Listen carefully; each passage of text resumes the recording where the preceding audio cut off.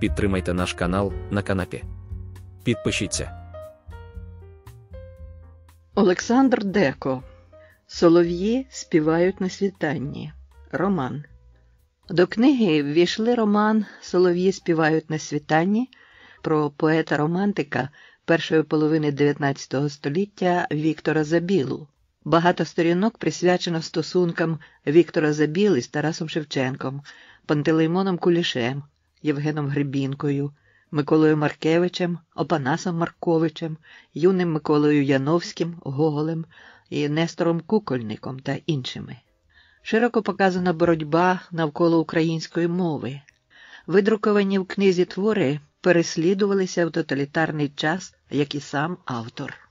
Олександр Деко народився 25 грудня 1926 року у місті Чернігові, Україна. Солдат бойових дій Другої світової війни. Український письменник, прозаїк, перекладач, літературознавець, публіцист, журналіст, громадський діяч. За освітою історик та економіст.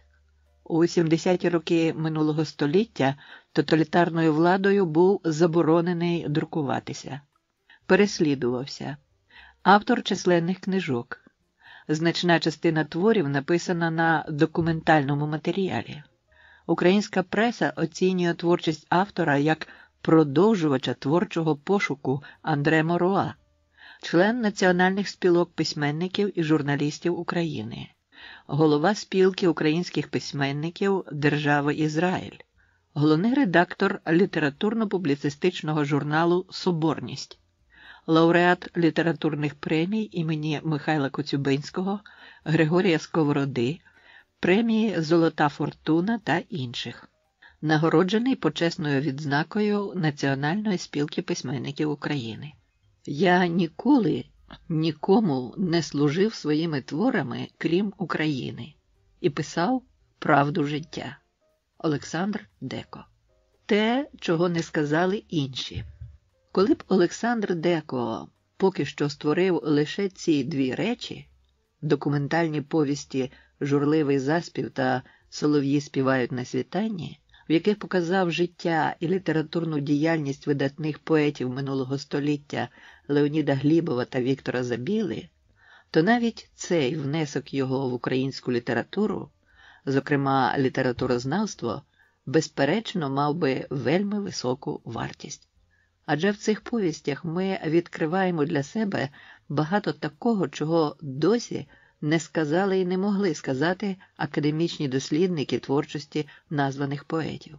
Не випадково ж в анотації першого, до речі, свавільно скороченого редакторами і цензорами видання повісті «Журливий заспів», видавництво «Радянський письменник», 1970 рік, зазначено: ця документальна повість є першою спробою показати в художній літературі славнозвісного поета-байкаря Леоніда Глібова.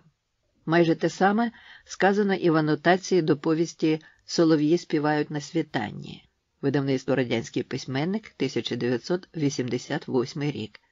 Повість «Солов'ї співають на світанні» – перша спроба відтворити в художній літературі образ українського поета-романтика першої половини 19 століття Віктора Миколайовича Забіли, 1808-1869 роки, автора славнозвісних віршів «Гуде вітер вельми в полі», «Не щебечи соловейку», які стали народними піснями. Як бачимо, і там перша спроба. Хіба мало говорять ці слова? Хіба не асоціюються вони з відкриттям? Як колишній учитель, викладач української мови і літератури в старших класах середньої школи, я добре уявляю, з якою цікавістю прочитають названі твори сьогоднішні учні старших класів. І водночас, як допоможуть вони сьогоднішнім учителям-мовникам висвітлити на уроках відповідну тему. Відверто кажучи, я шкодую, що познайомився з повістями «Журливий заспів» та «Солов'ї співають на світанні» тільки тепер, що не було їх у той час, коли сам я перед війною викладав українську мову і літературу в Інгулецькій середній школі на Криворіжжі. Однак і теперішнє знайомство з ними принесло мені достоту велику радість, ніби нового відкриття прекрасного, пов'язаного з творчістю названих поетів, хвилини душевного співпереживання з автором за їхню неласкаву, часом сувору долю. Найперше достоїнство цих повістей Олександра Дека полягає в тому, що за своєю формою вони стоять на високому художньому рівні. Автор показує людей і події сивої давнини, а складається враження, наче все описане він спостерігав сам, бачив на власні очі. Тимто і постають раз у раз ось такі зримі картини, як у повісті «Журливий заспів». З Глібовим і Шишацьким прогулювалися лизогуби. У дворі до них підійшов хлопчик років 13. Русявий, з червоними щічками, гарно вдягнений, він мав надто серйозний вигляд. Якщо зовнішність навіть епізодичної фігури хлопчика автор виписує з такою деталізацією, то ще більше уваги приділяє він описові основних персонажів. Ми добре уявляємо Глібова вже на самому початку повісті. Ховаючись під чорною парасолькою, Глібов Леонід, Іванів син, ішов до Чорного острова. Його доладно скроєну постать облягав добре підігнаний чорний костюм. Шия обгорнена сукняним картатим шарфом. І через півсторінки округле лице Глібова з голеною бородою і чорними бакенбардами, світлі добрі очі з смішинкою десь на самому дні сподобались Петру Кунашевському. Це штатний смотритель Чорноострівського дворянського училища, в якому Глібов працюватиме учителем. Так само виразно бачимо і Віктора Забілу в повісті «Солов'ї співають на світанні». Спершу молодим корнетом з густою чорною шевелюрою, коли він їхав додому на побивку, потім все дорослішим і старішим, і нарешті в останні години чи навіть хвилини його життя. Поет побачив своє відображення в тій сльозі і не впізнав себе. Почорніли обличчя, сиве волосся, помер у сні. Ще одним достоїнством повістей Олександра Дека вважаю те, що своїх основних персонажів Леоніда Глібова та Віктора Забілу він малює не холодною рукою, не як байдужий ілюстратор, а з глибокою, щирою любов'ю, з любов'ю і до них, і до їхньої творчості. А це неминуче передаватиметься і читачеві, і, зокрема, читачеві шкільного віку.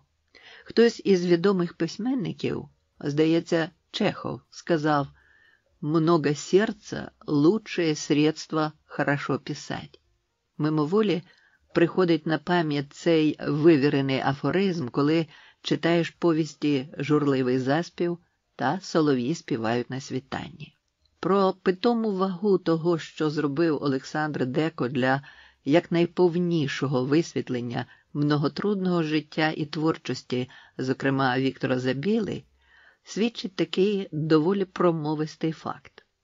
В Українській літературній енциклопедії після величенької довідки про життя і творчість Віктора Миколайовича Забіли, том 2, видання 1990 року, сторінки 221-222, вміщено перелік творів, які стали джерелом для написання згаданої довідки.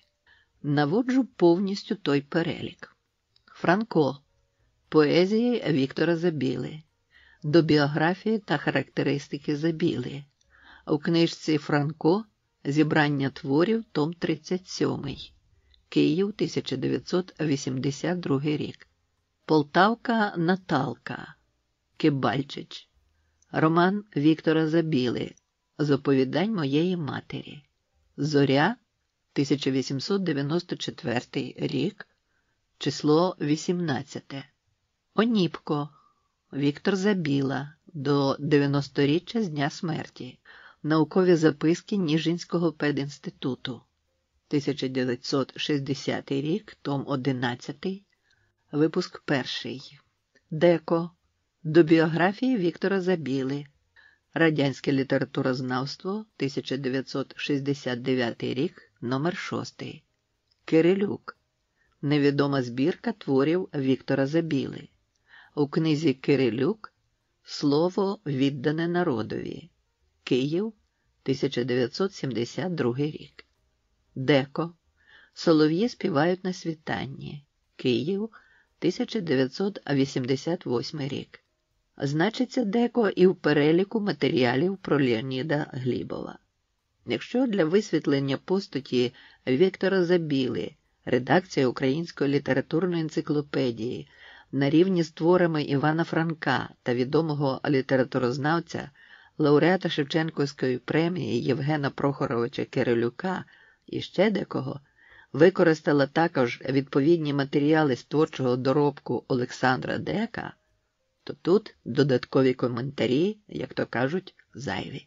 Вельми високу оцінку творчого доробку Олександра Дека, в якому висвітлено життя і творчість Віктора Забіли, висловив також відомий критик, літературознавець і поет Степан Крижанівський у ґрунтовній статті «Віктор Забіла. Поет і літературний герой», опублікованій у журналі «Київська старовина», номер 6 за 1993 рік.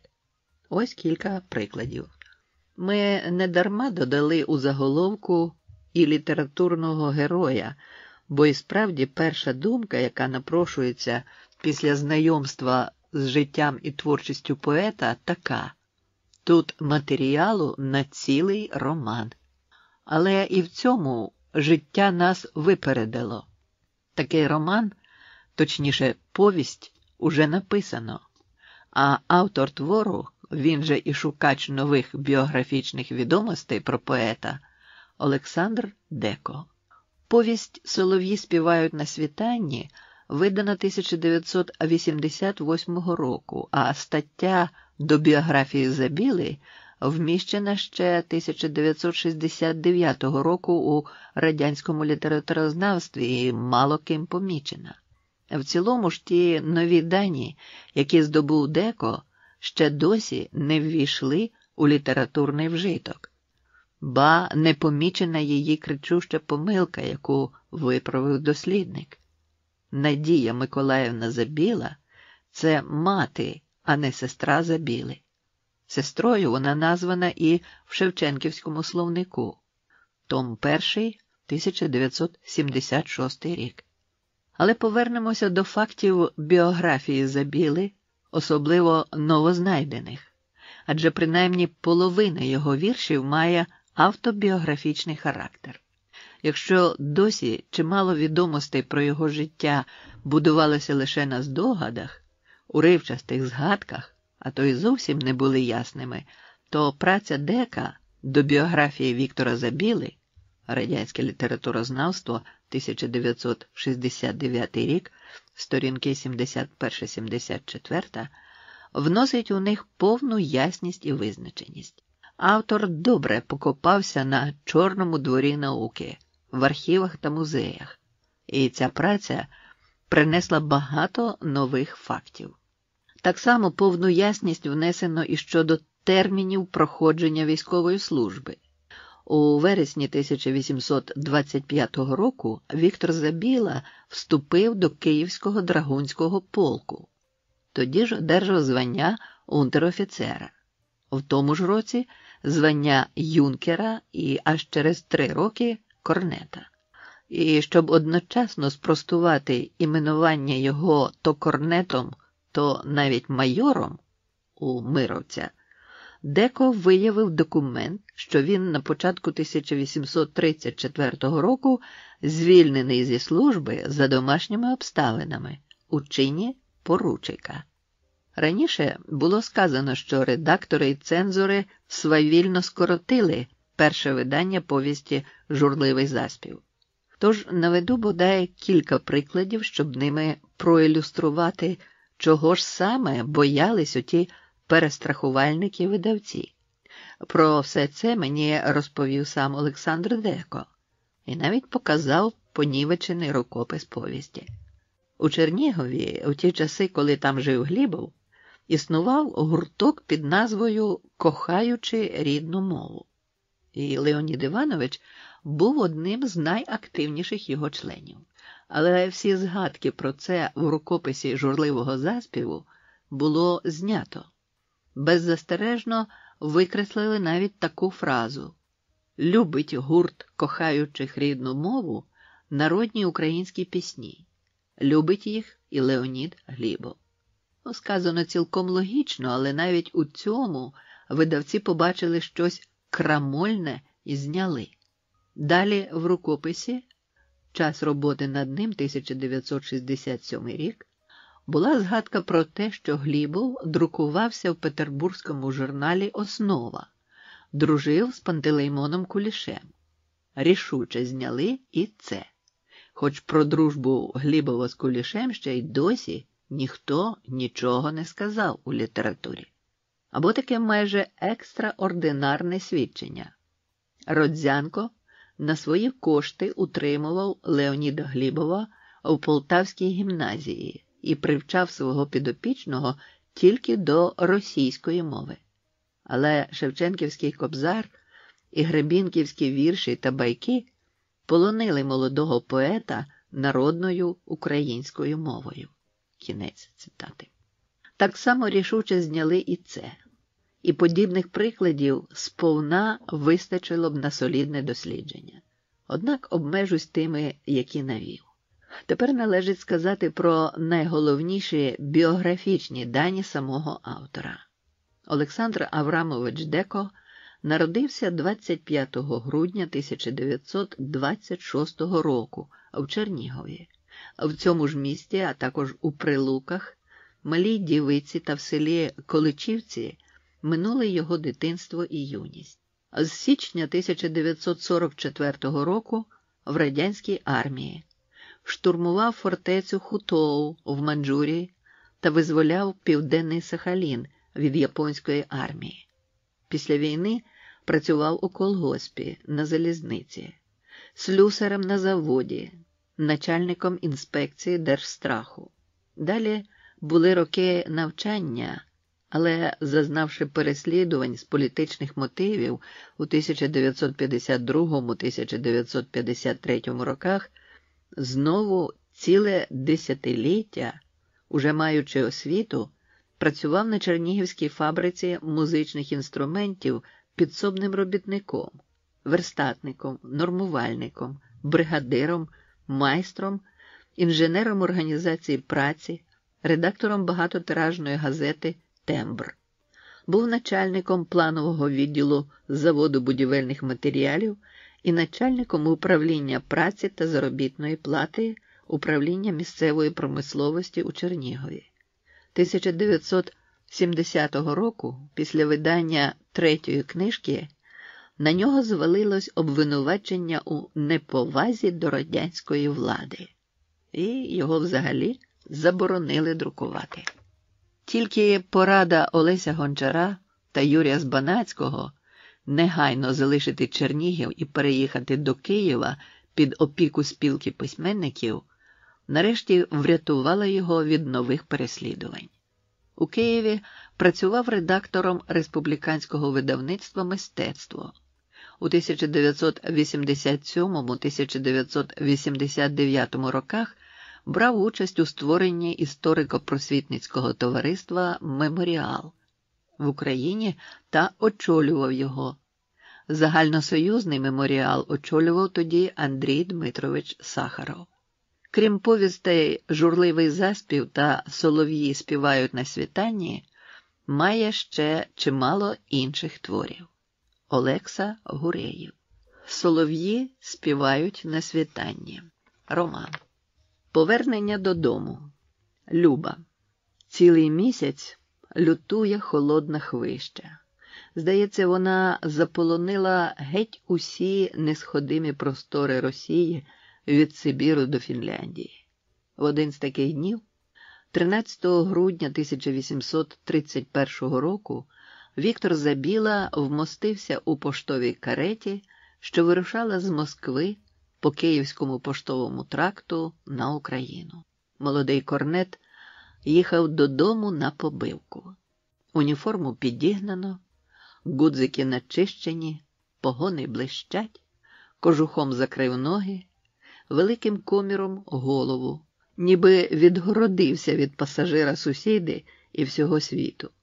Хотілося побути наодинці. Тепер йому дивно згадувати, як він радів, коли дістав призначення. Це було 6 років тому, 18 вересня 1825 року.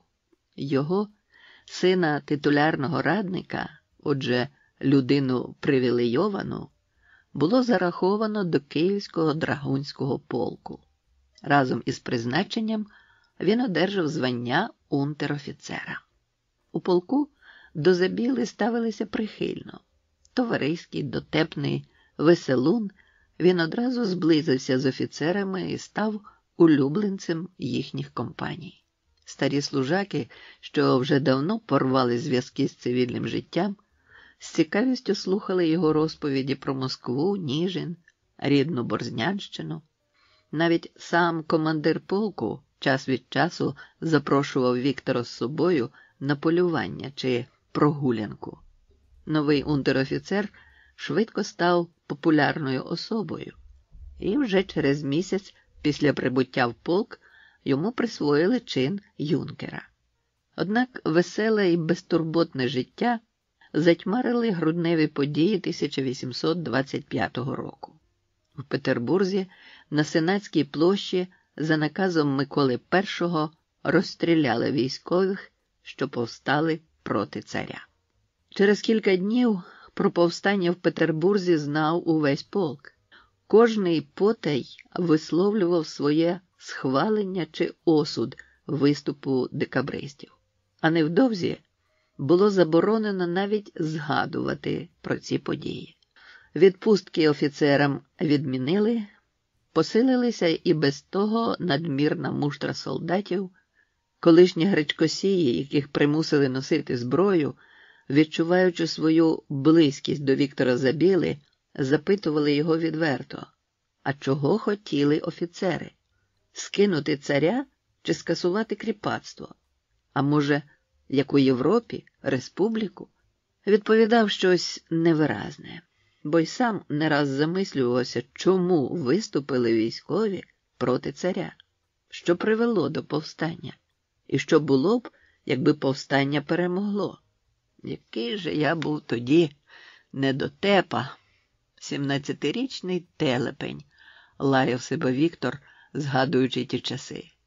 Не розумів простого, того, що розуміли неписьменні солдати. Інша подія ще більше зачепила Київський драгунський полк. На початку січня 1826 року повстав Чернігівський полк, розквартирований на Київщині, зовсім поруч. Та слідом за чутками про повстання стало відомо про його придушення.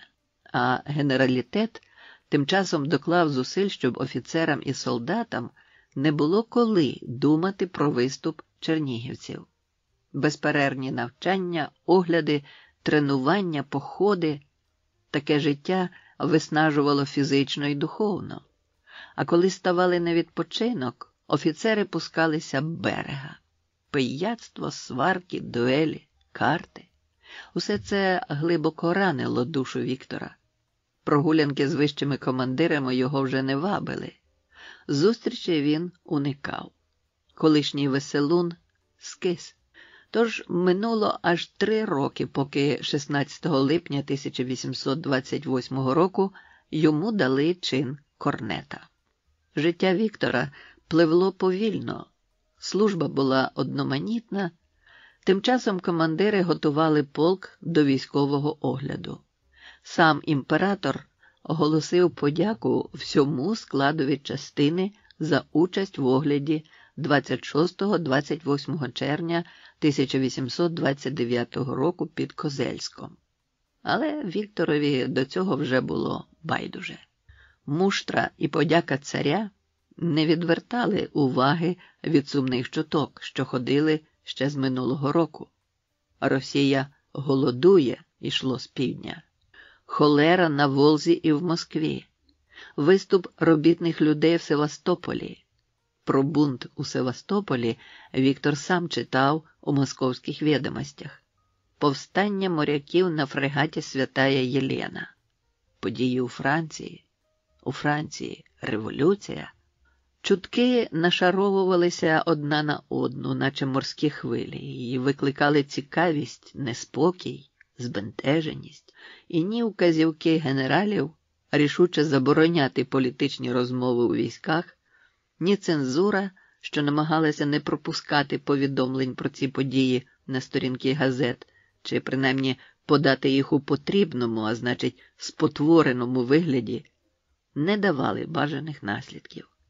На перше повідомлення з Франції Віктор натрапив у Санкт-Петербурзьких відомостях і «Сєвєрне пчелє» 7 серпня 1830 року. Але чому в них немає слова «революція», про яку всі говорять? Заборонено так писати? Чому? Хтось боїться, щоб те не повторилося у Росії? І знову накочуються нові чутки.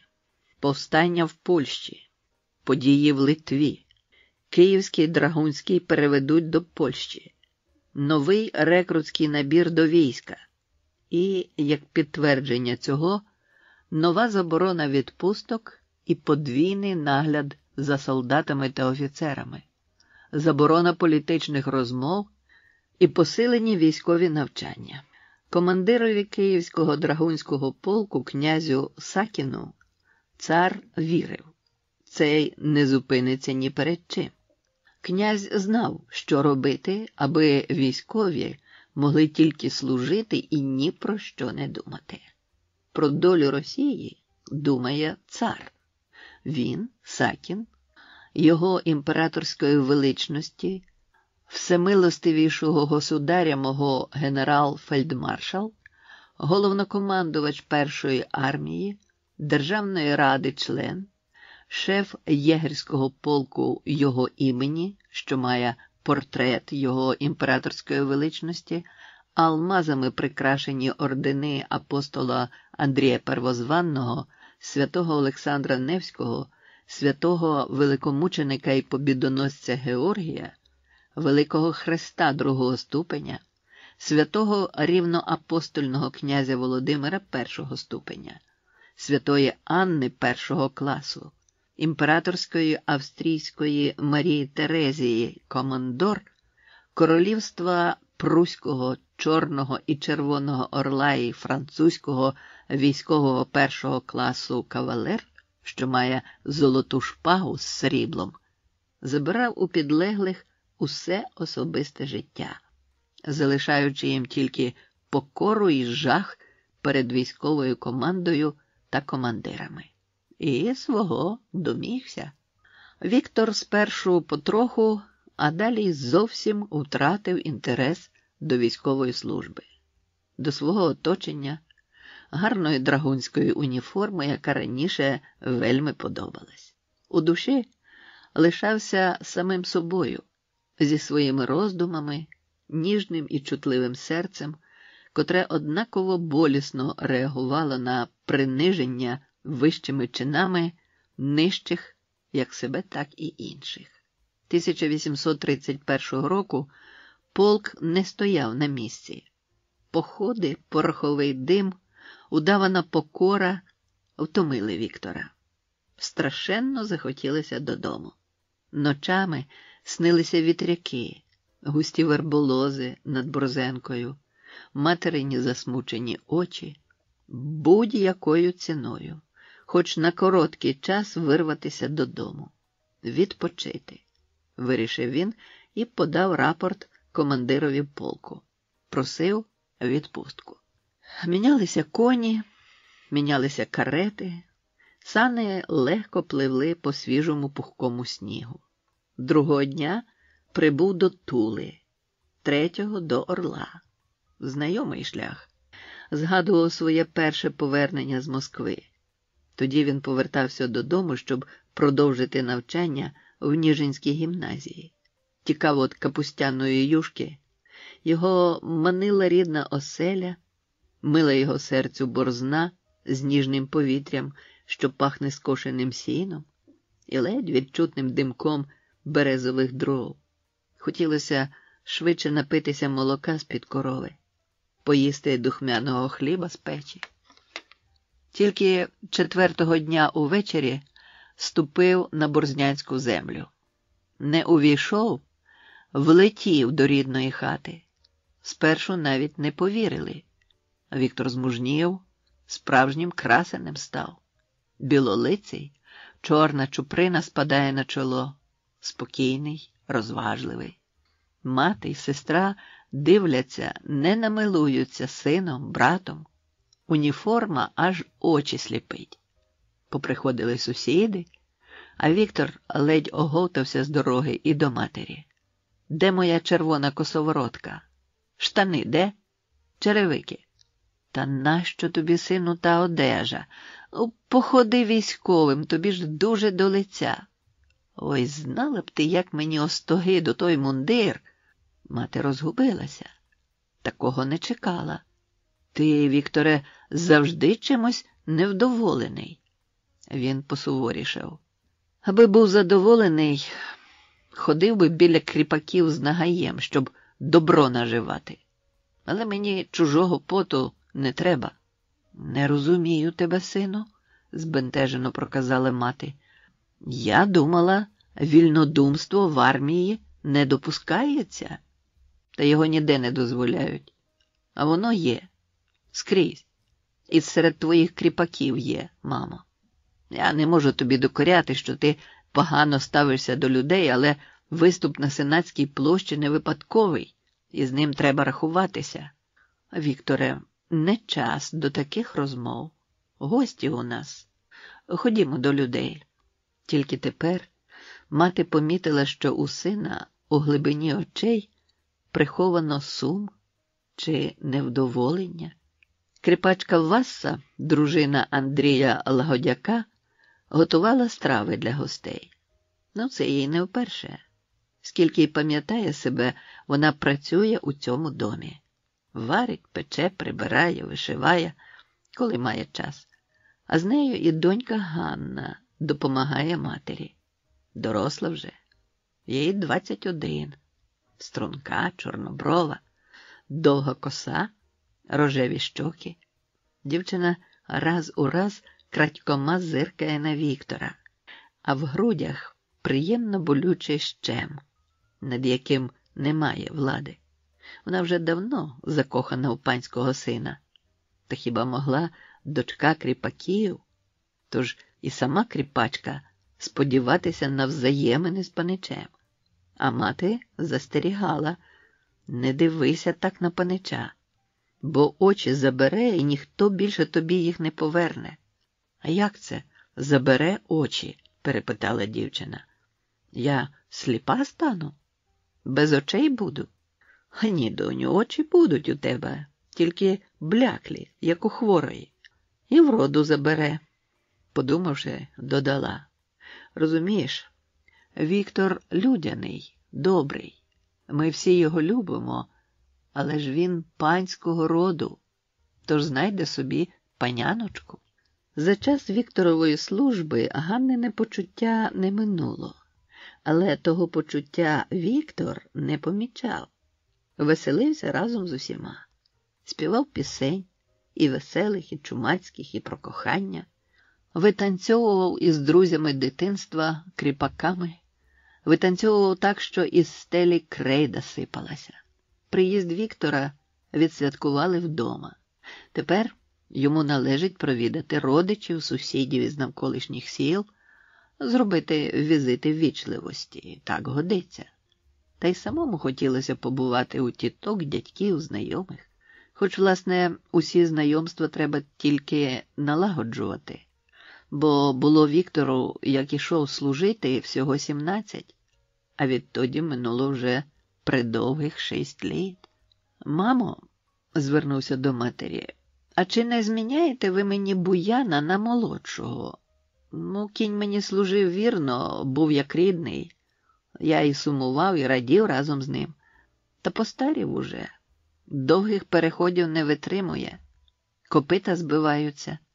Я й сама хотіла запропонувати тобі орлика, відповіла мати. Ну, ти ж його, мабуть, пам'ятаєш. Було тоді жеребчику 2 роки, коли ти йшов на службу. А Віктор побіг на конюшню, подивився на орлика. Наказав конюхові сідлати, а матері сказав: зараз випробую орлика. Провідаю Білозерських, Миколу Даниловича на Миколаєвім хуторі та Михайла Васильовича у Мотронівці. Борзнянський повітовий суддя Микола Білозерський захоплювався українською старовиною і літературою, тож охоче показував Віктору свою бібліотеку. Справами Віктора цікавився мало, ніби гість тільки й приїхав, щоб подивитися його зібрання. «Ти вже чув про Альма-Матер?» – несподівано спитав Микола Данилович. Забіла стенув плечима. Нічого не чув. Та й де я міг чути, коли наш полк стоїть за 3-9 земель від України? У вашій Ніжинській гімназії князя Безбородька прошуміли такі події, що й згадувати страшно, мовив Білозерський. А які ж саме? Поставили нову п'єсу, на яку з'їхалися гості з усієї округи? Запитав Віктор. Нема вже де ставити.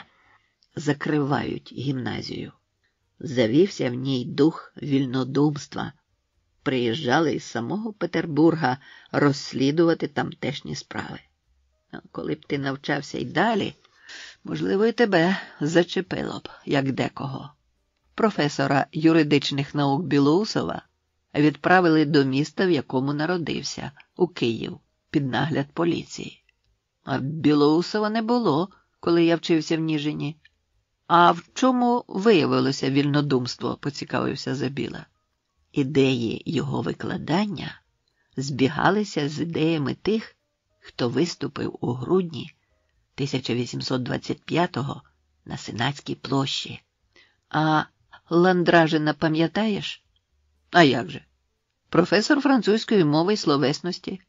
Усі ми його любили, відповів Забіла. Він нам читав Марсельєзу в оригіналі. Марсельєзу заборонено в Росії, а Ландражина відправили етапом на заслання у Вологодську губернію. Суворо, дуже суворо обійшлися, спохмурнівши, проказав Забіла. Тому Ландражину було всього 18 років, коли він потрапив з наполеонівською армією до Росії. Був поранений, замерзав, залишився в нас, прийняв підданство і звався вже Іваном Яковичем замість Жан-Жака. Полюбив наш край, а професора німецької мови і словесності Зінгера вислали з Росії. Професора Шапалинського, директора гімназії, вислали у Вятку. Мабуть, довго ще буде тягнутися ниточка і за деякими учнями. Тобі просто пощастило, що подався до війська. Ну, час покаже, кому пощастило, відповів Забіла. І чому так ведеться? Адже в Ніжинській гімназії були й такі людці, котрі були байдужими до чужого горя і дбали тільки про себе. То, бач, їх не зачепило? Шкода професорів. Настрій гостя зіпсувався. Він уже не слухав розповіді господаря про його колекцію старовини, був байдужим до унікальних експонатів, одначе мусив підтримувати розмову, інакше в господаря складеться враження про нього як про невиховану людину. Тільки надвечір Віктор добувся до хутора Мотронівка. Прив'язав коня біля воріт, тихо відчинив двері і переступив поріг. Біля вікна сиділа дівчина з п'яльцями. Віктор привітався. «А батьків удома немає», – повідомила вона. «А вам кого треба?» «Вас? Чи то пак тебе?» «Мене?» – дівчина зашарілася. «Так, адже ти Люба?» «Люба? А звідки ви мене знаєте?» «Та ти мене також знаєш. Я Віктор Забіла із Борзни. У відпустку приїхав». «Ой, лишенько, Віктор!» А тільки тепер і впізнала. Сідай, сідай, не стій біля порога. Ну, ти теж змінилася, зовсім дорослою стала. А скільки ж це тобі літ, Любо? Запитав Віктор. 17. Я у 17 був уже у полку. А чого ти не в драгунській формі? Хочеш побачити? Хочу. Завтра приїду драгуном. Навмисне для тебе вберуся. А батьки дозволять тобі погуляти зі мною? Дозволять. Я й сама піду. Ось ми й домовилися. Сиділи довго. Вже Люба й лампу засвітила. Менші діти прийшли гратися до світла, а батьків усе не було. Додому їхати не хотілося. За розмовами непомітно пролетів вечір. Наступного дня Віктор приїхав знову. Гостеві були раді, бо не часто зимового дня у морози хтось вибирався до хутора. Люба сиділа на тому ж місці, що й учора, тільки вбрана у нову вишивану блузку. З усього видно, сама вишивала і пишалася своєю роботою. А Віктор привітався з батьками, для годиця поговорили, попили узвару. Його цікавила Люба. Запала йому дівчина в око. Поставив табуретку поруч, підсів, мовчки дивився на руки та п'яльця і помітив, пальці дрібно-дрібно дрижать. Дівчина хвилювалася. Тоді випростався, подивився в очі, а там, немов іскри з сухих соснових дрів. Збагнув, не тільки руки, вся дрижить від хвилювання. Віктор почав їздити до Мотронівки часто. Сподобався Любиним батькам. Приймали його радо. З Любою ходили на прогулянки. Швидко минали дні. Їх усе менше залишалося з тих 28 відведених на відпустку. Повертатися на службу не хотілося. Віктор домовився з Любою, що вона чекатиме його, що він подасть рапорта на відставку, приїде додому і вони одружаться. Сказав про це і батькам. І вже тоді, коли почав збиратися в дорогу, раптово занедужав. Лихоманило. Нестерпно боліла голова, тьмарилося в очах. Через 2 дні все тіло покрилося плямистим висипом. Баба Шептуха визнала – віспа. Бути Віктору рябим. Пролежав місяць, а коли підвівся, ледь не впав. Віспа забрала сили. На обличчі залишила рубці. До 3 березня 1832 року пробув удома. Попрощатися з Любою не поїхав. Не міг з'явитися дівчині на очі в такому вигляді. Незважаючи на хворобу, поїхав до полку. З дому вибрався верхи на орлику. Потім прив'язував коня до карети. Через 2 тижні прибув до свого київського драгунського, що тепер став гусарським полком. Нова уніформа ще виразніше підкреслювала його спотворене обличчя. Відразу ж, як і обіцяв Любі, написав рапорт про звільнення з армії за сімейними обставинами. І почав чекати. Дівчину він полюбив навічно, коли б тільки Люба його чекала. Відомо ж бо, хто вірно любить, тому вистачить сили дочекатися. Кілька місяців не показувався на люди, а потім не витримав самотності і пішов до циганського табору, що довго стояв за околицею. Знав наймення багатьох таборян, і серед них старого верховоду цигана з розумними очима і круглою сивою бородою. Коли він прийшов уперше до них, старий глянув йому в очі і приязно всміхнувся, і всі зрозуміли, що офіцера прийнято за свою людину. З ним дозволено товаришувати. А Віктор любив циганські танці. Вони полонили його темпераментом, самовіддачею, граційністю рухів. А ще він любив дітей. Саме їх найчастіше наділяв добрим словом, лагідною усмішкою, цукеркою, подарунком. Придивлявся до життя таборян. Молоді циганки вражали його своєю вродою. Табір зник раптово, за одну ніч, і єдиним другом для вразливого офіцера став Орлик. Він щодня нагадував Україну, домівку, до коня говорив рідною мовою, ділився тугою за Любою. І так хотілося додому, хотілося постійно, нестримно. «Чекаємо?» – запитував у Орлика. «Ой, тільки б швидше минав час». 1833 здався довжелезним, наче в нього вклалося 3 роки одразу. Аж у січні наступного прийшов наказ височайшої його імператорської величності про звільнення Віктора, Миколаєвого сина, Забіли від військової служби з 25 січня 1834 року. Негайно вирушив додому, на Україну. Дістався до Києва. Після різдвяних морозів небо вкрилося важкими хмарами, повалив сніг, білим пухким шаром укрив Дніпро. Заїжджати на Київську поштову станцію не захотів. Верхи хоч і холодно, зате надійно. До того ж це додому, а там на нього чекає Люба. Попрощався з золотими банями соборів, що височили на київських кручах, а вклонився столиці давньої Русі і поспішив на Борзну. Очікувана зустріч. Спав так міцно, що коли розплющив очі, спершу не міг повірити, що він удома. Яка ж бо вона затишна, рідна домівка. Але всіма думками він уже був не тут. Пробував уявити перше побачення з коханою. І не міг. Воно було для нього солодким і приємним, жаданим і сподіваним. Адже мати сказала, що Люба чекає. Ледь зайнявся пізній зимовий ранок, Забіла уже зупинився біля обійстя Білозерських на Мотронівці. Постукав у хвіртку. З хати вийшов Михайло Васильович, упустив гостя.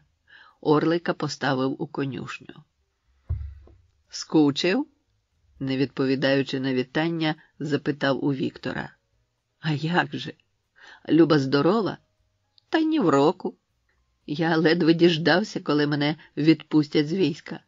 Учора ввечері прибився додому, хотів одразу й до вас, але, мама казали, пізно вже, відмовили». Віктор помітив, як пильно Білозерський розглядає його вісповане обличчя. Михайло Васильович запросив гостя до господи, та Віктор відмовився, посилаючись на ранній час. Попросив, аби Люба вийшла на подвір'я. Мотрона Василівна ще була в ліжку, а Люба вже розпалювала в печі. Вона почула у дворі голоси і виглянула у вікно. Побачивши Віктора, облишила роботу, одягла кожушину, загорнулася в теплу шаль і, вибігши з хати, кинулася до гостя. Поцілувала його.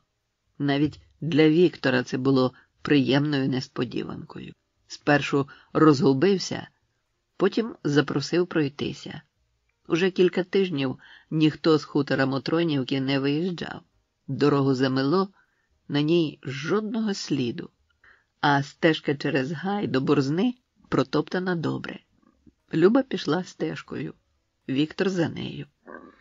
Одійшли від обійстя, Люба зупинилася, повернулася до Віктора і пильно подивилася йому в очі. «Вікторе, ти мене любиш?» «Як саме життя», – відповів.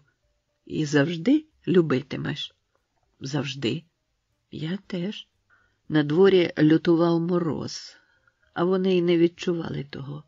Забіла розповідав про Москву, про те, які бачив там чудові картини художників усього світу, пам'ятники архітектури і собори, про нестерпні порядки у війську, коли простого солдата мають за ніщо. Поділився мріями про майбутнє. Після одруження вони неодмінно побувають за кордоном.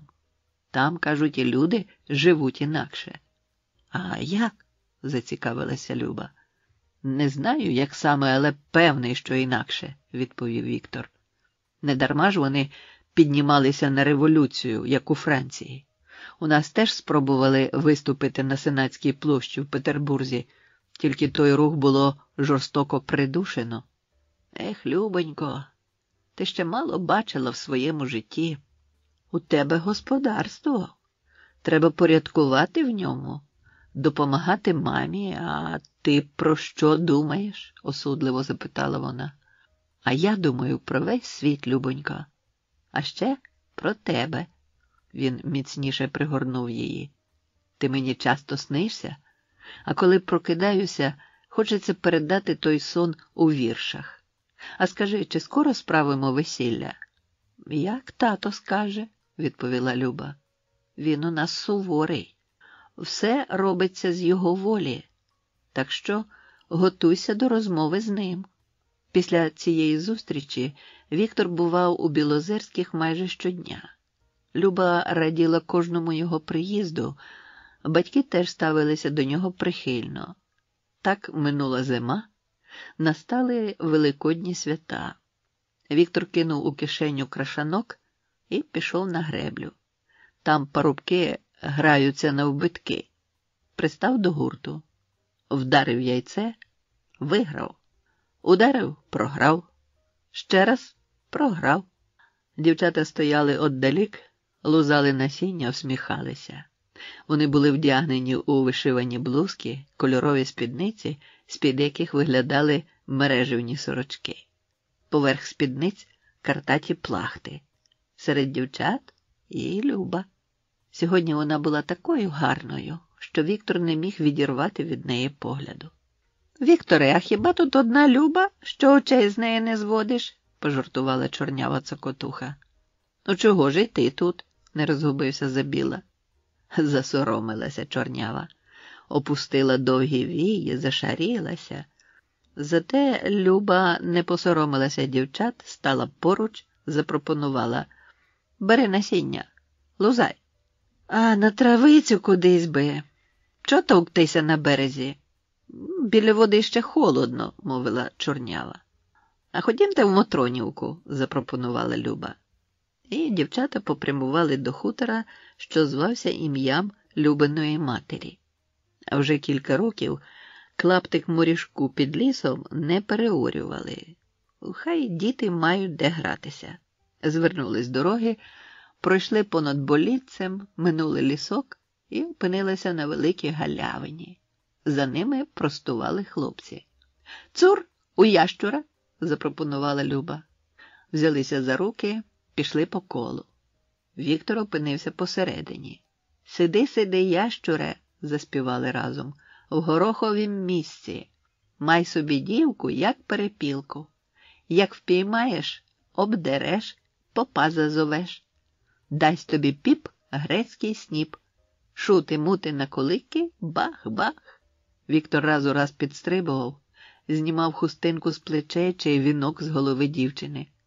У чорнявої взяв носовичка. У Люби хотів зняти корали, але дівчина затисла їх підборіддям, нитка розірвалася і намистинки порснули у траву. Гра припинилася, усі кинулися збирати червоні камінці, які, немов стиглі суниці, яріли у зелені. Зібравши, знову почали гру. Дівчата і хлопці ходили по колу, аж поки у кожного щось було взято. Сміх стояв над галявиною, від гаю луною повертався і додавав веселощів. «А Вікторе, а ти бачив хоч одного генерала?» – звернулася до Забіли та ж сама чорнява. «Генерала?» – перепитав він. «Бачив. І вам можу показати». Надув щоки, нап'яв картуза майже на очі, труснув плечима і пішов качиною ходою. Регочуть дівчата. А як повернувся лицем до всіх та показав вуса, що встиг підкласти з трави між верхньою губою і носом, то й зовсім за животи побралися. Потім грали в короля. Сидів і Віктор за короля. Знову побралися за руки, пішли по колу, приспівуючи: «Король по борзні ходить, король панну вибирає. Король панну вибирає. Королю поклонися низенько, королю поцілуйся хорошенько». Віктор вибирав для поцілунку Любу, а вона його. Чи то ми тільки для вас граємо, жартувала Чорнява. Мені, може, теж хочеться поцілуватися. За гаєм сонце вмощувалося на сідало, наче величезна жар-птиця. Тіні дерев довшали, сутеніло. Молодь пішла до борозни, а Віктор і Люба залишилися. Посідали на старий пень, говорили тихо, не щулися, як плечем притулилися одне до одного, і боялися поворухнутися. «А завтра побачимося?» – нарешті запитав Віктор. «Сумуватимеш?» «А як же? Я тепер хочу бачити тебе щодня». Від його хати до Мотронівки кілометрів зо 3. Щовечора мчав на орлику до знайомої галявини, щоб зустріти Любу. Веселі та щасливі міряли вони стежку біля гаю, що належав Любиним батькам, а кінь покірно чекав під деревом. Зустрічі здавалися короткими, вечори пробігали непомітно. Вже Любі треба йти додому, бо батьки будуть гніватися, а розійтися немає сил. Це були найщасливіші дні у житті Віктора. Не знав тільки він, що те щастя триватиме недовго і вже ніколи не повториться. У години, коли не бачив коханої, починав сумувати. Хотілося свої думки зберегти до зустрічі з Милою. Та як це зробити? Може, віршем? Адже ще в Ніжині віршував. Невимушено від серця лягала думка в рядки. Повз двір, де Мила живе, я проїхав двічі, да не бачив, голубоньки, ні разу і ввічі. Ой, як вірно мене любиш, будем жить з тобою цілий вік, моє серденько, як риба з водою. Зустрівшись увечері, прочитав Любі. Споконвіку ходять по Україні перекази про закоханих парубків, котрі складають вірші і награють їх на кобзі, підбираючи мелодію. За кожного виконання мелодія може бути іншою, але цікавість до такої пісні від цього не зменшується. Невже і їй, Любі, випаде таке щастя – бути коханою і кохати, жити з чоловіком, який не горлатиме і не тупатиме ногами на неї, як її батько на матір. Дівчина раділа, переказала вірш удома. «Будем жить з тобою, як риба з водою?» – іронічно повторив батько. «Так», – зніяковіла Люба. «А ти запитала в нього, де ви будете жити? Адже ж не в лузі під калиною. А чи дасть йому мати землі, худоби?» І вона завела про це мову, як тільки вони знову зустрілися. «Землі мати дасть, тут, під Борзною. Хату збудуємо. Буде в нас свій хутір», – запевняв її Віктор. «Худоби наживемо. Любонько, проси у батьків дозволу заручитися. Моя мати вже дала згоду». «Попрошу», – пообіцяла Люба. Невдовзі Віктор прислав сватів. Відбулися заручини. Привіз матір, братів, сестру, запросили сусідів, випили по чарці вишнівки, наречену та нареченого примусили поцілуватися. Мотрона Василівна та Надія Миколаївна, Вікторова мати, теж поцілувалися. А відтоді Віктор і Люба немов забули про все на світі. Жили своїм щастям. Сонце сходило і заходило тільки для них. І дні, світлі й похмурі, буденні і недільні були святкові. Після заручин Забіла рідше бував у Білозерських. Треба думати про влаштування сімейного життя. Нотаріально зареєстрував на своє ім'я частину батьківської землі під Борзною. Купив деревини. А тільки-но пригріло весняне сонце, заходився ставити собі будинок, перевозити кілька хаток кріпаків. Треба було вже самому і землю засіяти, і курей завести, і свічок купити, а там і на корівку зібратися. Бо горе тому хазяїнові, у котрого нема власного господарства. Віктор і Надія Миколаївна вважали Любу вже своєю, рідною. Готувалися до весілля, що мало відбутися восени. І все Вікторове життя тепер було зв'язане тільки з цими турботами. А в родині Білозерських після заручин доньки ніби нічого й не змінилося. Люба, як і раніше, належала їм, а нагляд батьківський ще й посилився. «А що ж ти, доню моя, так пізно гуляєш?» – прискіпливо питала мати. «Чи не забула, що ти дівчина?» «Ні, мамо, не забула», – опустила вії. «Борони тебе, Боже, як узнає батько!» «Мамо, а ви скажіть татові, що я кохаю Віктора. Хай батько не сердиться». Норов улюбленого батька був крутий. Він читав Вольтера, вдавав із себе філософа, а в житті лишався поміщиком-самодуром. І Любина мати, аби оберігати спокій сім'ї, приховувала деякі родинні події від Михайла Васильовича. Але за цих умов Люба купалась у щасті. А з Віктором вони бачилися щодня. У неділю гуляли довше, але не могли ні нагулятися, ні наговоритись. Тим часом у сусіда Білозерських, поміщика Боголюбцева, що ранньою весною купив шмат поля поруч з Мотронівкою, були свої клопоти. Удівець їздив до всіх сусідів гостювати. Завітав якось і до Білозерських, та не обмежився одним візитом.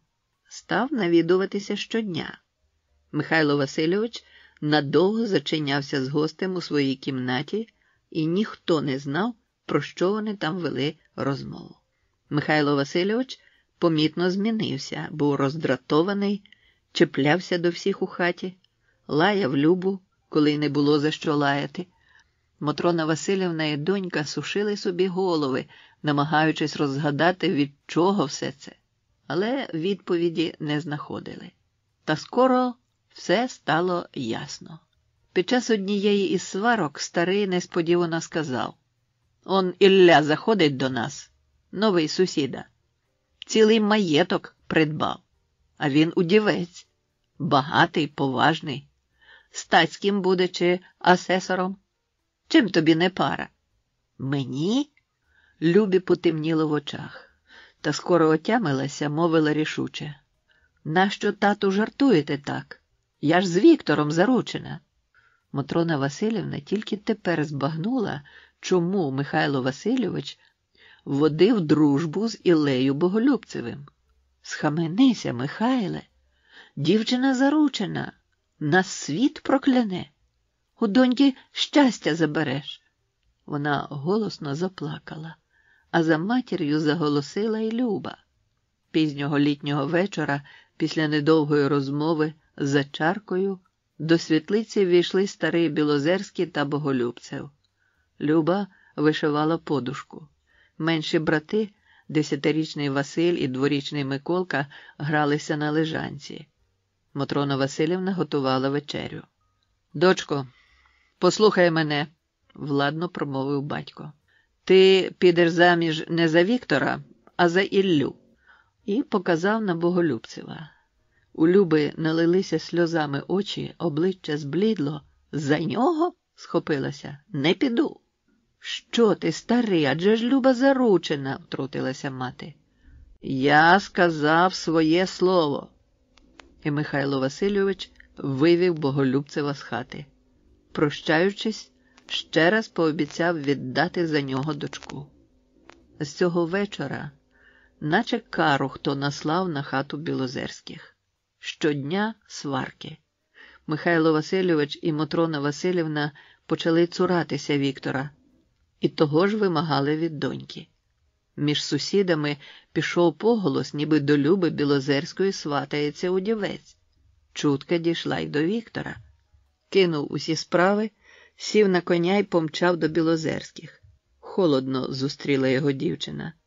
Благав з хати вийти, щоб віч-навіч поговорити. Не вийшла.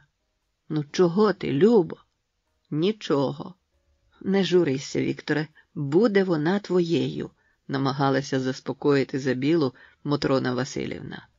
А Люба мовчала. З довгих чорних вій збігали сльози. З тугою повернувся Віктор. Перемучився ніч, перемучився день, а наступного вечора знову подався до Білозерських. Стукав у двері, ходив попід вікнами, чув сердиті голоси в хаті, а дверей йому не відчинили. Михайло Васильович гримав на доньку. «Забороняю бачитися з Голотою. Та він же бідний, наче церковна миша. І до хати, щоб його не пускали. Побачу в хаті, вижену разом з тобою. Хіба не я тебе вчив грамоти у Полтаві? Придане готувала мати не за твої гроші. А ти хочеш батька не послухати? То йди, будеш валятися під тином. Я відмовлюся від тебе, і люди плюватимуть у твій бік». Старий Білозерський ходив по кімнаті з кутка в куток і в присутності дружини і дочки розмовляв із собою. «А чи я гірший за інших? Чи я не такий метикований, як князі? Он, Ярослав Мудрий, свою Лисавету віддав за норвезького короля. Анна – французька королева. Настя – дружина угорського короля. А тут перша донька йде заміж із-за голодранця? Не віддам. Знайшовся принц, а їм, бач, кохання треба. Та кохання ще нікому грошей не приносило. Настраждалися люди від того кохання доволі. Не висихали очі від сліз у доньки й матері. Притихли, примирилися з суворим рішенням батька. Не пускають на поріг Віктора. Кинь, горе, самотність. Віктор засумував. Журний вираз заліг на обличчі. Журні пісні лються із серця. Не щебечи, соловейку, на зорі раненько. Не щебечи, малюсенький, під вікном близенько. Як затьохкаєш, як свиснеш, неначе заграєш. Так і б'ється в грудях серце, душу роздираєш. Ти щасливий, спарувався і гніздечко маєш. А я, бідний, безталанний, без пари, без хати. Сонце зійде, я нуджуся і заходить, плачу. Котру люблю дівчиноньку, тієї не бачу. Поет став мовчазний, задумливий. Про що він думав? Чи міг він гадати, що Любин батько зламає його життя, принесе стільки страждань? Не гадав і того, що скоро вся Україна, ще й далеко за її межами, у Петербурзі та Москві, почують вірші про вірне кохання, а ті вірші ляжуть на музику і стануть народними піснями, і люди приймуть їх як неоціненний скарб і будуть вічно ними пишатися. Ні, цього, звичайно, він передбачити не міг. У Борзні, у навколишніх хуторах і селах, і в усьому повіті вже знали, що Білозерський не дотримав слова.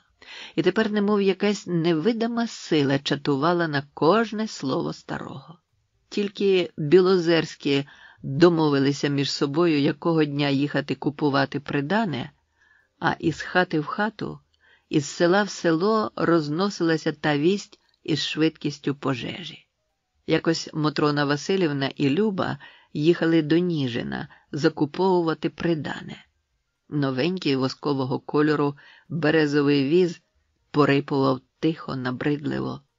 Сірий пил випорскував з-під копит коней, лягав на узбіччя. Тракт, обмежований з обох боків розлогими вербами, поволі біг назустріч. Раптом із-за старої дуплистої верби навперейми підводі вийшов середнього росту чорнявий юнак. З усміхненим обличчям і твердою ходою попрямував назустріч. Це був Віктор Забіла. «Стій!» – неголосно, але рішуче вигукнув він, притримуючи коней. Люба і її мати застигли. «Добрий день, Мотроно Василівно!» «Добрий день, Любо!» – привітався. «Якби не перестрів на дорозі, може, вік би й не побачився з вами». У хату не пускаєте, цураєтесь, мов скаженого. Не рви душу, Вікторе, благально заговорила Мотрона Василівна. Ну хіба ми винні? Поглянь, що з дівчиною коїться. Аж почорніла, сльози не висихають. Прости мене, Вікторе, я не винна. Хотіла ще щось сказати, але важкий стогін вирвався з грудей, і дівчина замовкла. Дозвольте хоч сісти біля вас, Віктор наблизився до воза. Ой, біди нам наробиш. Люди побачать, суди-пересуди підуть, відмовила Мотрона Василівна. Та я тільки присяду на краєчку, з відчаєм просив Віктор. Не займай нас, не роби нам лиха, сказала стара і вдарила віжками коней.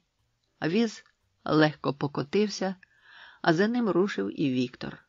Він кричав у відчаї: «Моє кохання для вас лихо, і моя вірність вам лихо. Вам не треба лиха, а мені життя». Забіг наперед і кинувся під ноги коням. Жінки закричали, Мотрона Василівна потягла на себе віжки, коні зупинилися, Люба зіскочила з воза, кинулася до Віктора. Його чорне хвилясте волосся поруділо від пилу і спало на чоло. Синя сатинова сорочка розідрана на боці. Слідом за Любою зіскочила з воза й мати. «Лишенько, за що ж це Бог карає нас усіх?» – голосила вона. «Сідай на свого коня, голубчику, та їдь додому, поки ніхто про це не знає. Синочку, дуже прошу тебе». «Поїду з вами», – наполягав Віктор. «Ой, та вже ж сідай», – простогнала Мотрона Василівна. Мовчки проїхали чверть версти. Нараз Віктор зіскочив з воза, тихо промовив: «Щасливої вам дороги», похитуючись, попрямував до свого коня, прив'язаного до старої верби. Кілька днів пролежав хворий. Уночі схоплювався, стогнав. Снився батько, наче бачив його в пітьмі, і тому лиця розгледіти не міг. Батько кликав кудись із собою. Вдень лежав мовчки, тільки розпухлі потріскані губи ворушилися, і мозок карбував рядки. «Нащо, тату, ти покинув мене сиротою? Чому мене не взяв малим в могилу з собою? І я б вічним сном у землі спав, а не журився б. Не знав би я в світі горя, світом не нудився б. Як несли тебе ховати, тоді був дитина, і не думав, що я в світі бідна сиротина». Ще хворий піднявся і подався на свій хутір. Подивився і остовпів. Кріпаки-селяни, материні і чужі, добудовували його будинок. Кілька днів не виходив з хутора, тесав колоди разом з теслярами, ставив крокви, стругав дошки. За важкою роботою трохи забувалося горе. Надвечір стомлені теслі сідали перепочити. Сідав і Віктор. Звертався до них: «Ось, послухайте. Без худоби сиротині тяжко в світі жити. Хоч який він буде чесний, все буде тужити. Тепер дивляться в кишеню, не на чоловіка. Ох, як важко жить такому, кому світ не милий, кому очі зав'язані на вік його цілий.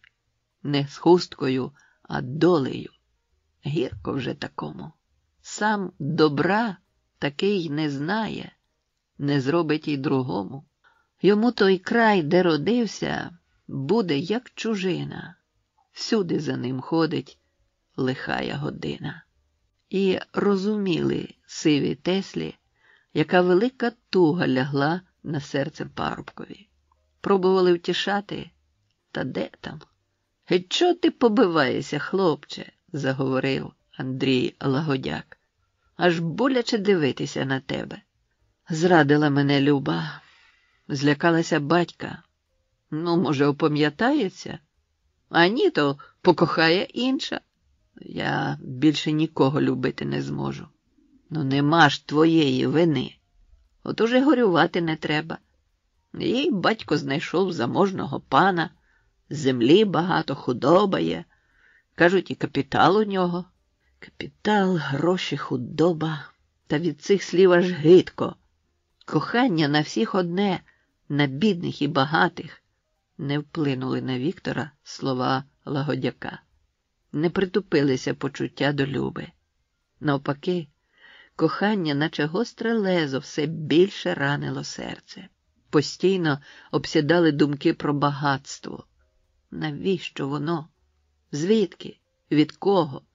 Яка різниця між бідним і багатим? Навколо його недобудованої хати осиротіло стояли кріпацькі, невеличкі, на одну половину, з одним або двома маленькими віконцями. У тих хатах біля входу четверту частину займала піч. Попід стінами лавки. Проти печі на полицях, прибитих до стіни, глечики, макітри, миски, горщики. За ліжко служив піл, устелений лахміттям, старими ряднами, мішками, шматками повсті, подертою одежиною, а під полом картопля. На яйцях сиділи кури, дехто навіть тримав порося, а в кутку під іконами стіл. Їли з однієї миски. Повітря було затхле від старої шкіри та борщу, від сирої земляної долівки і зачинених глухих віконець. Так он яка вона бідність, думав Віктор. Але ж це люди, так як і я. Однаково кажемо «мамо», по одній землі ходимо. То чому ж не однаково живемо? Чому один має землю, а інший працює на тій землі? Хай вона належить тому, кому дісталася від батьків, але те, що дає земля, треба ділити на всіх. А може, як люди кажуть, роздати землю тим, хто її обробляє? Тоді в кожній хаті буде що їсти і пити. А чого старий Білозерський не віддав за мене Любу? Тому що в мене нема капіталу? То якби був, я роздав би його дочкам Лагодяка. Усім, хто держить худобу у хаті, і тим, у кого її зовсім немає. Щовечора Віктор мчав на своєму коні до Мотронівки. Тупотів орлик повз Любину хату. Наче глухою стала дівчина, не виходила до коханого, скорилася, повірила батькові, що для щасливого життя потрібні гроші і земля, а не кохання. День за днем блукав парубок понад Борзенкою. Почорніла перед його очима зелена трава, не шепотіли більше тополі, відривали солов'ї шматочки серця. А він все думав і думав, і здавлював біль серце, і розривали думи голову. І потекла річка поголос про чисте і нещасливе кохання. Заніміло від болю серце Надії Миколаївни. Лютувала в думках на обох. Боже, мій син отак принизився, зроду забіл, що 200 років відомий усій Україні. А дівка теж гарна, та як вона могла скоритися старому? Зрештою, і він, адже родичався, добрий був на заручинах, хоч до рани клади. Виходить, носив за пазухою змію, рідну дитину за багатство продав. Кінь, синку, журитися, радила Вікторові. Повінчалася Люба з Боголюбцевим, нічого не зміниш. Від Бога доля у кожного. Любі з Іллею жити, тобі пару шукати. Ні, мамо, не шукати мені пари. Окрім Люби, нікого мені не треба.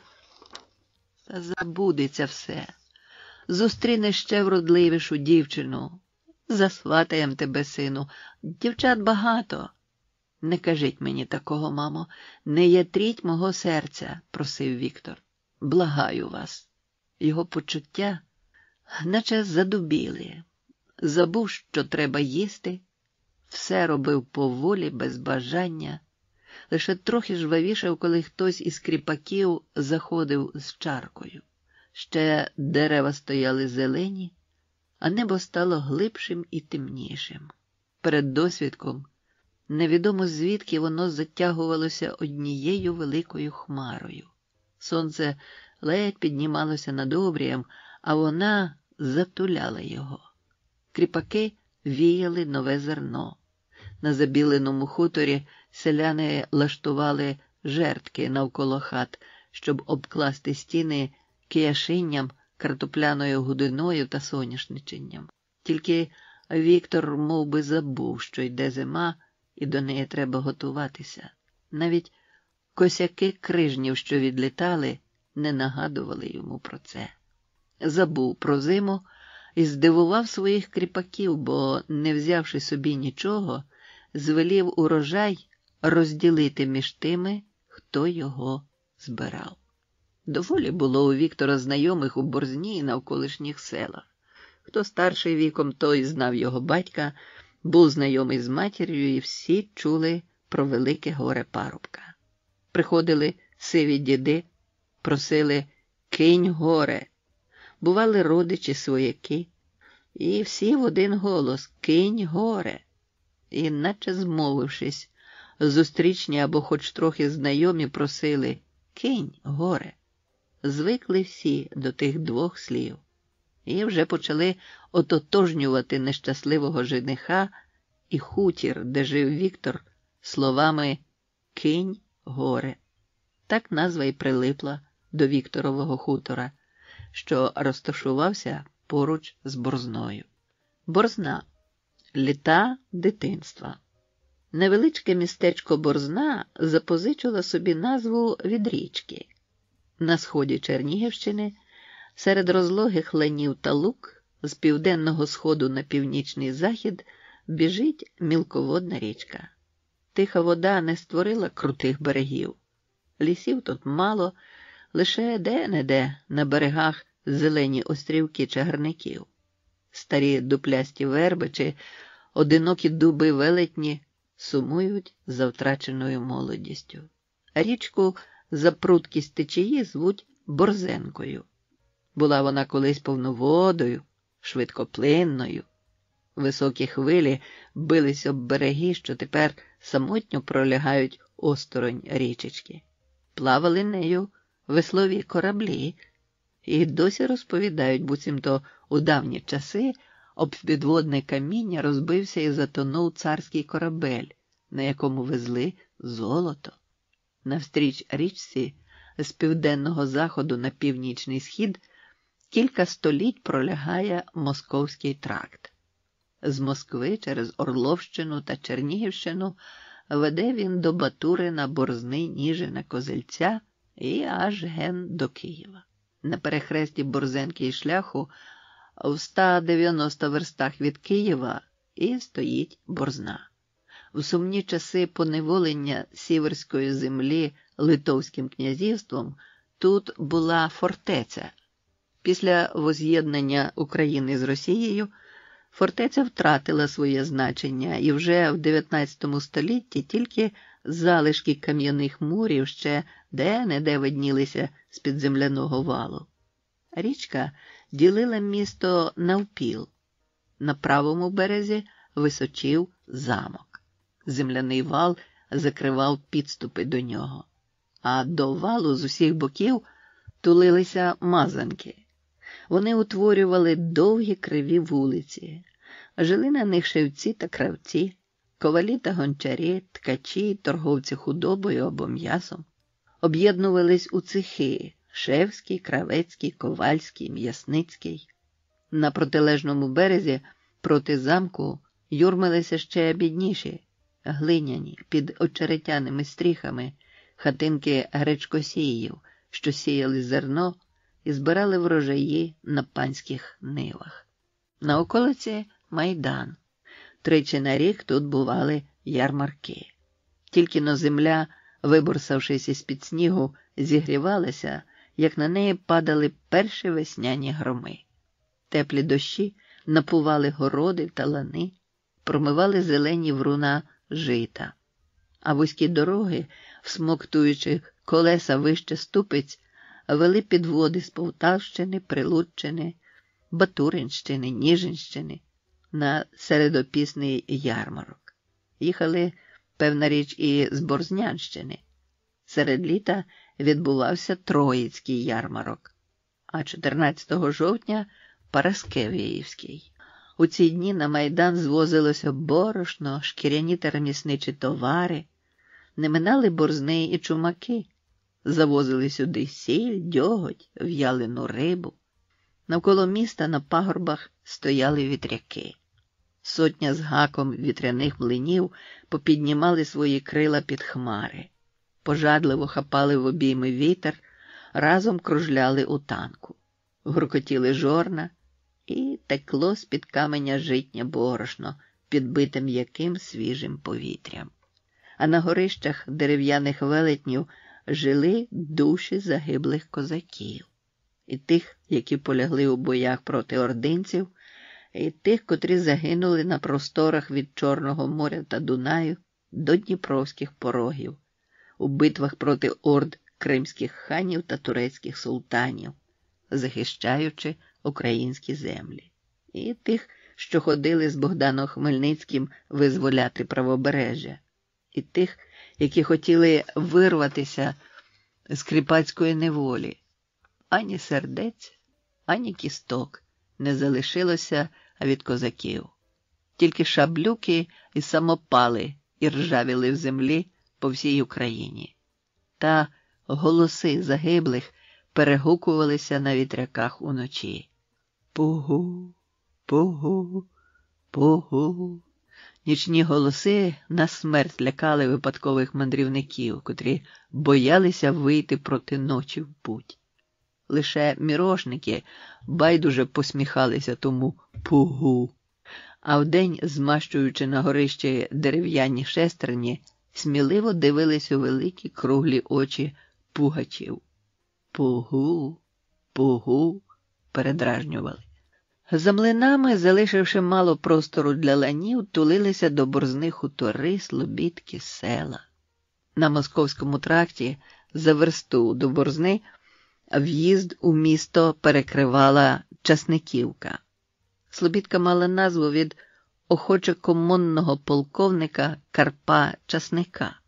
В документі від 14 грудня 1711 року, виданому Часнику на право переходу по Україні, генерал-фельдмаршал Шереметєв писав: «Має шлях з козаками своєї сотні, і з жінками, і з дітьми, і робітниками, з усіма пожитками з цього бою за Дніпро в малоросійські міста, де раніше їхні батьки і вони самі жили». Праворуч до міста підступає село Кінашівка, і тільки старий дубовий лісок, невідомо коли і ким посаджений, не давав їм з'єднатися з борзною. Ліворуч, за Борозенкою, біля самісінького болота, кілька хат навколо садиби Мотрони, дружини колеського асесора Михайла, Василевого сина, Білозерського. Утворили хутір Мотронівку, а за болотом на другому боці Борзенки, де шлях бере ліворуч, у бік Ніжина, розкинулося село Оленівка. Колись стояв на цих місцях молодий осичняк. Поміж осиками кучерявилися верби і водилися тут табуни оленів. Прийшли за оленями люди та й поселилися тут, заснувавши Оленівку. Полювали вдень, а на ніч залишали гаї вовкам. За цими ближніми хуторами і селами на всі 4 боки порозбігалися дороги, що вели в Чернігів, Полтаву, Харків. До них тулилися містечка, села.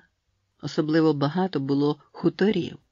Здебільшого від власного імені походила і назва хутора.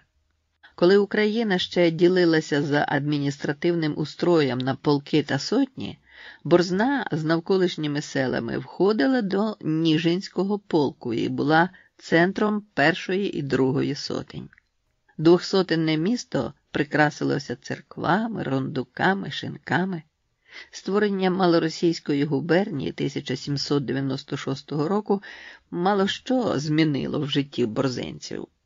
Під час розділу цієї губернії на Чернігівську та Полтавську 1802 року, згідно з указом Сенату, Борзна стала повітовим містом Чернігівської губернії. Мабуть, жили на цій землі Забіли споконвіку. Понад 200 років представники роду Забіл відігравали значну роль в житті цілої округи. Цей рід селився у Борзнянському та сусідніх повітах. Відомості про рід збереглися від Михайла Забіли.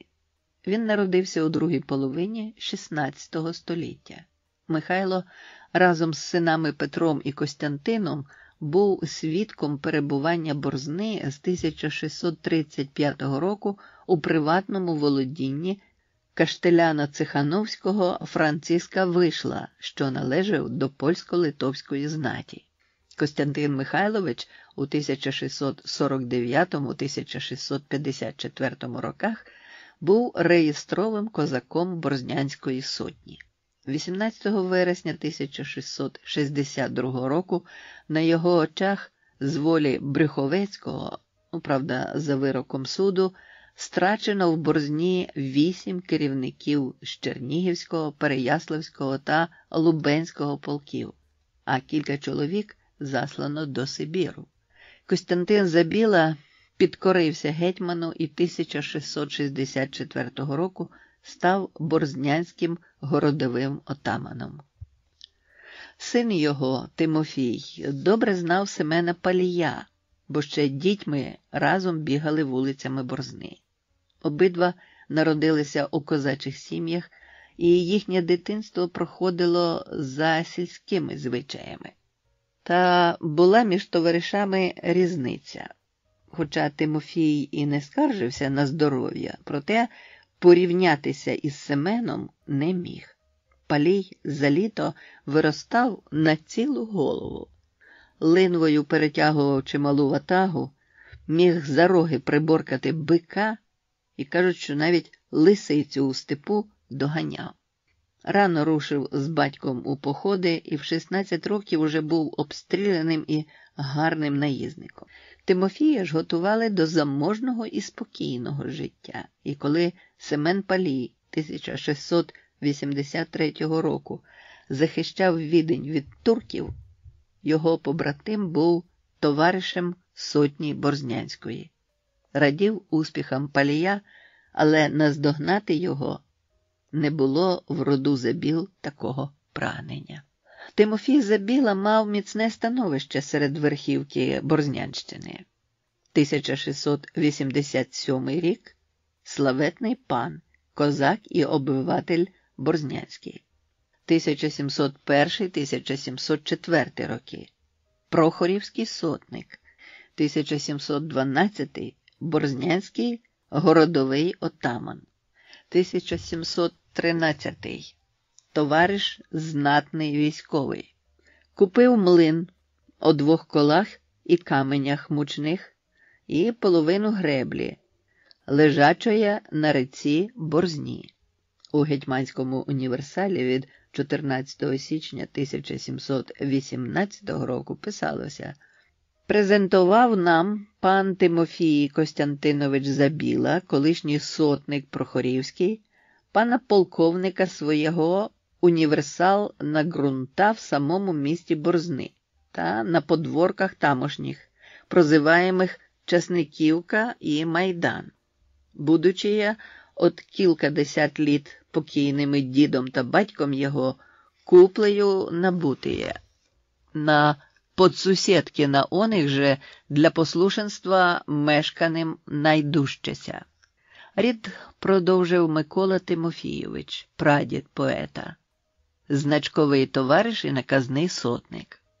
Він одружився з дочкою багатія Часника, і тоді майже вся Часниківка опинилася у володінні Забіл. Його син Карпо був у 1773-1774 роках борзнянським сотником Другої сотні. То були важкі часи. Землі разом з трударями роздавалися вельможам. Кріпаччина ще більше посилила гніт простого люду. Та на Забілах це не відбилося.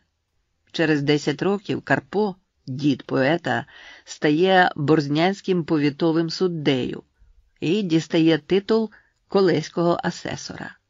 У 3 селах борзнянського повіту в нього було 400 душ кріпаків. Карпо Миколайович мав 3 синів і дочку. Старший Іван, дядько поета, займав посади івангородського сотника, бунчукового товариша, судді Борзнянського повітового суду, депутата дворянства Ніжинського повіту. Молодший син Федір був сотником першої Борзнянської сотні, а майже всю першу чверть 19 століття борзнянським повітовим маршалом. Середній син Микола Карпович народився близько 1766 року. Він не досяг таких успіхів, як брати, і по ієрархічних щаблях вище судді Борзнянського Нижнього земського суду не піднімався. Зате вдало одружився. Надія Миколаївна Риба, мати поета, була дочкою борзнянського сотника. За нею дали придане 100 душ кріпаків і 400 десятин землі в селі Красилівці Борзнянського повіту. Вона була жінкою освіченою. І якщо в другій половині XVIII століття борзнянська школа давала освіту багатьом хлопцям, то письменність серед жінок була рідкісним явищем. Отож Надія й виділялася з-поміж інших. Про її вміння читати, писати, декламувати вірші говорили не тільки в Борзні, але й у навколишніх повітах. При цьому обов'язково додавали про вроду дівчини.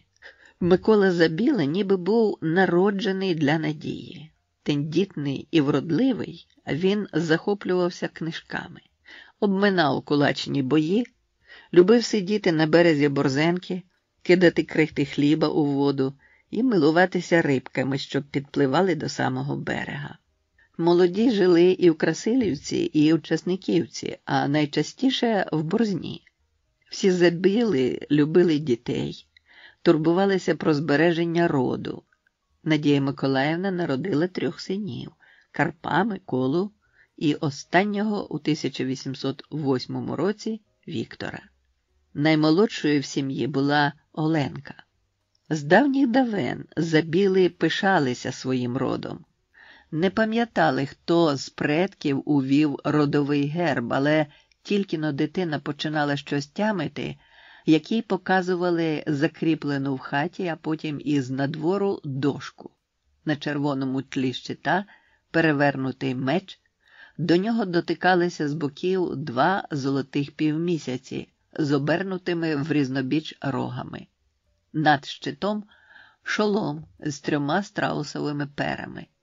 Навколо щита яскравіли літери МКЗВТВ-ЙЦПВЗ. Микола Карпович Забіла, військовий товариш війська їх царської пресвітлої величності Запорозького. До герба цього якось підвели й Віктора. Та не вразив він хлопчика.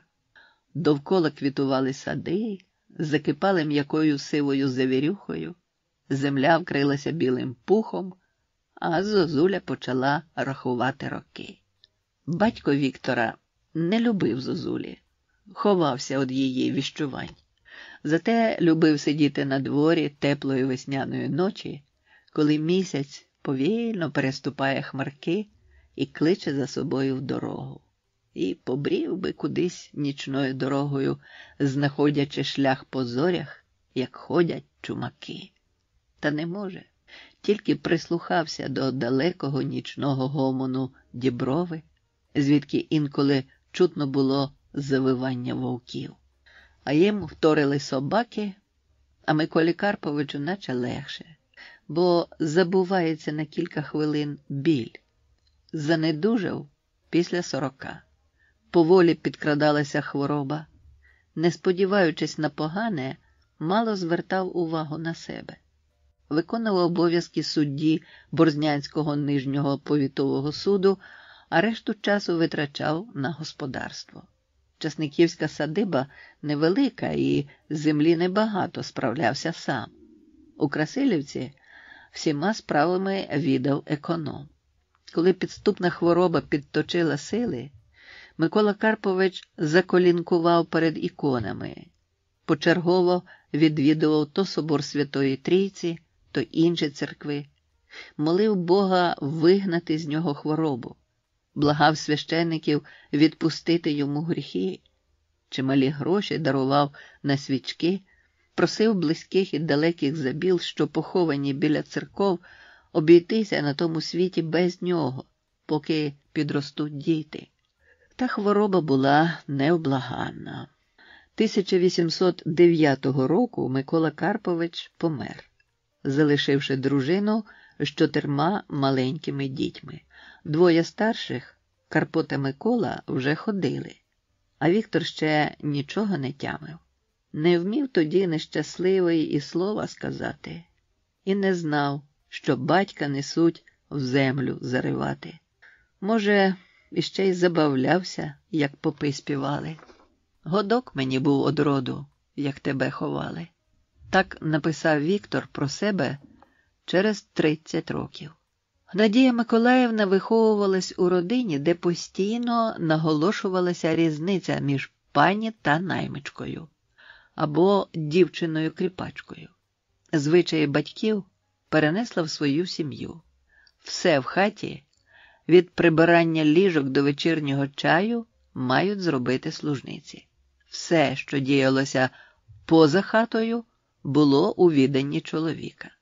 Отож, смерть Миколи Карповича упала горем на всю родину. Незвичне до ведення господарства, Надія Миколаївна розгубилася, бо треба ж було обробляти землю, збирати і молотити хліб, доглядати худобу. Приказчики, котрих наймала, траплялися нетямущі, з малим досвідом, та ще й намагалися самі розбагатіти. Щоб утримувати 4 дітей з прислугою, господині довелося потроху продавати землю. Вітчизняна війна 1812 року була несподіваним горем для всіх. Вона відбилася на житті сімей, призовом до війська чоловіків, дорожнечею, збільшенням податків. 4-річний Віктор знав війну з цікавих і захоплюючих ігор. Чи не найменший серед вуличної малечі бігав за старшеньким і кричав «Ура!», ще не розуміючи тих слів «війна», «французи», «відступ», «наступ». Прислухаючись до вечірніх розмов дорослих, він створював дитяче уявлення про Москву, Кутузова, Наполеона. Якби хто зробив дерев'яну шаблюку, він осідлав би віник і став поруч з Кутузовим. Велика спустошлива війна мала сумні економічні наслідки. Одні господарі багатіли, інші біднішали або й зовсім розорялися. Господарство Надії Миколаївни не могло дати прибутків, бо лишалися необробленими родючі ниви, достиглий хліб осипався на корені, вдовине господарство біднішало з кожним роком. За ревізькою казкою 1816 року липня 31-го дня малоросійської Чернігівської губернії Борзнянського повіту Слобідки Чесниківки, померлого поміщика титулярного радника Миколи Забіли, спадкоємців Карпа, Миколи і Віктора Забіл, про наявність чоловічої та жіночої статі селян, коли за Карпа, Миколу і Віктора Забіл приказчик Андрій Микитин син, лагодяк, руку приклав, а замість нього, неписьменного, підписав колеський реєстратор Григорій Чульницький. Кріпосних селян уже було небагато. Примітка. Ревізькі казки складалися під час ревізій, переписів населення Російської імперії. До ревізьких казок вносилися селяни, міщани, цехові люди та інші, що повинні були платити подушний податок. Ревізькі казки почали складати на початку XVIII століття, коли подвірне оподаткування змінилося подушним. За указом царського уряду перша ревізія була проведена в 1718 році. На Україну система складання ревізьких казок була поширена з 1781 року. Сьома, яку ми цитуємо, почалася 1815-го і тривала кілька років. Усього було проведено 10 ревізій. Надія Миколаївна більше оберігала землю, що дісталась їй від батька. Як свідчить ревізька казка, 1816 року, липня 31-го дня, малоросійської Чернігівської губернії Борзнянського повіту, села Красилівки, поміщиці померлого титулярного радника Миколи Забіли, дружини Надії Миколаївни Забілиної, уродженої Риба, це господарство було чимале. За домашніми турботами мати не помічала, як збігав час, а діти не навчалися. Схаменулася, коли меншому минуло 10. Заходилася надолужувати прогаяне, та було вже пізно. Єдина відрада – Віктор. Те, чого мати не могла втовкмачити старшим, він підхоплював з півслова і вирішила готувати його до гімназії. Юність, Москва, губернська гімназія. Грамоти Віктора вчила мати, але куди віддати хлопця вчитися? Чула, що в Ніжині відкривається ліцей. Прийшла Надія Миколаївна до Часників порадитись. Часників рід, що дав назву хутору під Борзною, був такий же старовинний, як і рід Забіл. Петро Часник, Віктор Забіла та їхні брати і сестри гасали вулицями Борзни. Хлопчаки та дівчата збирали квіти на зеленій галявині між Часниківкою і Борзною. Хлопці змагалися, хто довше утримається на крилі вітряка, або ж лазили на млини ловити пугачів. Ці розваги зупиняв мірошник. Не минали й болото, що весною у повінь з'єднувалося з Борзенкою, бо тут водилися дикі качки та водяні бугаї. А їхні яєчка потрібні ж для ігор. Батьки Петра гордовиті. Надія Забіла й сама пишалася своєю знатністю, адже вона дочка сотника. І бажання сусідів про навчання дітей для неї не нові. Поговорили, порадились і стали збирати сина в дорогу. Віктор радів. Ще б пак. 4 доби їхати кіньми. Небагатьом борзнянцям доводилося бачити Москву. А ось він, Віктор, їде до Москви вчитися. Наприкінці літа 1820 року Віктор прибув до Москви. Столиця була шрамована руїнами 1812 року.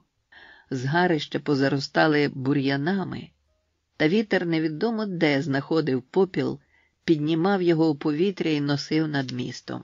Після навали Наполеонівської армії 2 гімназії, що існували при Московському університеті і мали близько 1000 учнів, не відновили своєї роботи. Одразу після Вітчизняної війни почала працювати створена 1804 року Московська губернська гімназія. Бажаючих вчитися було мало. Директор друкував у газеті «Московські відомості» оголошення, де запрошував віддавати дітей вчитися до Московської губернської. Та, незважаючи на ці зусилля, всіх учнів ледве нараховувалося 100. У їхнє число ввійшов восени 1820 року і Віктор Забіла. Гімназія 4-класна. З 1-го класу вивчали богослов'я, словесність, риторику, логіку, математику, історію своєї країни та римську, географію та статистику, природничу історію, німецьку, французьку, латинську, грецьку мови, малювання. За рік до вступу Віктора тут було введено нові, більш суворі навчальні правила. Умови в пансіоні при гімназії виявилися нелегкими. Після вільного домашнього життя Віктор відчував себе у справжнісінькому пеклі. Пансіонери піднімались о 6 ранку, о 8 починались уроки, о 12:45 всякий такий обід, а вже о 14 післяобідній урок до 16 години. Відтак годинний відпочинок, шматок чорного хліба і знову за столи готувати уроки. Після мізерної вечері та молитви о 9 вечора діти лягали спати.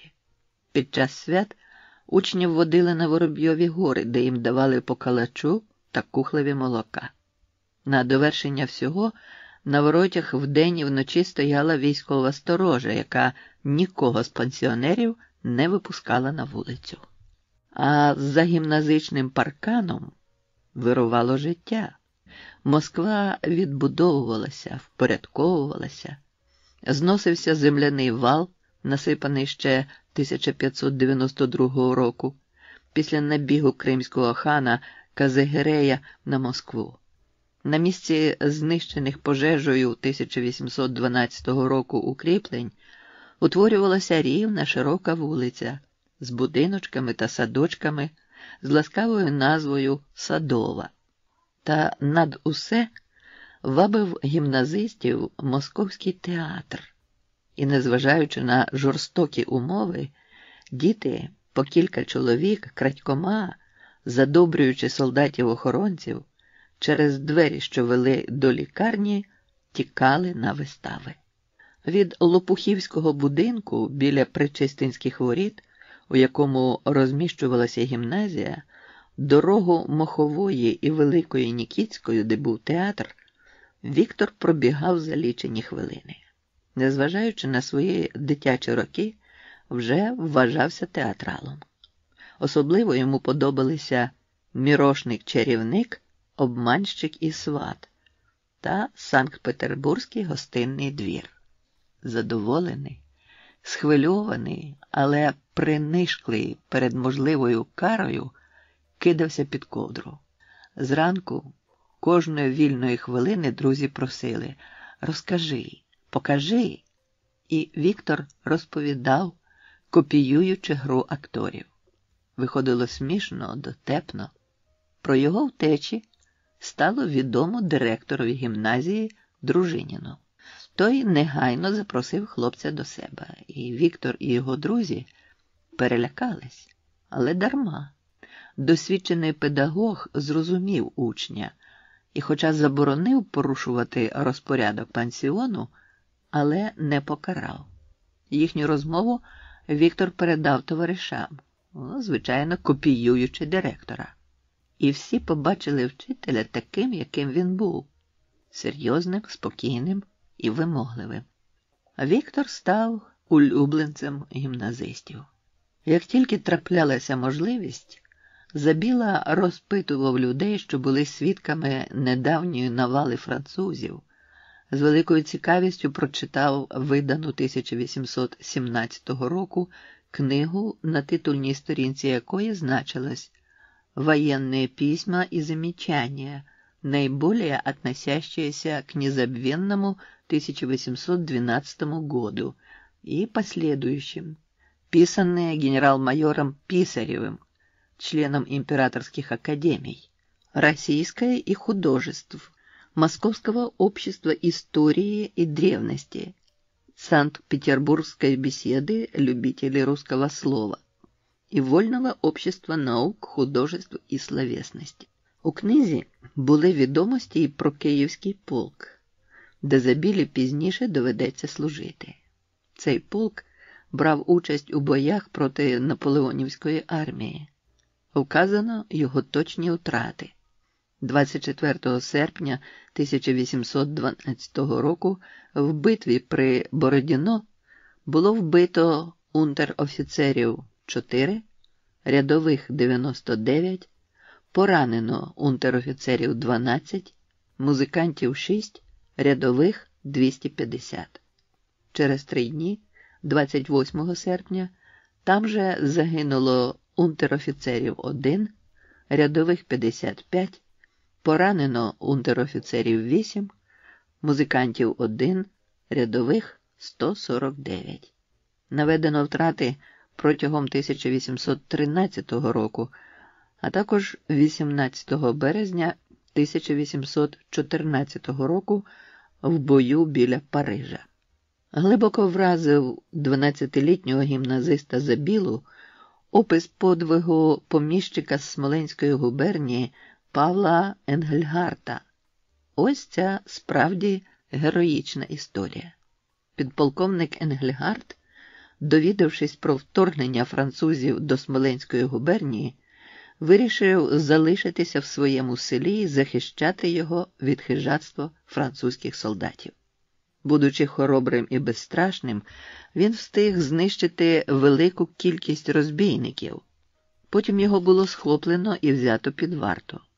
Під час допиту перед судом відповідав він з героїчною твердістю: «Я російський підданий і виконав обов'язок свій.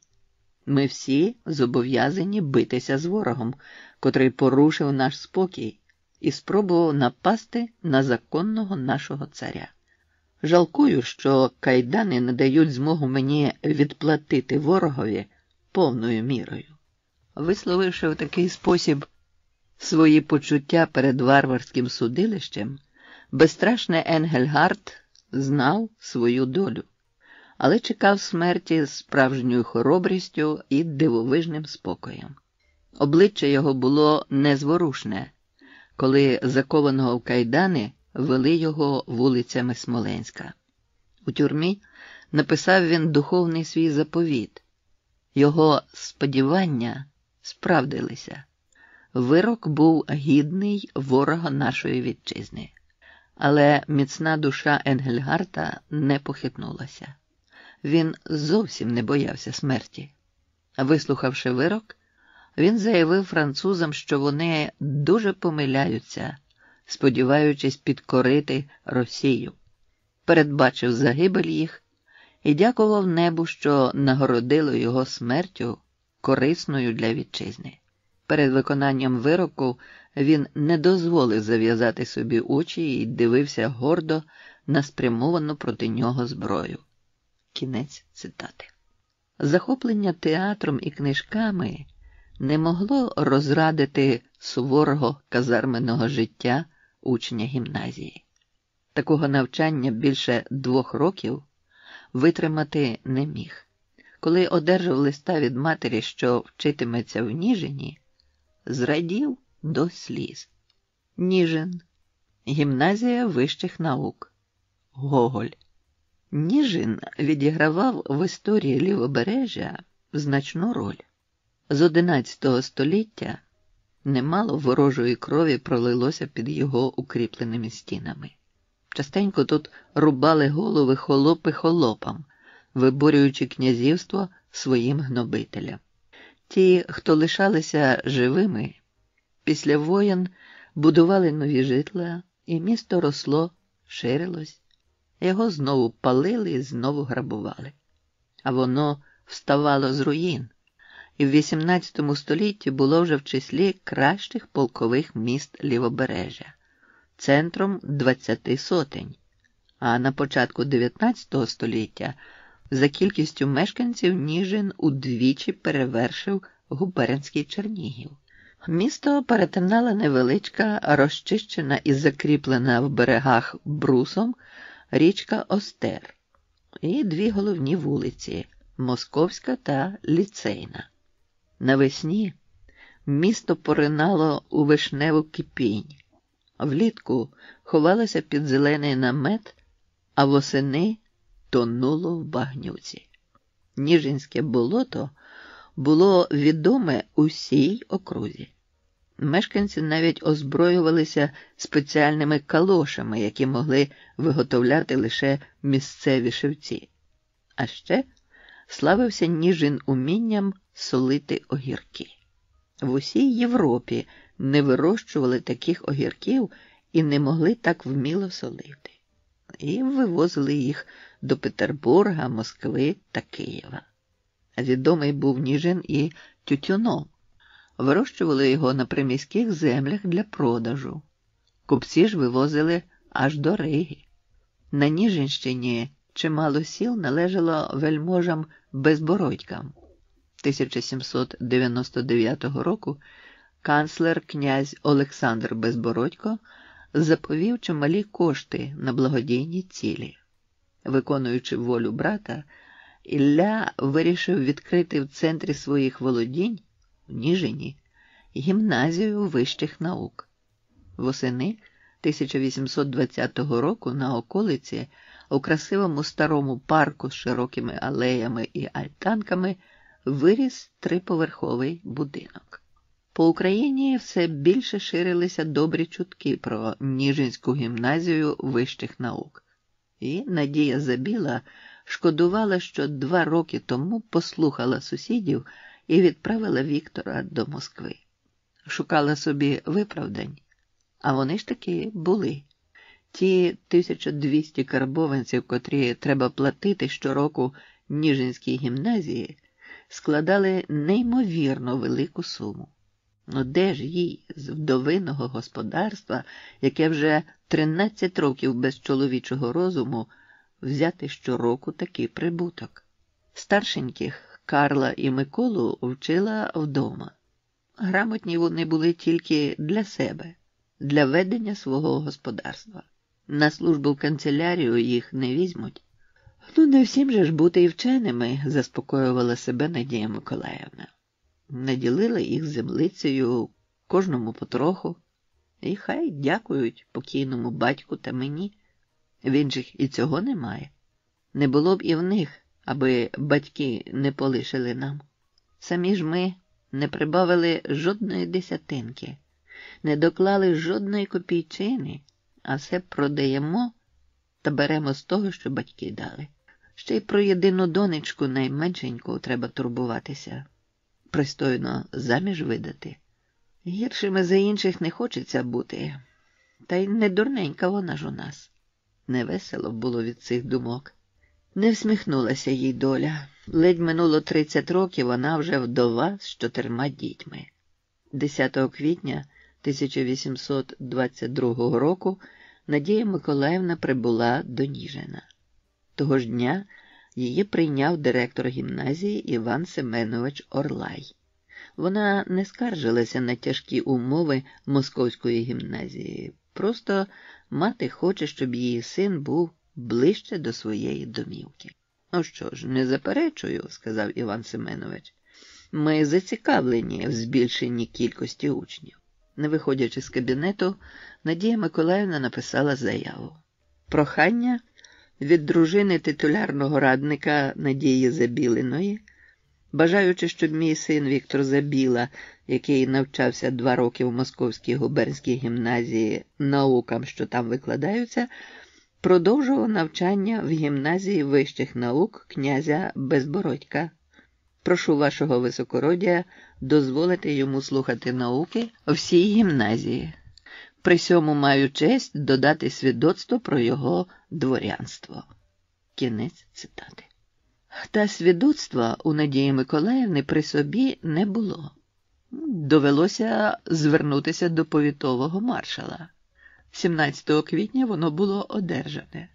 Малоросійської Чернігівської губернії Борзнянського повіту дворянин Віктор Миколаїв син Забіла у поданому до мене проханні про видачі йому свідоцтва про його дворянське походження, а як по довідці виявилося, що батько його титулярний радник Микола Карпів син Забіла по списках дворянським значиться, і оний син його Віктор, 14 років, показаний у дворяне, чого і даю Віктору Забілі це свідоцтво з прикладенням герба мого і печатки. Кінець цитати. Домовившись з директором Ніжинської гімназії вищих наук, Надія Миколаївна викликала Віктора з Москви. Заради його приїзду пекли хліб. Висока дебела Васса, дружина кріпака-приказчика Андрія Лагодяка, священно діяла біля печі. Відступала на кілька кроків від припічка, згиналася, видивлялася, чи не пригоріло. Потому дерев'яною лопатою витягувала з печі рум'яні буханці, що наповнювали хату приємними теплими пахощами. Віктор умочав пір'їну в збите яйце і звощував верхню скоринку. Хлібина ставала золотою та гарною, як дівчина перед вінцем. Того ж дня пішов знайомими вулицями, пообходив луки, гаї, побував на Борзенці, а через кілька днів мати звеліла Лагодяку збиратися до Ніжина. Батьки кріпака належали Забілам. Після смерті чоловіка Надія Миколаївна зробила Андрія приказчиком. 44-річний приказчик-кріпак служив їй вірою і правдою. Все ж таки ближче до домівки буду, радів Віктор, позираючи, як Лагодяк ретельно змащує воза, як вимощує сидіння, вкриваючи товстим сіряком, що зберігся з часів Гайдамаччини. Посміхнувся хлопець. Вкриває, щоб не вколовся молодий панич. З двору проводжали Надія Миколаївна, брати, Васса з дочками. Жовте ранкове сонце пригріло спину. Обабіч шляху зеленіла свіжа травиця. Над дорогою здіймався жайвір. Високо вгорі він зависав на невидимому павутинні і співав веселої весняної пісні, проводжаючи Віктора. Проїхали кілька верст. «Дядьку Андрію», – попросив Забіла, – «ви знаєте багато цікавого про старовину. А розкажіть щось про Семена Палія або Семена Гаркушу. Та, мов, вже все порозказував тобі, хлопче. Нагадай, про що?» Так не хочу. Нове щось», – задумався Лагодяк. Вже й лаяла його Надія Миколаївна за такі розповіді. Але ж хлопця вабить, цікавить. «Ну, розкажіть», – не вгавав Віктор. Так, замислено тягнув Андрій. «Гаркуша. Ну, то був лицар. А він ходив цими дорогами, де й ми ходимо. Бував він на Борзнянщині. Якось його загін підійшов удень до багатого маєтку. Пан звелів позамикати всі входи, ще й вартових поставив. Гаркуша не дозволив повстанцям ламати браму. А сам, знаєш, якось так пильно придивився до неї, вийняв шаблюку, махнув з присвистом, і брама відчинилася, і пан і варта його втекли. Повстанці забрали золото, яке пан скуповував за гірку працю кріпаків, посідали на коней і зникли. Селяни пана прилучилися до загону Гаркуші, а пан тим часом царське військо викликав, влаштував погоню. Біля річки почали нас доганяти. Поклав тоді Гаркуша золото на берег річки, а воно сліпить очі, наче сонце. Підняв рушницю і сказав: наскільки далеко буде чути постріл, настільки глибоко нехай золото сховається в землю. Лагодяк передихнув, зиркнувши на Віктора, що, мов заворожений, слухав розповідь. Гримнув постріл, і золото щезло. Поклали повстанці свої жупани на воду, сіли на них, наче на човни, і попливли. А царське військо повернулося ні з чим. Он як. А другого дня прийшов Гаркуша із загоном до того місця, де золото сховав. І розігралася велика громовиця, аж земля двихтить. А Семен шаблюкою показує блискавці, куди цілити. Вибила блискавка глибоченну яму. Повстанці спустили гак на линві і витягли золото. А в тій ямі утворилася найглибша в усій окрузі криниця. та ще й з бурштиновою водою. Потяглися до тієї криниці бідні, бо пани своєї чистої води не давали. А Гаркуша дає усім бідним потроху золота на хату, на худобу, на одежу, на їжу. І на поминки давав. На тих, хто наклав головою у бою проти яничарів. Змовк Лагодяк. Мовчить і зворушений Віктор. Лише озирається навколо. Чи не видно тої криниці, щоб і собі напитися з неї? Може, після того і він стане лицарем-характерником? Увечері приїхали до Ніжина. Околиці нагадали рідну Борзну. Біленькі хатки боязко визирали з-під вишень, яблунь, буску. Такі ж сирітські, як і по всьому шляху від Москви до Борзни. Такі ж, як і по селах від Борзни до Ніжина. Далі до центру він бачив розкішні цегляні будинки. У центрі недалеко один від одного стояло кілька величних соборів. Дядько Андрію, а чому будинки на околицях маленькі, бідні, а в центрі завжди більші? І в Москві, так і в нашій Борзні, і ось тут, у Ніжині. І справді, а чому? Кріпакові не раз доводилося їздити до Києва, до Прилук, до Чернігова, Полтави, возити своїх хазяїв, і ніколи таке просте питання у нього не виникало. Лагодяк зупинив коня. То, Вікторе, від багатства людей залежить.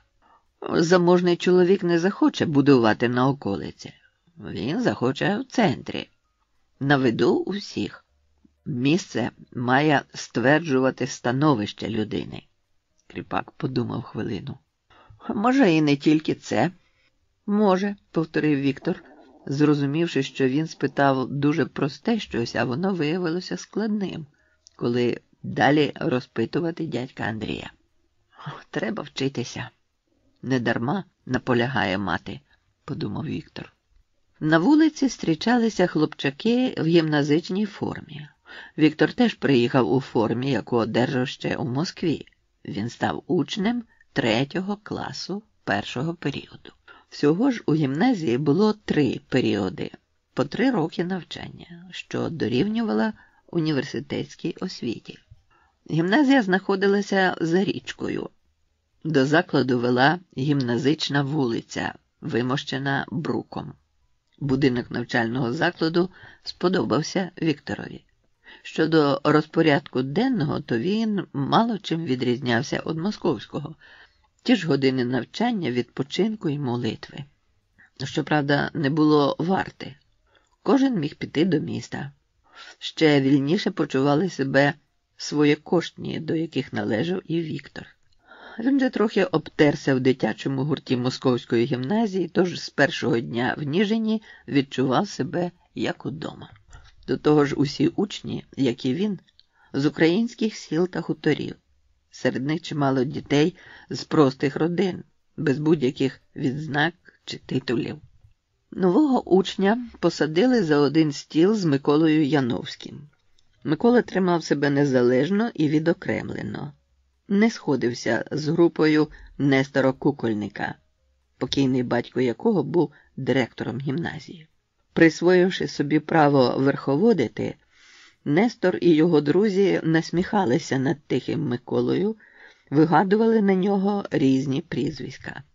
Опинившись у новому оточенні, Віктор не приєднався до верховоди Кукольника, а уважно придивлявся, чого той вартий. Невдовзі заприятелював з Миколою. Може, тому що і Микола мав хист до копіювання знайомих людей. Правда, Віктор не сварився з Нестором, адже той був досить здібним хлопцем. Майже всі учні віршували. Особливо виділявся Кукольник. Він твердо і дещо зухвало заявляв, що буде літератором. Спробував свої сили в поезії і Віктор.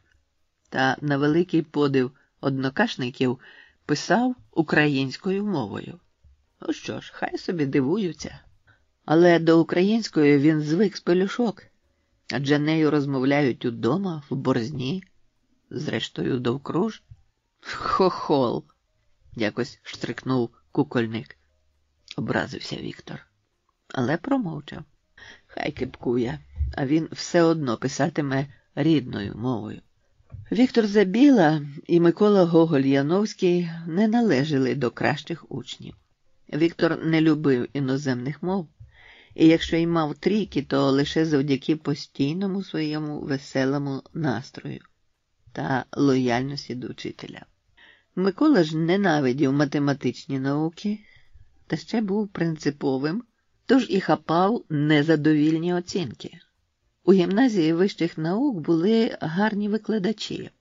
Іван Семенович Орлай закінчив Петербурзьке медико-хірургічне училище, а потім філософське відділення Львівського та фізико-математичний відділ Будапештського університетів. Він вимагав від усіх свідомого виконання обов'язків, а вільні години завжди проводив разом з учнями, захоплюючи їх співами, музикою. Навіть Віктора залучив до хору, а хлопець мав гарний, сильний голос. Орлай був тонким педагогом, чуйним вихователем. Він ревно стежив, аби ніхто з учнів не був скривджений. Добрий і товариський професор Шапалинський викладав математику. Гімназисти дуже поважали його. Він ділився зі старшими учнями новинами літератури, історії, політики. Не дивно, що з алгебри та геометрії Віктор мав четвірки. Російську словесність та риторику викладав молодший професор Нікольський, що залюбки цитував теоретиків та товкмачив учням книжкові догми. Заняття проводилися нудно, уроки тяглися довго. В багатьох учнів, у тому числі і у Віктора, з поведінки стояли трійки. Не одержував Віктор вище трійки і з російської словесності. Зате з риторики один з небагатьох мав четвірку. Навіть перегнав Миколу Гоголя-Яновського. А законовчитель Волинський не тільки на уроках, а й у житті виходив з того, що все дане Богом. Свої предмети «Закон Божий» та «Катехізис» ставив над усіма іншими і вважав себе найважливішою персоною в гімназії.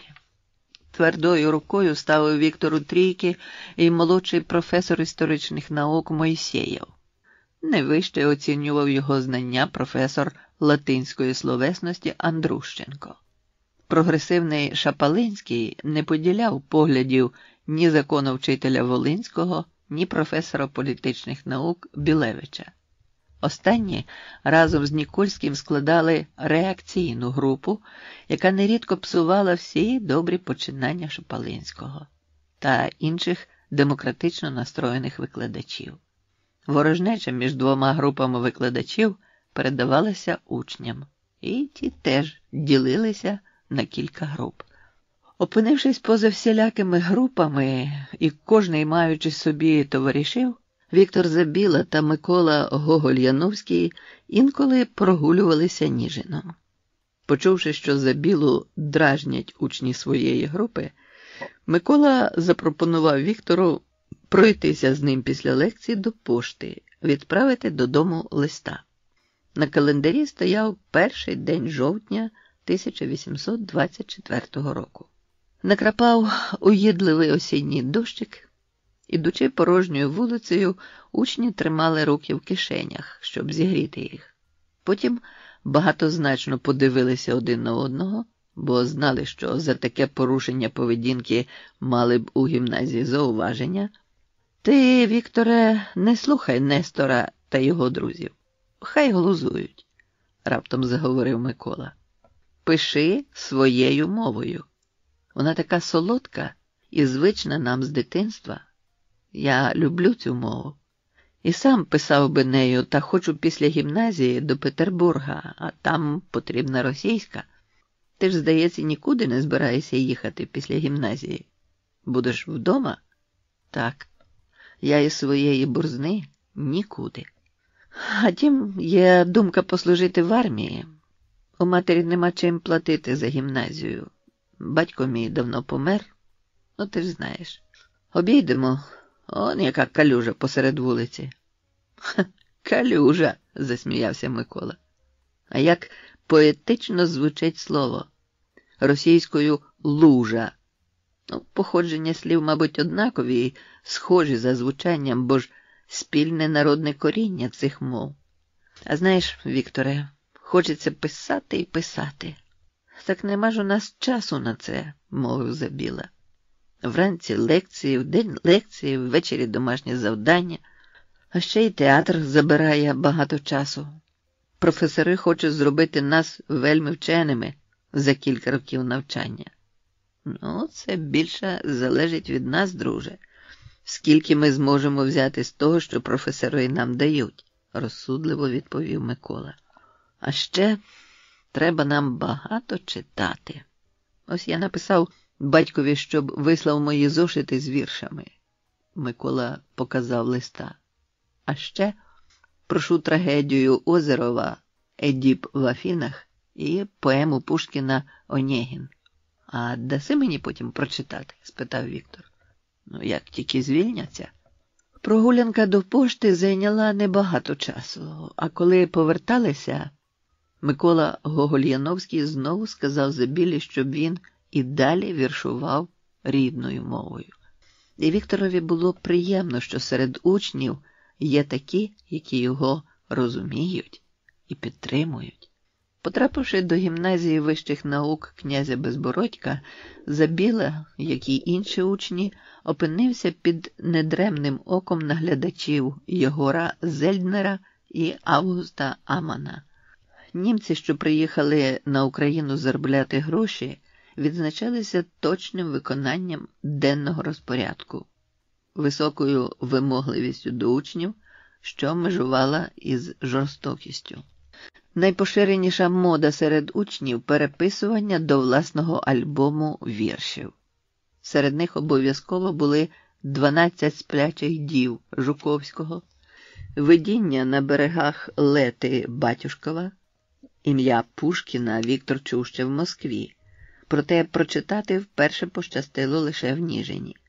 Тут переписав до свого альбому «Чорну шаль», а коли залишався самотнім, на свій мотив наспівував: «Гляжу, как безумный, на черную шаль, и хладную душу терзает печаль. Когда легковерен и молод я был, молодую гречанку я страстно любил. Прелестная дева ласкала меня, но скоро я дожил до черного дня». А вірш був найпопулярнішим серед гімназистів. Напевно, цьому сприяло грецьке поселення в Ніжині, де було багато чарівних дівчат, до яких залицялися гімназисти. Весна 1825 року прийшла рано. На початку березня Ніжин поринув у чорну липку багнюку. Східний холодний вітерець зачісував талу воду на каламутному острі. Налякані бездоріжжям, пенсіонери не виходили з будинку. Дехто з своєкоштних тимчасово втік додому. Вікторові чоботи, хоча й були змащені скипидаром, пропускали воду. Він приходив на квартиру, залазив на піч, тулився до гарячої черені і з журою поглядав у вікно. Хоча б скоріше вже підсохло, хоча б скоріше, здуріти можна з нудьги. Забіла доволі розмовляв з Яновським і знав, що той готується до державної служби, а тому буде проходити повний курс навчання. Віктор не збирався на державну службу. Не хотів іти і батьковим шляхом, служити в суді, де більше, ніж в іншому місці, чути людське горе, видно сльози. Це перечило його вразливому серцю. А ще знав, що обов'язок дворянина вимагав відслужити кілька років у війську. Та й взагалі не знав Віктор, чи вдасться йому скінчити курс наук у гімназії. Вже рік мати скаржиться на скруту. Адже 1200 карбованців на рік – то великі гроші. Мати все перепитує, чи дуже він хоче вчитися. Мабуть, хоче довідатися, як син поставиться до того, щоб залишити гімназію. Надія Миколаївна не хоче ранити вразливу душу сина. Сама вирішувати не хоче, адже синові 17 років. І Віктор зрозумів матір. Написав, що подав прохання. 7-й день березня 1825 року. Після відлиги, що звільнила пагорби від снігу, знову захорделило. Густий лопатий сніг креслив біле мереживо, за яким ледь-ледь проглядали будинки, дерева. Віктор дивився у вікно, а до нього долинали тихі слова із засідання конференції гімназії. Прохання 6-го класу гімназії вільно приходящого учня Віктора Забіли про увільнення його за бажанням його батьків з гімназії, з видачею йому свідоцтва про успіхи та поведінку, та про повернення йому метричного свідоцтва, доданого ним до прохання про зарахування до гімназії. Почуття невизначеності охопило хлопця. Приїде він додому. А що робити далі? Житиме при матері? Без закінчення освіти і певних занять? Чи дороги поведуть його у невідомість? Чим він зустріне повноліття? З цими сумними думками побрів на квартиру. Мовчазний, сів у кутку і знову вдивлявся в порожнечу хурделиці. Сумні думки не покидали хлопця. За вікном почулося важке торохкотіння підводи. Майнула начебто знайома постать. Дядько Андрій? Та невже? Віктор хутко взяв вологі чоботи і вишмигнув на двір. Так і є. На возі сидів Лагодяк. Дядько Андрію, добрий день вам. Ой, який я радий, як вчасно. А що там удома? Матінка передали нові чоботи. Добрий день і вам. Не сумує там за мною? Сумує. Сумує. Та запитувала, може, будете вчитися? А борги чим віддавати? Освіта то ще не гроші. Еге ж, поїду, мотнув чорним чубом і відкопилив нижню губу. Додому. Не встиг Лагодяк оговтатися, як Віктор зв'язав у клунах свої речі. Їдьмо. Лагодяк мовчки сів на воза, знизав плечима і виїхав з двору. Віктор полегшено зітхнув. От і все. Восени пішов служити до армії, а у перший приїзд на побивку додому закохався в Любу. Туга. Аполлон Мокрицький. Вікторе, сину мій любий, ну ти поїхав би куди-небудь, погостював би десь. Може, в Київ, світу побачив би, просила мати.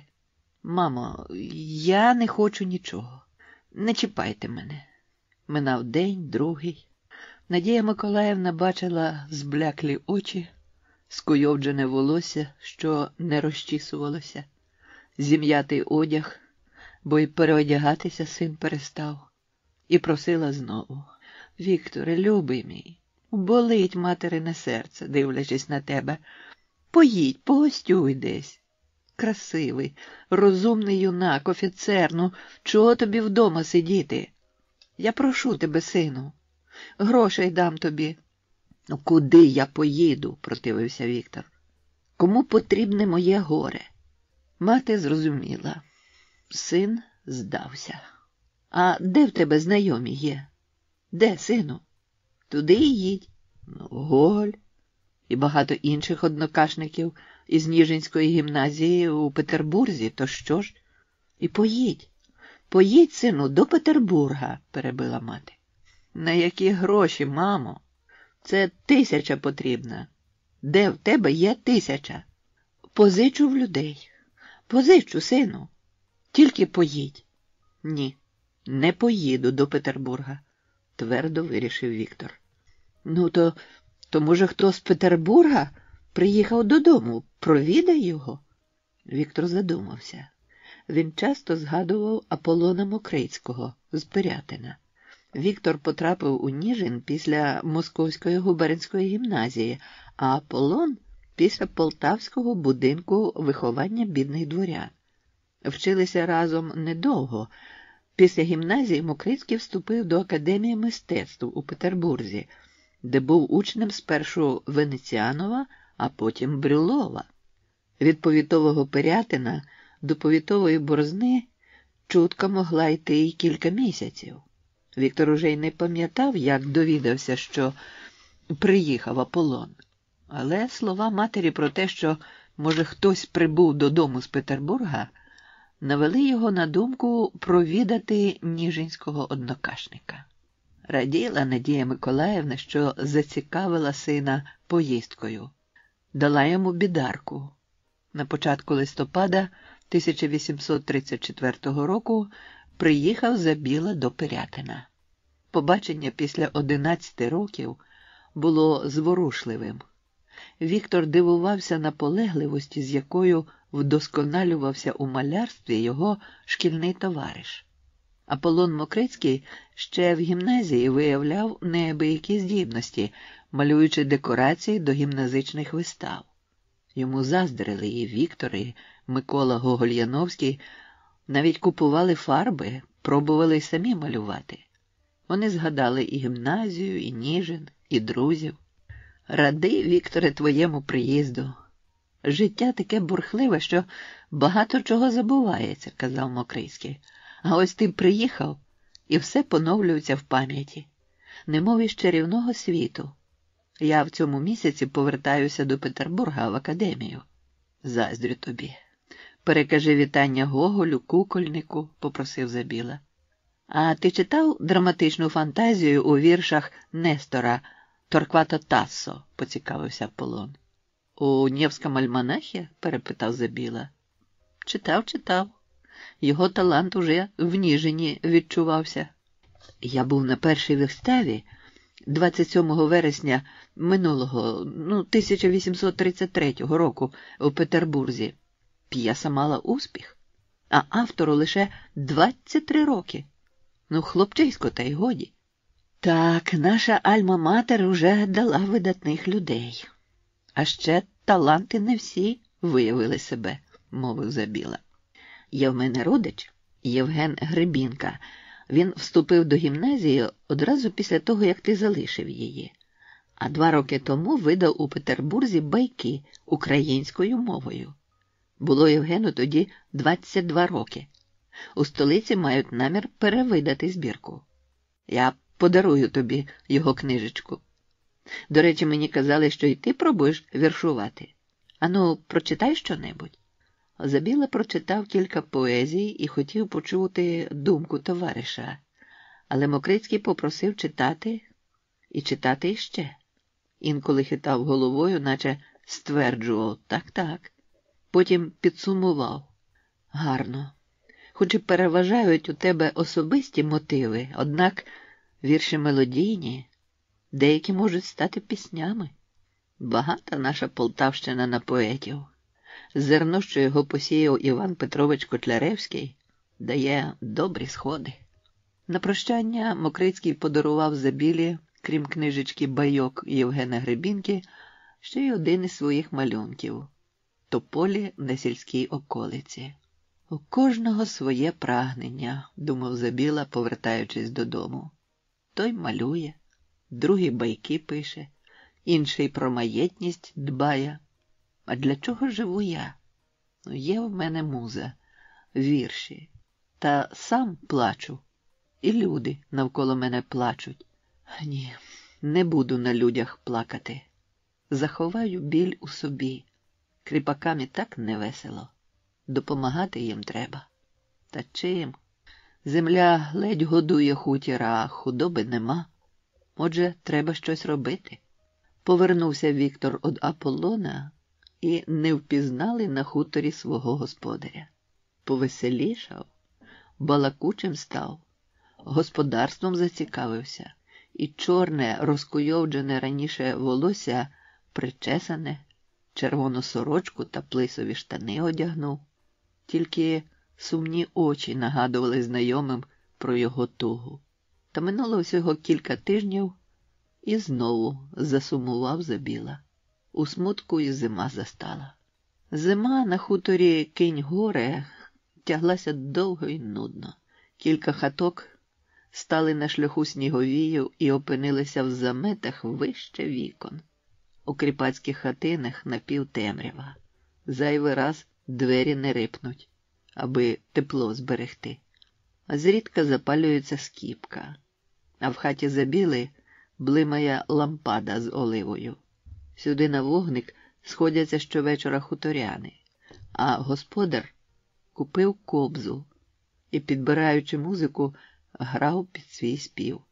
Починав завше зі своєї «Не щебечи, соловейку» і вкладав у цю пісню весь сум, весь біль серця. І кожного разу підспівувачам здавалося, що в цей вечір він більше її не заспіває. Та після 2-3 пісень знову заводив соловейка. А одного вечора, несподівано для присутніх, Віктор заспівав нової.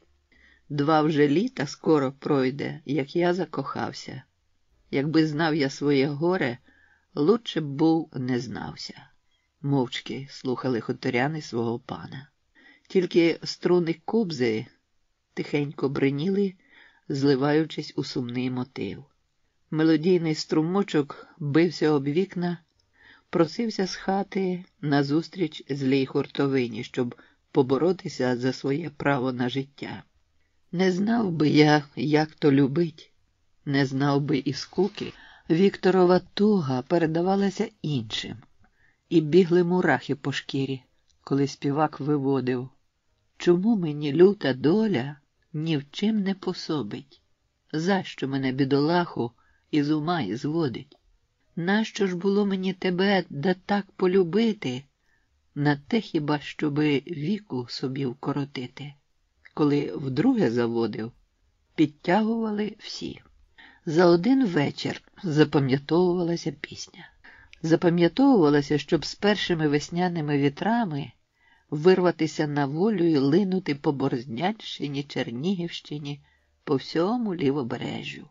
Тим часом Андрій Лагодяк і його дружина Васа, що жили тепер на Вікторовім хуторі, взялись лікувати свого доброго і нещасного поета від смертельної туги. Спершу слухали та підспівували Віктору його сумних пісень, а відтак заводили звичайних, не сумних і не веселих, а потім поступово веселих. І Забіла підспівував. А пісні ті все жвавішали, веселішали. Васа Лагодяк уже не забороняла дочці приходити до Забіли.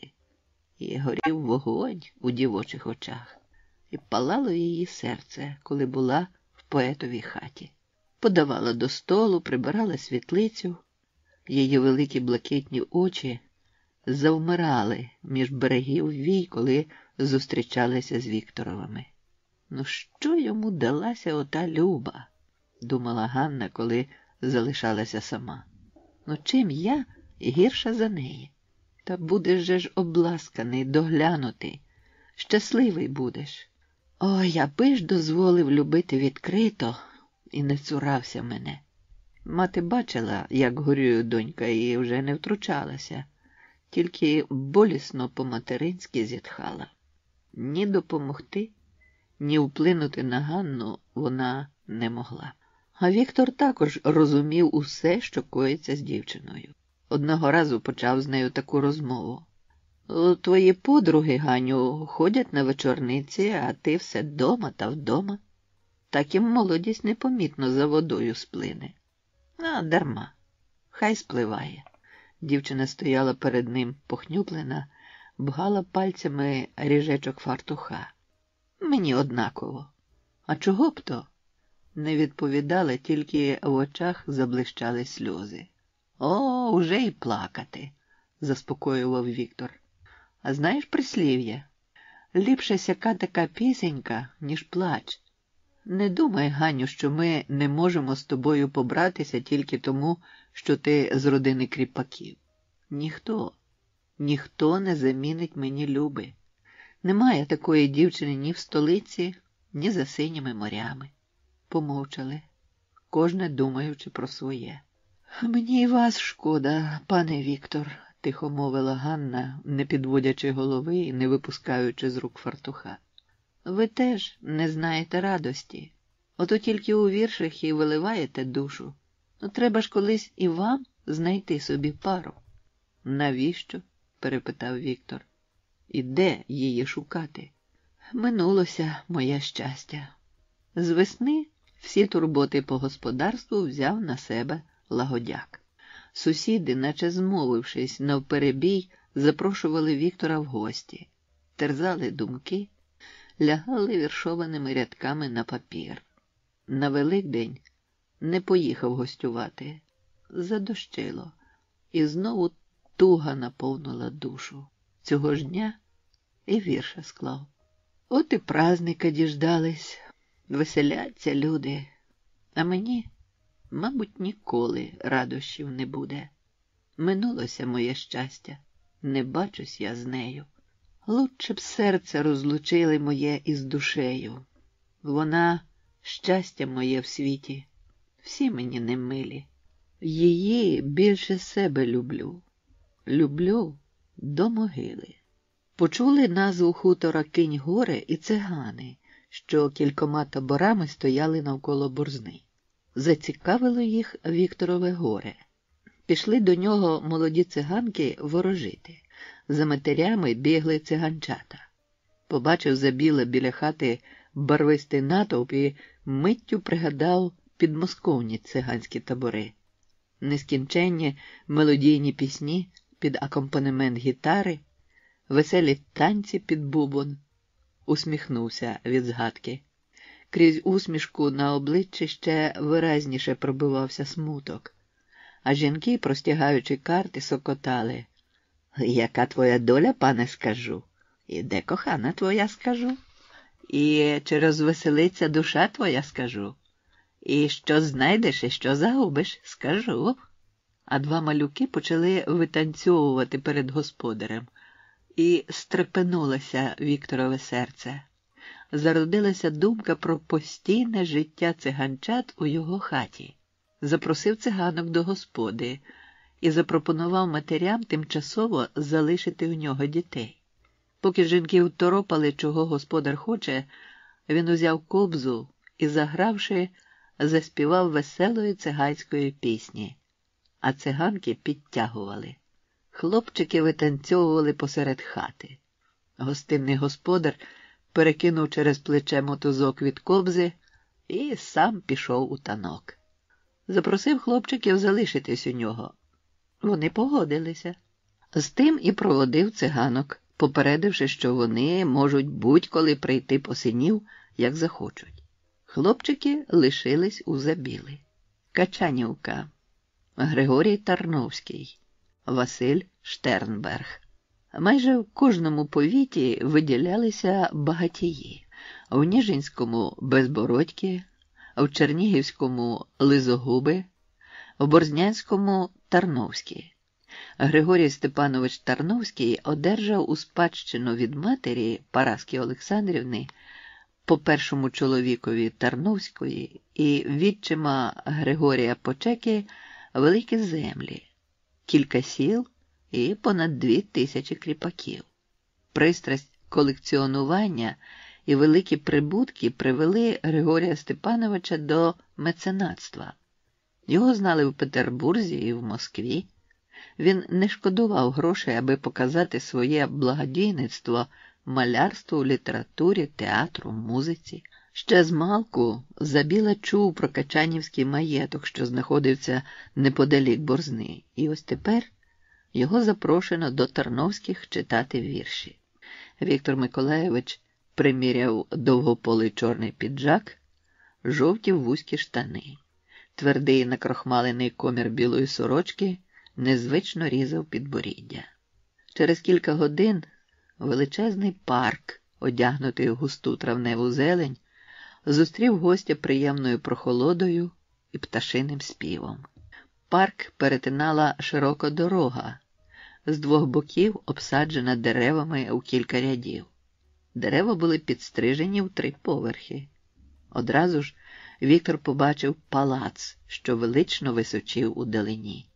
Білі колони, баня і гострий шпиль виблискували на сонці. Перед палацом великий круглий майданчик з газоном, такий, як і в Ніжині, перед будинком гімназії. Біля входу 2 старовинні гармати часів Запорозької Січі. Слуга доповів господарю, що прибув Віктор Забіла. Григорій Степанович вийшов назустріч. «Радий приїзду. Вам відведуть кімнату з вікном на озеро. Тут ви знайдете художників і поетів, приєднуйтесь до гурту і відпочивайте. Пишіть свої прекрасні вірші. А зараз до столу. Чуєте дзвоник? Це скликаємо гостей на обід». Вони піднялися широкими сходами на 2-й поверх і опинилися у великій залі, де зібралися гості мецената.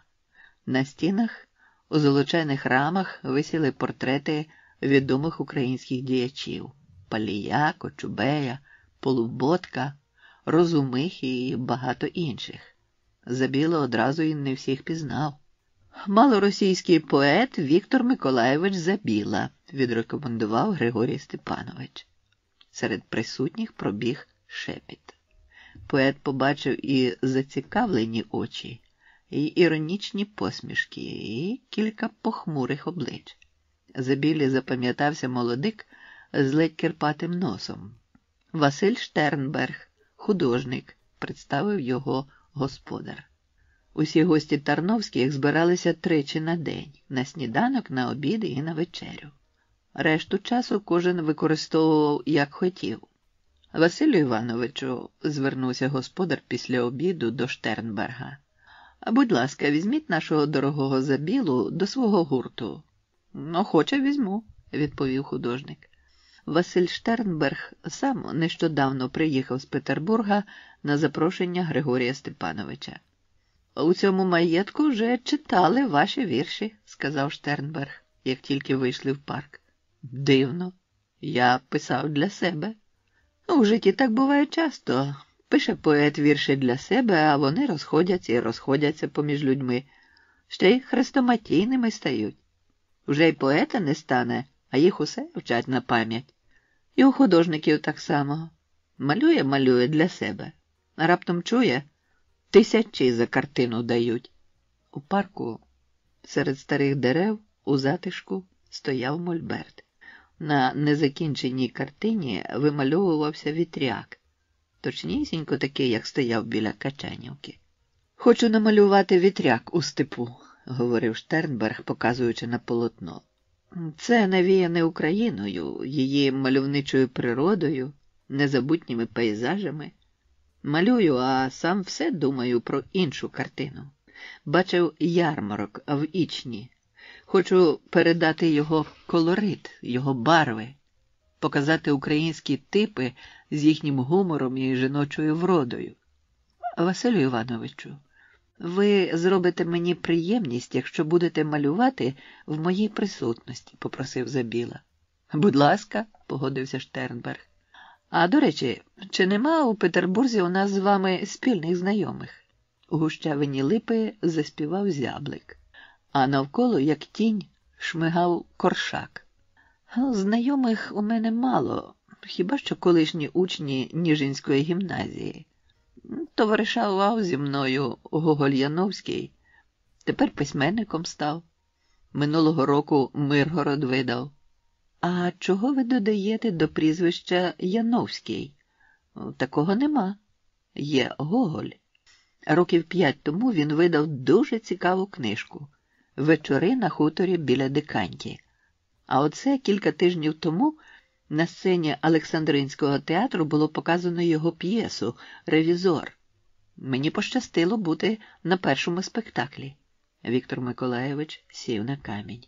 Йому було видно мольберт, руки художника, кучеряві віти лип і шматок синього спокійного неба. На виставі був цар.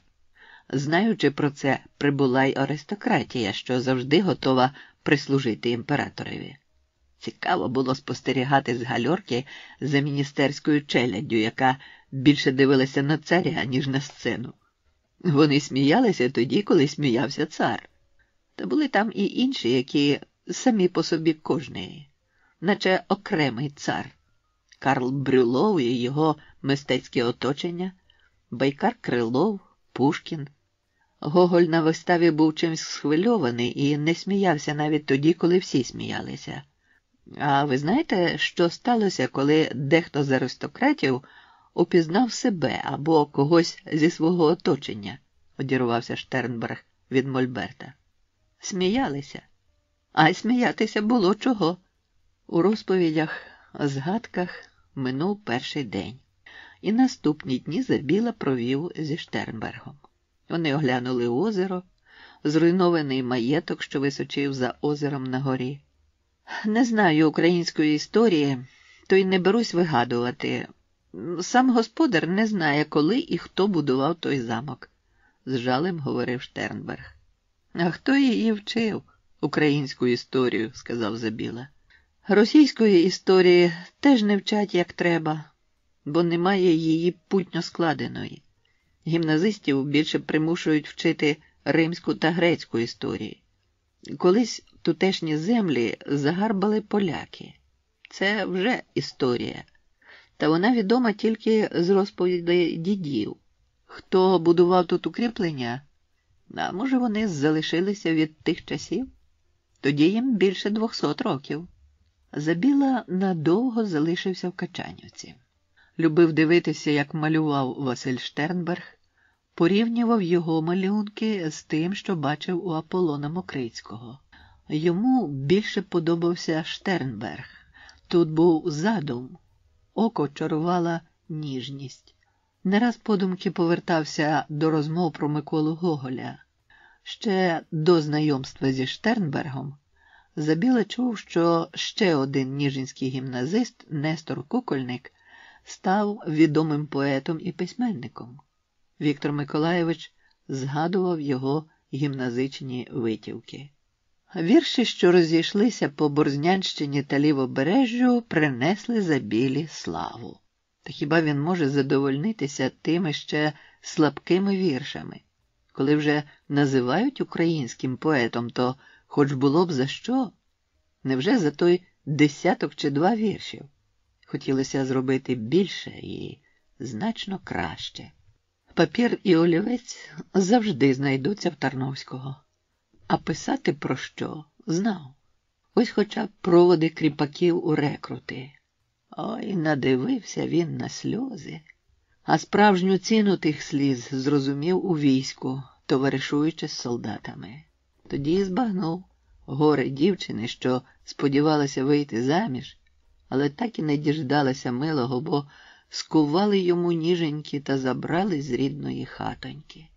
Тепер поруч зі Штернбергом-художником сидів Забіла поет, і лягали на папір рядки дрібних літер про нерозрадну долю Марусі, яка вдень жала жито в полі, а ввечері чекала Грицька. Та не прийшов коханий. Тужила, бідна. Нащо так дуже полюбила? Другого дня стрілася матінка, заплакана, старенька. Ударилась дуже в груди, залилась сльозами. Розлучили Грицька навіки з Милою. Не довелося йому звати Марусю своєю. Не пустили й на півгодини навіть попрощатися. Повели із хати Грицька, рідною дитину, вороги прокляті. І став дівчині немилий увесь світ. Не захотіла жити. І прийняла сердешну скоро сирая могила. Тарновський любив похвалитися своїми літературними зв'язками.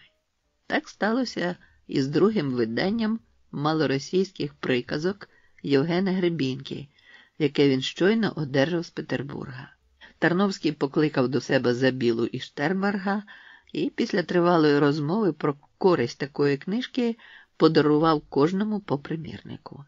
Добрим моїм землякам і шановцям малоросійського слова попередження, почав читати Віктор. Обов'язком вважаю повідомити шановних читачів, що зміст деяких приказок взято мною з байок Крилова і інших у цьому роді письменників, і що В орфографії я дотримувався способу, прийнятого нашим відомим поетом Гулаком Артемовським. Замислився Віктор. На кого ж рівнятися? Хіба теж на Гулака Артемовського? А може, на малоросійській повісті Квітки Основ'яненка? Ні, в кожного своя дорога. Голуб, гуде вітер вельми в полі. Упорядкування Кінь горя. Перша чутка про Шевченка. Микола Маркевич, Михайло Глінка. Лютий 1837 року на Чернігівщині справді видався лютим. Зима надолужувала нестерпними морозами. Тріскалася земля, на льоту замерзали горобці. Колюче повітря перехоплювало дихання. Бліде, безсиле сонце зранку до вечора котилося у жовтій короні. Тільки всередині місяця поблякла та корона, потім розтала, злилася з потьмянілим небом. Бліда плівка затягла синю баню, що опиралася на протилежні обрії, і повалив густий сніг. Біля землі його підхоплював сердитий повзун вітер і гнав по Борзнянщині, замітаючи дороги. І знову Віктор Забіла сидів у своїй хаті. Цілими днями не розлучався з Кобзою, клав на музику свої вірші, і плакали струни, коли поет співав. Як і минулої зими, сходилися щовечора селяни-кріпаки поспівати. Складав і нові вірші, та тепер вже уважно і вимогливо, бо знав, що тільки складе, тільки заграє на своїй бандурі, підспівають сусіди і вже знатимуть борзнянці ту пісню. А там ще далі полетить вона, як голуб. Порівнюючи пісню з голубом, і вірша склав. Любив цю мирну пташку і того, що стогнала, наче від болю, і того, що можна порівняти її з козаком, який плаче гіркими сльозами по нещасній долі. Нема у голуба долі, бо, як спарувався, не прожив і літа з сизою своєю. Залишився голуб стогнати. Нема йому ким втішатися, і воля йому не мила. І себе поет порівнював з голубом. Радив птаху летіти в поле, де знайшов би свій табунець та прогнав горе. Проте сам поет лишився на самоті, бо не було сил вирвати з серця кохання, забути любов. Одлягли трохи морози, побігли поштові коні московським трактом. На поштових станціях люди обмінювалися не тільки кіньми, а й новинами, що ширилися з Києва та Москви. Долетіла і до Борзни звістка про смерть Пушкіна. Це він, Пушкін, писав епіграми на Олександра І, на Воронцова, на Аракчеєва. Віктор Миколайович не раз чув у Качанівці ці епіграми. А хіба він не пам'ятає тих віршів, котрі ще з гімназії виніс? І ось не стало першого поета Росії. А зимовий холодний вітер не вщухав ні на мить. Подався б кудись Віктор Миколайович, та хіба вітрюган пустить? Наче оскаженів, складав кучугури твердого рипучого снігу, засипав вище стріх кріпацькі хатки, зривав покрівлі. А що то робив він у чистому полі? Не давав життя навіть звірам. Гнав їх зі своїх сховищ до самісінького села. Знову склав рядки про долю. А щоб вкарбувалися вони в серце кожному, хто їх почує, з'єднав лиху долю і злий вітер. Гуде вітер вельми в полі, реве, ліс ламає, плаче козак молоденький, долю проклинає. Гуде вітер у полі й на хуторі, а Віктор нудився та вів з ним розмову. Ревеш, вітре, да не плачеш, бо ж тобі не тяжко, ти не знаєш в світі горя. Так тобі й не важко.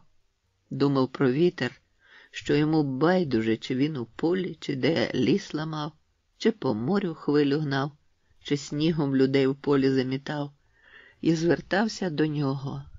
Одірви ж од серця тугу, рознеси по полю, щоб не плакався я, бідний, на нещасну долю. Та не слухав вітер поета, не приходив йому на допомогу.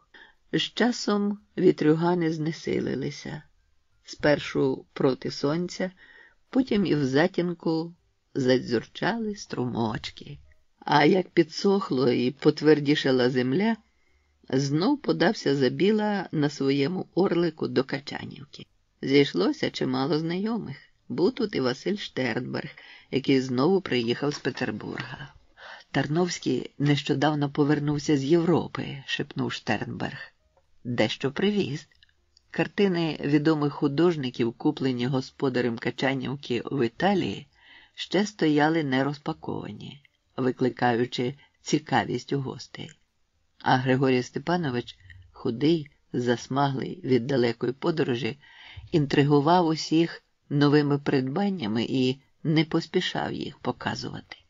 Стрівшись з Тарновським, Забіла розвеселив його, копіюючи Штернберга. «Зацікавили італійськими картинами, коли ж покажете?» – спитав у господаря. «О, як терпець не втерпиться, так і покажу», – задоволений собою відповів Тарновський. «У кого?» – перепитав Забіла. Господар багатозначно і здивовано подивився на Забілу. «Боюсь показувати, а раптом щось незначуще купив. Ви ж перший і сміятися будете». «У гості з господаря не сміються, так нас учили». «Ви ж бо праві, Вікторе Миколаєвичу. Покажу». Вони розійшлися. «Григорій Степанович ще тільки обіцяє показати придбання», – повідав Забіла Штернбергу. «Ходімо до парку». Поет і художник блукали алеями великого парку. Штернберг замальовував види Качанівки для майбутніх картин, а Забіла залюбки спостерігав за роботою.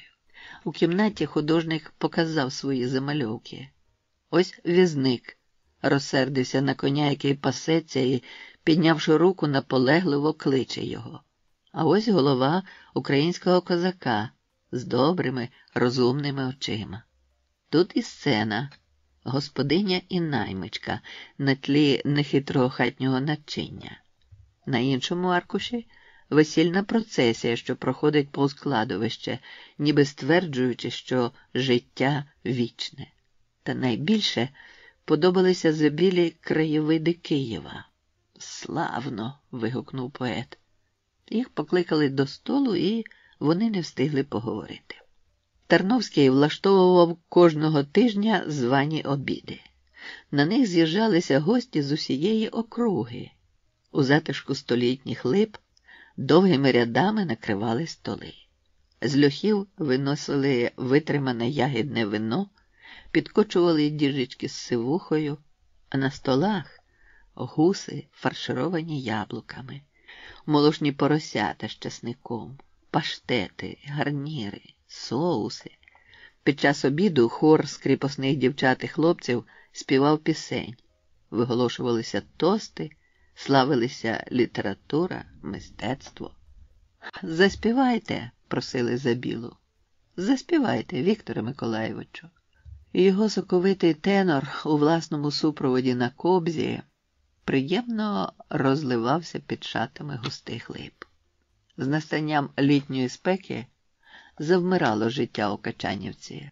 Гості роз'їжджалися, лише найближчі і найдорожчі, користуючись люб'язністю господаря, залишалися. Таким правом міг користуватися і Забіла. Та цього літа його тягло додому, гнітили розкоші, адже навіть у думках не міг змагатися з Тарновським. Ледь на сільську хату з 2 половин стягнувся. Кілька десятків десятин землі не забезпечували достаток. Не було худоби, щоб угноювати землю. А чого ж чекати від неї? Та й кріпацькі сім'ї ледь животіли. І все ж хотілося Забілі бодай чим-небудь прикрасити життя свого хутора. Та що зробиш, коли ні річки, ні озерця? Одна криниця біля хати, та весною набігає велика калюжа, що стоїть кілька місяців. «А давайте вітрила пускати по калюжі», – пожартував якось з Лагодяком. «Ну, воно можна, аби заглибити», – серйозно відповів той. «Заглибити?» – каже Микитовичу. «А може, спорудити озерце?» «Подумаю. Обов'язково подумаю, Вікторе Миколайовичу». У відсутність господаря зібрав Лагодяк сходку хуторян, а наступного дня ввечері поприходили до Забілиного дому люди з заступами. Зладнали ноші. Трохи поодаль проти ганку відбили 50 сажнів в один бік, 50 у другий. Коли Віктор приїхав, уже й обриси ставка було видно. Зрадів, покинув одвідувати сусідів, навіть на запрошення не відгукувався. Заходився допомагати кріпакам. Котлован треба було наповнити водою, а де ж її стільки взяти? Єдиний вихід – зібрати талу воду. Та по весні снігова вода розбігається. Віктор Миколайович запропонував використати вийняту землю для перекриття ярів навколо ставу. Спланувати площу так, аби снігова вода збігала у котлован. Посеред ставка лишив невеликий острівець. Примітка. У селі Забілівщина Борзнянського району на Чернігівщині до наших днів збереглося місце висохлого ставка з острівцем посередині, спорудженого Забілою. Поставив на ньому полотняний грибок від сонця. До осені земляні роботи було закінчено, а осінь видалася мокрою. З першими дощами в улоговину побігла вода і швидко заповнила її. Навесні Віктор Миколайович ходив полями, викопував топольку чи осокорок, що виростали від занесеного вітром зернятка, приносив додому і саджав навколо ставка. У травні зазеленіли проти сонця тендітні шовкові листочки. Радів їм господар, а ще більше радів, коли на воду спустили човен. «О, тепер не соромно й покликати когось до себе», – думав Віктор Миколайович, збираючись знову до Качанівки, де третю весну гостював Василь Штернберг. «О, добродію, а я вже до вас збирався», – зустрів художник Забілу. «А чо довгенько не приїжджали?» «Красу на хуторі наводив», – пожартував Забіла і розповів про ставок. «О, тепер запрошую». «А які новини у столиці?» «Недавно викупили з неволі художника і українського поета Тараса Шевченка. Він у добрих стосунках з Аполлоном Мокрицьким, з яким, ви, здається, вчилися разом?» «Так, у Ніжині. Сам професор Брюлов намалював портрет Жуковського. Портрет було розіграно за 2500 карбованців. Отож Шевченко на волі. Я привіз кілька його віршів. Вони ходять у списках. Ось послухайте. Реве та стогне Дніпр широкий, сердитий вітер завива, додолу верби гне високі, горами хвилю підійма». Забіла так несподівано взяв зошита з рук Штернберга, що той здивовано подивився на нього. Та коли побачив, з якою жадобою поет читав вірші, зрозумів його. «Прочитаю голос. Я хочу почути малоросійську мову з уст українця», – попросив Штернберг. «Зараз», – відповів Забіла та читав мовчки. «Зараз», – повторив, мабуть, не усвідомлюючи, що говорить. І так читав до кінця. Василь Іванович зрозумів Забілине захоплення і вже не заважав йому, а тоді, коли той дочитав, запитав: «Ви щось просили?» «Я хотів почути ці вірші з уст українця». «О, будь ласка, велика насолода читати такі вірші. Видно, що їхній автор любить і розуміє життя і не живе тільки для себе. Я вам скажу, Василю Івановичу, що від цих творів у мене додалося сили. Ось послухайте. Тепер Забіла читав уголос. Після того вони довго мовчали. Від прочитаного у свідомості Забіли чіткіше окреслилося буденне і високе, і з'явились такі думки, яких раніше й не було. «Вибачте, Василю, я залишу вас». І пішов геть. Здивований Штернберг подивився йому вслід. Забіла блукав парком. Уже смерклося.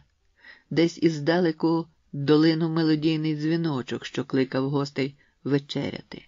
Не хотів нікого чути, не хотів нікого бачити. Він жив поетичними рядками, такими незвичними, такими простими і водночас божественними. Наступного дня Забіла й Штернберг знову зустрілися. «Будемо працювати?» – запитав художник. «Звичайно, не бити ж нам байдики. Дайте мені картон чи мольберт, допоможу нести», – запропонував Забіла. Штернберг малював, Забіла був поруч. У голові народжувалися рядки вірша. «А між іншим можу показати, що про мене пишуть», – Штернберг подав художественну газету. «Гумор однаково існує в словах, у звуках і лініях», – читав Забіла. «Гумор слів припав на долю англійців. Гумор звуків належить виключно італійській опері, але гумор ліній тільки фламандцям та малоросіянам. Ця особливість полягає в обрисах обличчя, постаті, одежі й руху. Це не карикатура, яка може, як погане дзеркало, відбити в потворному вигляді Венеру Медічі і Аполлона Бельведерського. Ні, це утішна правда, без злості і глузування. Наскільки нам відомо, Штернберга доля привела першого до цього нового джерела. Вже картина «Ярмарок вічні», яка була на виставці 1836 року, вшанована височайшої уваги государині імператриці і куплена нею. В картині вже було видно вправний, спостережливий розум молодого художника. «Так, Василю Івановичу, це добре. Вітаю з участю у виставці. Радий, що «Ярмарок вічні» потрапив до альбому государині імператриці. Туди аби що не потрапляє. Вельможі купують найкраще. Гарно було б, аби та виставка діяла завжди. Щоб проста людина, навіть з провінції, потрапивши до столиці, могла піти і подивитися роботи видатних художників. А їх же у нас багато». «Таку думку висловлюють і в столиці», – сказав Штернберг. «Часто можна почути «народ для народу», – вів далі Забіла. «А який же народ побачить ваш ярмарок, коли картину заховали в імператорському покої? Або ось наш Григорій Степанович 2000 кріпаків має. Зароблені ними гроші на картини витрачає. А хіба хоч один кріпак бачив ті картини в його палатах?» «Ха, ну чисто тобі Тарас Шевченко. Той ще й не таке говорить і у віршах пише. А може, це ви під враженням його віршів?» «Може. Але в тих віршах, що я читав, цього немає. Може, якась думка і від поезії, хто його знає», – стенув плечима Забіла. До них підійшов чорнявий чоловік років 35. Довгі козацькі вуса, на голові солом'яний бриль. З-під розстебнутого світлого піджака виглядала гаптована сорочка. Це був відомий на той час історик, письменник і етнограф Микола Андрійович Маркевич, автор збірки поезії «Українські мелодії», видання 1831 року, та численних статей і перекладів з іноземних мов, що опублікувались у періодиці. Тоді він починав роботу над історією Малоросії. Маркевич захоплювався волелюбною поезією страченого декабриста Кіндрата Релеєва. У юнацькі роки був особисто знайомий з Олександром Пушкіним. Це йому в 1840 році Тарас Григорович Шевченко присвятив вірш «Бандуристе орле сизий». «Прогулююсь я по цьому чудовому саду, і знаєте, про що думаю?» – звернувся Маркевич до Штернберга і Забіли. «Про те, що така ж мальовнича і вся наша Україна. Недаремно її природою захоплювалися іноземці, зокрема знаменитий натураліст Карл Лінней, перший президент Шведської академії наук. Колір неба України нагадує мандрівникам Італію, а гори, ліси, Дніпро. І ще подумав я ось про що. Либонь, саме тому і прославився своєю хоробрістю та поетичністю наш народ, що йому було що захищати і оспівувати. Чи не так?» «Істинна правда», – підтримав Штернберг. «Неодмінно скажу в історії Малоросії про природу нашого краю», – сказав Маркевич. Забіла теж цікавився історією. Пристрасть до вивчення старовини з'явилася ще у дитинстві, коли слухав народні перекази про Коліївщину, Устима Кармалюка, про походи запорожців у Туреччину. У перший рік навчання в Московській гімназії 12-річним хлопчиком читав записки генерал-майора Писарєва про події Вітчизняної війни 1812 року. Тепер він із захопленням слухав Маркевича. «А чи багато ви зібрали матеріалу для своєї історії, Микола Андрійовичу?» – запитав Маркевич. «Дуже багато. Море документів», – похвалився той. «Стільки, що й життя не вистачить для наукового осмислення». Віктор попросив Маркевича розповісти щось таке, що його самого схвилювало. Маркевич задумався, потер пальцями чоло, відповів. Таких фактів дуже багато. От хоча б сумна подія, що відбулася, до речі, у вашій рідній Борзні, Вікторе Миколайовичу.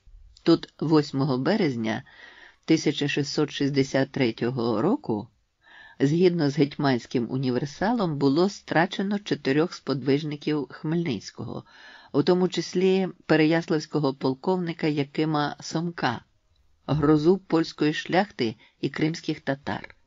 Катом був татарин. Одна за одною полетіли 3 голови під його сокирою. Лишався Сомко. Побачивши вроду та велетенську поставу цього козарлюги, татарин застиг і довго відмовлявся підняти на нього руку. Зробив це тільки з примусу. Коли поверталися до палацу, Забіла сказав: «Микола Андрійовичу, а я пам'ятаю один з ваших віршів». І почав читати. «Уже народ уснул давно, в тумане лес, в полях темно, мерцанием слабым храм покрыв, и стекли в окнах озарив, промежду облаков одна гуляет на небі луна». Микола Маркевич здійснив свій намір написати в історії Малоросії про природу України.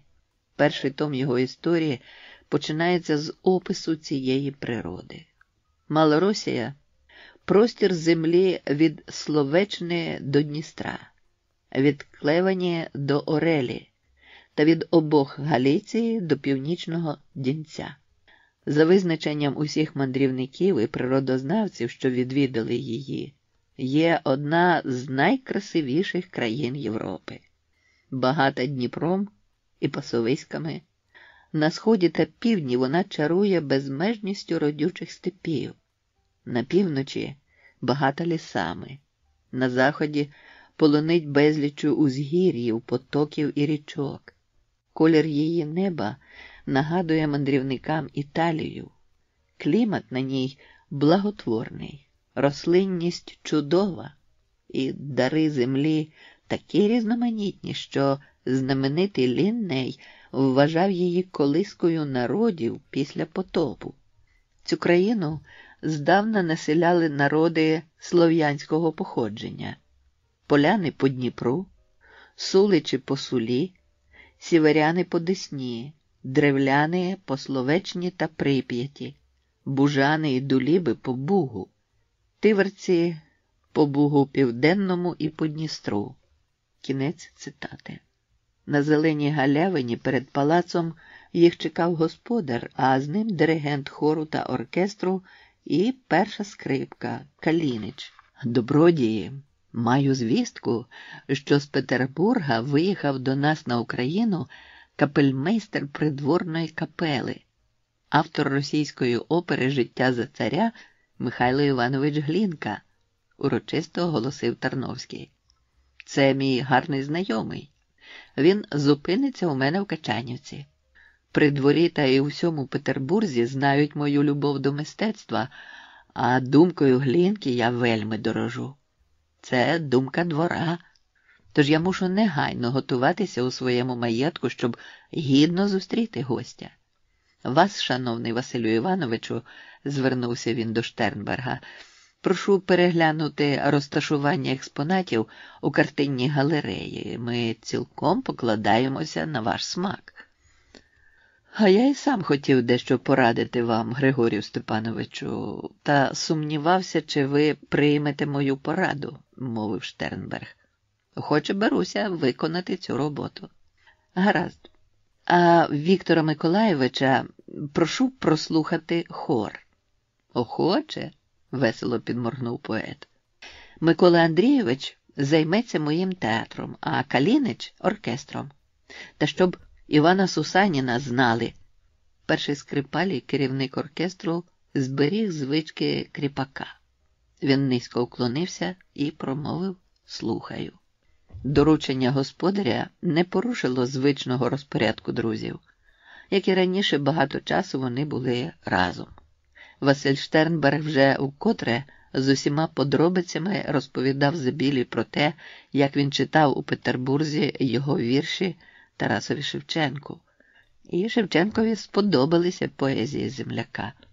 Деякі Вікторові пісні Штернберг переписав ще минулого року, любив наспівувати Соловейка.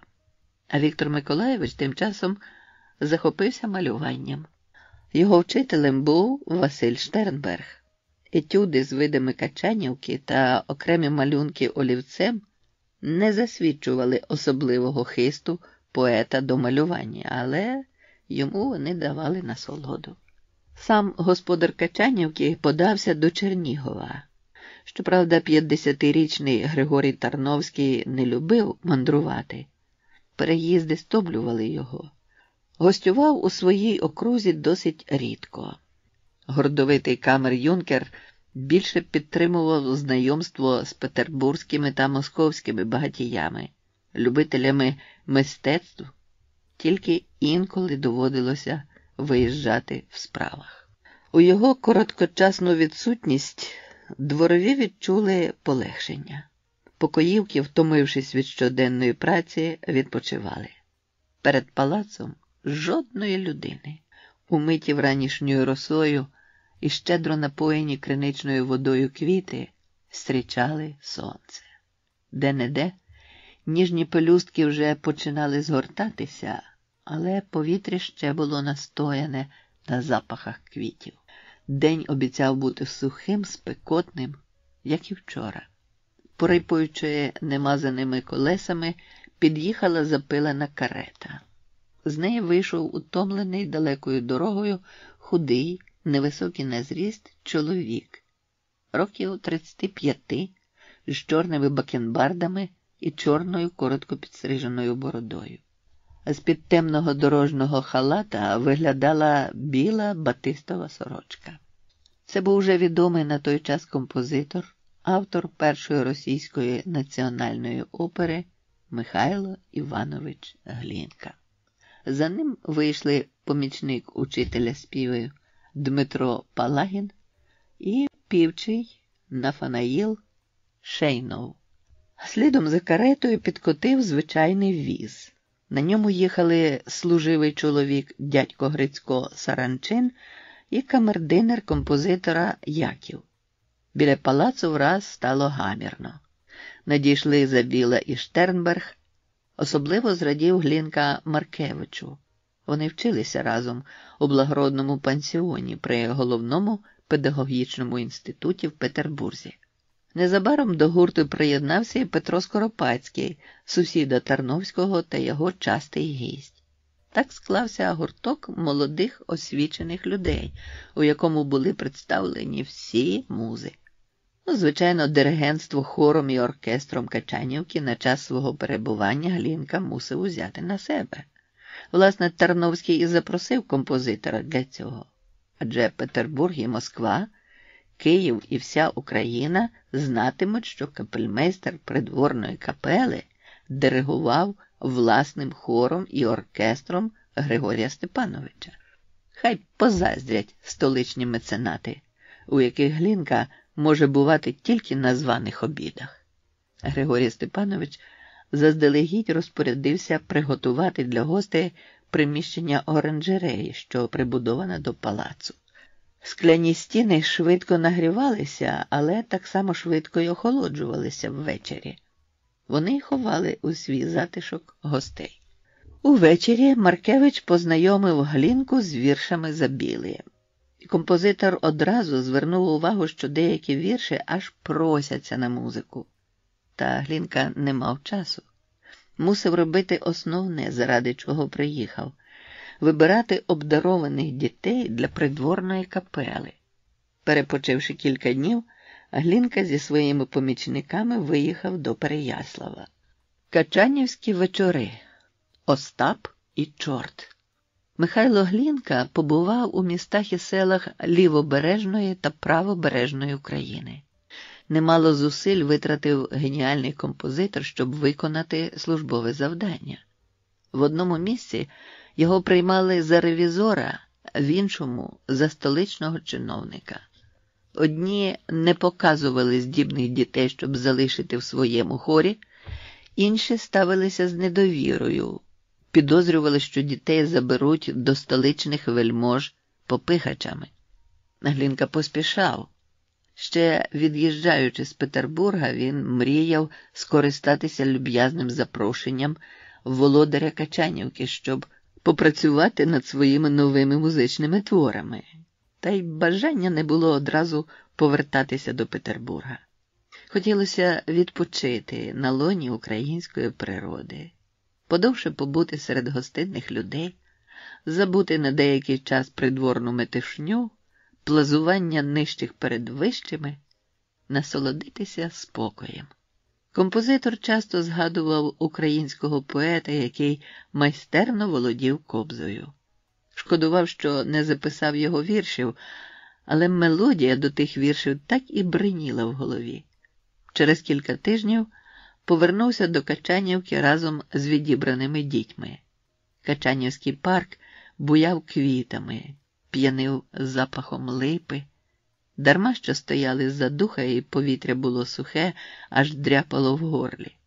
У затінку парку було прохолодно і дихалося легко. Ген далі шепотіли на вітрі пожовклі, але ще не достиглі жита, і чарівний гомін парку з пташиним співом, і шепіт хлібів вигравали мелодію, яку тільки треба записувати. Глінка ще не відпочив з дороги, а вже попросив коридорного, аби той показав кімнату, де живе Забіла. Віктор завів його в кімнату, посадив у крісло, запропонував свіжої води. «Не знаю, чи маєте настрій, але мені хотілося б почути ваш спів і гру кобзи», – сказав композитор. Забіла взяв бандуру, торкнувся струн. Тиха, ніжна мелодія наповнила кімнату. Вирвалася крізь відчинене вікно в парк. Глінка уважно слухав. «Моя кобза вдома. Сам гостювати їжджу, а її не вожу. Вона не любить», – сказав Забіла. «Моя простіша. Ця, бачте, перламутром оздоблена у візерунках, аж очі розбігаються. Мабуть, якийсь майстер виготовив. А свою я купив на ярмарку в Прилуках в якогось дядька. Казав той, що ще дід його із Січі приніс і грав сам. Та діда давно нема, і грати нікому.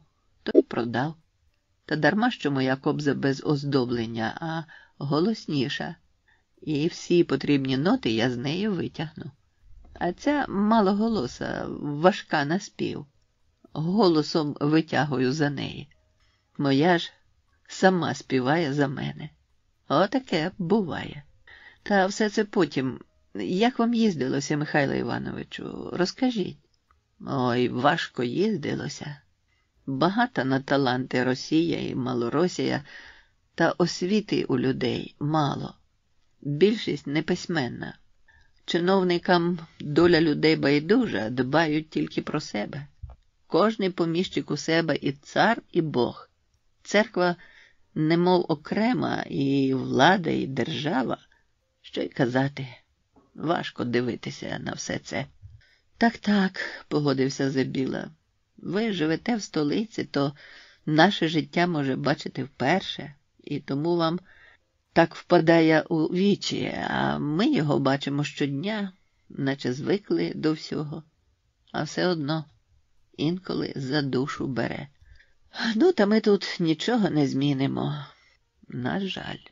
На жаль, погодився Забіла. Не смію просити вас, Вікторе Миколайовичу, поїхати по свою кобзу. Ну, не близький світ до Борзни, то ви на цій, будь ласка, для мене, попросив Глінка. Забіла перекинув через шию мотузок, сів. Кілька хвилин сидів задумливо, згадуючи пісні. В одній пісні посилався кінь з гори Кам'яної до тієї дівчиноньки, що чорні брови, а в іншій звала милого чорнобривого з далекого краю. А ще коло млина, коло броду два голуби пили воду. Тож якої втнути? Пальці вдарили по струнах ще й ще. Мелодія змінювала мелодію, а він співав. Забіла почував себе вільно. Його ніскільки не бентежило те, що він співає і грає для столичного, відомого всій Росії композитора. Глінка жодного разу не перебив виконавця, але коли помітив, що музика втомився, сказав: «Воістину чудово! А де ви вчилися музики?» «Ніде», – відповів Забіла. «Та, мабуть, ви нотну грамоту знаєте?» «Знаю, але не користуюся. Нема потреби. Я раз почую і вже можу виконати те, що почув», – пояснював Забіла. «Тепер мені зрозуміло, Вікторе Михайловичу, чому у вас такі вірші, що самі просяться на музику. Наші люди всі співучі, Михайле Івановичу.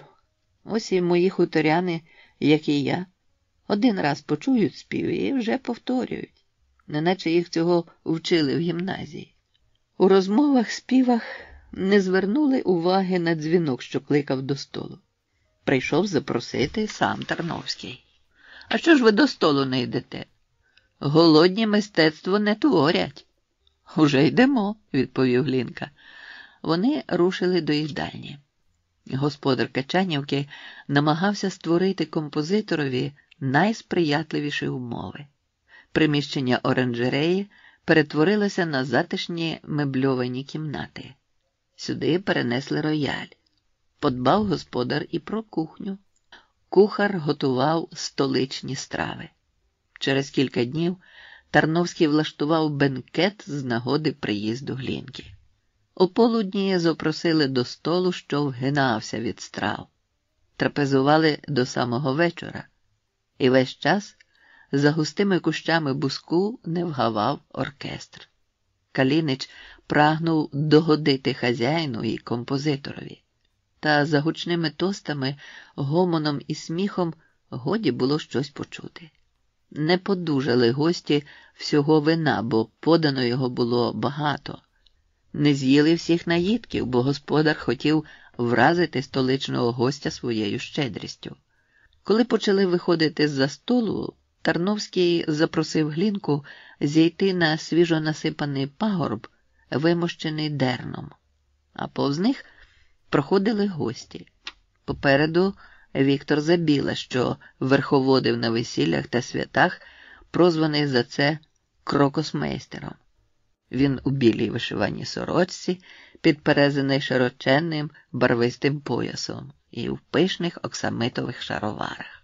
Довгі, а вузькі, вишиті бісером черевики з загнутими носками нагадували взуття XVIII століття. Брови подовжені до скронь чорною фарбою. Довге чорне волосся зачесано на скроні, на чоло. За ним повільно йшли Маркевич, Штернберг, Скоропадський в такому ж яскравому вбранні. А далі решта гостей та родичів Тарновського, артисти кріпосного театру, хору. В кінці процесії молоді чоловіки і жінки Качанівки, зібрані сюди спеціально для цієї бутафорської церемонії. Пан наказав з'явитися всім, хто мав яскраве святкове вбрання, вінки, стрічки, намисто. Серед строкатого натовпу важко було виділити когось окремо. Оркестр грав марш. Дарма що музика не відповідала ритму руху колони. Дарма що марш не відповідав веселому настрою гостей, ніхто цього не помічав. Ніхто, крім великого композитора. Глінка чув фальшиві ноти оркестру. Мимоволі він піднімав руку, щоб диригентським рухом зупинити оркестр. Та в загальному святковому настрої кожний рух розцінювався як захоплення. Тарновський, мовчазний і гордий, стояв поруч із Глінкою і почував себе на 7-му небі. Тільки но скінчився церемоніал, як за наказом господаря було підпалено великі банги з пальним. Хтось підкидав у вогонь сіль. Вона вибухала з тріском і вилясками. Червоне полум'я бешкетувало, освітлюючи галявину і наповнюючи вечірній парк таємничим, ще не баченим тут видовиськом. Утомлений святом, Глінка повернувся до кімнати. Сюди не долітали ніякі шуми.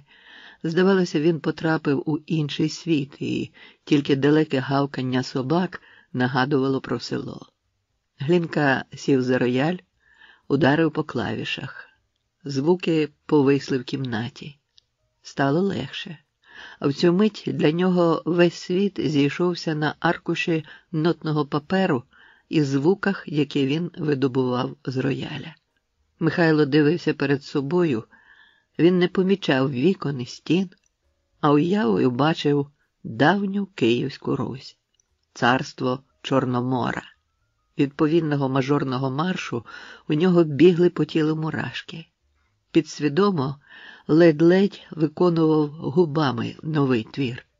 Під музику цього маршу повинен іти Чорномор в опері Руслани Людмила, над якою зараз працює. Стан композитора був схожий на натягнуту струну. Здавалося, торкнися його, і він заграє один за цілий оркестр. Пізнього вечора до оранжереї навідалися гості. Зайшов Тарновський, за ним Маркевич, Забіла, Штернберг, Скоропадський. Господар хвалив Глінчину оперу «Життя за царя», яку він слухав у столиці. Сказав, що ця назва йому більше подобається, ніж Іван Сусанін. Композитор промовчав. Штернберга Глінка знав ще по Петербургу. Тепер знову поцікавився його роботою.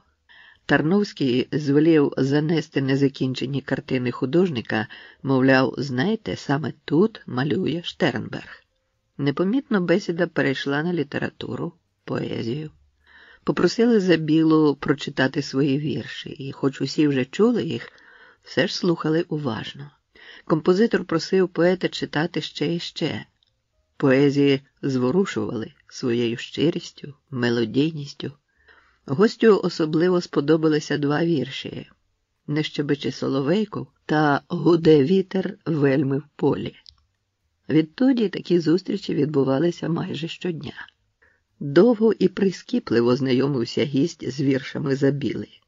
«Тут є слова для романсів. Я напишу їх», – якось зауважив композитор. Та поет не прагнув цього. Він не хотів, щоб його вірші про нещасливе кохання вносили смуток у веселе товариство. Поет загорівся гумором, яким він так славився ще в Ніжинській гімназії. Тому на прохання присутніх прочитати щось він читав свою байку «Остап і чорт». Про те, як поїхав Остап у гай по дрова та зустрівся з чортом. Побилися об заклад, Остап з чортом на повну шапку срібних грошей. Хто дужче свисне? Чорт свиснув, аж затрусився. Остап на силу встояв. З дуба лист звалився. Настала Остапова черга. Зав'язав він чортові очиці, взяв гарну дубинку, як урізав нею по скроні. Так чорт і покотився. А закінчується байка рядками. Так і вір оцим Остапам. Чвалаями й ходять, зовсім вони не учені, да бісів проводять. Сміялися всі, що простий чоловік Остап виявився розумнішим від самого чорта. Любив Віктор Забіла зображувати сліпих кобзарів. Особливо часто він робив міну, яку вже знали всі, крім Глінки. «А кого це він так?» – запитав Глінка. «Остапа Вересая», – відповів Маркевич. Кобзар Вересай жив на Прилуччині, недалеко від Качанівки. Сліпий бандурист часто бував у Забілі і співав пісень на його слова. У Качанівці та й по всій Україні добре знали Вересаєві пісні та думи. Глінці теж доводилося чути їх, щоправда, з інших вуст. Чимало мелодій він записав, та хотілося б зустрітися з самим Кобзарем, і хоч камер-юнкер волів не знатися з простими людьми, він послав кріпака по Вересая. Романси. У Петербурзі тільки уривками композитор міг працювати над оперою «Руслан і Людмила». У Качанівці ж Глінці ніхто не заважав. Не треба ходити на службу до придворної капели, яка забирала багато дорогого часу. Тільки одне лихо, що його композитор не міг забути ні в столиці, ні тут, у Качанівці. Загибель Олександра Сергійовича Пушкіна. Великий поет обіцяв написати лібрето, але не встиг. Композиторові хочеться віддати належну шану поетові. Він, Глінка, напише пісню для Руслана і Людмили і присвятить її Пушкіну. А сама опера за поемою Пушкіна, волелюбний дух якої ненависний царському двору, хіба не прояв любові до Пушкіна? Після сніданку композитор сідав за рояль. Йому хотілося повніше використати перебування на Україні для роботи над оперою. Тут пишеться легше. Хоч дія відбувається за часів Київської Русі, все ж композитор почував себе так, ніби опинився серед героїв своєї опери. Та, на жаль, відсутність лібретто стримувала роботу, бо пушкінський вірш не скрізь відповідав розмірові арій пісень. «Допоможи, друже», – звернувся композитор до Маркевича. «Адже ж ти пишеш вірші». Не чекав я такого насміху. Та ще від пансіонного друга, образився Микола Маркевич. Це я мушу переробити вірші Пушкіна? Адже ж це Пушкін. Зрозумій мене, це не насміх, благав Глінка. Іншого Пушкіна в Росії нема, але хто же повинен підготувати лібрето? Музика до кількох сцен уже написана, а слів нема. Хто же мусить їх написати? Тільки не я. Зверніться до когось, кого величають відомим або навіть великим. Немає більше великих. Пушкін був один. Тоді зверніться до Нестора Кукольника. А це було б образливо для Пушкіна. Я знаю, як він ставився до творчості Кукольника. Може, удвох спробуємо, запропонував Маркевич. Беремося за баладу Фіна. Музика готова, послухай. Глінка вдарив по клавішах, наспівуючи мотив. Вони сіли за стіл. Проти вікна розмістився Штернберг з мольбертом і фарбами. Він зайнятий малюванням і не втручався в розмову. Дебелий Маркевич важко дихав, сопів, гриз довге біле гусяче перо. морщив чоло, напружував пам'ять. Знаходячи потрібні слова, він тихенько усміхався. «Вибач, Микола Андрійовичу, я не заважатиму тобі, якщо візьму кілька нот?» – запитав композитор. «Ні-ні», – відказав Маркевич, – «навпаки. Музика налаштовує на творчий лад». Захопившись музикою, композитор забув про присутніх. «Не щебече соловейко, під вікном близенько», – тихенько почав наспівувати Глінка. Слова забіленого вірша привернув увагу Маркевича і Штернберга. Вони припинили свої заняття, слухаючи мелодію, що народжувалася. А композитор рядок за рядком програвав та записував музику. Та ось він відчув на собі погляди. Дуже сподобалися вірші Віктора Миколайовича. «Не щебече соловейко» та «Гуде вітер вельми в полі». Давно вже зародилась у мене мелодія, та все не міг записати, а тепер вона вже заважає працювати над оперою, зізнався Глінка. Чи сподобається поетові? Липневі вечори довгі, вже давно сонце за обрієм, а на побляклому небі ще довго видно його сяйво. І знову, як і щодня, збираються друзі до помешкання Глінки. Першими прийшли Маркевич і Штернберг. Микола Андрійович побачив біля стіни столик, і на ньому товстий розгорнутий альбом. 1,5 перших сторінки були списані прізвищами. 23, 24, 25. Перелічивши, сказав Маркевич. «Що 25?» – запитав художник. 25 підписів залишили родичі і друзі Тарновського на згадку про своє перебування тут, відповів за Маркевича Глінка. Альбом принесли, щоб і ми залишили свої автографи. Світська мода, бачите, така. Господар гостинний, та й діло якесь робимо.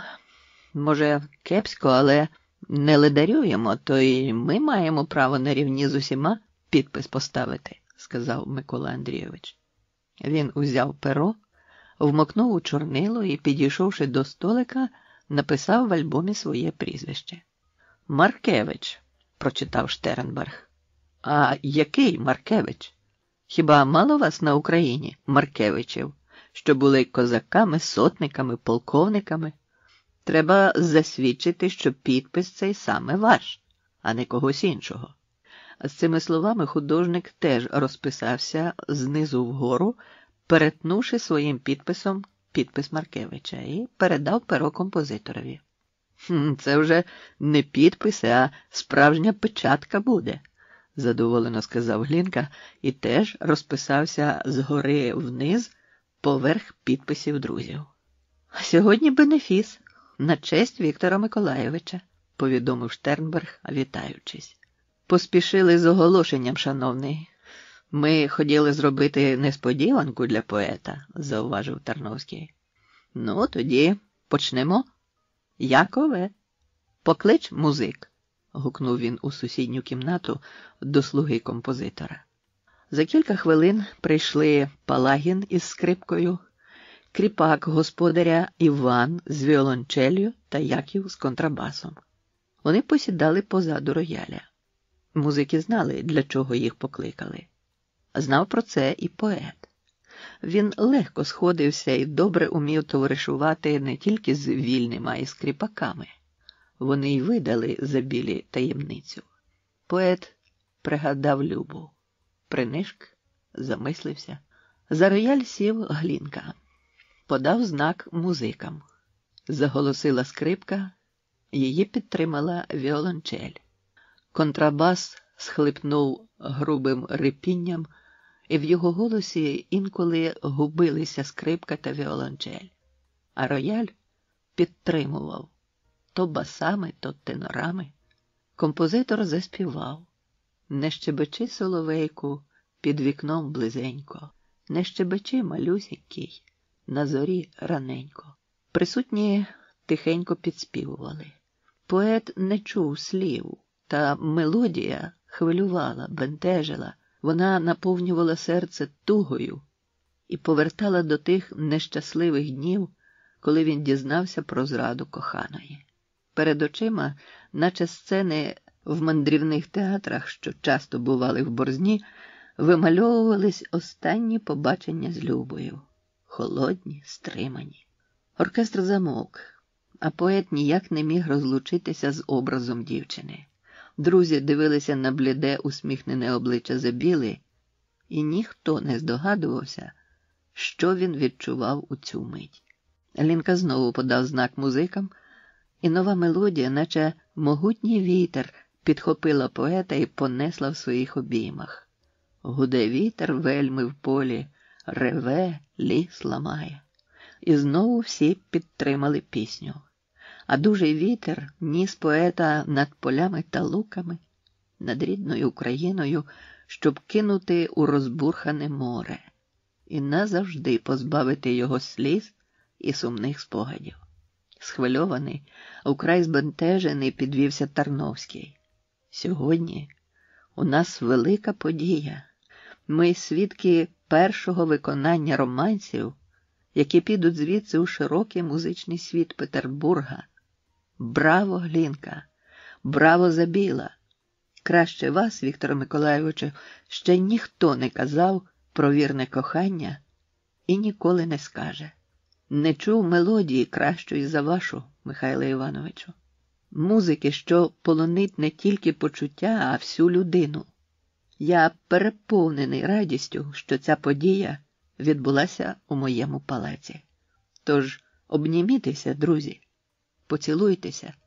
Штернберг обнімав Маркевича, Скоропадський замислився, а Глінка підбіг до Забіли. Всі зворушено перецілувалися. Кріпакам-музикам потисли руки, а поет уже обнімався і цілувався з Яковом, Іваном, так само міцно, як і з іншими шанованими тут знаменитостями.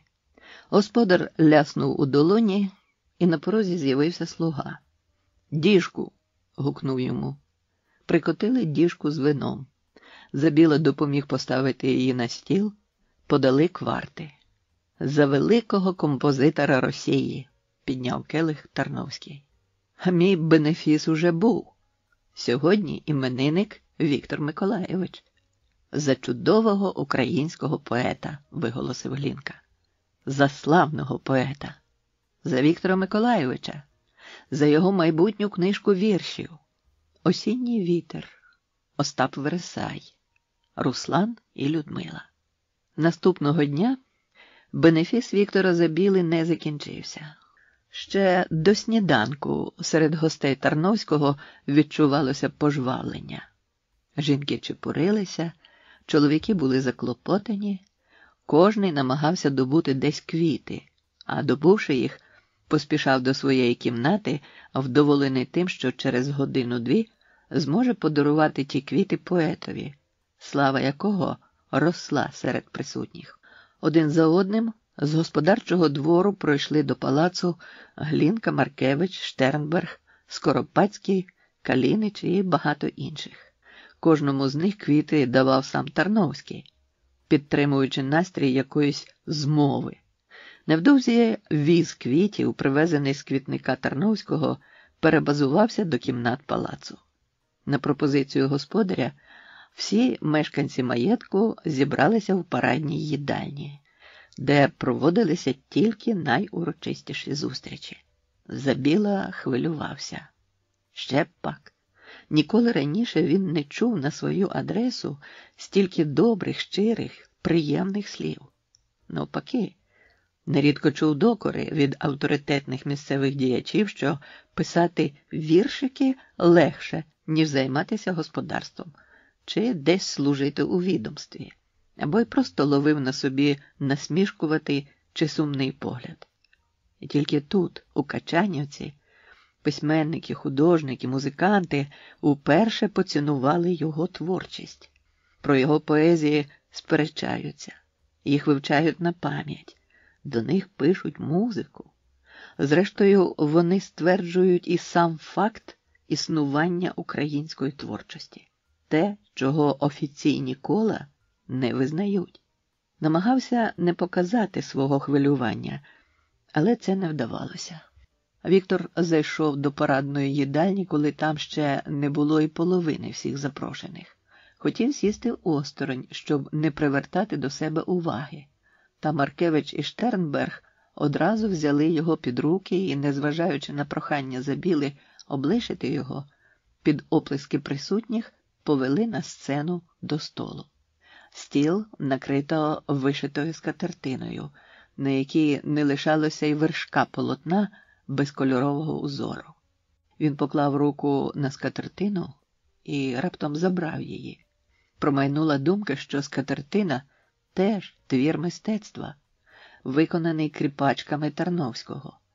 І той твір такої високої вартості йде від самого коріння українського народу, що він не хоче торкатися його спітнілою рукою. Справжнє народне мистецтво. А все ж таки мають рацію столичні гості, думав Забіла, що високо шанують Тарновського за його турботу про зібрання колекції української старовини, творів художників і давніх, і сучасних, замовлення кращим майстриням Чернігівщини, Черкащини, Полтавщини, вишиваних рушників, скатертин, портьєр, чохлів на крісла. Хіба ж кріпаки мають змогу робити це для себе? Звичайно, ні. А цей аж хворіє, як почує про щось цікаве і не зможе його придбати. Інша річ Кріпаччина, від якої давно звільнилася Європа, але в чому маю звинувачувати Тарновського? Хіба я кращий? Дарма, що в мене кріпаків у 100 чи, може, й у 200 разів менше. Але ж кілька є, хоч я і не втручаюся в їхнє життя. Ми з ними на рівних. А він та його дружина знущаються з кріпаків. Я не можу відпустити своїх кріпаків на волю. Коли б відпустив одразу всіх, мене, мабуть, заарештували б як бунтівника. А Вікторе Миколайовичу, а про що ви думаєте? Почув голос Тарновського. Одвів погляд від скатертини, подивився на присутніх. У цей час до зали входили все нові і нові люди, і кожний ніс квіти. А Віктор Миколайович не наважується читати вірші, бо не знає, як ми дякуватимемо. То я пропоную подякувати наперед. Господар узяв з підвіконня великий букет квітів і підніс Забілі. Дякую, дякую, не треба, я вже буду читати, розгубився Забіла. Приклад господаря наслідували гості. Вони обступили поета, і кожний намагався вручити квіти. Забіла вже тримав великий оберемок і більше неспроможний був узяти. Тоді Тарновський почав брати квіти гостей і класти їх на стіл. За кілька хвилин увесь стіл було завалено квітами. Гості скандували «Вірші! Вірші!». Забіла почав читати. На прохання присутніх деякі поезії він повторював двічі, а то й тричі. Читали зі сцени його твори і кріпосні актори театру господаря. Не втрималася й небога Тарновського, яка все літо відпочивала в Качанівському маєтку. 17-річна, тендітна і висока, мов тополька, вона вибігла на сцену і тремтячим голосом проказала: «Я чула тут вірш «Осінній вітер», та актор читав його не так. І голос, і манера не підходять до цих чудових поетичних слів, а тому я хочу сама прочитати». «Браво, браво!» – заохочували її всі. На синьому тлі сцени розпливалася біла довга сукня дівчини. Бліде обличчя обрамляло світле волосся, що спадало на плечі. Дівчина зашарілася. Не так уже сонце світить, не так воно й гріє, і вітерок не тепленький, холодний вже віє. Ніжний голос бринів у напівзатемненій принишклій залі. Слова вірша наче відкинули геть малі й великі турботи, полонили увагу присутніх. У залі росло напруження. Воно відчувалося і в голосі дівчини, який втрачав рівновагу, а разом і співучість.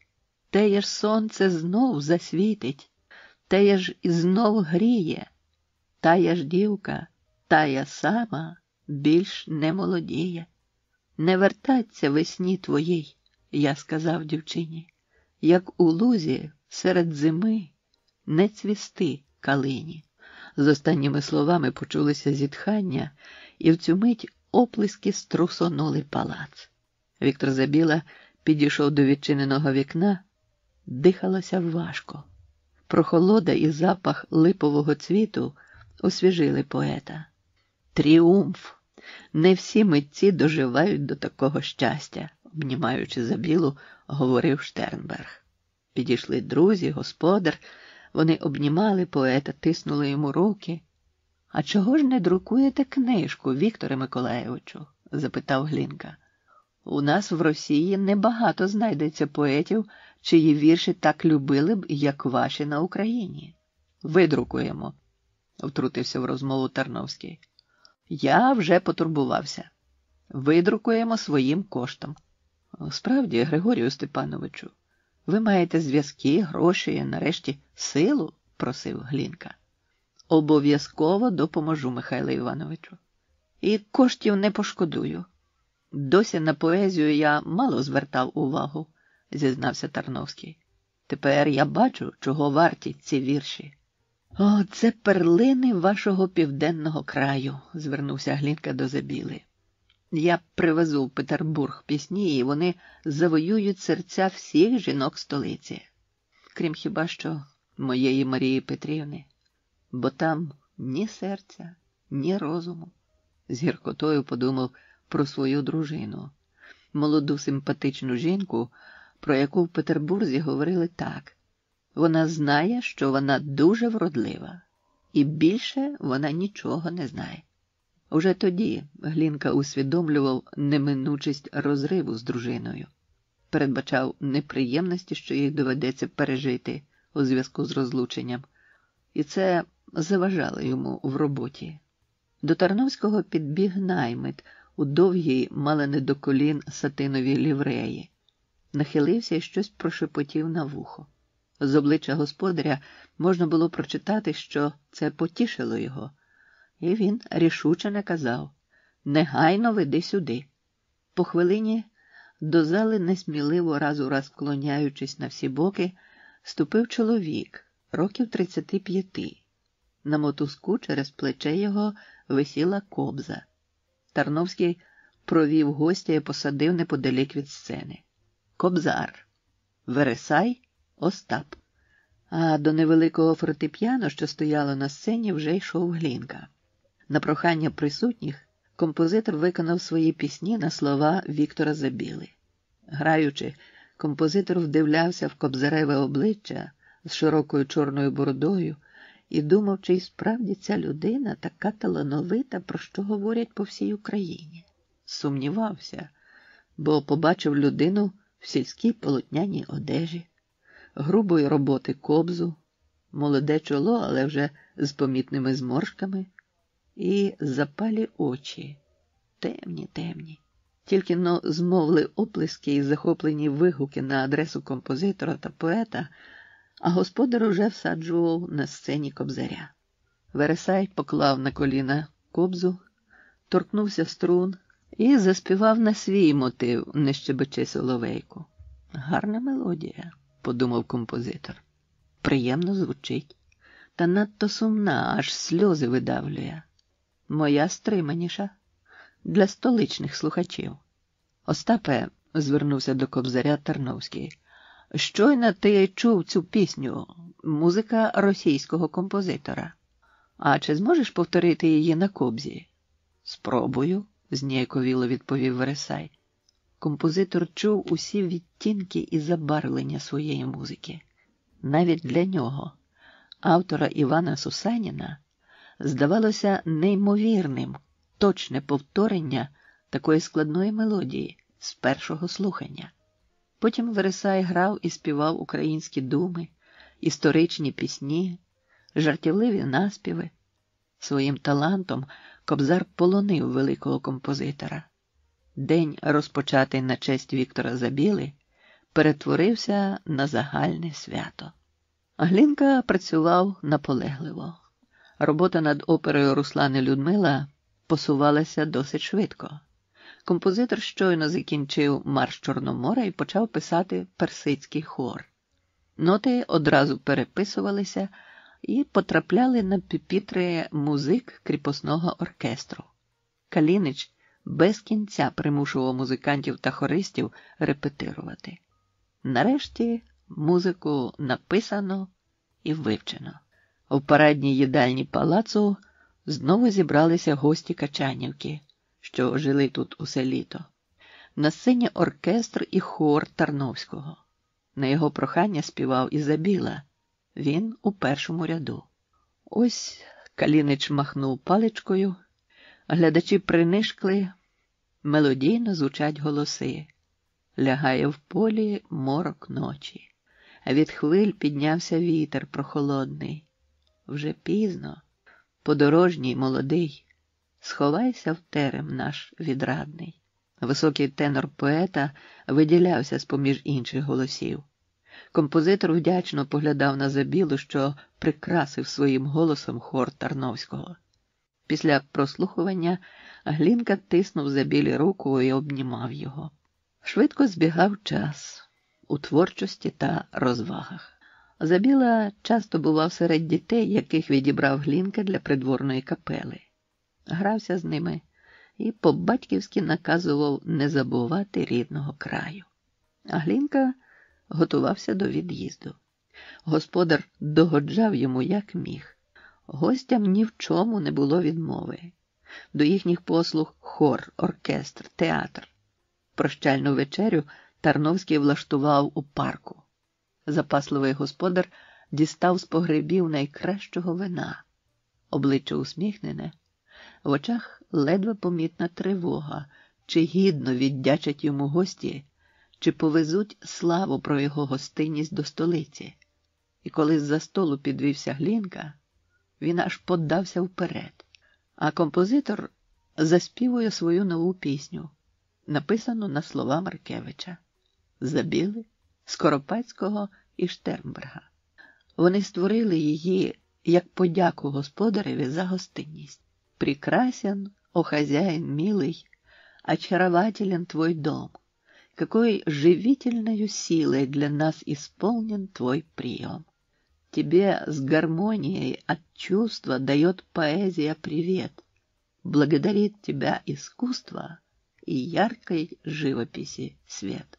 Сумно стало в Качанівці після від'їзду Глінки. Та помалу життя війшло у свою звичну колію. Забіла, зсумувавшись за рідним хутором, попрощався з господарем, друзями і поїхав додому. Дума про селянські хати. Котляревський, Гребінка.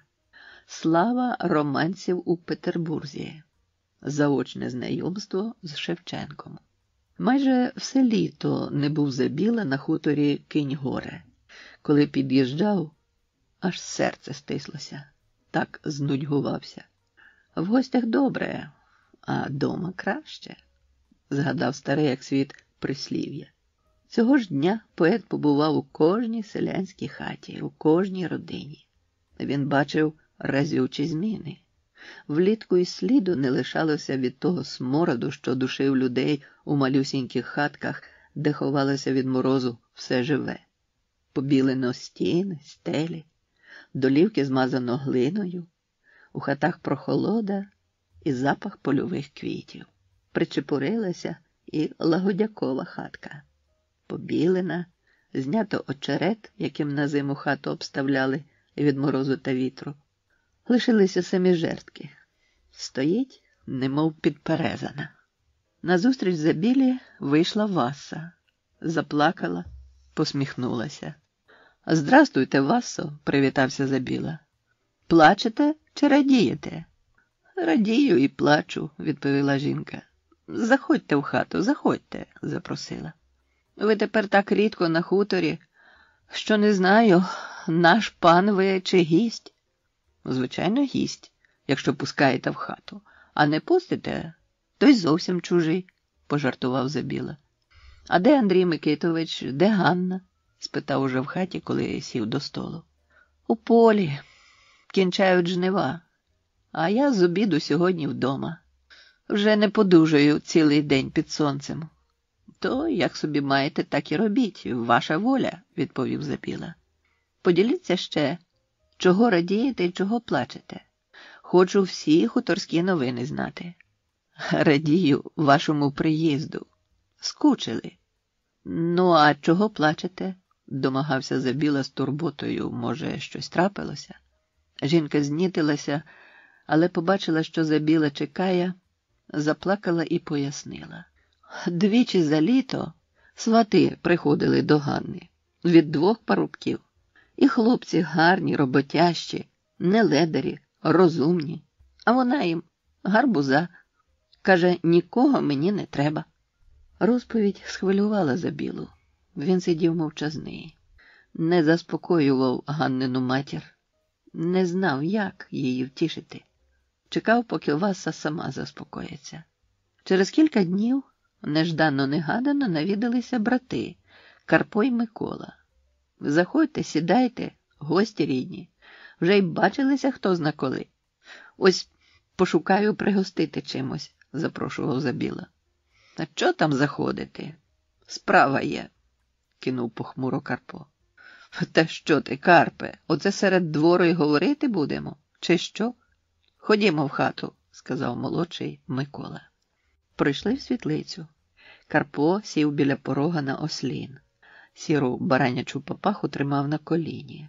Раз у раз підкручував козацького вуса. Намагався показати, що й справа коротка, і що він не хоче визнавати такого брата.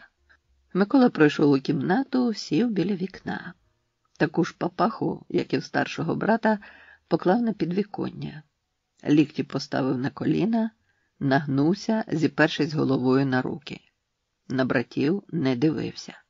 «Кажи, чого звісив голову?» – кинув Карпо Миколі. «А що казати?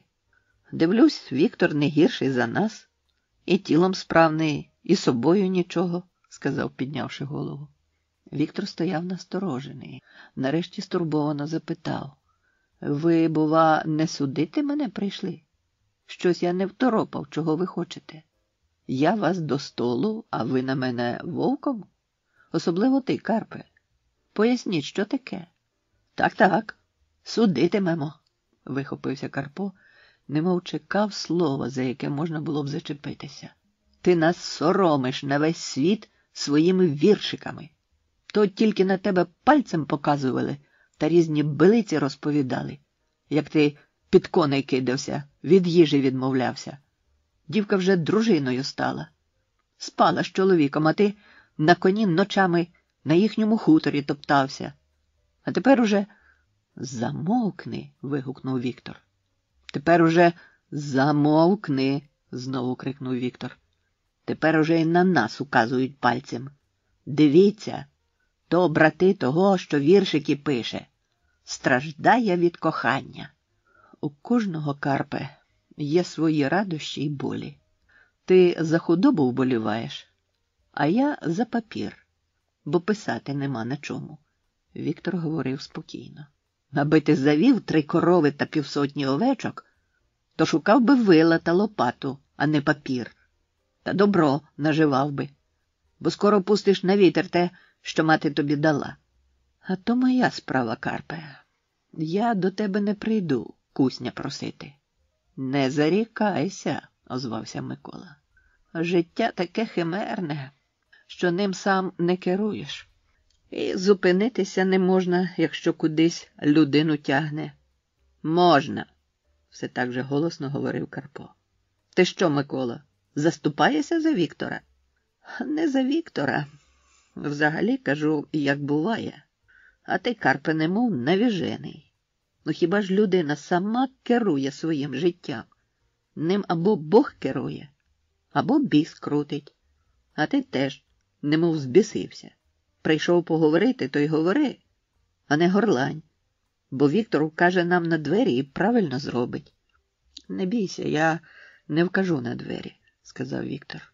«Ви прийшли поговорити, то говоріть. Тільки не ображайте і не нав'язуйте своєї волі. Кожний хай живе, як хоче, аби зла не робив».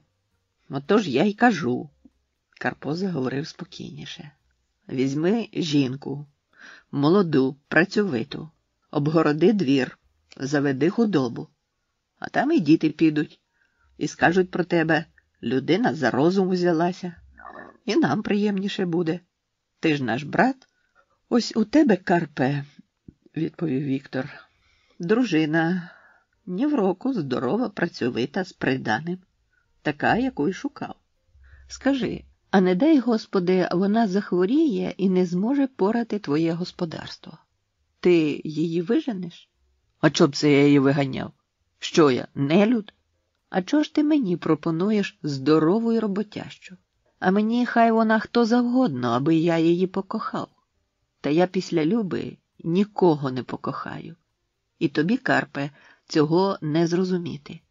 Мені, брати мої, треба, щоб в очах коханої сонце сходило і в хмарну погоду, щоб серце сміялося, щоб мені хотілося вірші писати, а не тільки худобу порати. Отаке. Та не забудьте свої папахи. Микола взяв папаху з підвіконня, а Карпо підняв свою до грудей, переконаний, що він її не забув, та так і вийшов з хати.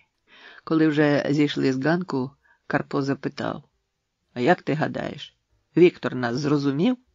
«А вже ж, зрозумів», – відповів Микола насмішкувато. «Тому й вказав на двері. А ось ти цього не розумієш». Увечері зібралися до Забіли кріпаки, і Віктор почав розмову про нові хати, про господарювання, бо скаржилися кріпаки на бідність. Забіла й сам розумів, що на його землі кріпаки ледве животіють.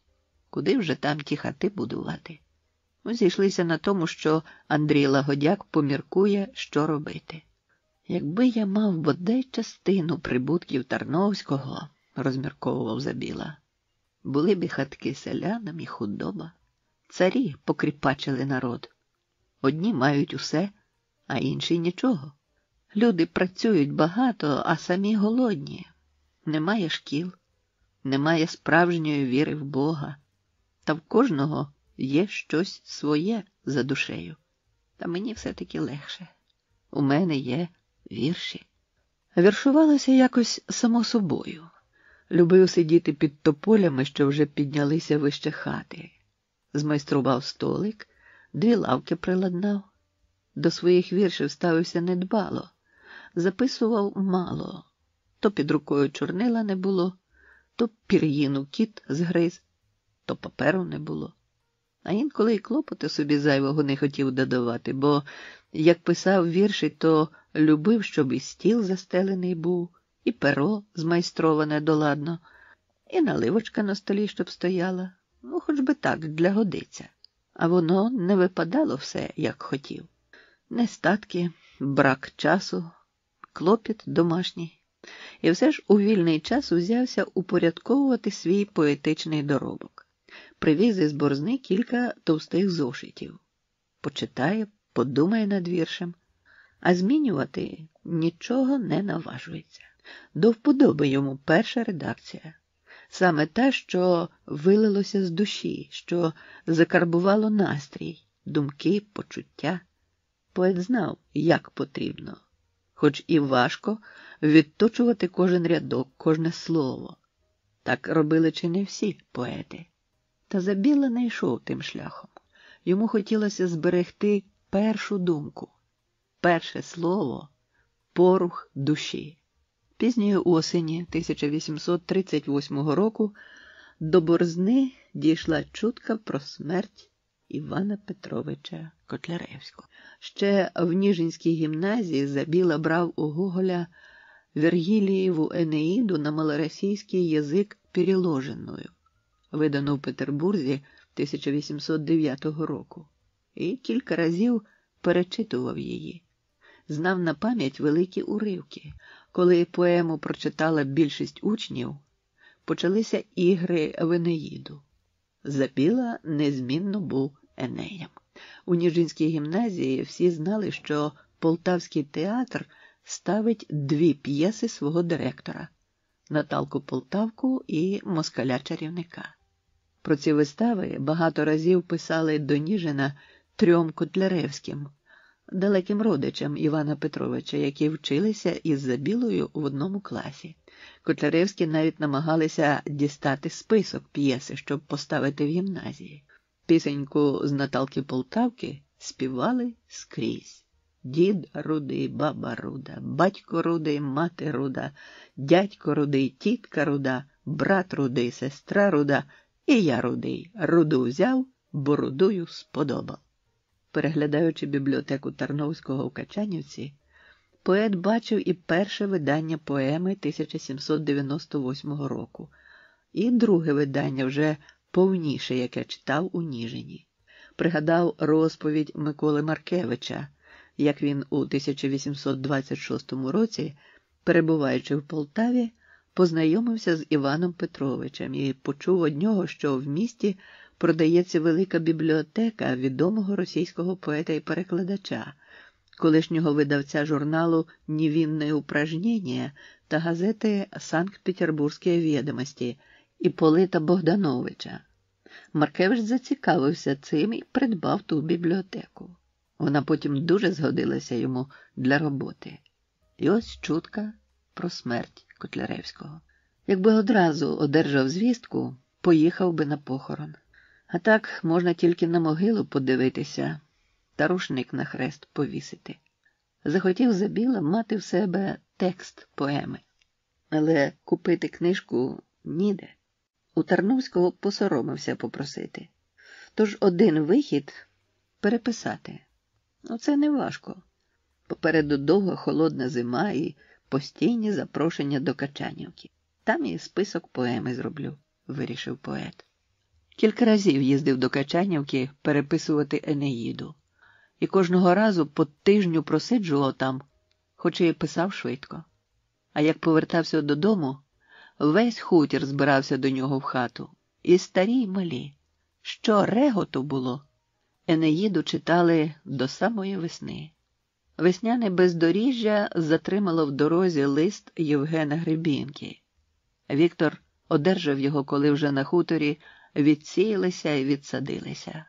Спало господарське напруження. Земля вбиралася в зелений килим, дівчата рвали жовті квіти кульбаби на вінки. Лист був не зовсім звичайним. Євген Павлович писав не про свої справи, не запитував про життя-буття у Забіли, а просив надіслати вірші для збірника, який компонував з творів українських поетів і збирався видати в Петербурзі. А що ж відібрати для збірника? Що послати? Замислився поет. І раз, і вдруге переглянув зошит. Зібрав у шухляді всі папірці, на яких писав вірші. Надумав надіслати голуба, ой, застогнав голуб у темній дубраві, пісню «Повз двір, де мила живе, я проїхав двічі», та повіяли вітри буйні да над синім морем. Пригадав, за яких обставин писав ці вірші, як боліло серце тоді від розлуки з коханою. І знову засумував. Випив чарку міцної горілки, потім і другу, взяв свою подругу Кобзу і заспівав сумної народної пісні. І жив не любила, і вмер не тужила. Тоді трошки потужила, як на лавці положила. Як у яму опускала, то й журба вся відпала. Засипала, закопала, ніженьками притоптала, ніженьками туп-туп. У наступні дні переписав вірші, сів на орлика і помчав до Борзни. З Борзнянської поштової станції лист Забіли вирушив до Петербурга. А у Петербурзі вже росла слава українського поета. Списки віршів Забіли часто дарували на пам'ять, переписували до сімейних альбомів. Часто-густо це були вже довільні переклади на російську мову. Популярності Забіли в Петербурзі сприяли й пісні Михайла Глінки. Примітка.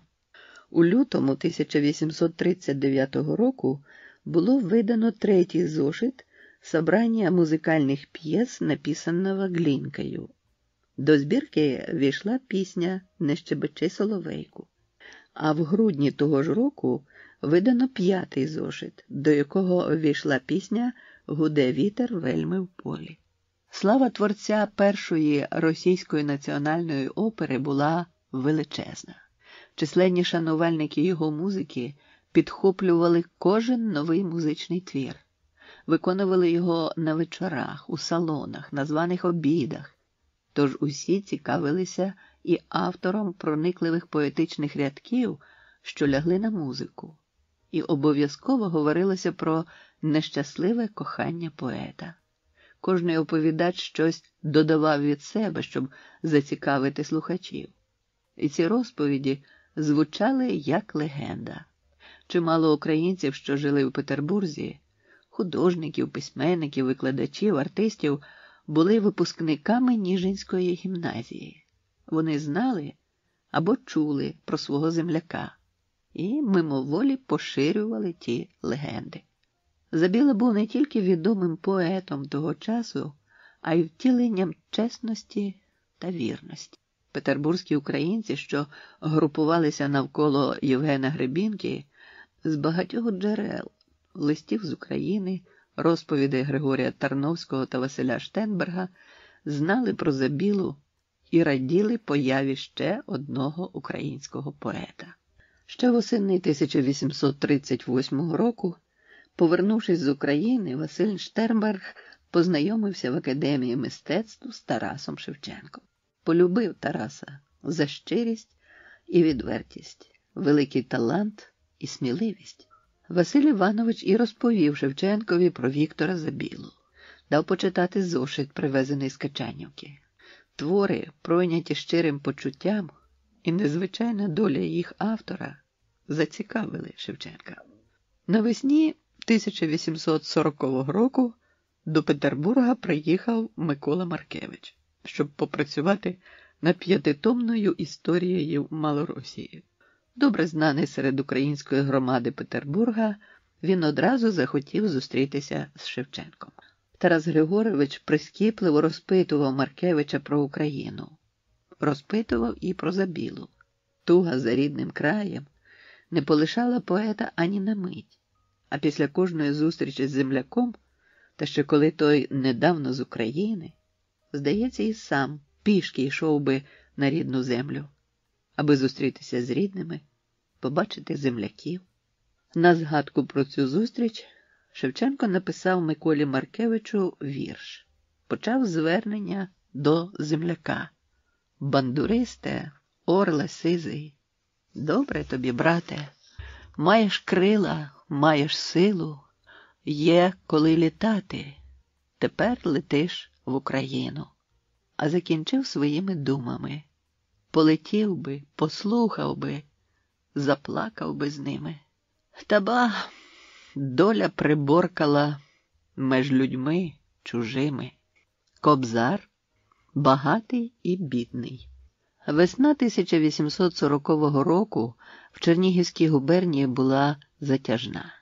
Важкі кошлаті хмари висіли над землею, сіяли дрібний холодний дощ.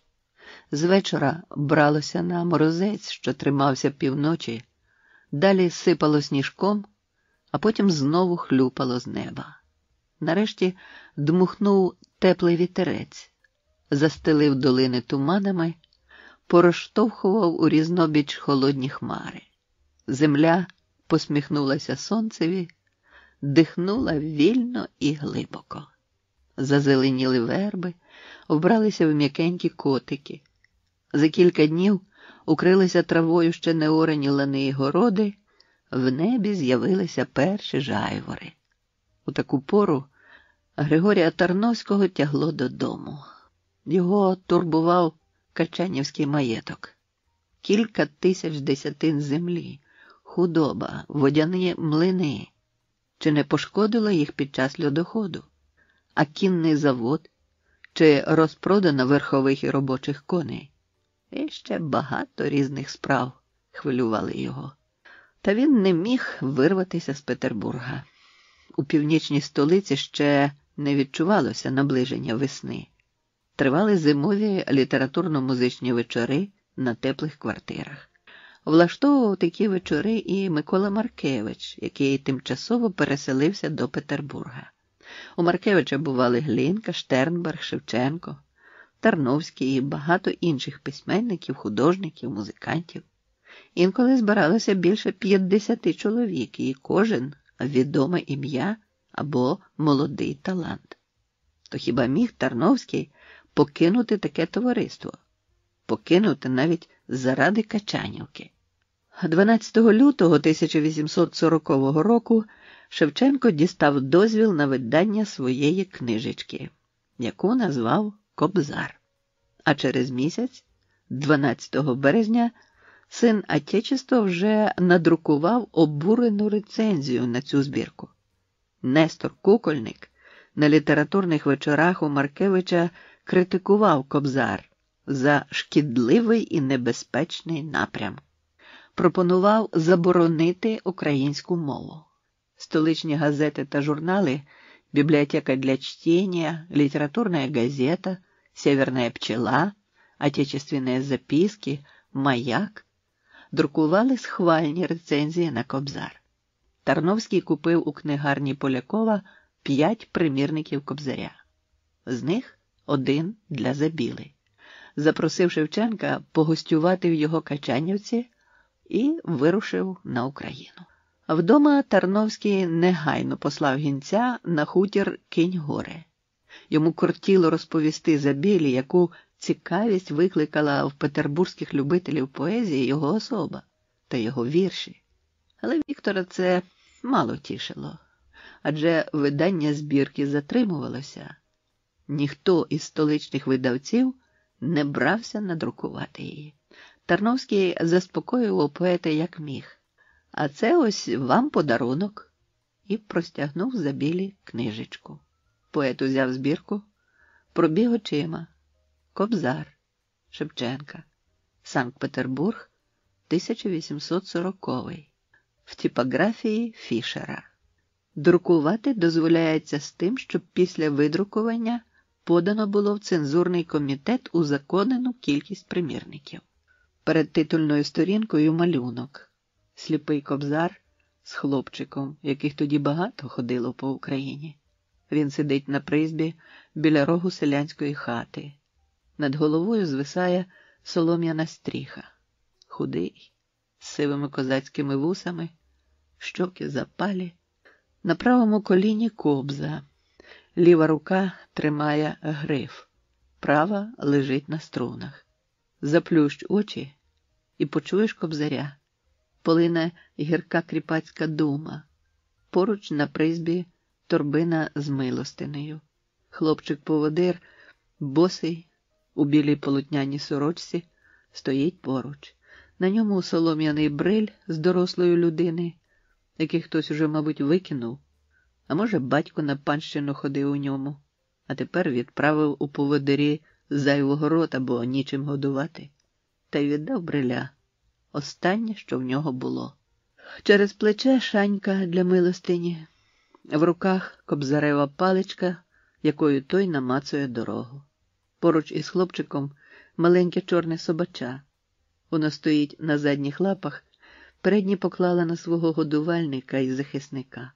Хлопчик дивиться з приємною усмішкою на собача, а те також дивиться йому в очі. Неначе все розуміє. Ну, звісно, це малюнок Штернберга, Шевченкового друга. Ось і підпис. Думи мої, лихо мені з вами. На що стали на папері сумними рядами? Чом вас вітер не розвіяв в степу, як билину? Чом вас лихо не приспало, як свою дитину? Яка співучість, яка простота, схвильовано заговорив Забіла. Як легко і вільно читається. Боже, наче мої думи читав Тарас. Чи не мої думи сльози підслухав? Таких чистосердих віршів нашою рідною мовою я ще не читав. І в Петербурзі всі кажуть те ж саме, підтвердив Тарновський. Забілі захотілося читати Кобзаря на самоті. Пішов у парк. Читав книжечку, а думки роздвоювалися між щойно прочитаним рядком і попередніми віршами, які вкарбувалися в пам'ять. Перебендя, Катерина, Тополя, повторював поет назви. Знову вже вкотре натрапив на співзвучне своєму нерозрадному горю. За старого, багатого нищечком єднала. Іди, доню, каже мати, не вік дівувати. Він багатий, одинокий, будеш панувати. Не хочу я панувати, не піду я, мамо. Рушниками, що придбала, спусти мене в яму. І він, Тарас, пише про кохання, чисте і глибоке. Але ж не скорилася дівчина, не пішла за нелюба. Тополею стала. Ні, не мої думи прочитав Тарас, не мої думи підслухав. Згадав забіла свої слова, недавно сказані Тарновському. Це думи й сльози українського народу, який стогне під панами та поміщиками. А очі бігли і бігли далі по рядочках. Не все міг збагнути, не все міг усвідомити, та оте співзвучне власному горю сприймалося як своє. Серце в'яне, нудить світом, як пташка без волі. Нащо ж мені краса моя, коли нема долі? Нелегко Тарасу Шевченку і після викупу з кріпацтва. Смуток ходить за ним, як і за мною, тож і переливає його у вірші, хоч і не про себе пише, думав Віктор. Перегорнув ще сторінку. До Основ'яненка. Вихопив з вірша кілька рядочків. Нехай я заплачу, нехай свою Україну я ще раз побачу. Сумує поет за рідними, за домівкою. Книжка сповнена суму, роздумів, та все люди в стражданні, у горі, та все через те панство. Ах, якби то ти, поете, знав, що серед панів і люди є. Вони мене паном звуть. Ти хіба я зобиджаю кріпака свого? Ну, щоправда, їх у мене на пальцях перелічити можна, і я за них усього себе віддам. А навкруги? Так, Тарасе, так, нема злагоди між бідним та багатим. Нема та й не буде. Бо багатому життя, а бідному виття. Немає у Кобзарі прямого заклику до бунту проти Кріпаччини, та й цензура таке не пропустила б, а маємо відчуття після прочитаних віршів, що поет кличе до бунту. Бо хіба можна спокійно ставитися до того, про що він пише? Бачить життя народу глибоко, всеосяжно. Таке під силу тільки мислителю, бунтівнику. Смеркалося, затих гомін, шепотіли підстрижені липи, бажаючи доброї ночі. На водяному млині, що на смоші, зареготала сова. Луна божевільного реготу пронеслася парком, позагонила пташок до гнізд. Схаменувся забіла. Одвів очі від книжки, озирнувся. Густі сутінки наближали. Поет усім єством захопився віршами Кобзаря. Тут все для нього було нове. І багата, соковита, разюче виразна мова, яку кожний українець назове рідною. І болі думи, близькі його землякам-бідарям. Читав, перечитував Шевченкові вірші. Поділяв його прихильність до бідного покріпаченого люду. Сам пройнявся ще більшою любов'ю до селян, хоч і до цього забіле чуйно ставився до своїх кріпаків. Усі знали про це та сприймали по-різному. Багаті з осудом, бідні з вдячністю. Ще й досі не вщухали пересуди про його втрачання в одну суперечку. Багатий пан приорав собі город бідняка і не хотів відступати. Загомоніли сусіди, лають пана, та все поза очі, бо ж, боронь Боже, бідному нажити багатого ворога. А Забіла не боявся багатих. Він і сам дворянського роду, і паном зветься. а чесність його відома із-за межами повіту. Поїхав Забіла до пана, соромив його при людях, та не допомогла та розмова. Повернувся обурений. Те обурення переплелося в думках з Шевченковими віршами і вилилося на папері у вірші «Багатий і бідний», де правдивими словами передав бачене, чуте, пізнане. Зовсім світ перевернувся, не так уже стало. Кривда всюди на покуті, а правди чорт мало. Про те, як велося в житті, як люди говорили, так поет і тут передав, нічого не додав, нічого не утаїв. Чия кишеня повніше, той і буде правий. Віршованими рядками переказав поет усе, що сталося. І як багатий бідному ниву переорав, і слова бідного, що послідній шматок хліба в нього однімають, і про суди, де хто більше дає грошей, той і буде чесний. А головне, завіршовував поет своє ставлення до тих, хто чинить кривду.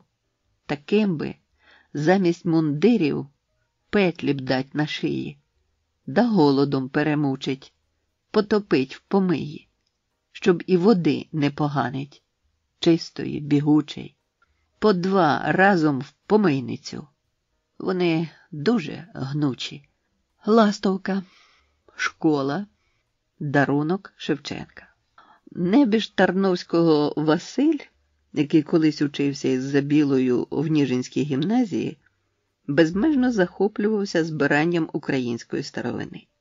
Ще минулого 1840-го він привіз із Петербурга звістку, що цензор Корсаков, який був у добрих стосунках з Маркевичем, Гребінкою, Тарновським та іншими прихильниками української літератури, через місяць після цензурного дозволу на видання Кобзаря Шевченка дозволив видати альманах «Ластовка». На «Ластовку» Забіла чекав довго. Кобзар Тараса Шевченка вже розійшовся по всій Росії та Україні. Мало не всі газети Петербурга і Москви відгукнулися на нього рецензіями. А от альманаху нема. І ніякої звістки, ніяких відомостей про ту затримку. Відвідуючи Качанівку, Забіла перепитував у Григорія Тарновського, який часто бував у Петербурзі, чи не чув він щось про український альманах, який підготував Євген Гребінка. Та той нічого не знав. Уже й 1841 рік пішов. Забіла перестав і згадувати про вірші, надіслані Гребінці до альманаху. Поет мерз у своїй погано натопленій хаті. Дров було обмаль, а весна була холодна. Він одягав довгий кожух, валянки, козацьку шапку і йшов заради розваги малювати пейзажі. З приємністю згадував свого вчителя малювання Капітона Павлова, досвідченого художника, який у 1815 році закінчив Петербурзьку академію мистецтв. Сам добре малював і викладав малювання в Ніжинській гімназії. Багато зусиль віддавав досвідчений педагог, аби проявилися здібності учнів. Це були і уроки з теорії малювання, і малювання з натури, і прогулянки берегами Остра з бесідами про те, що повинен бачити художник. Саме Капітон Павлов перший помітив неабиякий хист до малювання у Аполлона Мокрицького. Учні розбрелися по світу, а Павлов перейшов викладати малярство до Київського університету. Вчитель, може, й забув Віктора, бо той недовго вчився, і не виявляв великих здібностей у малюванні. Зате Забіла завжди згадував учителя. Уроки малювання запам'яталися на все життя. Стільки в них було нового, незнайомого і цікавого. Тільки ні олівців, ні фарб у достатній кількості Віктор не мав. Пробував сам заварювати фарби на конопляній олії, та бракувало досвіду. Придбати ж можна було дещо в Борзні, тому й подався у повітове місто. Перш ніж іти до знайомих малярів, завернув на поштову станцію. Власник поштової станції простягнув Забілі невеликого пакуночка з сургучевими печатками. Ще й сказав, що лежить уже давно. Віктор зірвав печаткою і обгортку. Невелика, новенька книжечка ще пахла друкарською фарбою. «Ластовка», – прочитав Забіла. «Сочинение на малороссийском языке господ Левка Боровиковского, Евгения Гребинки, Грицька Основьяненко, Виктора Забилы, Ивана Котляревского, Кореницкого, Пантелеймона Кулеша, Мартовицкого, Петра Писаревского, Афанасия Чужбинского, Тараса Шевченко, Стецка Шереперы и других. Повести и рассказы, некоторые народные малороссийские песни, поговорки, пословицы, стихотворения и сказки. Собрал Євген Гребінка». Нашвидку погортав сторінки і від хвилювання не знайшов своїх віршів. Заховав під кожуха книжечку і, забувши про фарби, поїхав додому. Дома уважніше роздивлявся і читав альманах. Ось і його голуб. Тільки без 6 рядочків. Хтось викинув. Тут і пісня була, і повіяли вітри буйні. Радів поет, що нарешті і його вірші визнали за твори, які можна усім людям показати. Прочитав переднє слово Гребінки. Так собі до земляків. Хвалить побратим Полтавську губернію. Не Чернігівську. Та хто його розбере, де кінчається Чернігівська і починається Полтавська, коли люди скрізь однакові. Українці, кріпаки-селяни та зрідка вільні козаки.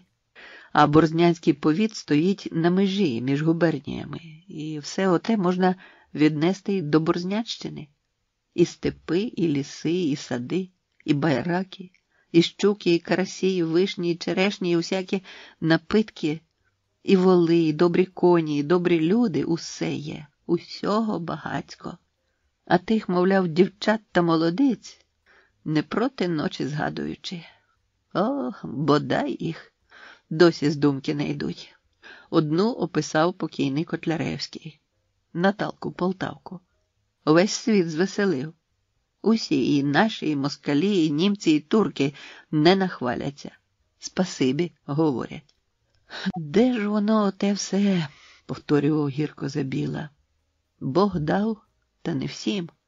Про це Євген Гребінка забув сказати. Написав, ніби й справді тут райське життя. А воно кому рай, а кому слізонький ковтай. І згадалися Забілі випадки, як приходили до нього кріпаки з сусідніх сіл – Сиволожі, Прохорів, Білої Вежі – шукати захисту від своїх поміщиків. Гадали, якщо людина пише вірші і відома в повіті чи губернії, то має силу і захистити. Подовгу розмовляв з кожним, розказував, пояснював. Але не всі розуміли, що його імені замало, аби поміщик перестав привласнювати собі бідні кріпацькі врожаї. У Білу Вежу навіть старого універсала возив і читав місцевому, не так уже й багатому, але дуже злому паничеві Магдалевичу. Маленький, миршевий поміщик з рудою борідкою зодягнувся у суконний фрак з молескиновими лискучими лацканами. Мабуть, куплений на ярмарку у грабіжника, бо в той фрак влізло б 2 рудобородих. І перепрошував Забілу, щоб пригостити. Віктор з обуренням відхилив запрошення пообідати і довго лаяв поміщика. А потім прочитав таку цидулу ще з паперів гетьманської канцелярії. Збирачі всіх полків малоросійських, одержавши з малоросійської колегії формуляри, почали поспішати і намагатися знову для всіх без винятку державних і інших користей, як чинили раніше, робити збір, не розуміючи в тих формулярах сказаної сили. Вже писано до всіх полковників гетьманства, аби вони протлумачили всім збирачам, що колегія малоросійська наказала в збір збирати тільки ті прибутки, які раніше і зараз ідуть на гетьмана і до скарбу військового, як то від статі, Показанщини і інші, і про ці прибутки, що будуть іти в збір, належить щомісячно рапортувати колегії. Збирачі також мають знати, що найперше збираються гроші і хліб, і вони мають їх зберігати до певного наказу. Але колегія вимагає всьому зібраному вести докладний облік. А окрім цього, нічим іншим збирачі не повинні цікавитися. І колегія сама теж цікавитися не повинна. Кінець цитати.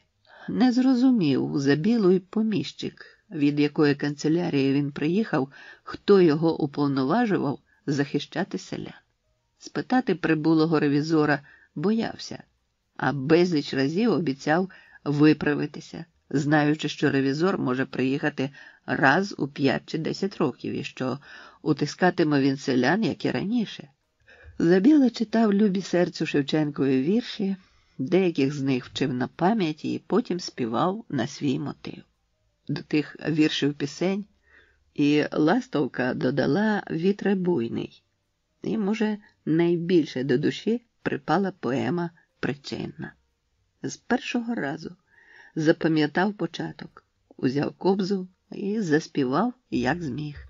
Реве та стогне Дніпр широкий, сердитий вітер завива, додолу верби гне високі, горами хвилю підійма.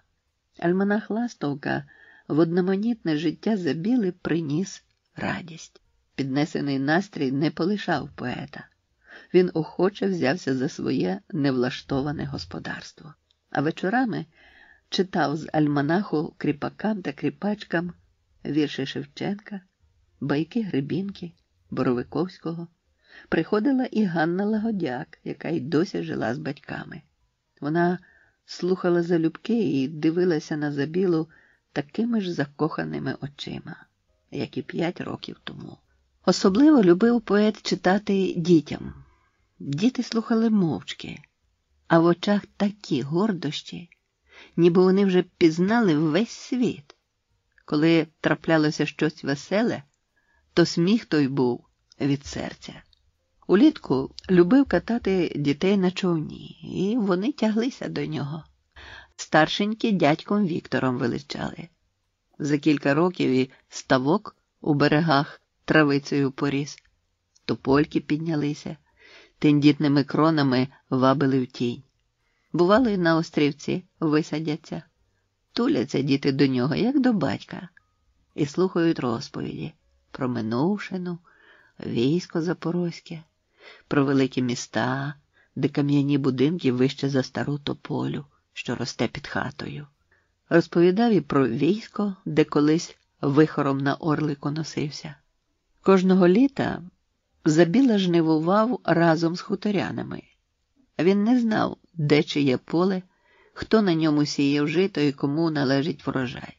Головне для нього – бути серед селян, дістати задоволення від косовиці, від причетності до найнеобхіднішого – до хліба.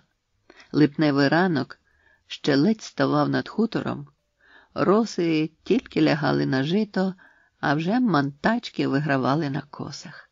З подвір'я Лагодяка вирушав віз, запряжений парою коней. На возі діжка з водою, в сіні стояли глечики з молоком, щоб не перекинулися. Великі круглі паляниці хліба, спечені вчора, лежали просто на сіні. Поруч вузлики з їжею. Слідом за возом ішли косарі. Всі в білих полотняних сорочках, таких же штанях з косами.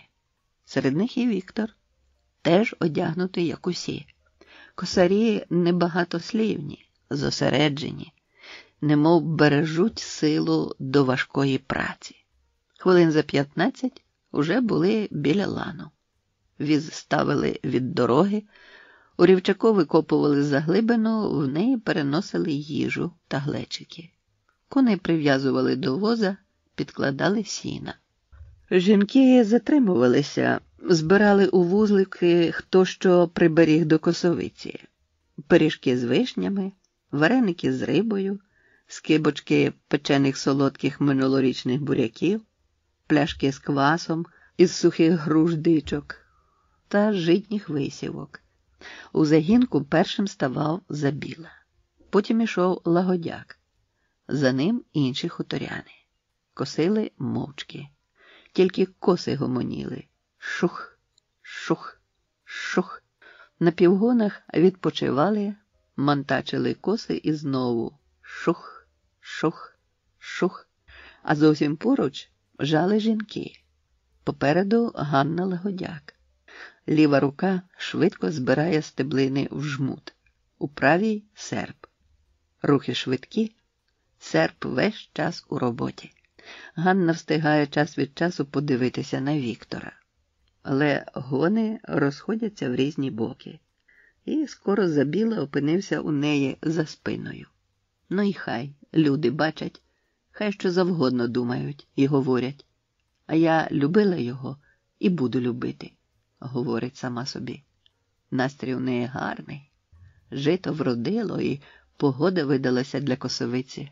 Отже, цілий рік хутір буде з хлібом. Та й Віктор поруч. Можна досхочу дивитися на нього. Ганна уповільнює рухи. Її груди наповнюються повітрям. Від того здіймаються перса, напинають сорочку, ніби хочуть розірвати її. І вона першою починає пісню. Ой, в чужого господаря обідать пора, а в нашого господаря ще й думки нема. Ой, паночку наш, обідати час. Віктор зупинився, прислухався. Він чекав цієї пісні. Він знав, що Ганна почне її перша, бо хоче, щоб він її чув, щоб не забував, що вона поруч. О, скільки років він уже чув цю пісню, але тільки на косовиці. Співають її жінки, інколи аж похрипнуть, а після косовиці немов забувають до наступного року. А тим часом Ганна виводила: у чужого господаря горілочку п'ють, а в нашого господаря й води не дають. Ой, паночку наш, обідати час. У чужого господаря полуднувать пора, а в нашого господаря ще й думки нема. Ой, паночку наш, полуднувать час. У чужого господаря полуднували, а в нашого багатого ще й не думали. Ой, паночку наш, полуднувать час. Після роботи Забілі дихалося легко. В руках і ногах відчував приємний щем. За кілька днів скосили і пожали жито, пов'язали снопи, склали в полукіпки. Випало так, що жнива скінчилися до обіду, а після обіду з хутора прийшли всі, і старі, і малі, святкувати обжинки. Розійшлися по всьому лану жінки збирати загублені стебла, зносили їх до воза. Потім заходилися плести великий вінок.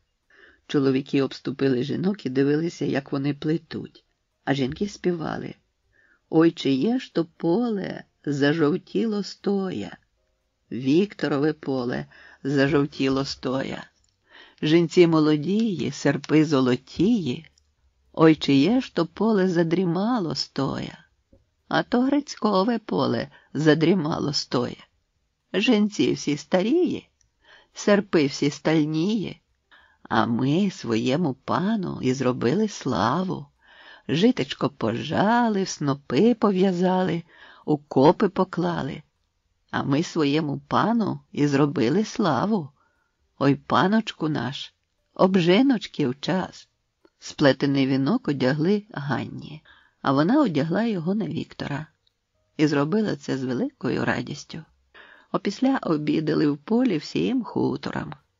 Після обіду Забіла забрав той вінок додому і повісив у хаті на стіні. От шуміло жарке літо, зжали жито, зібрали городину. Ставок більше не манив до себе, бо сам посинів від холоду. Та все чекав, щоб скоріше під лід сховатися. Тоді діти почали бігати до дядька Віктора в хату. вже всі ігри переграли. І Кобза, і діти втомилися співати. Вірші повиучували і все просили ще щось почитати. «А ви самі вчіться», – раптом сказав Забіла і глянув у перелякані оченята. «Самі?» Їхні батьки читати не вміли. Сам приказчик Андрій Лагодяк не знає грамоти. А то, щоб вони, діти кріпаків, уміли читати? «Не лякайтеся, дітки», – заспокоїв Забіла. «Всі повинні знати грамоту. Читати і писати треба вміти, як і Богу молитися. Так було колись і, дасть Бог, знову буде». З того дня почав Забіла учити дітей читати. Купив книжок, роздав їм. А як минув місяць, діти вже знали літери. Складали перші слова «мама», «тато», «хата». А на весну старшенькі вже читали. Весна обіцяла принести нові звістки з Петербурга.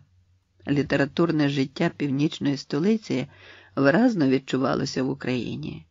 Більшість столичних новин раніше всіх потрапляли до Тарновського у Качанівку, до Маркевича в Турівку через листування і широкі зв'язки. Там їх діставав Забіла. І тому кожної весни ледве просихали дороги, він їхав до Качанівки. Григорій Степанович радо зустрічав поета. «Тут і про вас згадують», – простягнув листа Тарновський. «Санкт-Петербург, 1842, березень, 26», – читав Забіла. «Григорію Степановичу, я думаю, ви мене гарненько полаяли за гайдамаків. Ой, було мені з ними горя. Ледве випустив цензурний комітет. Обурливо та й все. Ледве, аби як я їх запевнив, що я не бунтівник. Тепер поспішаю розіслати, щоб не схопилися. Надсилаю вам 3 примірники. Один візьміть собі, другий отдайте Маркевичу, третій Віктору Забілі на заочне знайомство. Шевченко». Кінець цитати. Забіла дочитав після слова, усміхнувся тій приписці, що дівчатам не можна показувати поему, згадав черницю Мар'яну, яка вже буде необурлива. «Спасибі, Шевченку. Спасибі, я дуже схвильований», – відповів Забіла. «Можу дати, а можу й не дати», – жартував Тарновський. «Ви мені як давно обіцяєте новий зошит ваших віршів. То і я буду обіцяти, а не дам». «Я ще й собі не переписав усіх віршів», – виправдовувався Забіла. «Перепишу потім уже». «А знову обіцяєте?» «Ні, докучили мені ваші обіцянки. Я пошлю Писарчука з моїм зошитом і хай пише. Згода? Так а що ж він розбере в моїх папірцях, як я сам ледь уторопую що до чого? Та не мучте, дайте гайдамаків. Ось приїде Шевченко, не познайомлю вас», – погрозливо-жартівливо сказав Тарновський і подав книжечку. «Гайдамаки. Поема Шевченка. Санкт-Петербург, 1841. Василю Івановичу Григоровичу. На пам'ять. 22 квітня 1838 року». Тільки 3 рядочки Забіла прочитав мовчки і непомітно для самого себе почав читати вголос. «Як з братом, з сестрою розмовлять з тобою, співать тобі думу, що ти ж нашептав. Порай мені ще раз, де дітись з журбою». Зустріч з Шевченком у Качанівці. Віктор Забіла не любив, коли його хутір називали Кінь-горе. І намагався при нагоді всім говорити, що хутір має назву Вікторів. Усього 11 хаток тулилися одна до одної. Стояли вони одним рядочком вікнами до сонця. Покрівлі всі з свіжої соломи. Хлівів і клунь не було. Незважаючи на тяжке життя, на кожному подвір'ї попід вікнами влітку цвітуть жоржини і мальви. шумить вишневий садок біля хати. Чи не в цій красі втілено частку душі українського народу?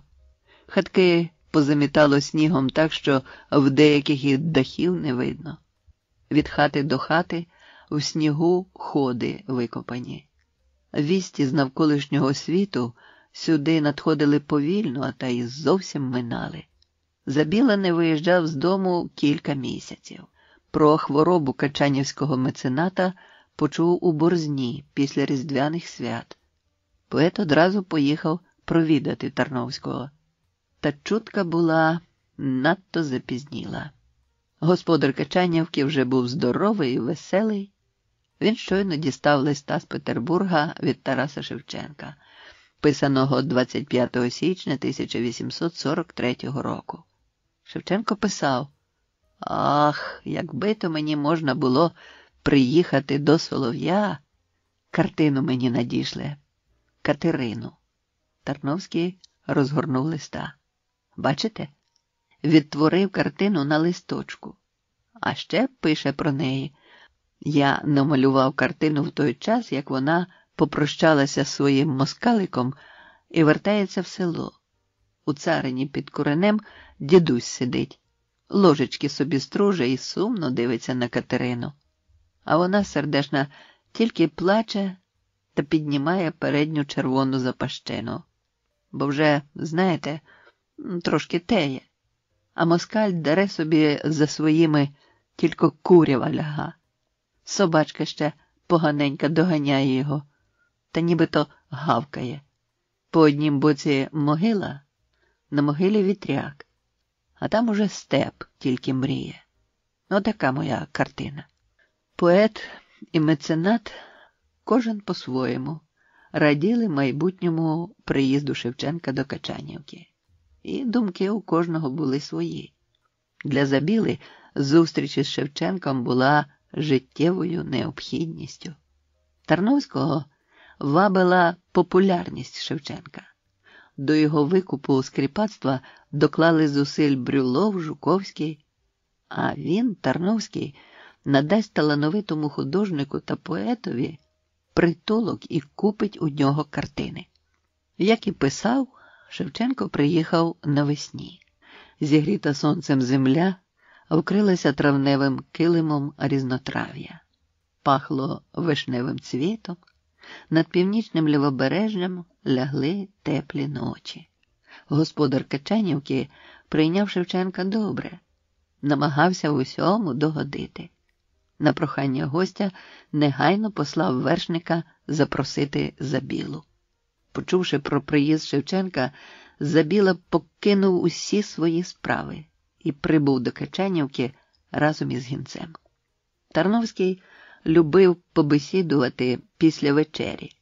Із парку вже линули перші солов'їні трелі, а Тарновський, Шевченко і Забіла все ще сиділи біля відчиненого вікна і не могли скінчити розмову. Та Шевченко ще слухав солов'я. Слухав з такою насолодою, наче пив найприємніший солодкий трунок. І не міг напитися. Все поглядав у той бік, звідки чулося тьохкання. Ніби крізь ніч дерева й кущі міг побачити крилатого співака. «А ми чекали вашого приїзду до столиці, Григорію Степановичу», – сказав Шевченко. «Ви пропустили дві великі події – виставку в Академії мистецтв і першу виставу опери «Руслан і Людмила».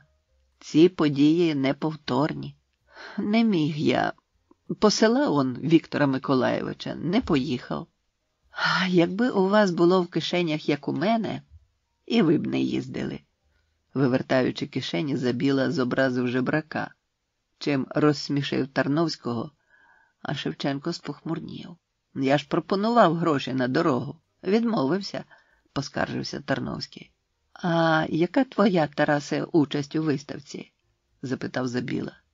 «Я виставляв акварель, група жебрачок, що сплять. Та головне не я. Там було багато цікавого. Я б сказав, вічного. І зараз шкодую, що не зміг поїхати», – казав Тарновський. «А Гулак Артемовський, Як чудово він співав Руслана, розповідав Шевченко. Чарівник. Слухаєш, не наслухаєшся. А Глінка розповів, що дещо він написав тут у вас. О, так. Може, колись про мій маєток буде написано історію. Віктор Забіла звик до пишномовних слів Тарновського. В очах спалахнув усміх і одразу згас. На прем'єрі був цар, вів далі Шевченко. З 5-го акту пішов, а за ним усі блюдолизи. Якраз у цей час зірвалися оплески у нашому кутку. Тут був мій учитель Карл Великий, Стасов, Сіров, Глінківська братія. І я не зрозумів, аплодували артистам чи тому, що пішов цар. Кілька днів Забіла і Тарновський засиджувалися до ночі, слухаючи розповіді Шевченка та його вірші. Після сніданку Забіла і Шевченко ходили Качанівським парком або, сівши у березовому гайку, писали кожен своє. Забіла згадав риплячу сосну. Тут є сосна, що рипить. Хочеш послухати? – спитав у Шевченка. А вже ж, хочу. Забіла вів парком заростями, тільки одному йому відомим напрямком. Хто ходить навпростець, той дома не ночує, – пожартував Шевченко. Та ми і так дома не ночуємо, – відповів Забіла. Вже за кілька хвилин вони сіли на галявині. Ось налетів вітерець. З першого верховітті зашуміло дубове листя, і вслід почулося рипіння. Раз, удруге, ще. Ха, ніби хури чумаків, що везуть сілі з Криму, – сказав Шевченко. Еге, ніби ще десь далеко-далеко, – підтвердив Забіла. А цікаво, що ми однаково визначили, яке це може бути рипіння. А насправді це вітром зламана гілляка, розгойдується і рипить. Чумаки – це наша історія. Вікторе, хто може бути до неї байдужий? Вихопилося у Шевченка. Зачувши соловейка, позавмирали. Потім йшли до річки і милувалися навколишньою красою. Шевченка полонив смож. Довго ходили берегами, поки стомилися. Поверталися повільно. Біля зруйнованого замку Шевченко розгорнув альбом, знайшов у кишені олівець. Швидко почав малювати те, що відкрилося зору. Усе частіше Забіла помічав, що на Шевченка находив сум. В очах гасла радість. Той сум передавався і Вікторові. Збираючись на Україну, Тарас вважав себе найщасливішою людиною. А тепер гарний настрій покинув поета. У цьому тихому раю, серед розкішної природи, він бачив нужденне життя своїх знедолених земляків. Співчуття, гострий біль і власне безсилля краяли йому серце. Він хилив голову, наче сам був винен у всьому. Чутка про приїзд Шевченка швидко облетіла довколишні села, і не було серед місцевих мешканців жодної людини, яка лишилася байдужою до особи і долі Шевченка. А чи не найбільшу зацікавленість виявляли Микола, Степан і Максим, які служили в палаці? Вони зустрілися увечері на вулиці, аби не побачила їх разом пані Тарновська. Говорили пошепки, немов змовники. Прибулий пан, здоровкаючись з мужиками, знімає шапку. – З чого б це? – почав Микола. – Еге, і я чув те саме. – Та що там чув? Я сам бачив. – Мені можете вірити, – запевняв Степан. – Кажуть, мужицького роду він, але вчений. З нашим братом-кріпаком обходиться як з рівним, – сказав Микола. Вони замовкли. З вітряка почувся совиний регіт. Від парку відбилася луна. Над криницею заскрипів журавель. Цебер губив краплі води, з тямрини виривалися дзвінкі бульки. – А знаєте що, хлопці, – сказав Степан, – Я дещо сьогодні розпитаю, приходьте завтра, розповім. І друзі розкланялися один одному.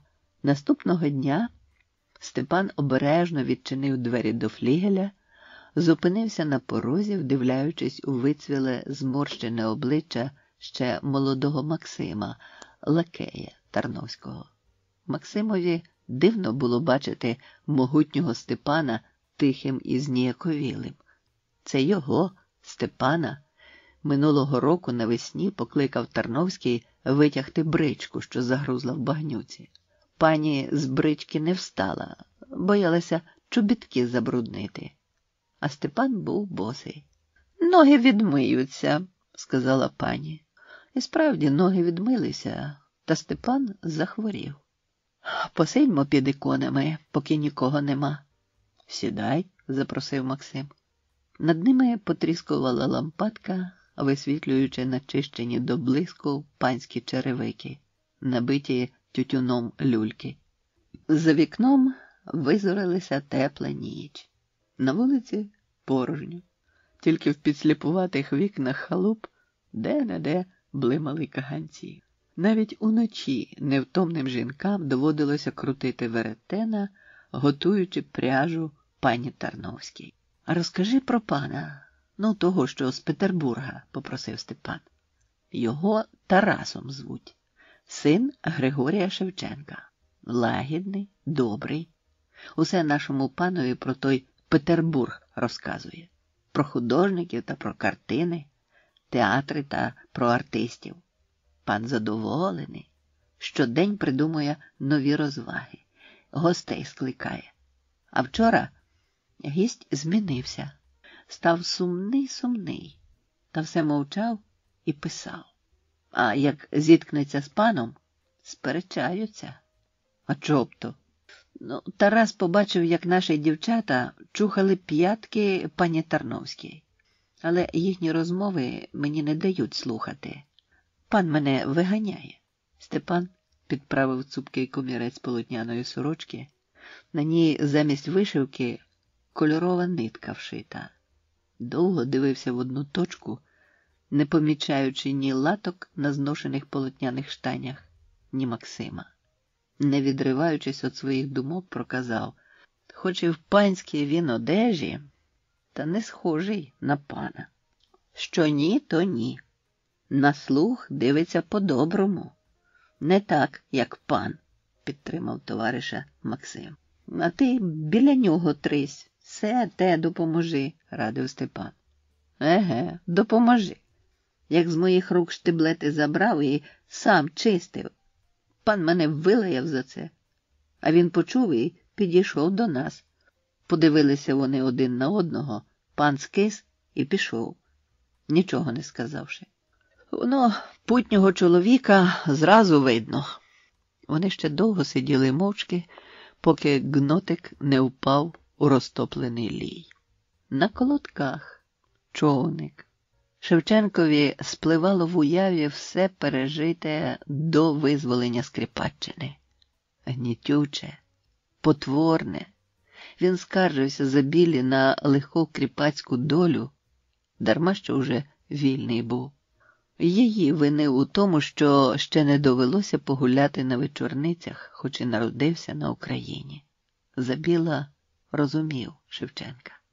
Їм разом було легко і приємно. Забіла та Шевченко потоваришували. Їм подобалося увечері непоміченими вийти з Качанівського палацу, щоб провести вечір разом із парубками та дівчатами. Шевченко охоче і дуже швидко сходився з простими людьми. Тому знайомство петербурзького гостя з Миколою, Степаном і Максимом відбулося чи не одразу. Якось Шевченко запитав Забілу: «А чи зможемо і ми сьогодні на колодках погуляти? Та передягнутися в селянське, щоб не виділятися, бо дівчата та й хлопці будуть соромитися стороннього, а хотілося б побачити людей такими, якими вони є».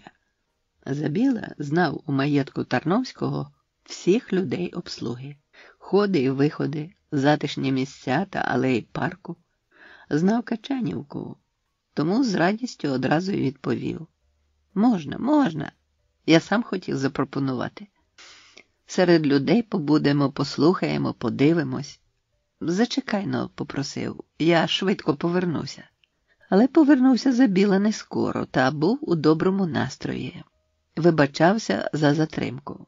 Розумієш, Тарасе, все так несподівано, та я домовився з Максимом. Чекаємо вечора. Ледь смеркло, Забіла і Шевченко покинули палац і пішли до парку. Прогулювалися алеями, вдихаючи п'янкі пахощі весняної землі і зелених дерев. До них підійшов Максим, привітався. «Добрий вечір», – відповів Шевченко і одразу запитав. «Приніс?» «Приніс, пане Тарасе». «Ха, знов», – обірвав його Шевченко. «Не пан я, а вільний чоловік». «Добре, добре», – замахав руками Максим. «Більше не буду. Та тільки коли при панові я назову тебе Тарасом, він же ж мені такого ляпаса отпише. Скажи, що Тарас велів так називати». «Добре». Максим подав згорток. Шевченко приміряв полотняні штани, пофарбовані у відварі цибулиного лушпиння. Він зрозумів, що штани фарбувалися сьогодні, бо від них ще чувся терпкий запах цибулі.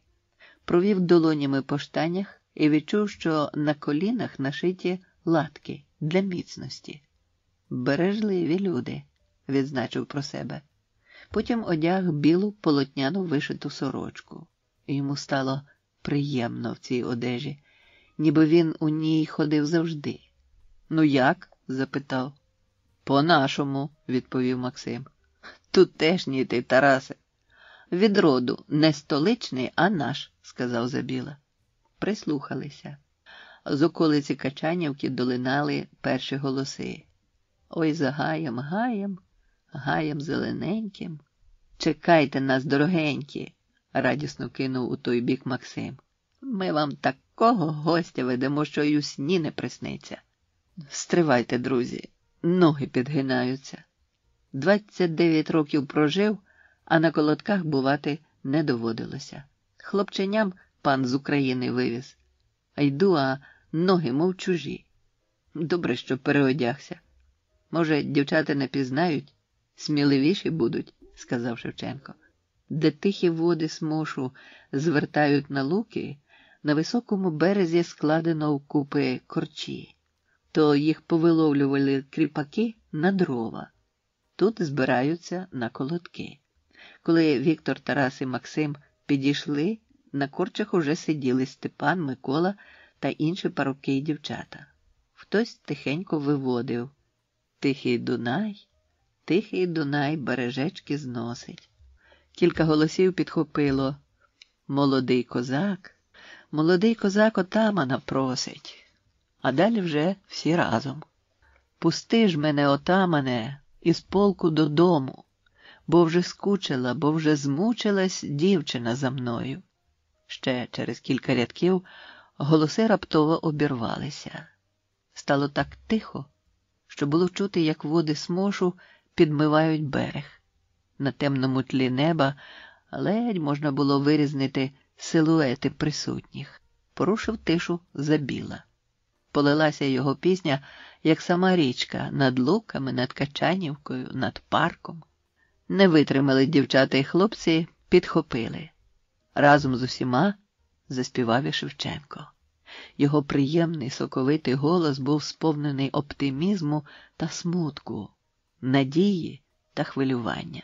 «Вікторе Миколайовичу, а тепер розкажіть своїх віршів», – попросили дівчата. Розкажи», – підштовхнув і Шевченко. «А що б же його? Може, жала дівка жито в полі?» «Знаємо», – застрикотіли дівчата. «То, може, повз двір, де Мила живе? Чи Остапа і чорта?» «Знаємо. Щось новеньке давайте». «Ну, тоді човника». Поет у вірші запитує, чи довго він, нещасливий, буде так нудиться, та й відповідає: пора б уже перестати скучать да нудитись. А далі порівнює себе з човником, яким ніхто не править і пливе без весельця.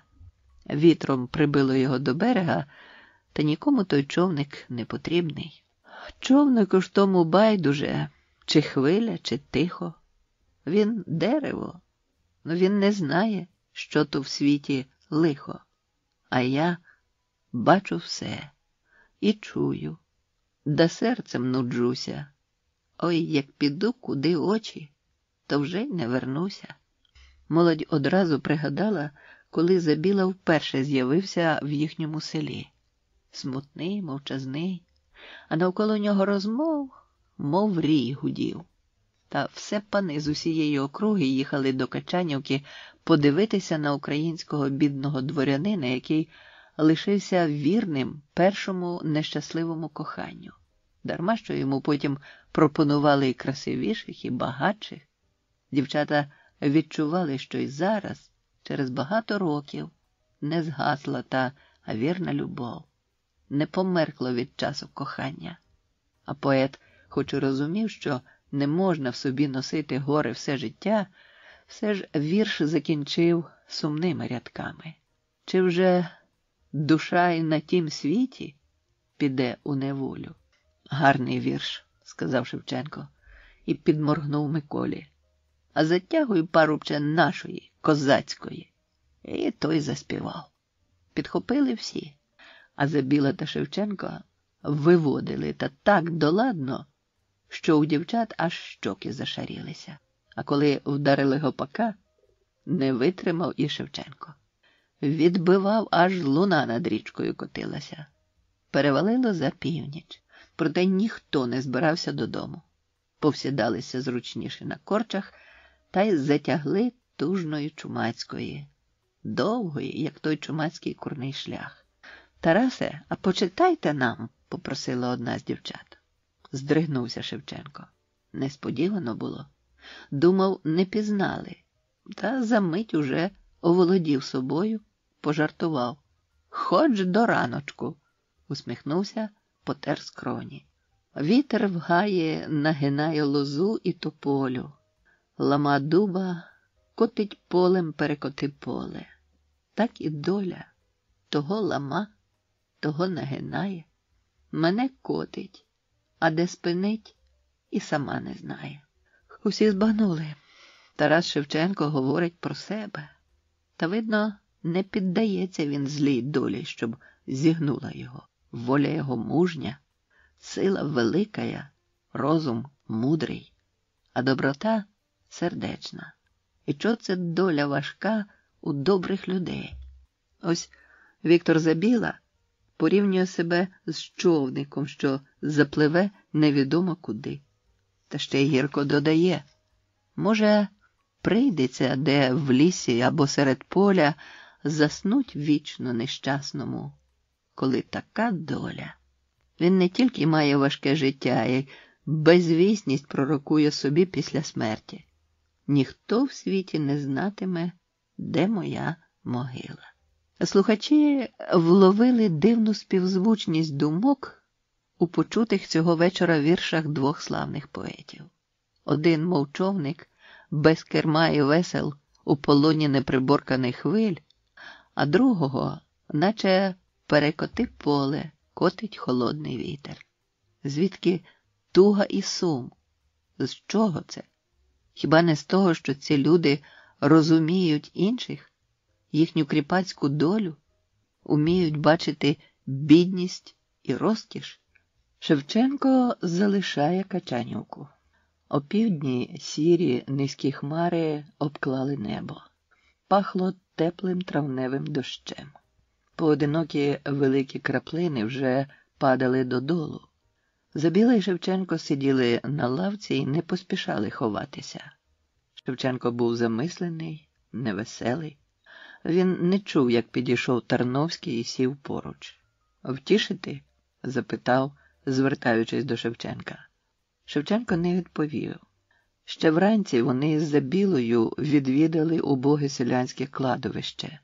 Сучкуватий дубовий хрест на могилі покоївки, що її ненароком убила праскою сестра Тарновського, розвіяв сумніви. І це сталося в палаці освіченого мецената, почесного вільного общинника Академії мистецтв. Куди б тепер не глянув, скрізь ввижався дубовий хрест. «Втішити, питаю?» – повторив Тарновський. «Дякую. Чим же? Сьогодні мій хор співатиме для вас нові пісні». «Дякую. Я слухав хор першого дня». В голосі Шевченка чулася настороженість. «Нові пісні почали розучувати, як тільки дістав вашого листа, коли ви написали прямісінько до вас, пам'ятаєте? Я із радію почав учити співаків. І артисти мої радіють», – твердив господар. «Перед нами, може, й радіють, а що в них на душі?» Шевченко встав, схвильовано пройшовся.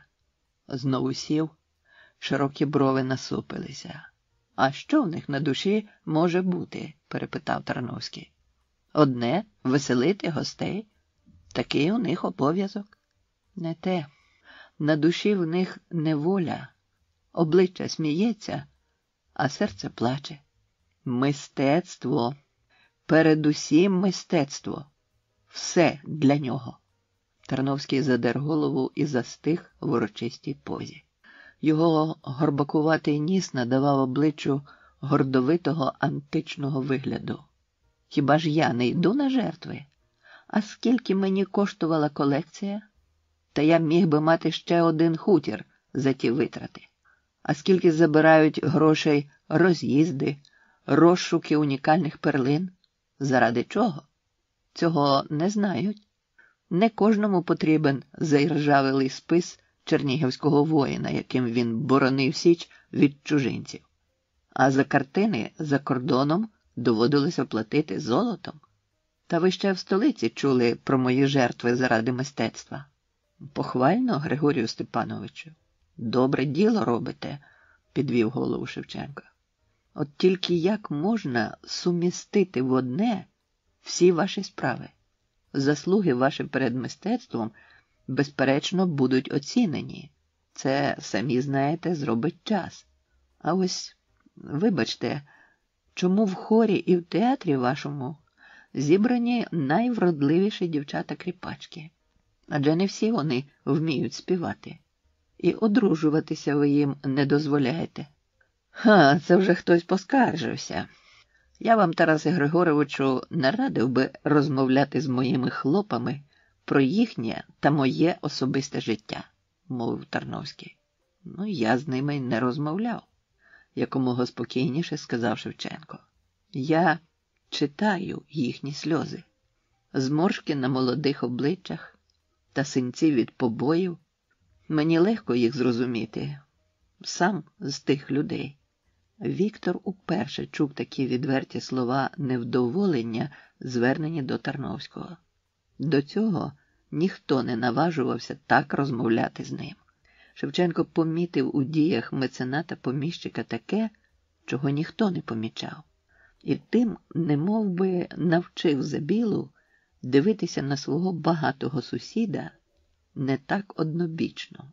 Тарновський приховав своє невдоволення. Він не хотів, щоб у Шевченка склалася погана думка про нього, але відчував, що зарадити цьому майже неможливо. Принциповість і відвертість гостя були для мецената незрозумілі. «Ось Віктор хай скаже», – звернувся Тарновський до Забіли. «У мене всі задоволені». «Помиляєтеся, Григорію Степановичу», – відповів Забіла. «Усі ваші хористи, оркестранти, актори театру не завжди мають хліб, частенько голодні бувають, а без них Качанівка збідніла б». Вмить обличчя Тарновського почервоніло. Він переводив розгублений погляд із Забіли на Шевченка і знову на Забілу. Врешті знайшовся і відповів. «Вікторе Миколайовичу, а ви, бува, не вольтер'янцем стали? Коли так, тоді Тарас Григорович зрозуміє ваш докір. Бо ось гість повернеться до Петербурга», він широким жестом показав на Шевченка, «і розкаже, що я тисячі витрачаю на мистецтво, а кріпаки мої Голодні. Підійшов Максим, вклонився Тарновському. Коней подано. Тарновський нервово махнув рукою Максиму, щоб той зник, і вже звертаючись до Шевченка сказав: «Поїдемо, Тарасе Григоровичу, подивитися навколишні місця. Адже ж у вас було таке бажання. Прошу, Вікторе Миколайовичу», – показав рукою на фаетон. «А куди зібралися? Візьміть і мене», – почувся за спиною голос. До них підходив Маркевич. Привітався і вже серйозно поцікавився, куди зібралися їхати. На запрошення відповів, що він мимохідь проїздом і що має не більше півдня. Тарновський попросив його показати околиці, адже кому, як не історикові, знати про скіфські могили, поховання, руїни замків. Хотів уникнути поїздки, бо відчув, що стосунки з Шевченком загострювалися, і не уникнути суперечки, коли вони будуть разом. «Поїдемо без кучера», – сказав Забіла і взяв вішки. Фаетон повільно покотився. Шевченка діймала якась думка, а його супутники сиділи теж мовчки, слухали жайворів, що співали у високості. «Скажи мені, Микола Андрійовичу, кого народ вважає найстрашнішим серед живих чи вигаданих істот?» – запитав зненацька Шевченка. «Ого, так зразу і не скажеш», – відповів Маркевич. «Мабуть, упир», – сказав Забіла. Так, упир. У моїх фольклорних зібраннях є запис про упиря. Можу розказати», – запропонував Маркевич. Забіла смикнув вішки, щоб підігнати коней, але Шевченко зупинив його. «Послухаємо. За народним повір'ям, упирі народжуються від біса та відьми, або від відьми та вовкулаки. За міфологією, це людина, яка обертається вовком. Упирі завжди лихі і жадібні. Кажуть, вони не розкладаються у домовині, а виходять вночі і висмоктують кров з тих, хто спить. Засмоктують до смерті». «Так воно і є», – сказав Шевченко. «А кого ти маєш на увазі?» – запитав Маркевич. Шевченко промовчав. Коні, відчувши волю, плелися повільно і не заважали оповідачеві та слухачам. А Маркевич вів далі. Інколи буває, що важко розрізнити, де билиця, а де не билиця. На початку нашого століття, десь 1810 року, на стіні Троїцького собору в Чернігові зафарбували картину, виконану за відомою легендою про упиря. Там була зображена реальна особа. Відоме навіть прізвище, яке мав за життя упир, зображений на картині. Він був дуже багатий і скупий. І ось один із князів Голіциних, який мав при цариці Софії Олексіївні неабияку владу, вимагав від цього упира хабар за те, що допоможе йому стати гетьманом Малоросії. Але упир пошкодував грошей. Тоді мій прадід, Мазепа Іван Степанович, позичив у нього гроші, дав хабаря Голіцину, а ставши гетьманом, віддав упирю гроші із військової казни. Упир їв скоромне в Страсну п'ятницю, знеславлював дочок своїх кріпаків, а самих селян одягав у ведмежі хутра і цькував собаками. Нарешті помер. Поховали його в Троїцькому монастирі. А наступного дня побачили, що він їде шестіркою вороних по мосту через річку Стрижень. Його прокляли, і він з екіпажем упав у річку. Кинулися до поховання, відкрили домовину, а він лежить з розплющеними очима. Люди поглумилися над останками. На тему цієї легенди зробили малюнок на стіні собору. Тепер його вже немає. «Я не хотів би, щоб у нього був такий кінець», – сказав Шевченко, думаючи про щось своє. «Та про кого ти, Тарасе Григоровичу?» – знову запитав Маркевич. Забіла добре розумів Шевченка, але мовчав. Не відповів і Шевченко. Коли повернулися до палацу, на них уже чекав обід. Тарновський сам подбав про те, щоб на столі було все. Паштети з гусячих і курячих печінок у глазурованих паштетницях, смажені капуста з ковбасами, запечена в макітрі картопля з маком, індики, смажені в сметані під оцтом, голубці з смаженого голубиного м'яса, загорнутого у капустяне листя і відвареного у бульйоні зі спеціями, вишнівка, медовуха, тернівка, квас кількох сортів, березовий сік. За столом сиділо 4.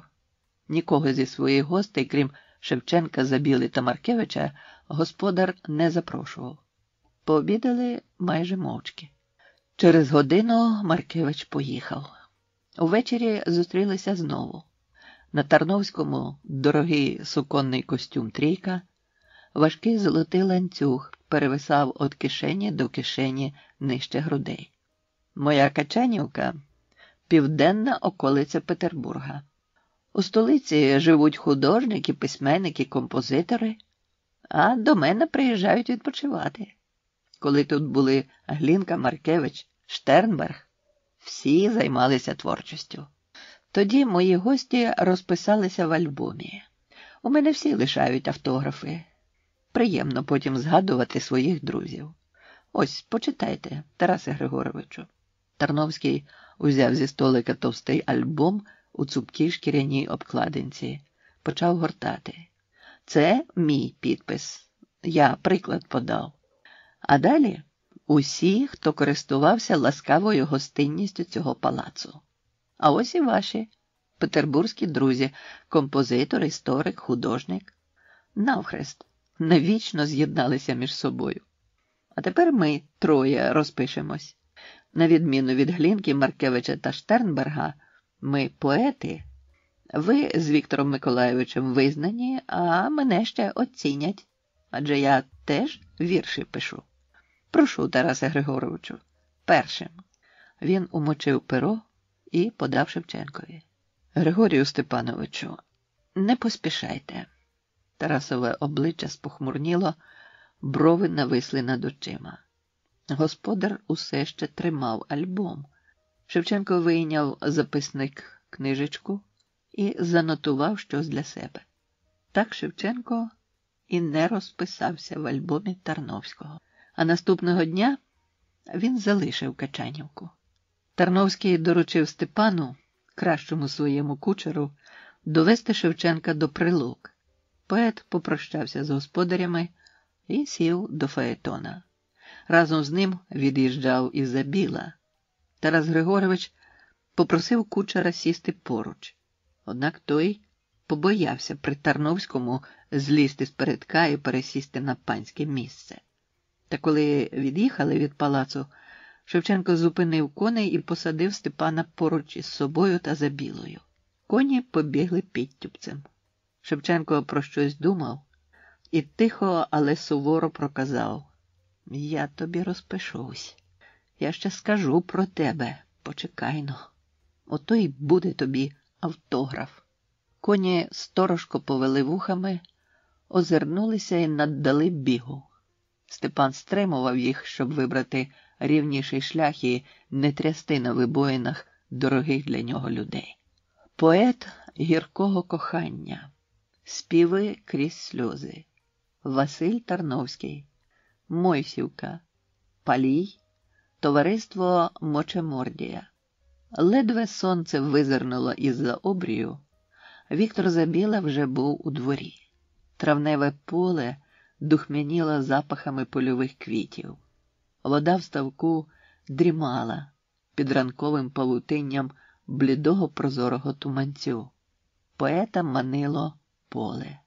Любив зустрічати тут сонце. Почував у такі хвилини приплив фізичних і творчих сил. Творче піднесення прийшло після знайомства з Тарасом Шевченком, його поемами, малюнками. У творах побратима Забіла відчув життєву гірку правду, яка стосується не тільки одного автора, а цілого народу. і, порівнюючи свої твори з Шевченковими, на запитання «Хто я?» відповідав «Поет гіркого кохання». З Любою не зустрічався, але кохання не минуло. Воно жило в ньому повсякденно, переливалося у вірші. В цьому він знаходив заспокоєння. Повернувшись додому після зустрічі з Шевченком у Качанівці, поет рішуче взявся за впорядкування збірника. Вставав рано, з першим гомоном своїх хуторян, сідав на лавку біля столу, і гусяче перо довго скрипіло по цупкому паперу.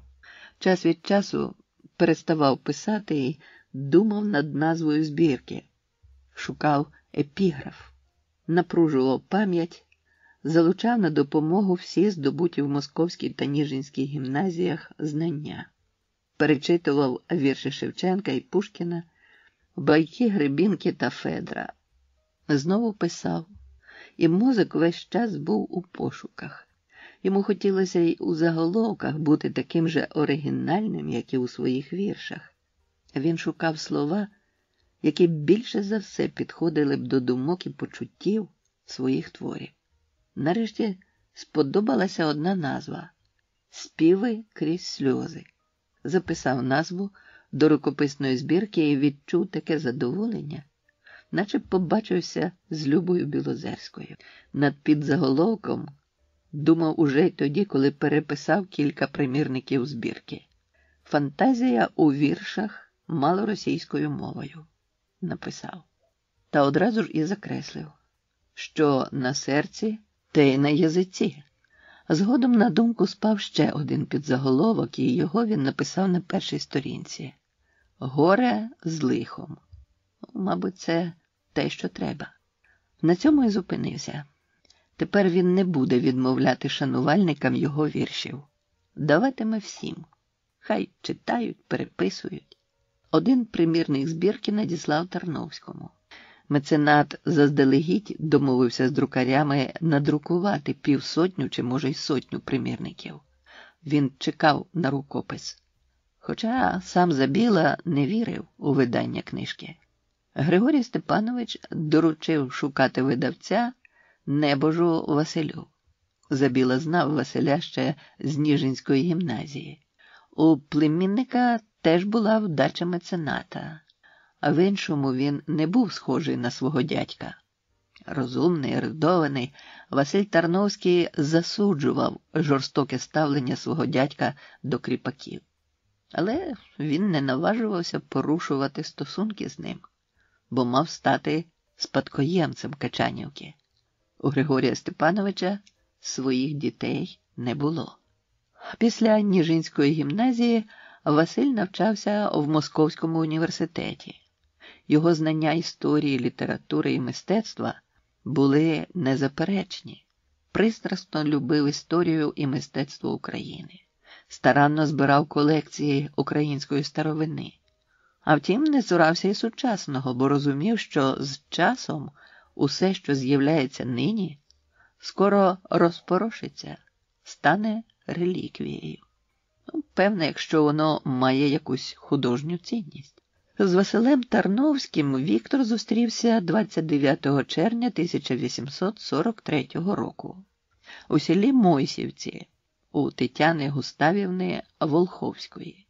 У день Петра і Павла 70-річна сліпа господиня Мойсівки давала традиційний бенкет на честь дня народження чоловіка.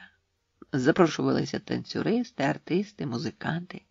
Близько 200 гостей з Полтавської, Чернігівської, Київської губернії та столиці з'їжджалися на свято.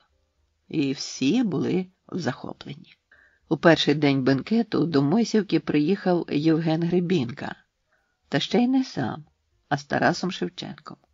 Ім'я автора Кобзаря і Гайдамаків, талановитого художника, було відоме вже всій Україні. Воно стало символом правди й совісті українського народу. І ось наче грім з ясного неба пронеслося серед гостей і мешканців маєтку. Приїхав Шевченко. Приїхав Тарас Шевченко. Забіла зустрівся з Шевченком як давній приятель. Та шанувальники Тараса Григоровича не відпускали його від себе й на мить, тому вибрати час для розмови було неможливо. Гостеві ж, що вперше прибув на це відоме в усій окрузі свято, хотілося з багатьма познайомитися, про все дізнатися. Забіла почував себе в Мойсівці як удома. Про його веселу вдачу господиня знала і рада була його приїзду. Стара поміщиця прожила 40 років ще у XVIII столітті, тому вона донесла до 40-х років XIX століття давні звички, жила недбало, підтримувала гарні стосунки з простими людьми. Це створило навколо старої Тетяни Густавівни атмосферу довіри й поваги. У сім'ї Волховських часто точилися розмови про необхідність розкріпачення селян, передачі їм землі. Згодом цю ідею здійснив її син, відпустивши на волю своїх кріпаків. Саме ці риси одразу вловив Тарас Шевченко і почав звати Тетяну Густавівну старенькою матір'ю. Зустрічі з прогресивними людьми були для Віктора необхідними, адже він не їздив до столиць, не підтримував ніяких зв'язків з літературним світом, хоч і замикатися в рамках свого хутора теж не хотів. Саме завдяки таким святам, де можна було зустрітися із діячами культури, він дізнавався про літературні новини, спілкувався із світом. Коли гості потомилися і не могли вже ні пити, ні їсти, Василь Тарновський запросив Віктора до саду. Він був на 2 роки молодший від Забіли, і говорили вони як рівні. Віктор Миколайович поцікавився справами видання своєї книжки. Певно, Василь знає про дядькові справи. Він не просив видавати вірші, хоч і не заперечував.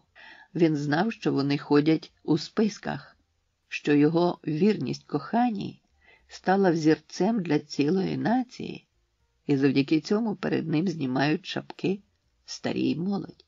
І все це імпонувало йому. До звістки Василя про те, що книжка з'явиться через кілька місяців, поет поставився стримано.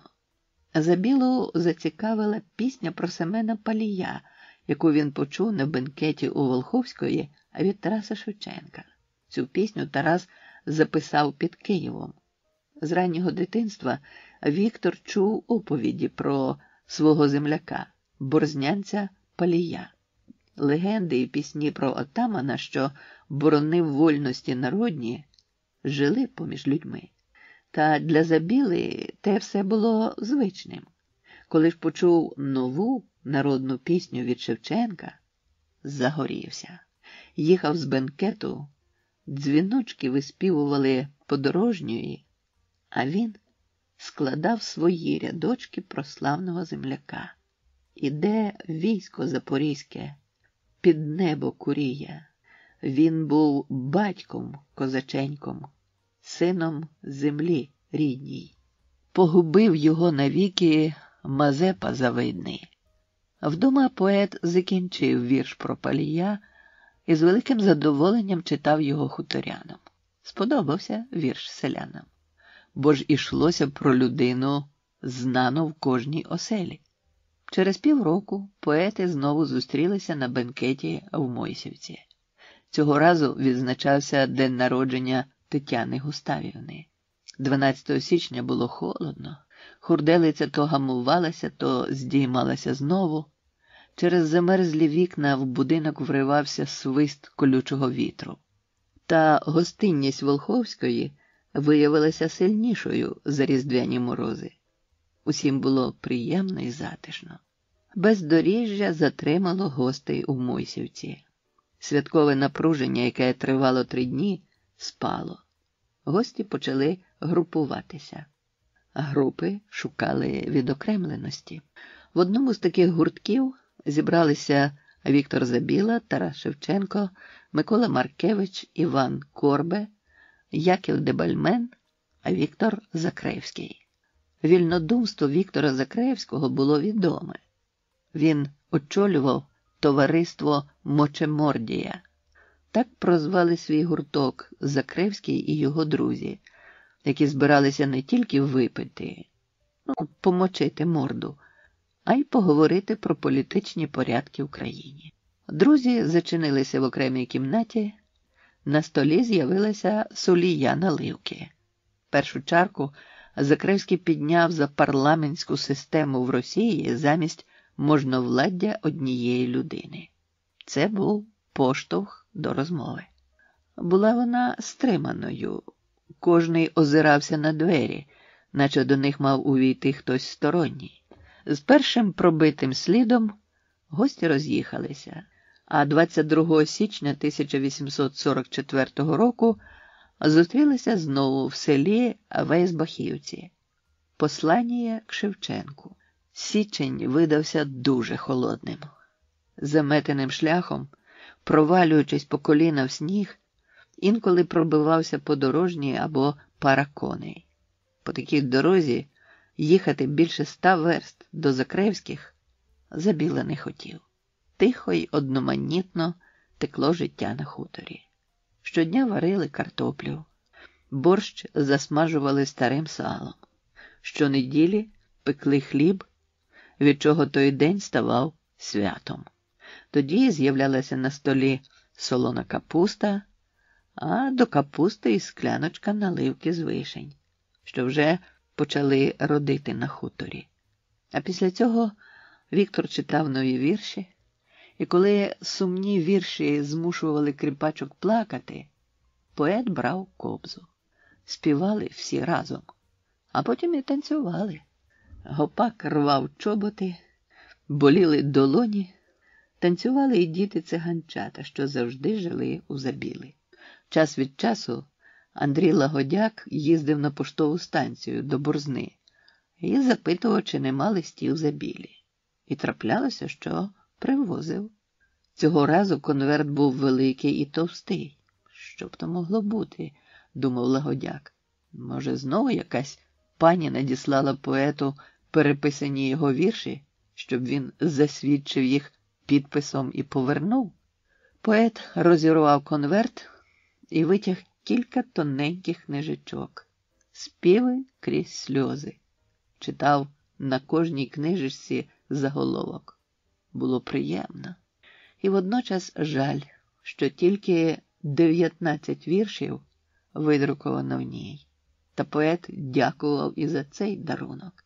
На більше годі було і сподіватися. Забіла розумів, що книжечка потрапила і в Качанівку, і до Мойсівки, і до Турівки. І куди б він не приїхав, усюди будуть вітати, цікавитися його особою, розмовляти про нещасливе кохання. Ще десь їздить по Україні Тарас Шевченко, тягся до нього. Хоч і соромився, бо розумів, чого варті його вірші у порівнянні з Шевченковими. Тому й не поспішав нікуди. Наближалося 29 червня, щорічне свято у Волховської. Забіла вирушив на 2 тижні раніше і по дорозі заїхав до Миколи Маркевича в Турівку. Звістка, що Шевченко ще в лютому виїхав до Москви, була для Віктора несподіваною. Дізнавшись про це, він шкодував, що взимку разом з ним не поїхав до Вейсбахівки. «Шкодую і я, що не довелося більше побачитись», – відповів Маркевич і дістав 2 згорнутих аркуші паперу. Ось і запрошення мав, та не абияке, а в запорізькому стилі написане. Подав аркуш Забілі. «Великоможному панові», – читав Забіла, «генеральному обозному Маркевичу Добродієві, універсал в Турівку». «Ха, наче на січі складали», – радів Маркевич. «Ми, по милості Господній гетьман, повеліваємо вам, щоб ви, генеральний обозний, прибули до нас сьогодні, коли можна, а не то завтра, у Безбуховку, до гетьмана. Тарас Шевченко рукою власною. полковник компанійський Корба, января 22-го дня року 1844-го. Генеральний старшина Вікхор Мочеморденко, військовий єсаул Яків Дибайло. На обличчі Забіли майнула усмішка, наче він зустрівся з Шевченком і радів цьому. Широкі бакенбарди, здавалося, дуже почорніли і тепер приємно вирізнялися на блідому обличчі. І правда, наче лист з самої Січі Запорозької. І обозний, і полковник, і старшина єсаул. А Дибайло то вже, напевно, Дебальмен, зрозумів Забіла. А хто ж іще? І ви їздили до Вейсбахівки, тобто Безбухівки? Спитав Забіла. Ні, Віхоли злякався. Відповів таким же жартівливим листом на їхньому листі, а для себе оце копію зняв. А ось і вам таке ж запрошення. Та ніким було передати. Маркевич подав листа. Віктор Миколайович розгорнув аркуш, а в одну мить прочитав. «Бач, запорожці мочеморці!» – вигукнув Забіла. «Їм і січ, їм і воля. А тут страждай самотнім. Таку 2 жаршини були замети. Візник не добрався б, замерз би в дорозі», – говорив Маркевич. «А кажете, Тарас Шевченко до Москви подався?» – запитав Забіла. «Та ще в лютому», – отказав Маркевич.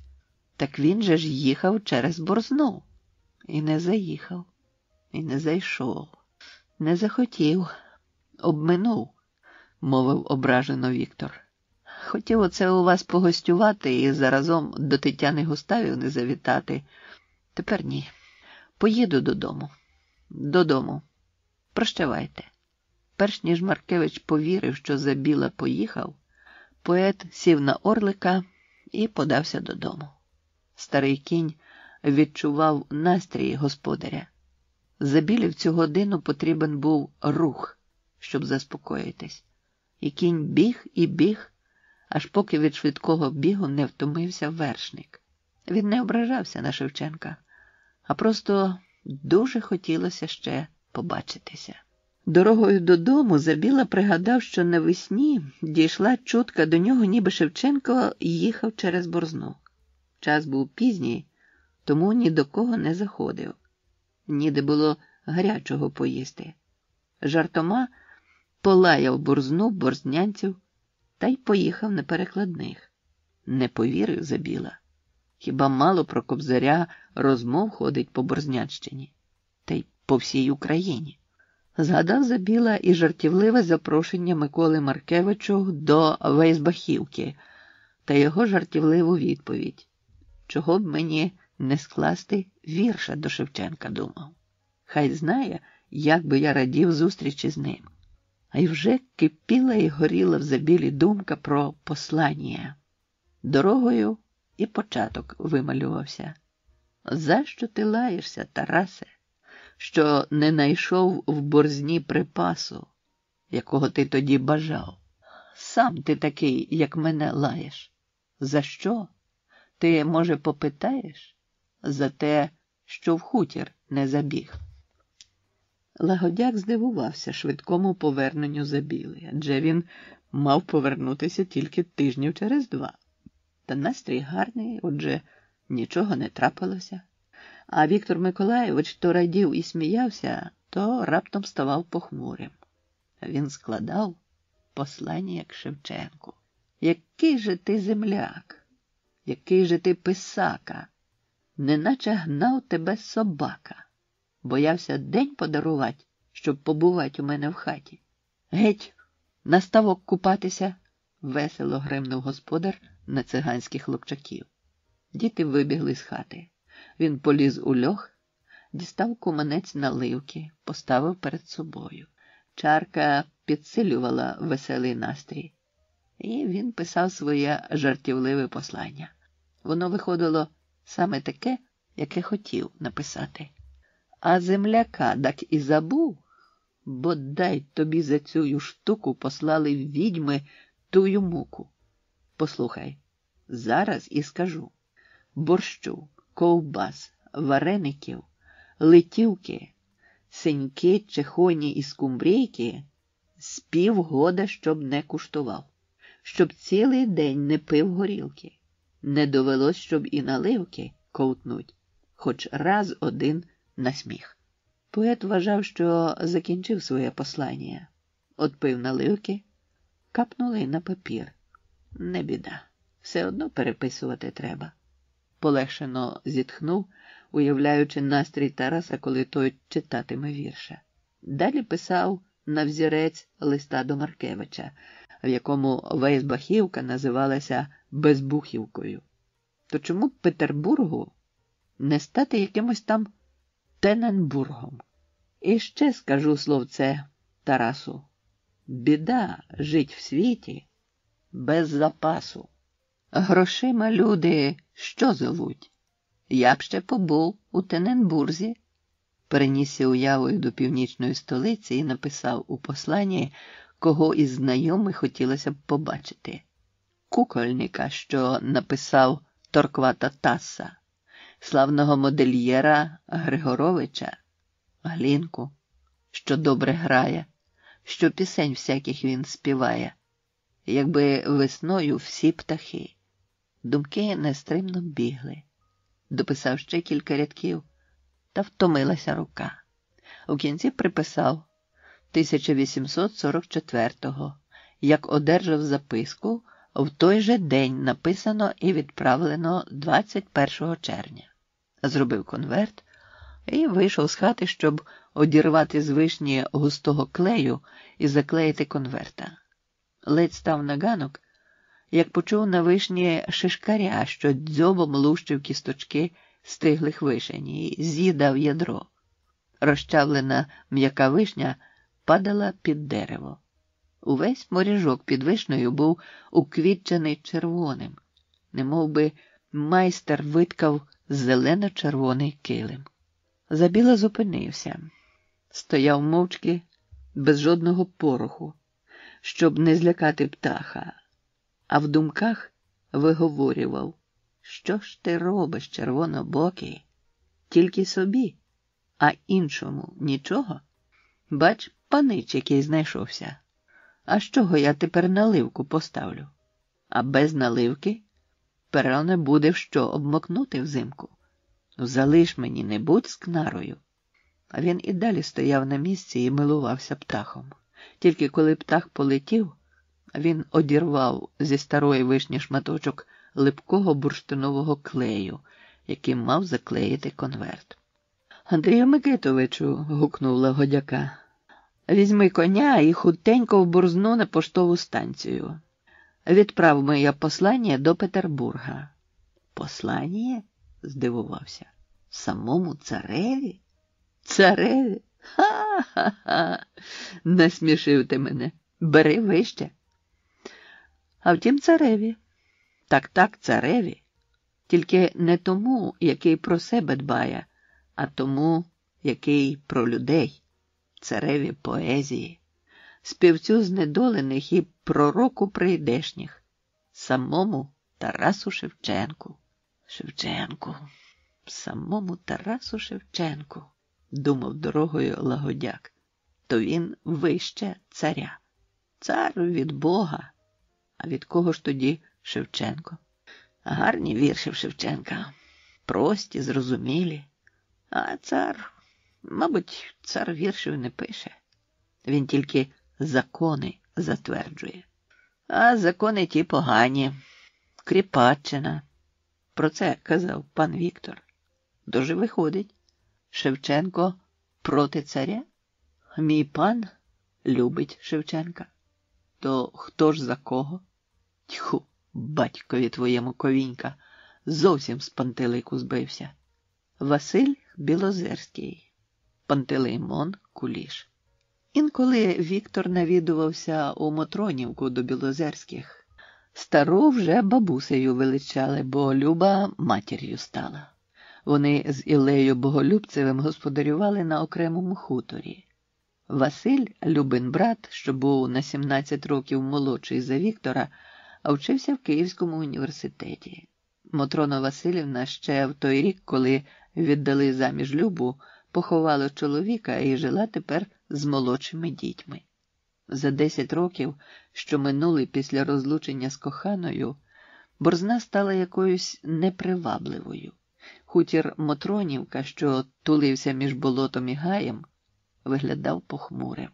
Стежка понад Борзенкою, якою Віктор їздив колись на коні до коханої, де заросла верболозом, а де й зовсім зникла. Проте в пам'яті все лишилося незмінним.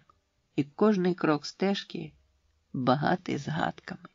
Ось тут уперше взяв ніжні її пальці в свою руку. Там, де стежка збігає з пагорба, вперше дозволила губами торкнутися личка. А он під тією вербою її очі стали м'які та лагідні. У куточках з'явилися маленькі сльозинки, і вона їх не витирала. Так і дивилася на нього крізь ті сльози радості. Не мчав тепер орлик стежкою, не поспішав вершник. Він прислухався, як рипить сніг під копитами. Мелодія, наче з розбитої скрипочки, дратувала. За пагорбом показалася Мотронівка. Білозерська вітала Віктора як зятя, інколи передавала вітання від Люби. Поет повіряв Любиній матері свої страждання і думи, а в цій хаті все нагадувало Любу. Він сідав на тих лавках, на яких колись сиділа вона, пив з тих кухлів, з яких колись пила вона, витирав руки рушником, нею вишитим. Та тут навіть повітря те, яким вона дихала. І це заспокоювало Віктора. «Приїзди, Вікторе, через кілька днів», – запросила Білозерська, коли він почав збиратися додому. «Має приїхати Василь з товаришем». «А з ким саме?» – поцікавився. «Може, знову з Кулішем?» «Мабуть, з ним. Письменник, поважна особа». «Приїду». Я жалкував, що в перший його приїзд не довелося познайомитися. «Дякую за хліб-сіль. Бувайте». Замить кінський тупіт долинув з надвору. Вони вже давно знали один про одного. Куліш ходив по селах записувати етнографічні матеріали і скрізь чув вірші Забіли. Де від кобзарів, де читав у списках, одні супроводжувалися розповідями про кохання автора, інші видавалися за народні. Забіла читав у альманасі «Київлянин» 1840 року оповідання Куліша про те, від чого в містечку Воронежі висох Пищевців стат, та про те, що сталося з козаком Бурдюгом на Зеленій неділі. Потім разом надрукувалися в Гребінчиній Ластовці. А ще Забіла чув про роман Куліша «Михайло Чернишенко» або «Малоросія 80 років тому» та читав розділ із роману «Чорна Рада» у журналі «Современник». Про другий приїзд Куліша до Мотронівки Ганна Барвінок писала, спогад не опублікований, 24 грудня 1845 року. Куття. Хутір Мотронівка. Мороз скрипить під ногами, зорі грають на блакитному прозористому небі, чекання дорогих гостей і неймовірне збудження до життя. Тільки й чутно в дівочій. Двері стук, хляп, рип. Бігає котра покоївка, виглядає, руки тре. Мороз. Холодно. Ждуть гостей. На столі стоять 2 свічі, ламп ще тоді не було, і 5 приборів налагоджено до вечері. Щедрого вечора. Жде сина з Києва, Василя, де ще з товаришем, Кулішем. То як там мати мотається, як метеор літає по хатах і мига, усе в дівочу забіга або до вікна стрімглав, замурованого морозом приглядається. Нема ще нікого. Походить округ стола, подивиться, нетерпляче жде з Києва гостей своїх. «Федоско!» – кличе покоївку. «Федоско! Чи з покуття кутю вже зняли? Дай лишній прибор. Ну, принеси, Боже, ще якого дорогого гостя з дороги на сю вечерю». Кажуть люди, що сим принаджують подорожніх. З матір'ю і 2 дочки нетерпляче чекають брата. І літератора Куліша. Якось, мов, і страхаються його, бо ще з письменником все тільки друге побачення. А літом, їздячи по губерніях з етнографічним дослідом, Куліш і до них на 2 години заскочив познайомитись і зробив на них нове враження. У хуторах тоді ще таких гостей не поводилось. Якби можна, то поховались би та у щелину й дивились. Залюбки сі баришні на його. І цікавляться, і жахаються. Тоді, у ті давні часи, вони були боязкі, соромливі, ходили тихенько. От підходять вони і собі, в вікно доглядаються, хукають, дошкрябують на морозі. Увійшли наші ждані гості, поздоровкалися з панею і підійшли до панночок. Мовляв, як рожі зацвіли. Таке тоді було, а тепер байдужні. Добре, що не було тоді ламп по стінах. Щедрий вечір, добрий вечір. Мати зараз просила до столу гостя. Посадила його поруч себе, і тут, так як бурчак, полилася розмова. Звісно, по-українськи. Василя посадили далі, а панночок навпроти них. Старша проти Куліша сиділа, а менша проти брата, а мати на першому місці. Меншій дочці був ще тільки 15-й рік. Менша Олександра була сим дуже щаслива, що їй вільно було мовчати і зиркати з-під очей злотаєнька можна, що вона дуже обережно і робила. Красою на виду, розумом, яскравою розмовою розвитої людини і все розмовляв по-нашому, по-українському, то тим більше дивував. І тоді ж іскра закохання, мабуть, зажевріла в дівочому серці. А може, й в обох. А він хоч і позирав скоса часто на неї, а речей не обертав до неї. А менший сей день, 24 грудня, дав у Будучині нового чуття, нечуваного, до болю серця, стільки щастя, що вони довго-довго один до другого придивлялися, чи до пари. «А давно був у вас, Віктор Миколайович?» – запитав Василь матір. «Кілька днів тому. А він тобі потрібний?» «Ну, не так мені якось гостю». Василь кивнув головою на Куліша і вже звертаючись до нього. «Ну, може, тепер повіриш у справедливість моєї розповіді про автора віршів нещасного кохання?» «То правда, мій син зайвого не скаже», – вставила слово Мотрона Василівна. Хлопці розсміялися. «Та всяк буває, мамо. Ми не тільки про Забілу та про його вірші говоримо. Інколи і владу згадуємо. Що так, а що, може, треба й по-іншому. Тому з чийогось боку, може, і зайве говорю». Стара здивовано подивилася на сина, силкуючись збагнути його слова.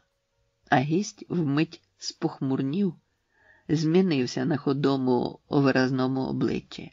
Сподіваючись, що та розмова стосується Віктора, аби заспокоїти гостя, Матрона Василівна відповіла: «Обіцяв прийти. Може, й сьогодні буде». «От і добре. Познайомимось», – сказав гість. У неділю сходилися гості до Білозерських. З Борзни, з Оленівки на званий обід з нагоди приїзду сина. Переказали запрошення й Забілі. Тепер вони зустрілися. Забіла веселий, одягнутий у білу сорочку, чорний фрак і товсті плисові штани. Куліш похмурий, у полотняній вишиваній сорочці, стьобаному жилеті й дешевих чорних штанях. Не знав тоді Забіла, що Куліш одружиться з молодшою Любиною сестрою Олександрою, майбутньою письменницею Ганною Барвінок, і відтоді буде ворогувати проти нього і багато разів використає свою письменницьку зброю, щоб ще й ще раз дзьобнути його. Матрона Василівна шепнула сину: «Василю, забери гостей до себе, поки не покличу». Василь запросив Забілу і Куліша в свою кімнату. Зачинив за собою двері. Тут вони й познайомилися. Куліш з цікавістю розглядав Забілу, а той, відзначивши про себе, що гість молодший од нього років на 10, звернувся: «То ви і є той Пантелеймон Куліш, що чимало написали прози та й пустили по всіх альманахах?» «Я», – відповів Куліш. «То чого ж ви у мене анекдот забрали?» – навмисне суворо спитав поет. «Як забрав?» – перепитав Куліш.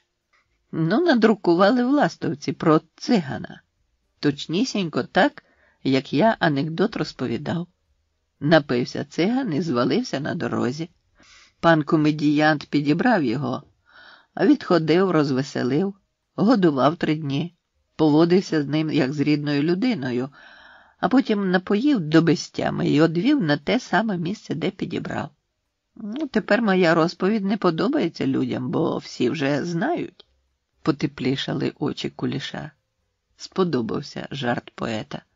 «Дядьку Вікторе, а розкажіть про цигана, розкажіть», – почали просити дівчата, щоб підійшли до розмови. «Ну, якби ж ви не сміялися, бо через регіти мене не чути. Не будемо, і роти позамикаємо», – попритулювали долоні до рота. Пропив циган усі гроші та й поніс жупанина до шинку пропивати. Тільки оповідач хотів показати, як циган жупан ніс, а дівчата вже реготом зайшлися. До столу», – запросила господиня. «От ви й смійтеся на здоров'я, а ми до столу підемо», – перервав розповідь Забіла. «Заздрю вам, Вікторе Миколайовичу», – сказав Куліш. «Щасливий ви». «О, у чому ж те щастя моє?» «У ваших віршах. Ходять по Україні між людей, і кожний їх знає. А що той альманах чи книжка? Хіба багато їх читають? Неписьменні ж у нас прості люди». «А ви теж вірші пишете?» – запитав Забіла. «Пишу», – відповів Куліш. «А Вікторе, а лагодяки вчора готували кутю?» – запитала Матрона Василівна за столом. «Варили. А яку? Ячмінну чи пшеничну? І з яким молоком подавали?» «Ячмінна була кутя, а молоко макове», – посміхнувся Забіла, всідаючись за стіл. «То я ось подам пшеничної з конопляним молоком. Кутя була вчора, але й сьогодні не гріх поїсти. Он мед розведений у білій макітрі. Там і горіхи є. Черпайте ложкою». «Гостю вершків дайте до куті, мамо», – попросив Василь. «Ні, не можна», – відмовився Куліш. «Вершки, сину, можна тільки 31 грудня», – відповіла мати. «Сьогодні гріх вершки їсти».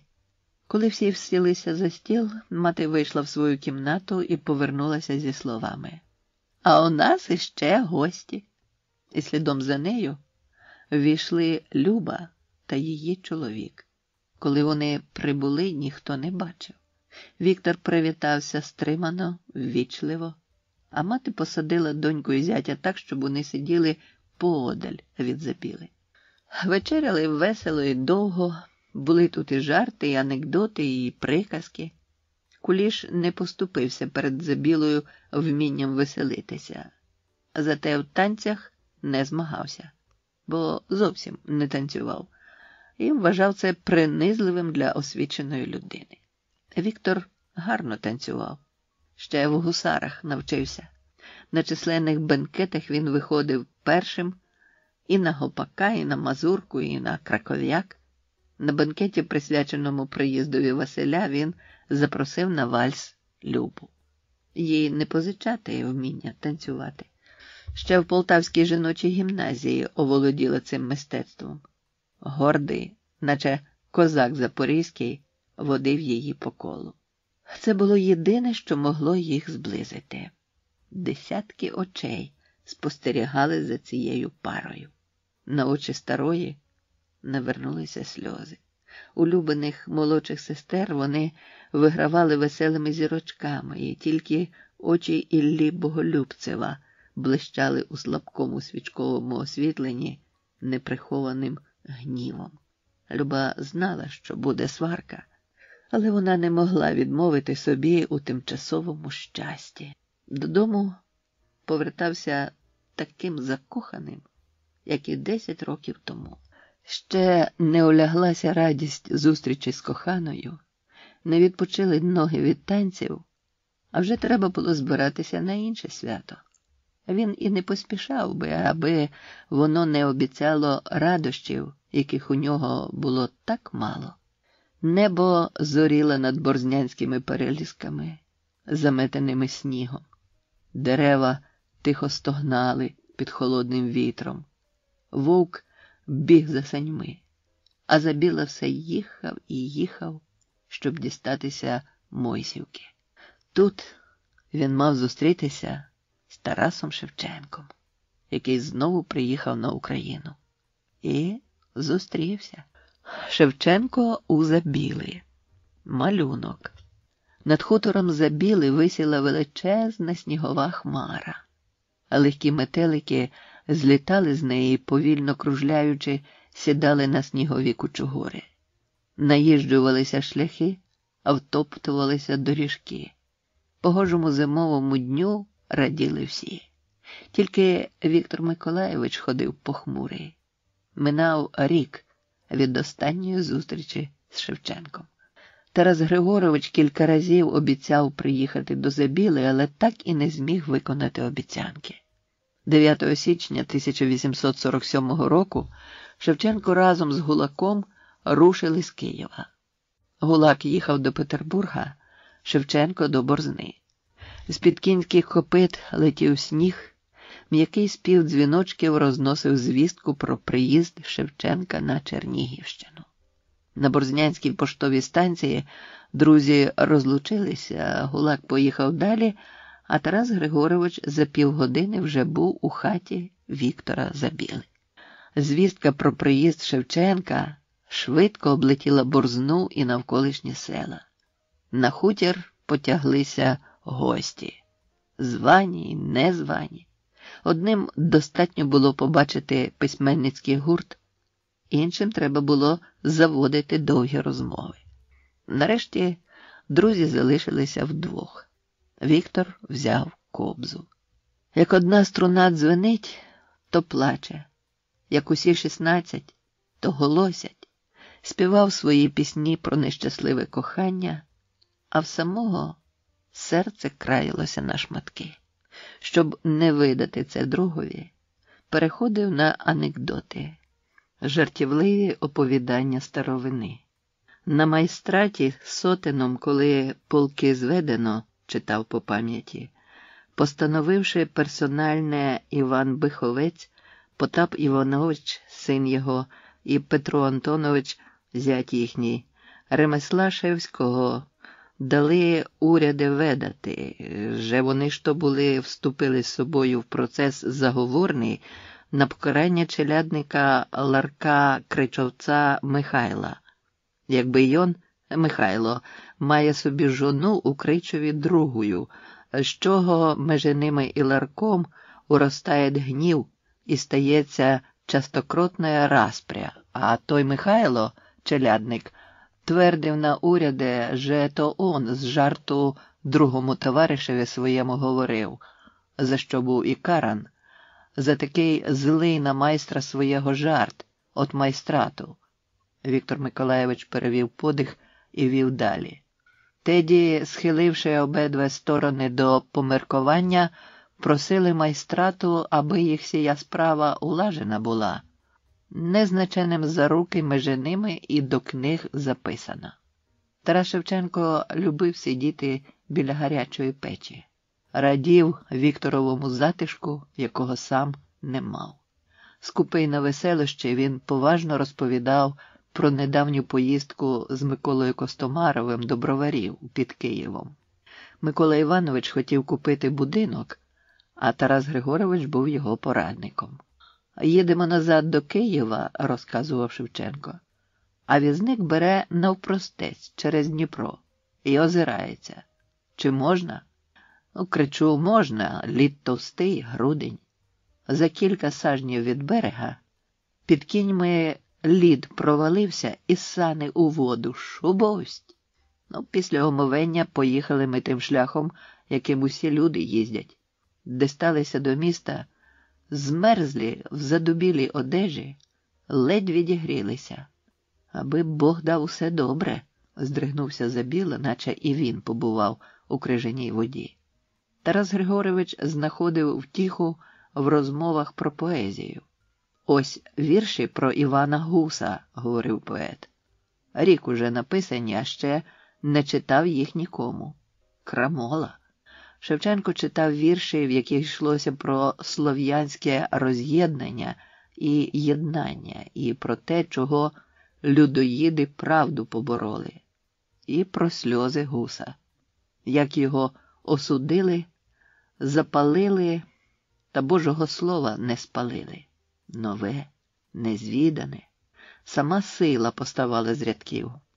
«Вікторе, друже милий», – Шевченко подивився на побратима. Веселі карі очі господаря випромінювали любов і повагу. Чорне густе волосся личило до засмаглого повновидого обличчя, на якому з'явилися перші зморшки. «А давай-но я намалюю тебе.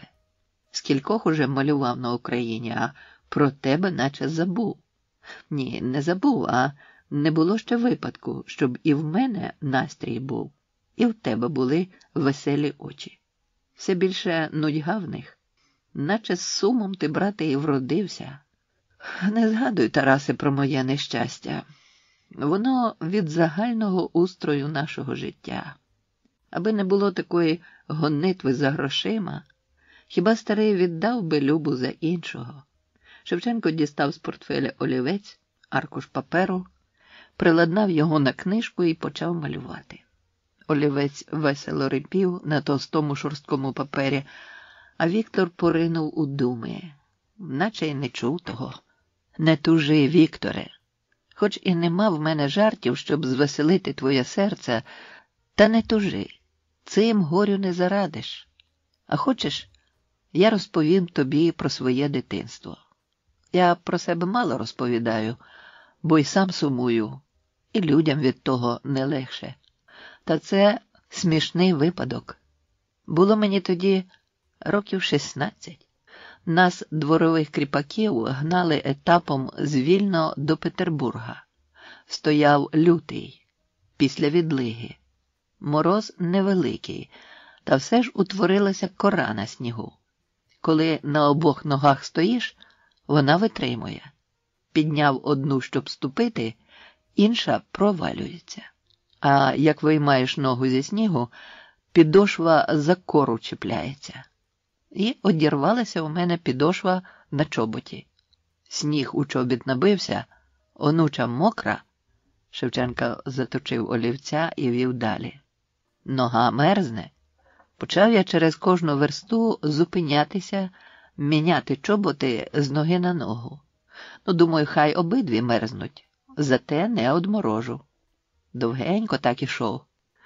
Етапні солдати спершу сміялися, а потім одному з них набридло. Він як дзизне мене по шиї, аж іскру з очей викресав. Заступилися за мене інші кріпаки. Так і врятував ногу. Тепер можна зі сміхом згадувати, а тоді, мабуть, було не до сміху.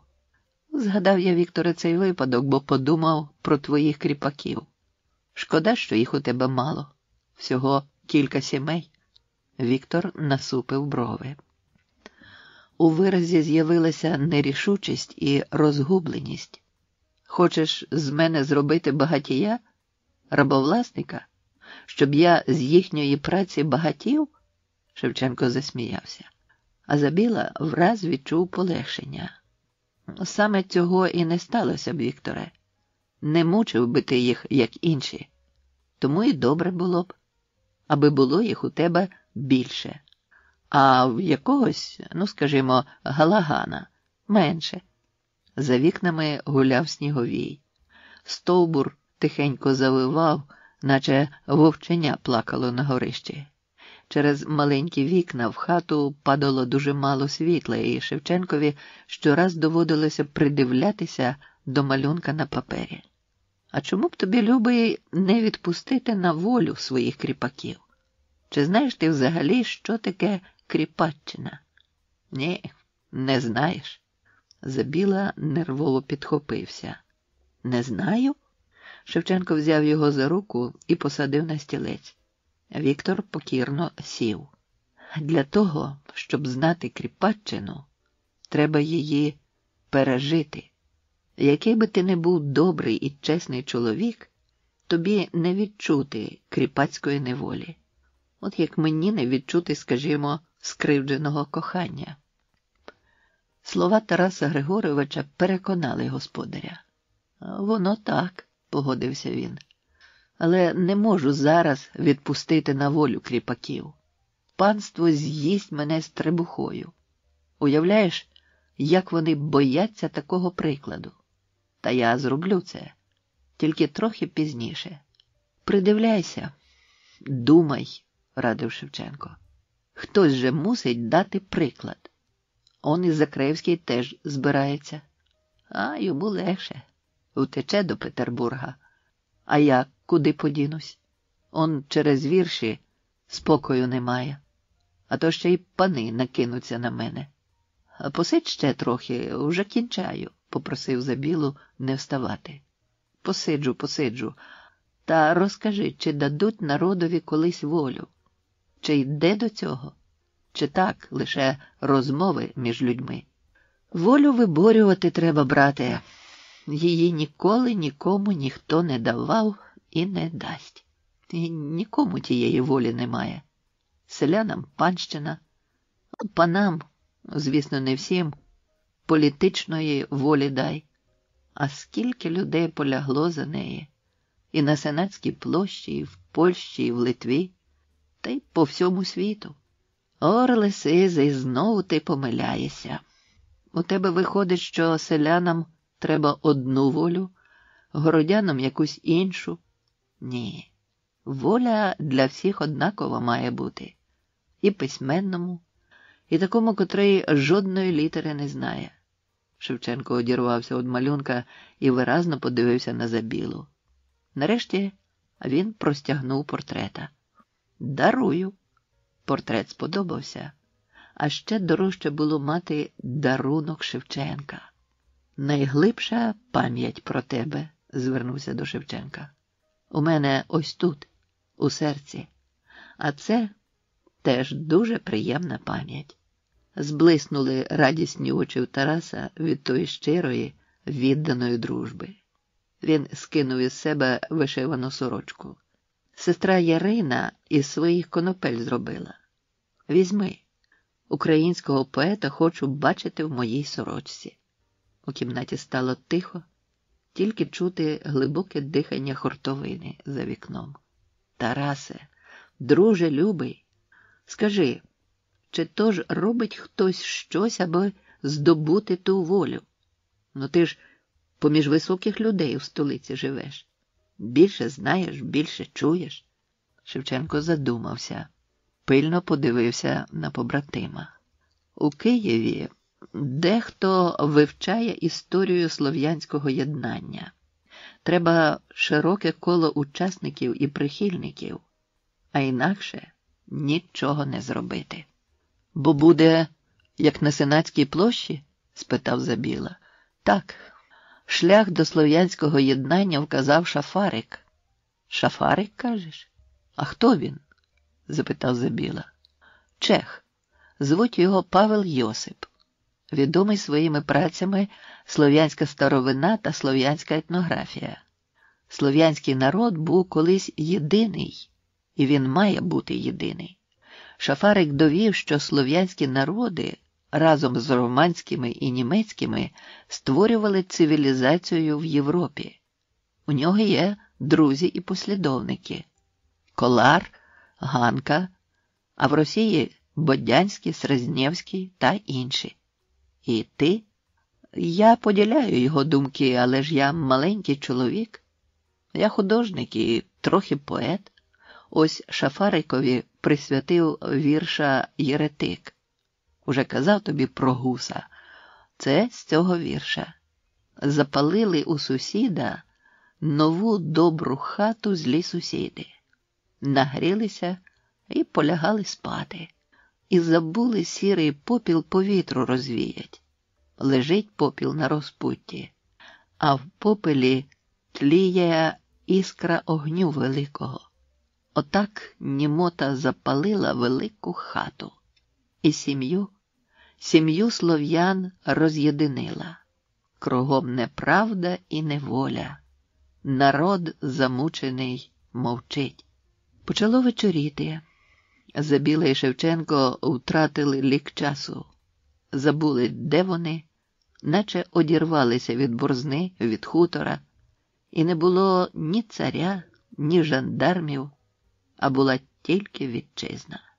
Вони говорили про літературу, культуру, події на Україні і в Росії. Господар не хотів і на хвилину перервати розмову, а тому не запалював свічку. У мережеві віконних рам скло вже миготіло вечірньою зорею, а на заході небо ще жевріло блідим світлом. І хто зна скільки б ще вони сиділи так, коли б раптом рвучко не відчинилися двері. На порозі стояв Куліш. Він зупинився біля порога, придивляючись, за яким заняттям застав двох поетів. За його спиною Василь Білозерський. Куліш, Седнєв, а решт Шевченка. Куліш був на хуторі Мотронівка. Засватав Любину і Василеву молодшу сестру Олександру і чекав весілля. З нагоди сімейного свята приїхав додому і Василь. Шевченко познайомився з Кулішем ще в червні 1843 року в Києві. Куліш познайомив Василя Білозерського з Шевченком у січні 1844-го. Відтоді минуло 3 роки. Шевченко, Куліш і Білозерський ввійшли до таємної політичної організації Кирило-Мефодіївського товариства. І ось усі вони в гостях у Забілі. Пантелеймон Куліш слухав двох побратимів, зіставляв їх. Йому здавалося, що перед ним проходила мов би драмована історія життя обох поетів поруч. Великого, що саме розправляв проти сонця крила, і малого, що вже сідав на хуторне сідало. Дивлячись на двох поетів, він то радів, то сумував. То думав, ти, чадо попсованого привілеями панства, втеряло єси навіки возмогу кращого життя духовного.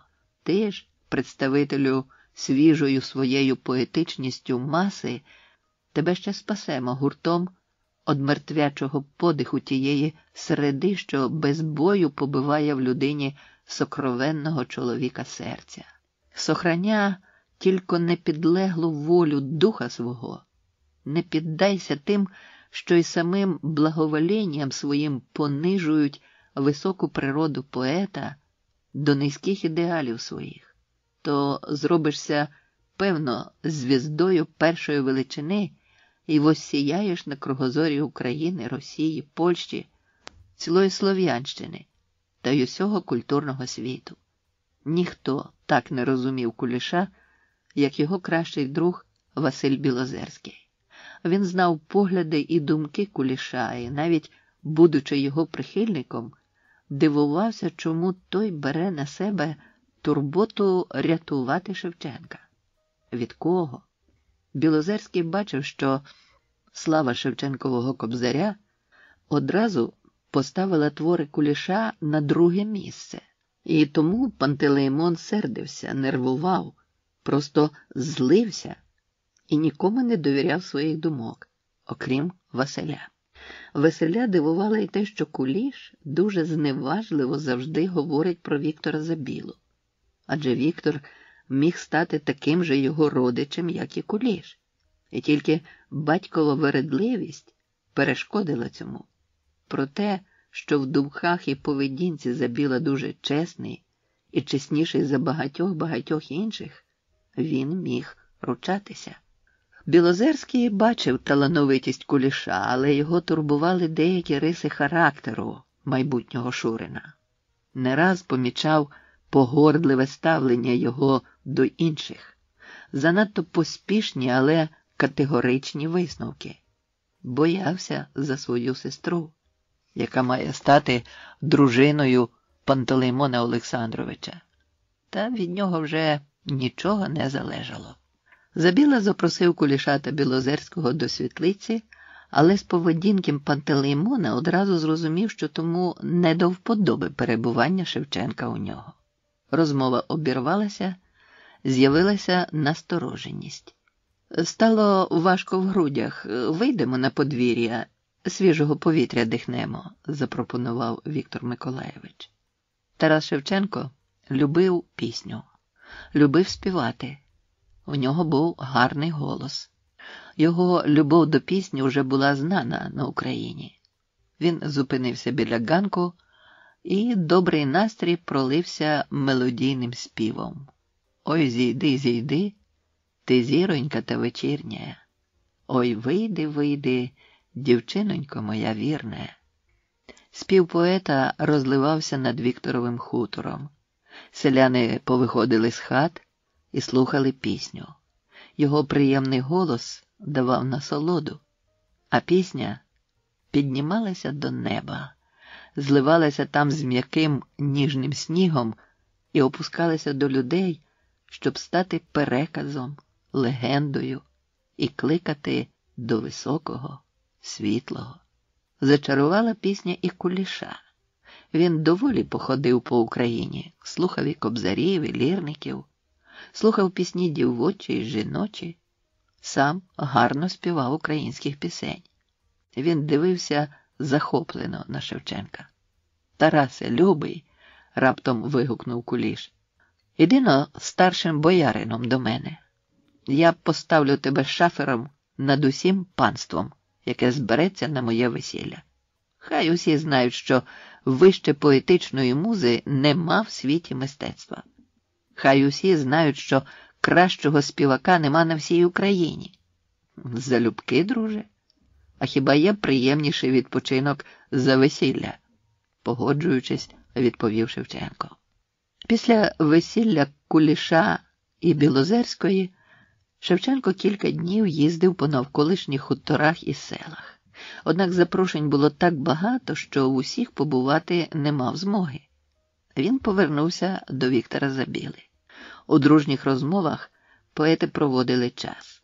Шевченко чекав рішення про затвердження на посаді вчителя малювання в Київському університеті. «О, заживемо тоді, Вікторе», – звернувся він до свого друга. «Приїдеш у Київ, побудеш серед братчиків, почуєш, що про українців та слов'ян говоримо». «То хіба я не знаю усіх думок твоїх?» – казав господар, ніби й справді знав усе про гостя. «Ну, може, і знаєш», – ухилявся Шевченко. Важко мені чекати, а в університеті не кують і не мелють. Напишу листа Костомарову, хай розпитає». Забіла сидів поруч і слухав, як Шевченко диктував сам собі. 1 лютого 1847 року. Борзна. «Друже мій великий Миколаю, я оце й досі в Борзні і не роблю нічогісінько.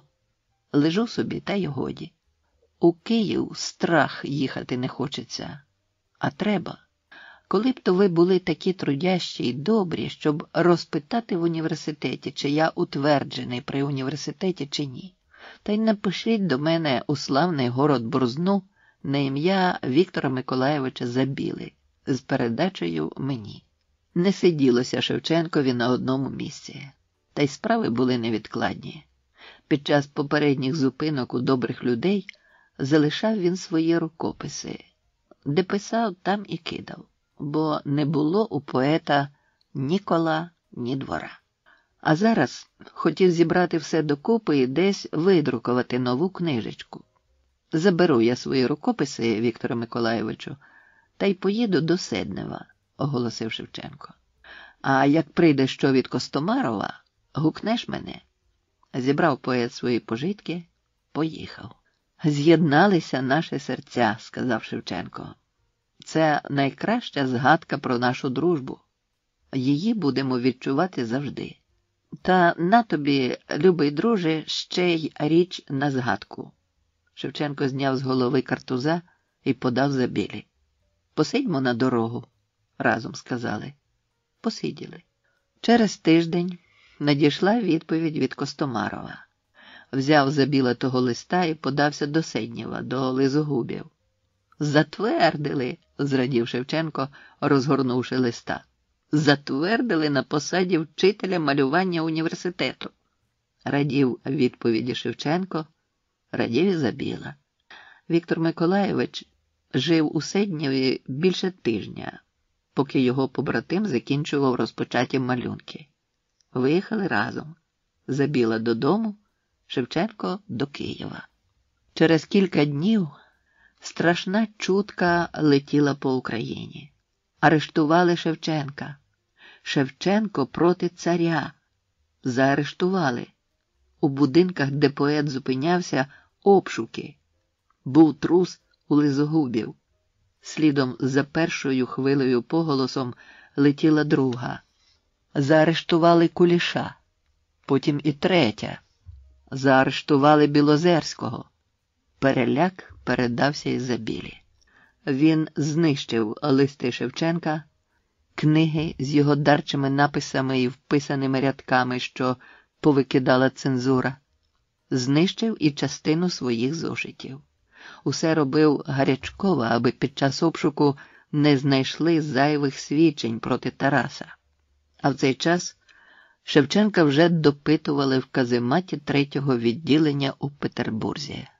На Фонтанці, 16. Між паперами вашими знаходяться вірші Чужбинського і Забіли. Першого підбурливі, а другого пасквільні. А хто такий Чужбинський, якщо це не псевдонім, і Забіла? Так було сформульоване 20-те запитання, на яке Шевченко відповів. Чужбинський – псевдонім, прізвище його Афанасьєв Олександр, поміщик Полтавської губернії, Лубенського повіту. Забіла Віктор, теж поміщик Чернігівської губернії, Борзнянського повіту. 21 квітня 1847 року. Завідувач поштової станції. Задзвони мені, дзвіночок. Віктор Забіла відростив вуса. Довгі, чорні, наче живі п'явки, вони зливалися з баками. На скронях з'явилося срібло. Сліди віспи перерізалися зморшками.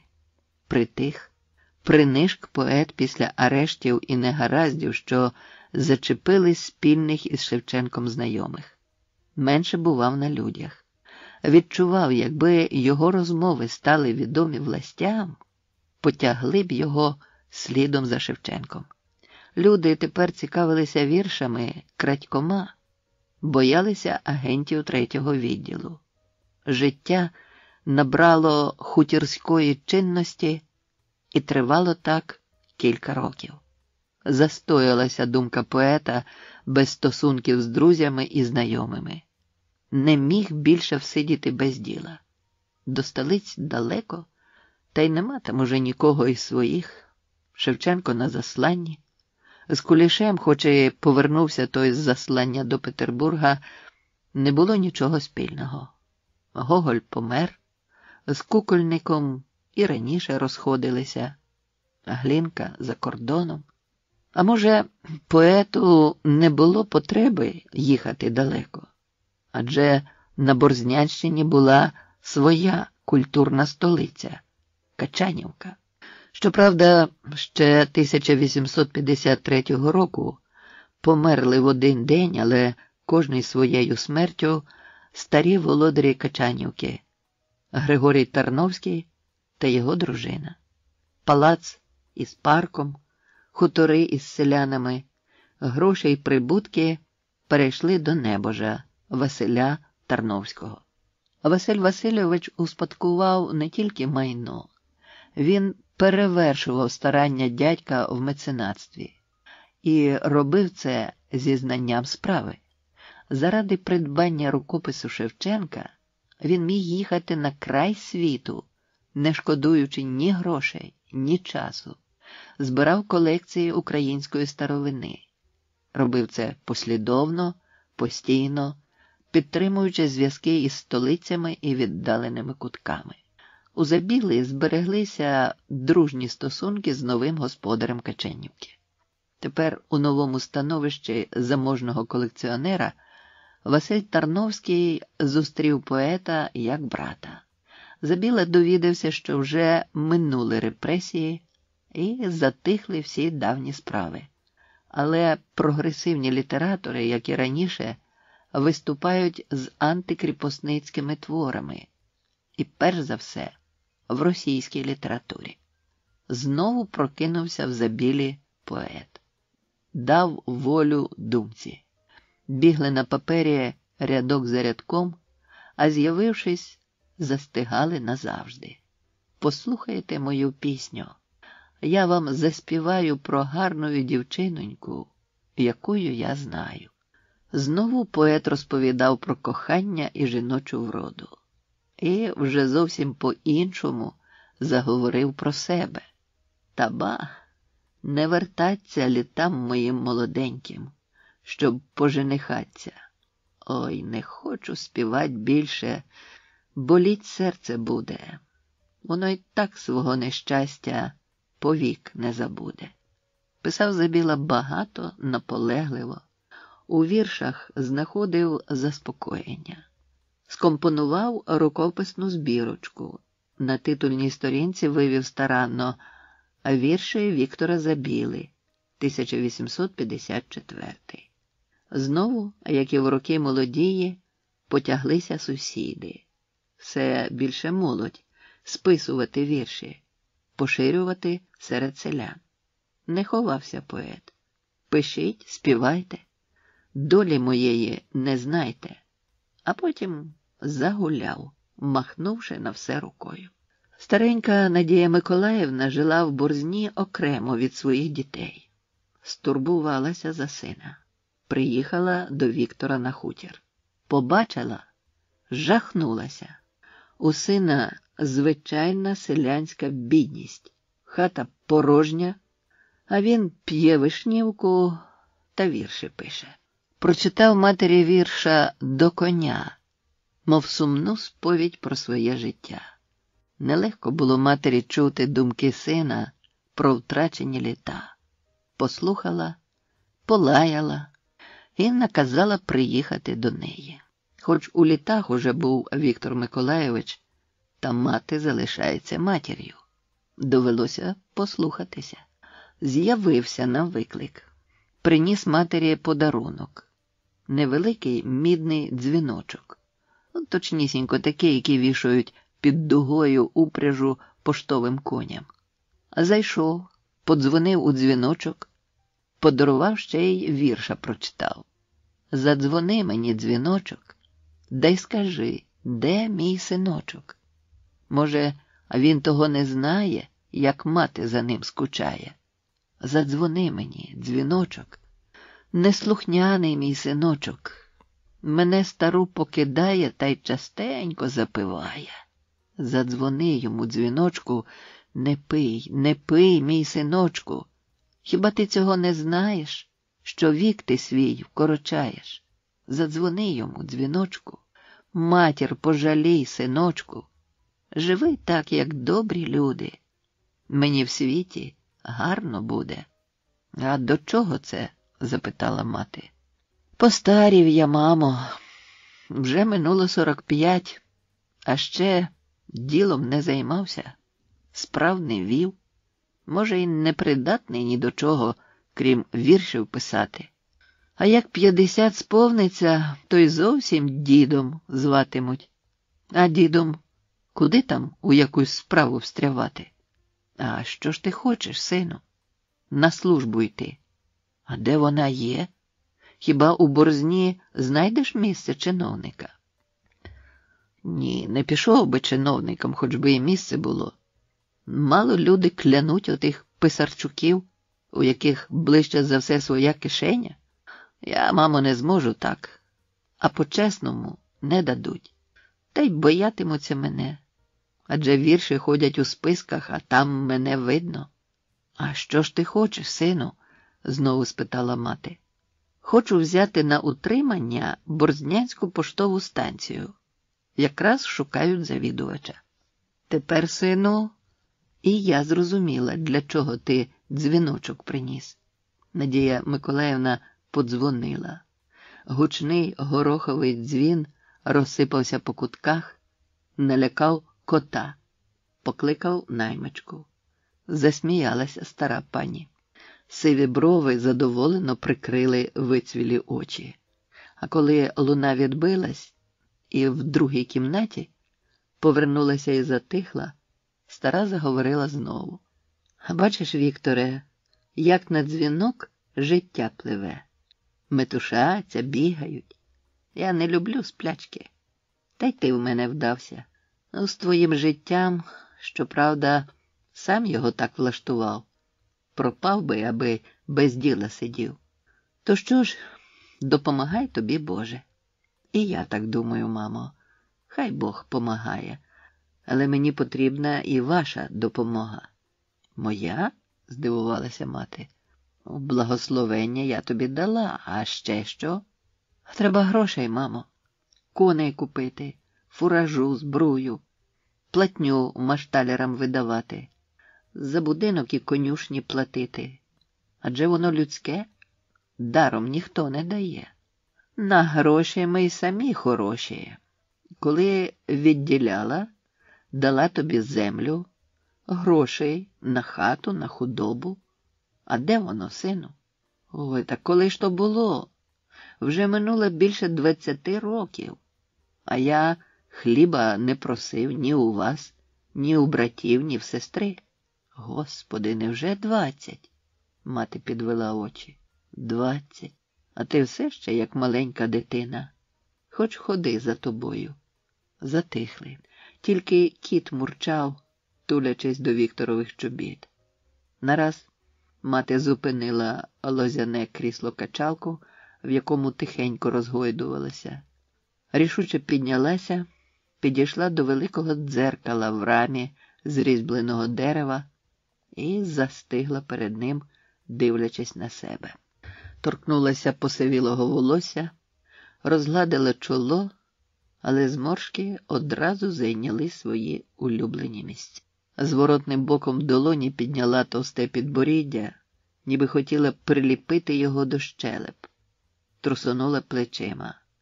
Довгі китиці чорної квітчастої хустки весело тріпонулися.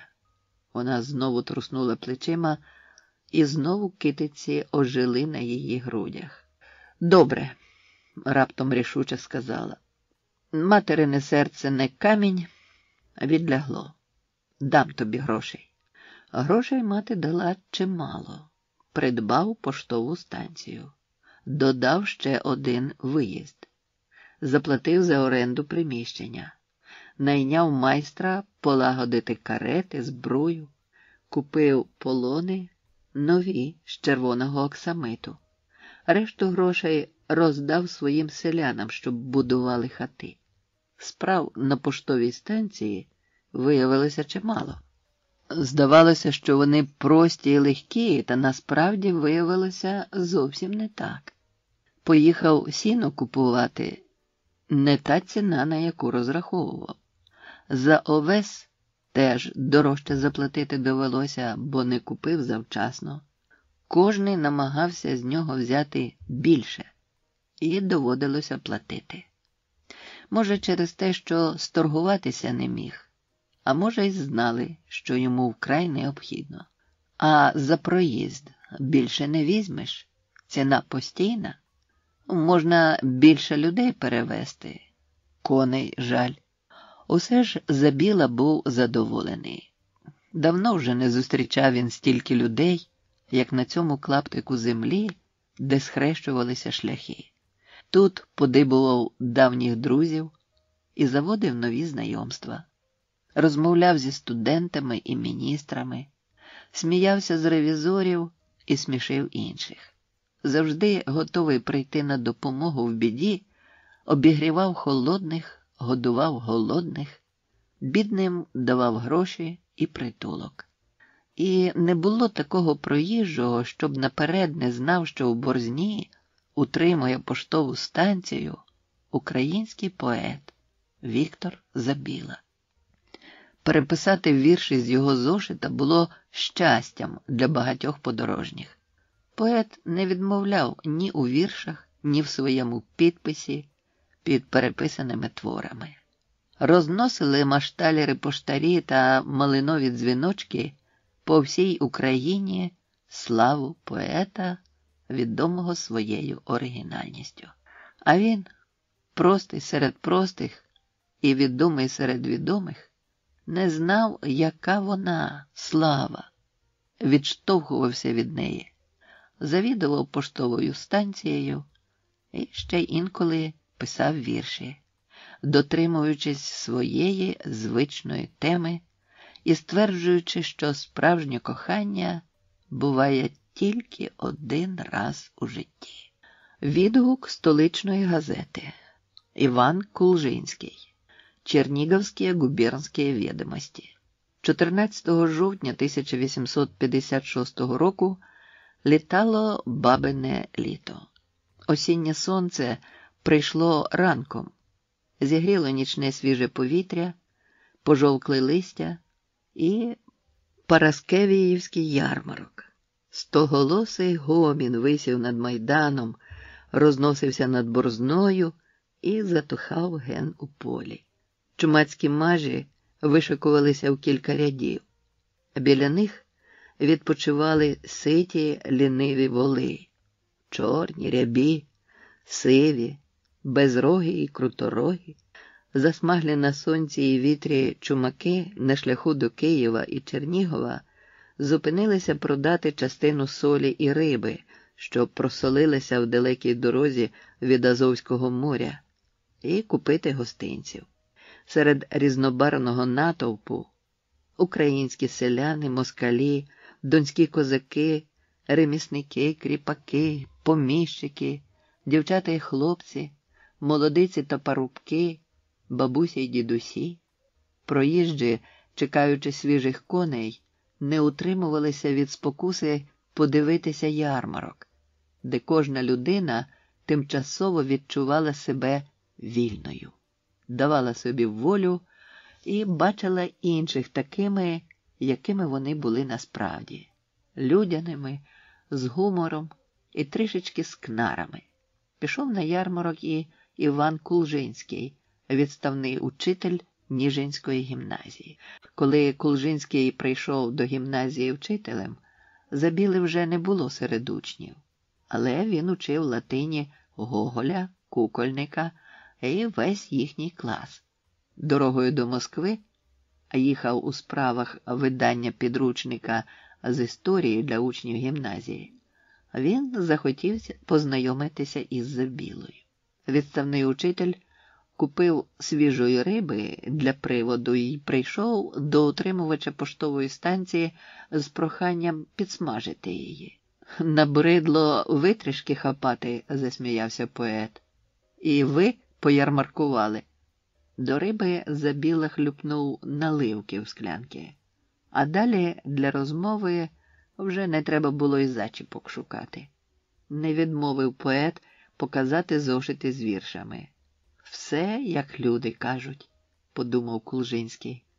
І назва зошита «Співи крізь сльози», і підзаголовок «Фантазія у віршах малоросійською мовою», і епіграфи «Горе з лихом» та «Що на серці, те й на язиці».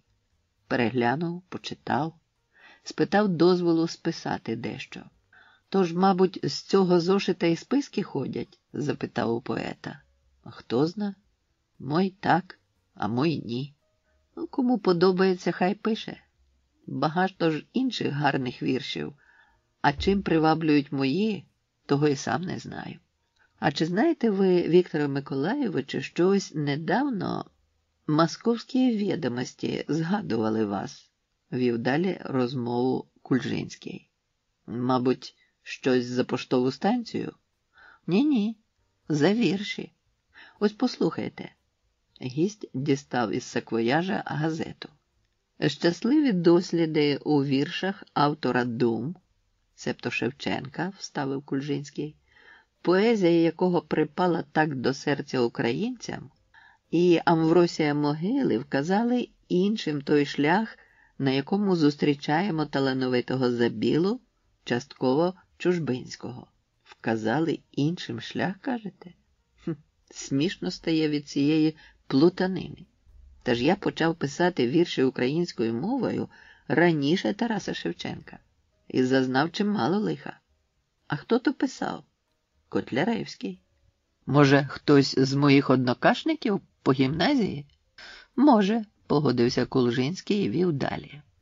Поїв я оце славного борщу, який вміють готувати тільки на Україні, та ячмінного хліба з часником. Дивлюся на смажену рибу, від якої, здається, пахне ще берегом, і пливуть думки, як оті хмари по осінньому небу, швидко і невідомо куди. А хмари завжди видно, їх можна розпізнати. Правильно, голубе, перед вами й не встоїш. Думаю я про дивну долю малоросійської поезії і малоросійської мови. Досі ще наші дослідники не встановили місця, звідки прийшов народ з цією мовою і з цією дивною поезією. Остання думка академіка Погодіна, наче малоросіяни прийшли в Малоросію з Карпатських гір після навали татар. Читали, може? Вісті Академії наук по відділу російської мови за цей рік. Це там я вичитав. Не вчений він, а пеньок ваш Погодін, скипів Забіла. Виходить, не мої пращури Ольговичі ще до татарської навали приборкали Візантію, а слово о полку Ігоревім. Про цей твір Київської Русі зараз, мабуть, лише уся слов'янська література та й повість временних літ складена до татарської навали. І створена вона тут, на нашій землі. Та, мабуть, кожний сільський дядько знає про існування Русі України, звідки й пішли і малороси, і великороси, і білороси. Забіла зробив паузу і, щоб подражнити гостя, додав. А може, і всі слов'янські народи. А ви, пане, яку думку поділяєте? Чи не з тих ви, як кажуть, що української мови взагалі не існує? А у мене, Вікторе Миколайовичу, нема власної думки. Розмова згасла. Співбесідники їли рибу, і кожний показував себе заклопотаним риб'ячими кісточками, аби пом'якшити неприємне закінчення розмови. Поки готували коней, Кульжинський переписував вірші. «У мене на виду вся Україна», – думав Забіла після від'їзду ще одного випадкового знайомого. «Доволі бачив уже тут усяких. А цей приїхав з умислом. Шукав мене, то десь випірне. Які то люди, котрі не мають власної думки». Завідування поштовою станцією забирало у Забіли весь час. Вставав у досвіта і, щось з'ївши, їхав бричкою до Борзни. Їхати недовго, за півгодини вже був на місці. Справам віддавав увесь день. Бувало, й поїсти не було коли. А де вже там думати про відпочинок? Додому повертався вже поночі і кидався втомлений на ліжко. Після Параскевіївського ярмарку кілька днів на поштовій станції було затища. Забіла використав ці дні, аби побувати в себе на хуторі. Він пройшов вулицею вздовж усіх хат і прискіпливо придивлявся до кожної будівлі, до кожного двору. Всі хатки уже були побілені до зими. Вікна полагоджені, двері підігнані, призьби відремонтовані, підсипані. Навколо хати ще цвіли мальви, чорнобривці. Перед вікнами жоржини вигравали веселкою. Вишні ще стояли зелено-червоні, і кожний подих вітру кидав червоне листя додолу. Дивлячись на вишні, чомусь згадав весну. Згадав, як кожного травня дерева вкриваються білою кипінню цвіту. А запах того цвіту такий густий, що його можна черпати з повітря рукою. На подвір'ї лагодяків багато квітів зірвано. Забіла знає, це Ганна носить їх на могилки своїх батьків, яких уже нема. І на його подвір'ї від багатьох квітів лишилися тільки стебла. Забіла задоволений, що Ганна рве квіти і у нього на подвір'ї. Вдома він сів до столу, взяв перо. Пір'їна застругана добре. Тільки обмокни в чорнило і побіжить перо папером. Тихо, як маслом змащене. Але Забіла не вмочив пера. Думки про справи поштової станції насувалися навально, і відкараскатися від них у нього не було сили. Близька зима квапила. Треба було готуватися до неї. Забіла їздив по навколишніх селах, шукав наглядача станції, конюхів, машталерів. Знайти вільну людину і охочу до цієї роботи було надзвичайно важко. Доводилося домовлятися з поміщиками. Дехто з них давав кріпака, але заробіток його брав собі. Та й за цих умов кріпак ішов до Забіли охоче. Його людяне ставлення до кріпаків знали всі. Узимку вільного часу було більше. Війшло в звичку мати хоч коротеньку розмову з приїжджими під час заміни коней. Тож у Борзні, одним з перших, у січні 1857 року, він дізнався про створення в Петербурзі за наказом Олександра II комітету для обговорення заходів по звільненню селян від кріпацтва. Кинув усі роботи і помчав на свій хутор. Поніс радісну звістку своїм селянам. Хоч вони і так були вільні в своїх діях, але воля за законом держави, більш надійна, ніж дарована однією особою. Звістка про заходи для скасування кріпаччини поєднувалася з приємним виглядом Вікторового хутора. Будиночки кріпаків, збудовані на забілені гроші, постали на бідній землі і прикрасили її. Тепер, коли скасують кріпаччину, його селяни вже матимуть готові хати, і настануть для них нові, кращі часи. Слідом за цією новиною прийшла ще одна. Звільнили Тараса Шевченка. Забіла кілька тижнів ходив під враженням почутого. Усім приїжджим і знайомим радив розносити ту приємну чутку і чомусь згадував виклик до жандармського офіцера 10 років тому. Жандарм заборонив писати листи бунтовщику, якого заслали солдати. 10 літ минуло з того часу.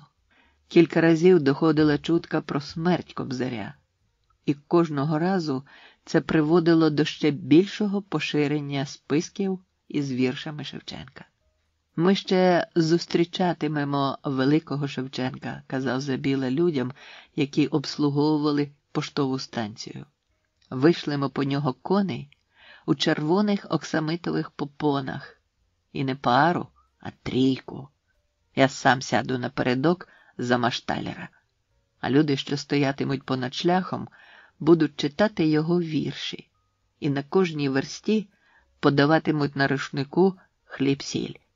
Радітиме Україна визволенню люду з кріпаччини і свободі Шевченка». Тоді я забуду все своє горе і загублене життя і відчую себе щасливим. Це буде. Я доживу до цього, дорогі мої.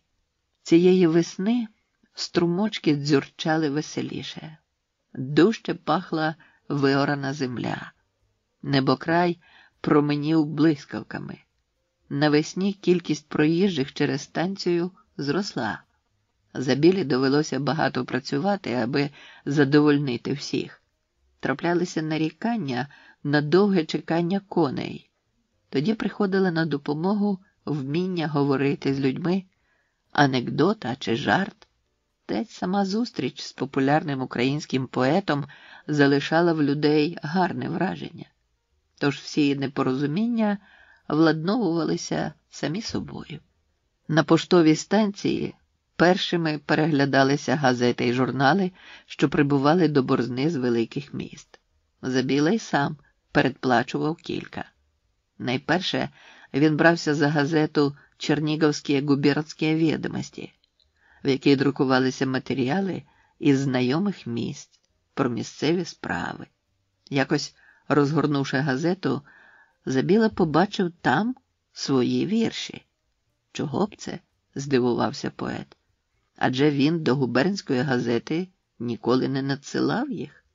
Відставив подалі від очей газету, бо зір уже був не гострий, і почав читати. Газета надрукувала 2 вірші «На той світ до батька» та «Соловейко». Ще й текст додано до віршів і після них. Хто ж це? Подивився на підпис «І.К.». Незрозуміло. Тоді почав пригадувати, хто був на ярмарку восени. Ти хіба згадаєш майже через півроку? Знову перечитав. Дивна доля малоросійської поезії і малоросійської мови. Досі ще наші дослідники не встановили місця, звідки прийшов народ з цією дивною поезією. О, та це ж відставний ніжинський вчитель Іван Кулжинський, упізнав Забіла. Дочитав статтю, в якій автор заперечував Погодіну про те, що нібито українці звідкись прийшли. Називає українську поезію дивною. Нічого поет не міг зрозуміти, адже про Кулжинського він чув зовсім інше. Це людина, яка не любить української мови і літератури. Тому під час зустрічі запитав про його думку. А пише, як прихильник. Ну що ж, подумав поет, час покаже, з ким буде Іван Кулжинський. Образи Куліша. Оцінка свого віршування. До невірної. Заклопотаний службою, Забіла давно не бачив своїх хуторян і тому хотів зустріти новий 1858 рік у себе вдома. Домовився з наглядачем, щоб той не залишав на свята поштової станції, і з машталяром на випадок проїзду високопоставленої особи. Кинув у сани дещо з харчів, щойно одержаний руський вісник, і з добрим настроєм рушив до хутора. Завіса лопатого снігу з'єднала землю з небом. Кінь біг підтюпцем, а сани пливли по сніговому морю. Віктор мовчки згадував рік, який закінчувався. Був задоволений ним, і останні дні, здавалося, вже не могли змінити цього настрою. Вдома Забіла читав останню книжку «Руського вєсника» за 1857 рік. І раптом, наче грім у передноворічний зимовий день, зі сторінок вдарило злим словом, незаслуженою образою. Поет схопився з ліжка і швидко почав ходити по кімнаті, запитуючи «За що? За що?». Він не вірив тим рядкам, ще й ще розгортав книжку і читав про гру Артемовського в малоросійській опері «Москаль-чарівник». Не розумію, навіщо цього разу пан Артемовський замінив вічно дорогий українській думі спогад подорожньою пісенькою нещодавнього складання гуде вітер вельми в полі. І далі. Дивно чути з вуст Чумака пісню, складену поганим малоросійським віршописцем Забілою. Віктор сплюнув з пересердя і читав далі, який розуміє якось спотворено свій народ і його поезію, а на додаток покладену на голос москвичем Глінкою. В Малоросії так багато пригарних народних пісень, які історично підходили б більше і показували б натуру малоросійського козака, тоді як ця нікчемна і за мовою, і за змістом пісенька, вставлена паном Артемовським в його гру, так би мовити, ні до села, ні до міста. Оцінюючи високо сценічний талант і визначаючи його гру в «Москалі-чарівнику» правдивою і художньою, ми просимо його від імені всіх знавців малоросійської національності не вводити в оперу Котляревського подібної дисгармонії і залишити гудливий вітер Забіли для тих, хто не знав нічого кращого в малоросійській народній і літературній поезії. Пантелеймон Куліш читав підпис. Оце земляк, оце друг, оце удружив, обурювався Забіла. Настрій у нього зіпсувався. Хлюпнув у склянку вишнівки, взяв кобзу, заспівав журливої. Хоч мав думку піти до сусіда, там збереться багато хуторян, але вже не пішов ні до кого. Сусіди прибігали багато разів, щоб покликати на вечерю, на кутю, але він не пішов і вдома нічого не поїв. Так, не повечерявши, і спати ліг. Опівночі знову прибігали сусіди, заходили у світлицю та, побачивши, що господар спить, не будили його. Так, у самотині, а він і провів новорічну ніч. Вранці першого новорічного дня до хати війшло 10 хлопчаків і полетіли з кількох дитячих рук зерна жита, ячменю, пшениці. Приємний передзвін зерняток відлунював від стіни підлоги та зливався у веселу мелодію, а хлопці примовляли: «На щастя, на здоров'я, на нове літо!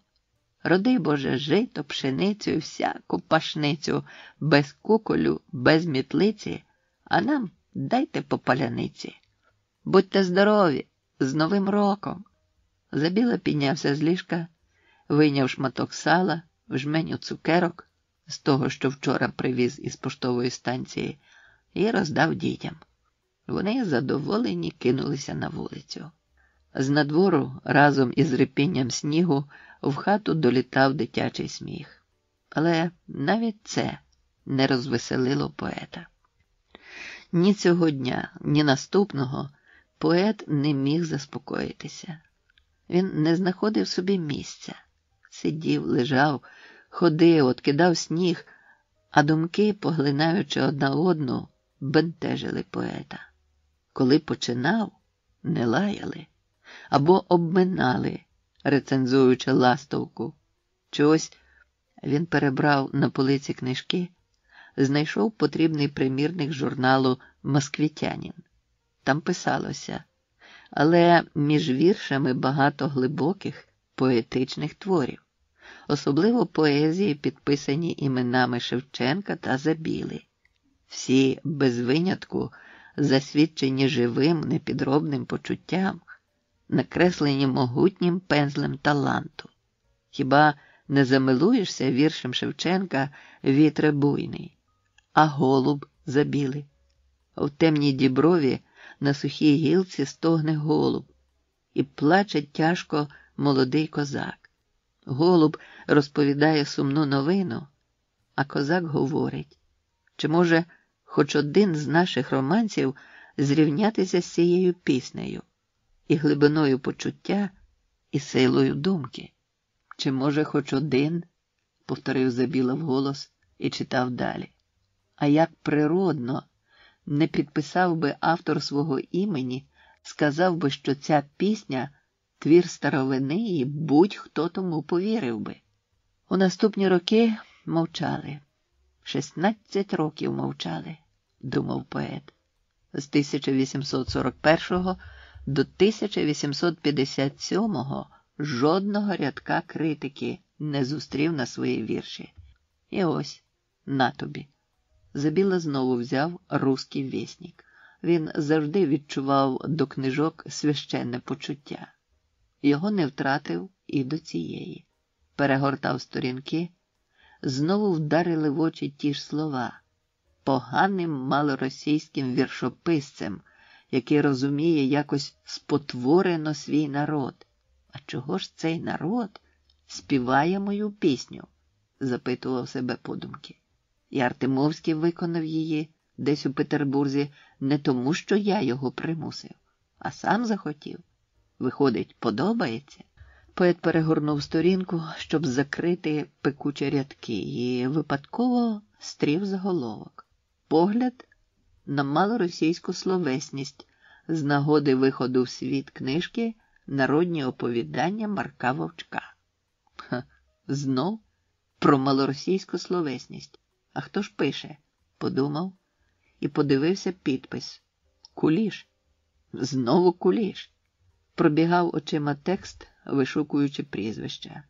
Зустрів імена Квітки, Шевченка, Котляревського, Гулака Артемовського, Гребінки, Єремії Галки, Амвросія Могили. І раптом аж кольнуло око, коли побачив і своє.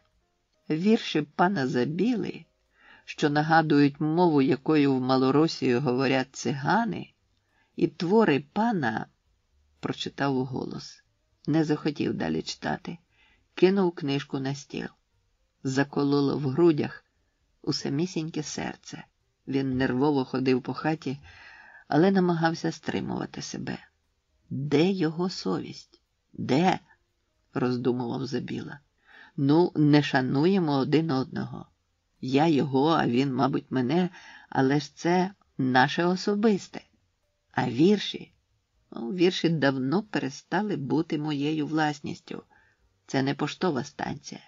Їх не продаси. Вони давно живуть серед моїх земляків, і на це у мене не питають дозволу. Вони в кожній хаті свої.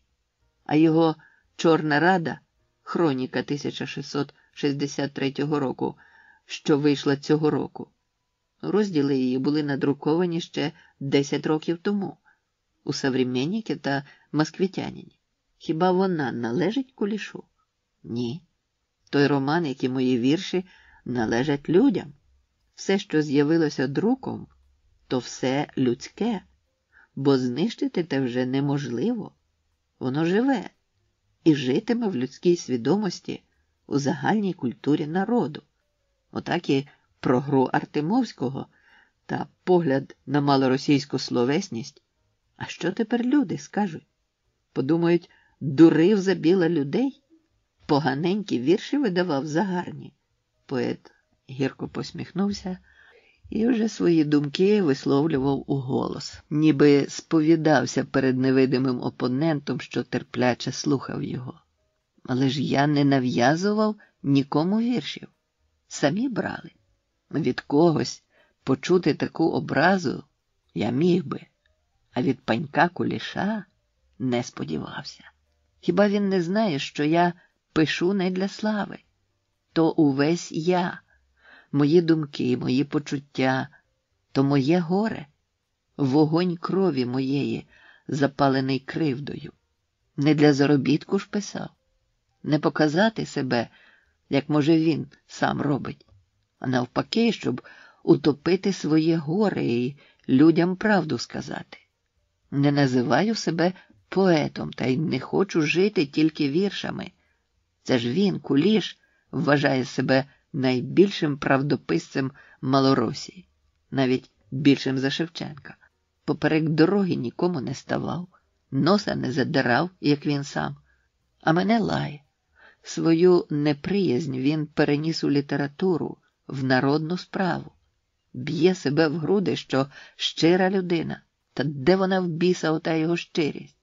А може, не знає, який насміх був над мовою? Ось я нагадаю. А він вихопив з полиці книжку журналу «Бібліотека для чтіння» і розкрив там, де була закладка. Почав читати. Потрібно мати рідкісну проникливість, мати генії лінгвістики, магічно вміти відкривати прекрасне навіть там, де його зовсім нема, щоб розуміти такі умови і відчувати красоти таких надприродних книг. Забіла кинув книжку на полицю, туди, де я взяв, і одійшов до вікна, ніби хотів щось побачити. За вікном було безлюдно, тихо, та він на це й не звернув уваги. Обурення брало гору над іншими почуттями. Нараз повернувся знову до полиці на стіні і заговорив, немов би до книжок, що там стояли. Це на нашу ластовку і твори Основ'яненка так писали. А хіба тепер, через 16 років після ластовки, не так кажуть? То чого ж ти, бундючний жереб'яка, бодай тобі аби що, лаєшся? Чи, може, хочеш бути розумнішим за інших? Ну, подумаю, наче не схоже, а дурниці робиш. Робиш дурниці. Ну, ось і я тобі зроблю. Пам'ятатимеш і ти мене, як я тебе пам'ятаю. З цією думкою Забіла сів до столу, вмочив перо. Сидів нерухомо, тільки великі чорні зіниці дивилися на папір. Поет складав вірша Кулішу. Писав, закреслював, знов писав. Незабаром уже кілька аркушів було списано бісерним почерком.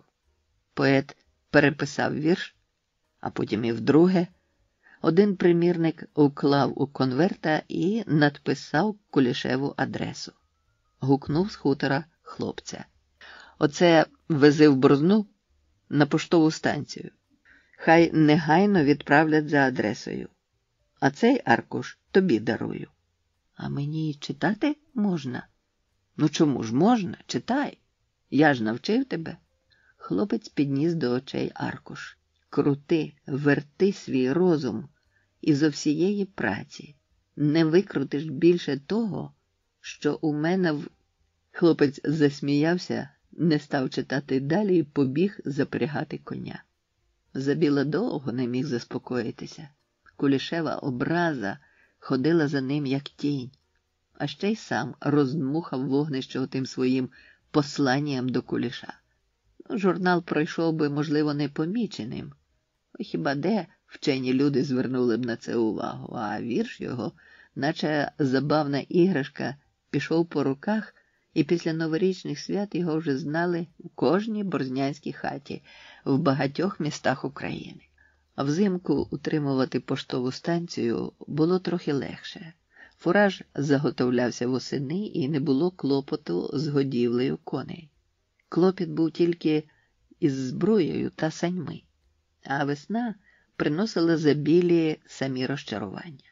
Коней треба було виганяти на пасовище, карети ламалися від непролазного багна на дорогах, а ще весна нагадувала про особисті незгоди. Цієї весни Забілі було й зовсім безрадісно. Він зустрічав своє 50-ліття. Думка про марно витрачені роки не полишала. Самотня старість лякала. Ще і ще повертався до свого нещасливого кохання. Любов кохав і досі, а у віршах її лаяв. До невірної назвав вірш, який писав незадовго до 50-ліття. Лихо мені дай тільки. Проживаю вже піввіка, де не найду долі. Живу в світі безталанний, гірш, чим у неволі. Не принесло радощів Віктору Забілі й офіційне повідомлення Департаменту Герольдії Сенату про затвердження ухвали чернігівських дворянських зборів і віднесення його до дворян з внесенням до другої частини дворянської родослівної книги. За 20 років, що минуло з часу подання на затвердження дворянського звання, поет втратив повагу до цього титулу. Куліш – майор. Шевченко в Качанівці. До Кобзаря. Забіла став популярною особою. Не було на Борзнянщині, як і на всій Чернігівщині, а також на Київщині та Полтавщині, що сходилися межами десь у цих місцях, письменної людини, вчителя, лікаря, писаря, службовця, канцеляриста, щоб не читала або не чула про українського поета Віктора Забілу та його святе кохання і гірку долю. Обізнані чи поінформовані про утримувача поштової станції проїжджі люди, особливо молодь, студенти, гімназисти, безцеремонно зверталися до Забіли. «Пане поете, а покажіть, будь ласка, ваші вірші. Чи немає якихось нових?» Під впливом кулішевих статей поетові здавалося, що в багатьох таких проханнях була іронія. Він прислухався насторожено, але через свою добру вдачу не міг відмовити. Інколи такі запитання переходили в довгі дружні розмови і закінчувалися чарчиною. «Недарма й там пишуть, що ви добрий співрозмовник, пане корнет», звертаючись до господаря, казав полтавський чиновник, який чекав заміни коней. «Де там?» Гість здивовано видивився. «Це ж ви, капітон Павлович Іволгін, корнет у відставці?» «Ні, я не Іволгін і не корнет», відповів Забіла. Зав'язалася суперечка. Гість доводив господареві поштової станції, що саме він і є корнет капітон Павлович, про якого пише журнал. Для доказу розв'язав свій пакунок, хоч видно було, що нелегко зав'язати його знову, і подав Забілі книжку. «Руський вєснік». «Знову цей горизвісний журнал», мовив Забіла, розгортаючи книжку і запитуючи, не звертаючись ні до кого. «Що тут? Хто тут?» «Куліш, майор», підказав проїжджий чиновник. Звістка стурбувала Забілу. Під густими бакенбардами заходили жовна. Нервово здригалися вуса, збентежено заблищали очі. Поет тремтячими руками знайшов початок, прочитав про себе. «Майор» – малоросійська повість, присвячується Миколі Васильовичу Білозерському. На околиці одного з тих містечок, які наші мандрівники, звичайно, називають нікудишніми, стояла поштова станція. Він швидко перегорнув сторінки, знайшов останню, прочитав. «П. Куліш. Закінчення буде». Цього було досить, щоб зрозуміти, яка вона кулішева відповідь на його послання. Поет повернув книжку і провів гостя. Дістати у борзні журнал було простою справою. Утримувач поштової станції знав, хто передплачував його. І через годину 2 січневі книжки і 1 лютнева за 1859 рік були у Забіли. Поет не зразу взявся читати повість. Він зволікав, хоч і знав, що неодмінно прочитає. Його тягло на простір, подалі від поштової станції. Вершник прив'язав коня до дерева і заглибився в гайок. Ранкову прохолоду ще не витягли промені травневого сонця. Забіла сів на пеньок, замислився. Але свіже повітря тягло під сорочку, бігло по спині, лягало на плечі і відривало від думок. Через хвилювання не відразу почув лісову пісню. Вона переливалася гаєм, стриманим воркотінням голубів, далеким тьохканням соловейка, розмовами пташок і навалою весняного вітру на верхівки молодих дубків і берізок. Він зігнувся, щоб стало тепліше, і сидів тихо-тихо, ні про що не думаючи, нікого не згадуючи. Скільки просидів, і сам не знав. Теплий промінь, що упав на обличчя, порушив його спокій і нагадав про поштову станцію, Куліша і якогось там Іволгіна. Марно минув у поета день. Зелений гай, радісне птаство, прохолодне повітря і самотність його не заспокоїли. Надвечір заїхав на поштову станцію і передоручив справи недбайливому помічникові. Наступного дня Забіла катався на човні біля Борзнянської греблі. Потім ходив луками, підставляючи довгого чуба і сиві скроні стрічному вітру і безжальному сонцю. Відпочинок заспокоїв поета. Коли він знову розгорнув журнал і побачив занадто великими літерами назву «Майор», це його вже не хвилювало. Намагався читати, як і будь-яку іншу книжку. А читач бачить з перших рядків, що йдеться про Малоросію, читав він. Так, проживаючи на півночі, нам приємно писати про неї, що б у ній не відбувалося. Ми знаходимо дивну, насичену насолоду згадувати тут навіть те, що нас зовсім не цікавить на Батьківщині. Наприклад, про поштову станцію або про утримувача цієї станції відставного корнета Іволгіна. Щоправда, корнета Іволгіна у своєму містечку багато хто, якщо не всі, вважають чоловіком дуже люб'язним, бажаним і навіть освіченим. Забіла мимоволі вдумувався в кожний рядок, порівнював Іволгіна з собою і читав далі.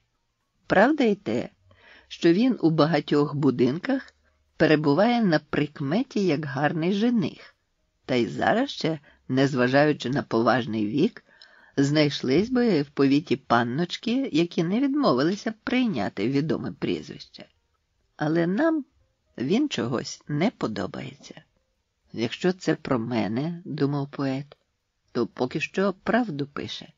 Не подобаюсь я йому, а чому він і сам, може, не знає, як це не схоже на ті оповідання і романи, які він пише. У нього світла голова, та, на жаль, норов не до цієї голови. Читав далі. Важко, між іншим, сказати, чого може не подобатися кому б то не стало такий чоловік, як Іволгін. Зовнішність його, звичайно, не найщасливіша, але і не найнещасніша.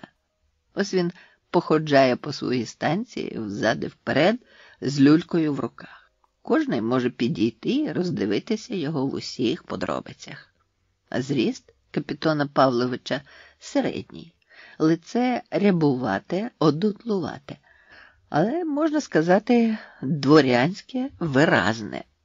До цього додайте солідні опущені донизу вуса і густі чорні бакенбарди. На перших сторінках повісті поет не стрів у рисах Іволгіна негативних ознак, тому настрій на протидію поволі змінювався зацікавленістю.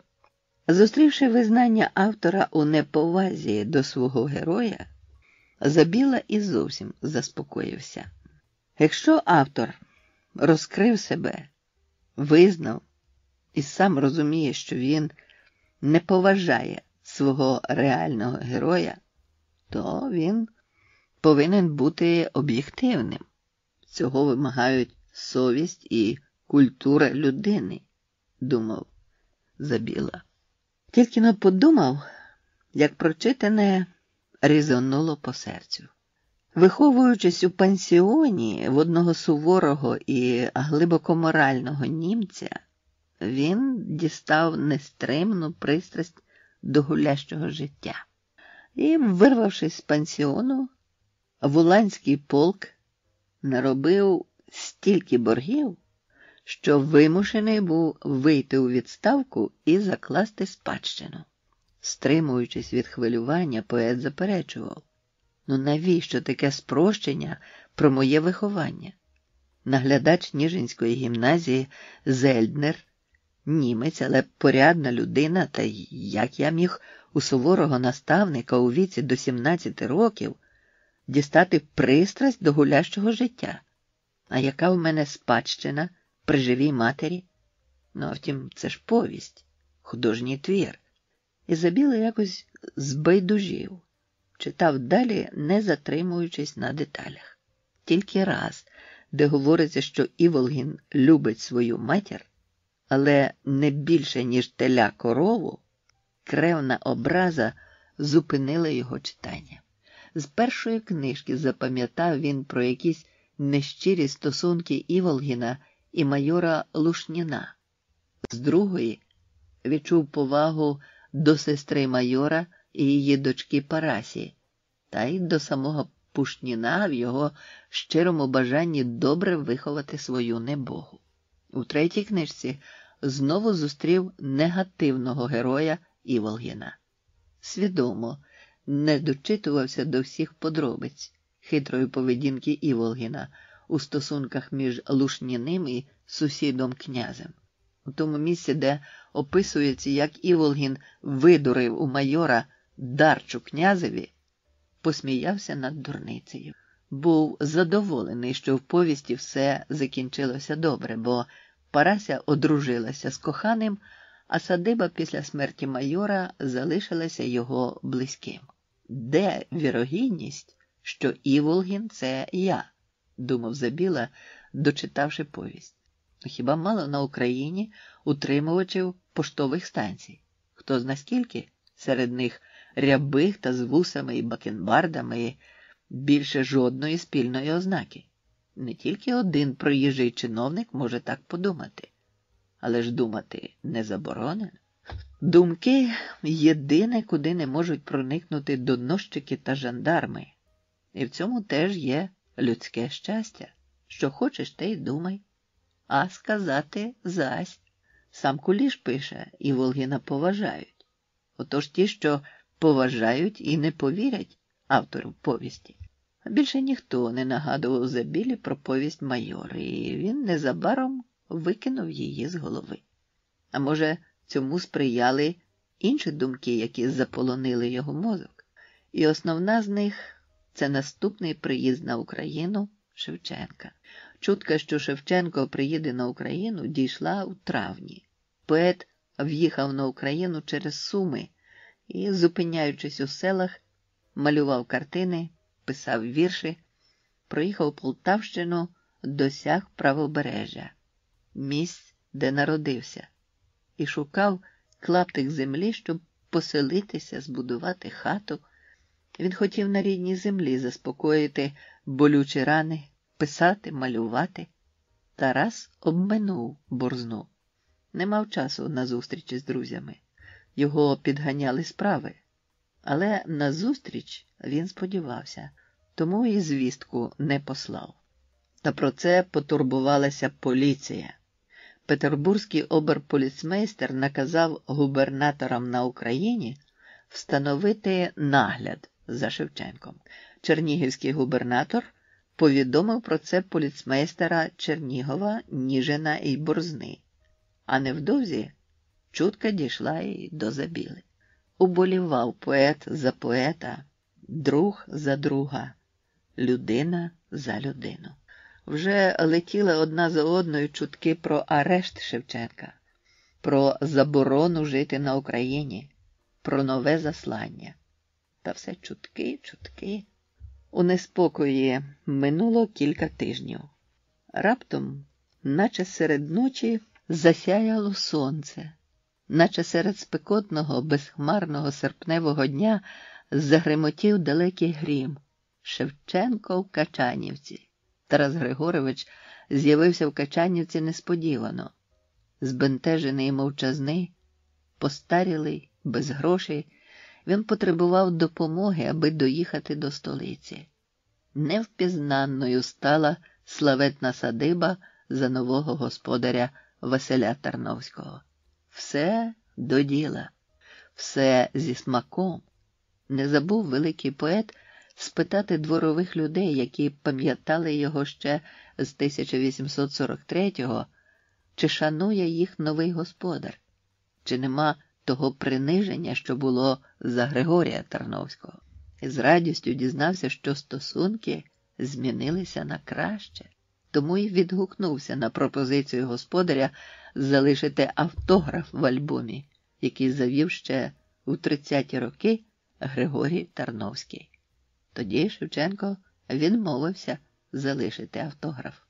Під враженням нової зустрічі з Качанівкою через багато літ Шевченко записав: «І стежечка, де ти ходила, колючим терном поросла».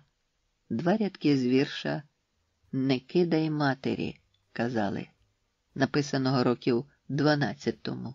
Поставив число 21 серпня 1859 у Качанівці.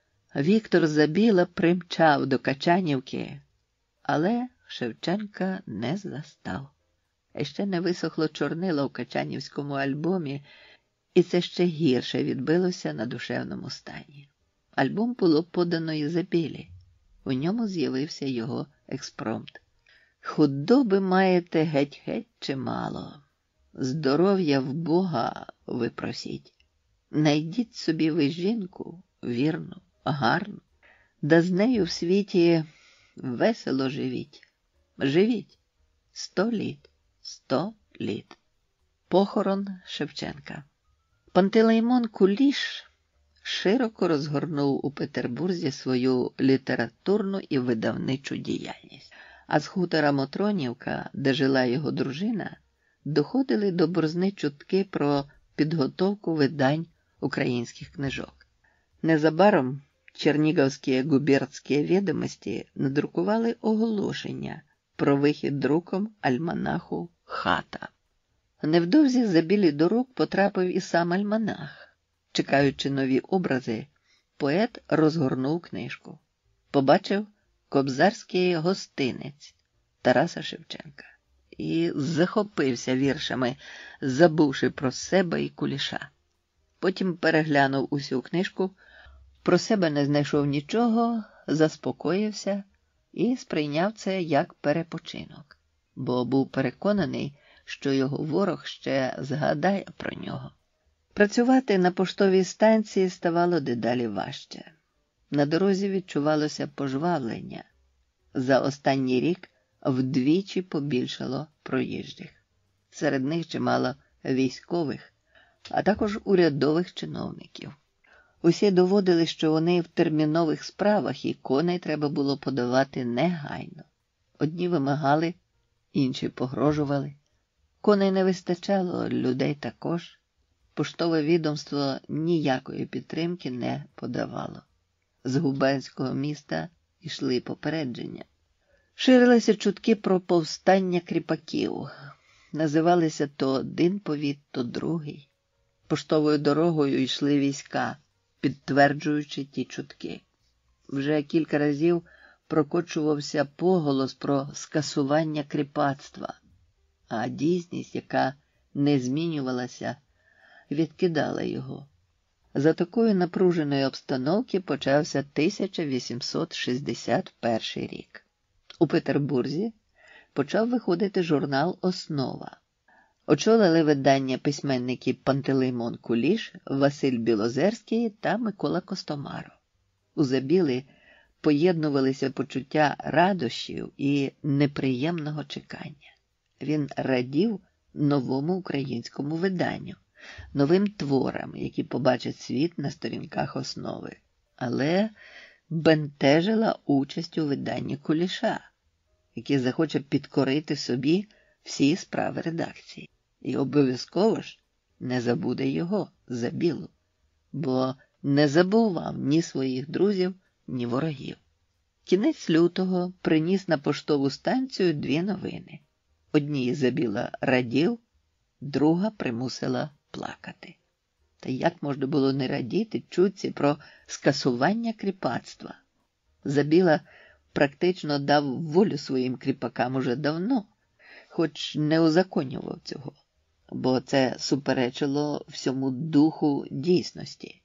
Такий акт викликав би обурення поміщиків, доноси начальству. Друга чутка була страшною. Ой, як би він хотів, щоб це була тільки чутка, як тоді, в часи перебування Шевченка в Новопетровській фортеці на засланні. Не один раз із подробицями переказували про смерть поета, а він був живий і боровся проти ганебної кріпаччини своїми творами. Можливо, і тепер це тільки чутка. Але вона жила, ширилася. Невдовзі газети принесли офіційне повідомлення. Забіла щоденно зустрічав московську і петербурзьку пошту, одержував газети й журнали та переглядав їх, шукаючи звісток про смерть Шевченка і його похорон. А звісток було доволі. Після похорону в Петербурзі, а в кількох повідомленнях йшлося про бажання великого поета бути похованим на рідній Україні. Українська громадськість Петербурга домоглася від властей дозволу виконати заповіт Кобзаря і відправила останки на Україну. Забіла довідався від проїжджих, що труна Шевченка вже в Москві. А це означало, що похоронній процесії не минути борзни. Віктор Миколайович відвідав повітове начальство і просив допомогти влаштувати траурно-урочисту зустріч. Побував у повітовому училищі і домовився, щоб відпустили учнів зустрічати прах великого українського поета. Забіла запряг найкращих коней, які були на поштовій станції, дістав для них царську зброю, що зберігалася на випадок проїзду з самого височайшого, забрав найдорожчі попони, килими, якими укривали графів і князів, і рушив на Кролевець, сусідню поштову станцію, зустрічати прах Шевченка. У Кролівці сказав Лазаревському і Чистахівському, які супроводжували труну з Петербурга, що приєднується до них і буде до останнього дня похорону Шевченка. Адже не було у нього дорожчого друга.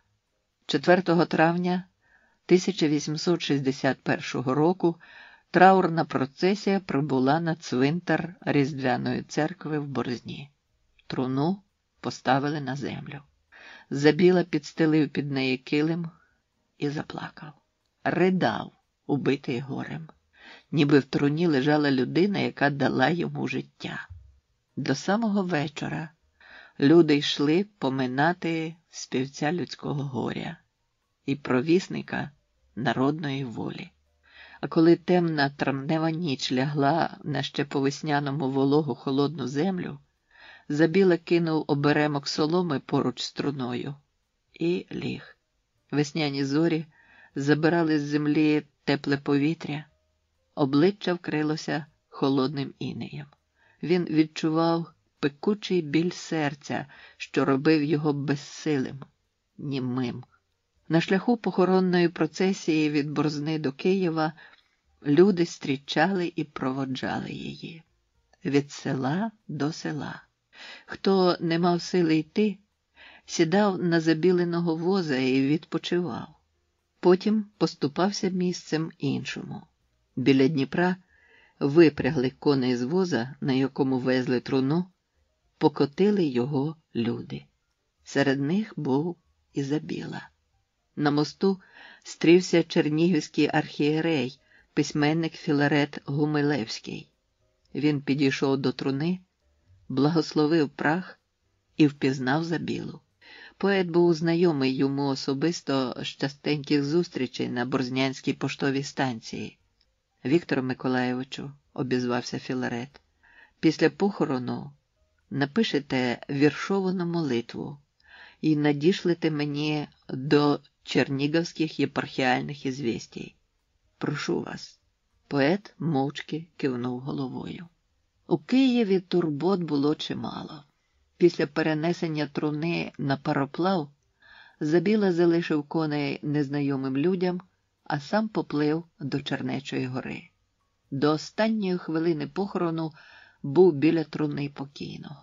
Руками і шапкою разом з усіма носив землю на високу Чернечу гору, щоб стала вона ще вищою, і бачили її люди всього світу. А начальник Канівської повітової поліції вже доповідав київському цивільному губернатору про похорон Шевченка. У додатку серед осіб, які прибули на похорон з інших місць, під номером 19 значився поручик Віктор Забіла. Не забирав Забіла килимів, розстелив їх біля могили, аби було де сісти людям, що нескінченно йшли на Чернечу гору. Не заїжджав у Київ по коней, бо не знав, де їх шукати. Подався додому, на свій бідний хутір, щоб виплакати ще недоплакані сльози, випити зайву чарку і тим, можливо, трохи заглушити горе. Почорнілі тополі над ставочком на Вікторовому хуторі затулили небо над водою, щоб хмари не хлюпались у ній. Знесилилося заплакане серце поета, а очі боліли від безсоння, і не було вже в нього духу козачого. Виснажився, посивів. Недавно 50 минуло, а вже дідом почали звати. А згадав поет прохання Філарета. Ворухнулася стара награна струна, та голос уже був не той. Склав молитву і відправив у Чернігів до редакції газети, як і просив Філарет. Згодом одержав газету з надрукованим віршем. Без бажання, наче після тяжкої хвороби, поїхав утримувач поштової станції на службу, і знову посипалися на його голову скарги, погрози. Не вистачало коней і збруї, грошей також не було. Поштова станція захиріла. Та треба було триматися, треба було якось жити.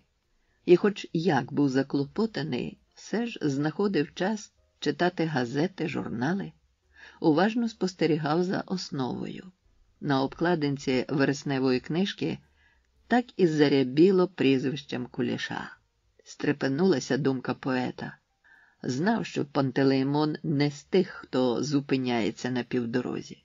Вже як б'є, не плач, сльози не допоможуть. Гортав журнал сторінку за сторінкою. Рубрика «Українські незабудки» насторожила своїм підзаголовком «Нариси з безповоротного часу». Не став читати весь твір, тільки визбирував імена, що виділялися великими початковими літерами. Шукав свого прізвища. Свого не зустрів. А утримувач станції у нашому повітовому місті, капітон Павлович Іволгін, знову був. Про капітона Павловича не можу промовчати, читав Забіла. Він походив з родини, яка завжди відзначалася умінням робити для себе необхідні знайомства і передала цю якість в числі інших спадщинних подарунків. Панночки чи тітки рознесли при цьому чутку, начебто він не виходить з своєї дитячої, як зве у веселий час свою комірку з діжками та суліями, що згоря він зовсім опустився і одягнений завжди брудно. Відомо тільки, що останнім часом він почав знайомитися здебільшого з вченими і літераторами і, мабуть, відкрив для себе нове джерело внутрішньої насолоди. Пішов навіть поголос, що капітон Павлович сам складає вірші, але оскільки вони змісту національного, то він не всякому їх показує. Тьху, западись ти, вилаявся Забіла і ображений кинув книжку. І в лиху годину після смерті Шевченка своїх б'є. У сестри на ласкавому хлібі смерть. Губернське начальство було незадоволене роботою Борзнянської поштової станції. Її утримувач став відомий у губернії як безпорадний і недбайливий господар. До того ж усі розуміли, що людині, який ішов 6-й десяток, така метушлива робота була не під силу. Його особа огорталася любов'ю і анекдотами, повагою і сатиричними розповідями, пошаною і насміхом, хто на що був здатний. Приводом для перевірки Борзнянської поштової станції послужила велика заборгованість щодо податків. Комісія губернського поштового відомства виявила нестачу коней, збруї, спорядження. Разом з податками склалася велика сума. Заплатити Забілі було нічим. Його доля як утримувача поштової станції була вирішена. На погашення боргу описали й продали садибу. 30 років тому повернувся Забіла з військової служби. Ще тоді втратив кохану, а з нею і надію. Самотнім і бідним жив усі ці роки. Шукав друзів, щоб розвеселитися. Писав вірші, щоб виплакати своє горе. Бачив людську недолю і вступався за неї. За найважчих часів не втрачав людяності. Вороги змушені були визнавати повагу до нього. Так підкралася старість. Простяглися дороги по Україні. Одні вербами обсаджені, інші тополями. Біжать вони на всі 4 сторони. Перетинаються і знову розходяться. Подивиться на шляхи чоловік. Радіє свіжому степовому вітрові, затінку у сонячний день і притулку під деревами у дощу. А як згадає, про що думає голодна і боса людина, не радіє нічому. Так перед постарілим Забілою лежали останні його версти, останні шляхи. Один зливався з рідними дорогами. Для цього треба було пошити шаньку, вдягти її через плече, на друге повісити улюблену кобзу, ходити по селах і співати своїх пісень. І тоді завжди буде окраєць черствого житняка і кварта молока, бо народ любив своїх кобзарів. Вони не давали забути старе, заглядали у майбутнє і розкривали очі на сучасне. Інший вимагав кинути землю, на якій народився, де поховані батьки, на які любив і страждав, з її світанками і засніженими просторами, з її зірницями та весняними ночами, білою кипінню садів і осінніми червоними хащами калини, шипшини, горобини. Для цього треба було при житті поховати себе в одному з будинків для престарілих і збіднілих дворян. Був ще один шлях – пристати у прийми. Але для цього треба було забути Любу Білозерську, закреслити святе кохання, яке супроводжувало Забілу понад 30 років, продати його за смачний обід з чаркою. Можна було поселитися у сестри на ласкавому хлібі. Олена Миколаївна жила у Борзні. У дитинстві її не зарахували до спадкоємців померлого Миколи Забіли і не позначили в ревізькій касті, бо за тих часів спадкоємцями мали право бути тільки діти чоловічої статі. Але мати не обділила дочку. Олена мала хату, шматок землі і жила зі своєю сім'єю. Віктор Забіла мав вибрати один з цих шляхів. Він вибрав останній. Сестра любила Віктора. Перед нею пройшло все його життя. Вона ставилася до брата з повагою, пишалася його чесністю і хотіла своїми турботами прикрасити невтішну старість. Так престарілий поет опинився у сім'ї Олени. Виконував у домашньому господарстві посильні роботи, ходив до друзів, знайомих. Частенько бував на колишньому своєму хуторі, який тепер охрестили Забілівщиною. Курив селянами самокрутки, згадував гостей, що бували на хуторі, дивився на порослий травою ставок, тополі, які ще буяли молодістю, і вже ні за чим не жалкував. Влітку інколи ходив пішки в Ніжин до брата Миколи. Довгі версти на Україні. Та Віктор Миколайович не поспішав. Де б він не був, його не полишало почуття чекання. Він чекав старості і смерті. Бувало, задумувався і згадував. Тоді ставало йому веселіше. Забувалося все, наче в глибокому сні. Тільки пливли перед заплющеними очима безкраї степи України, довгі-придовгі шляхи, вузькі покручені річечки серед зелених берегів, і над усім голос дзвіночків, які затухали або наближалися, а від близького співу дзвіночків розплющував очі. То був радісний спів синиці на груші. Цінь-цінь, цінь-цінь. Тоді дивився в глибоке небо, де пливли хмарки, чи то від тієї далечини, чи від їхнього безупинного бігу, а може й від нездужання, починало нудити.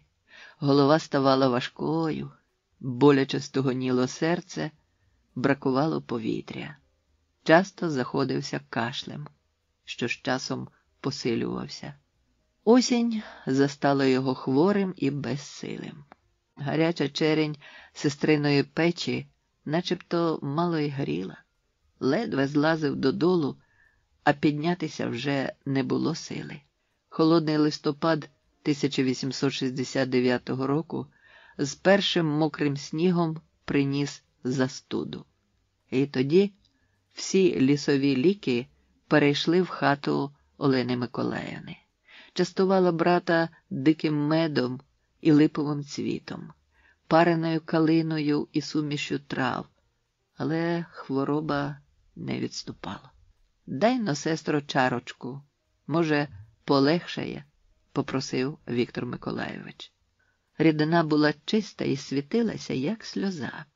Поет побачив своє відображення в тій сльозі і не впізнав себе. Почорніле обличчя, сиве волосся. Горілка зігріла, полегшало, заснув. Його залишили одного, аби ніхто не порушив спокою. А коли повернулися, він був уже мертвий. Ховати поета прийшло багато борзнянців і всі мешканці Забілівщини.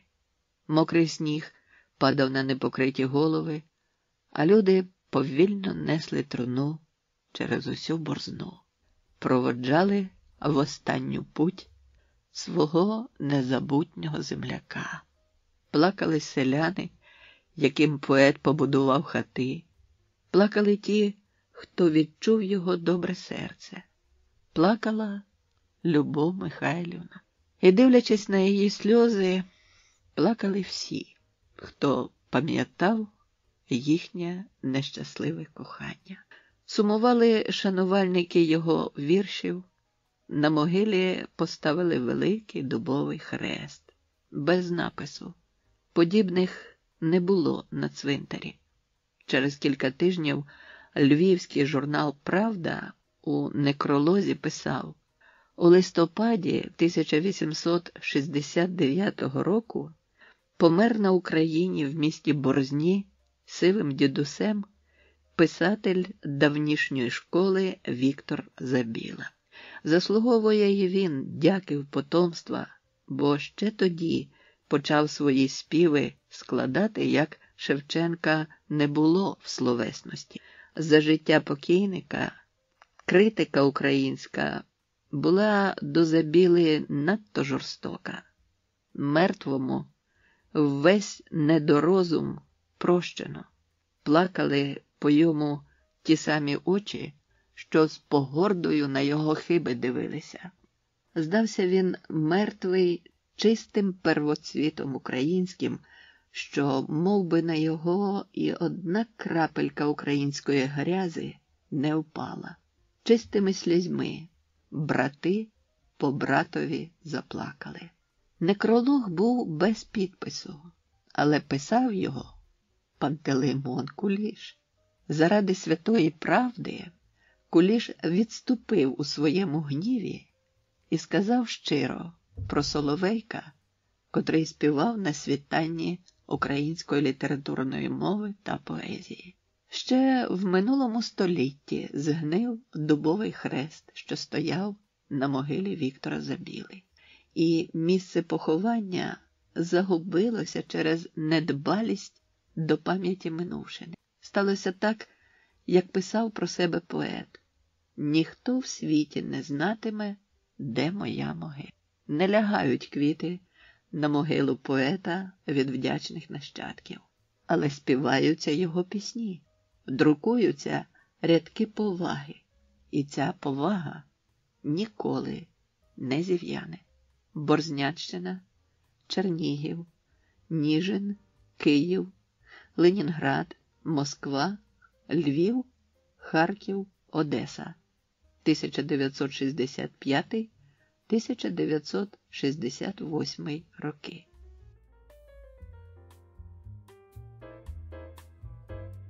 Підтримайте наш канал на канапі. Підпишіться.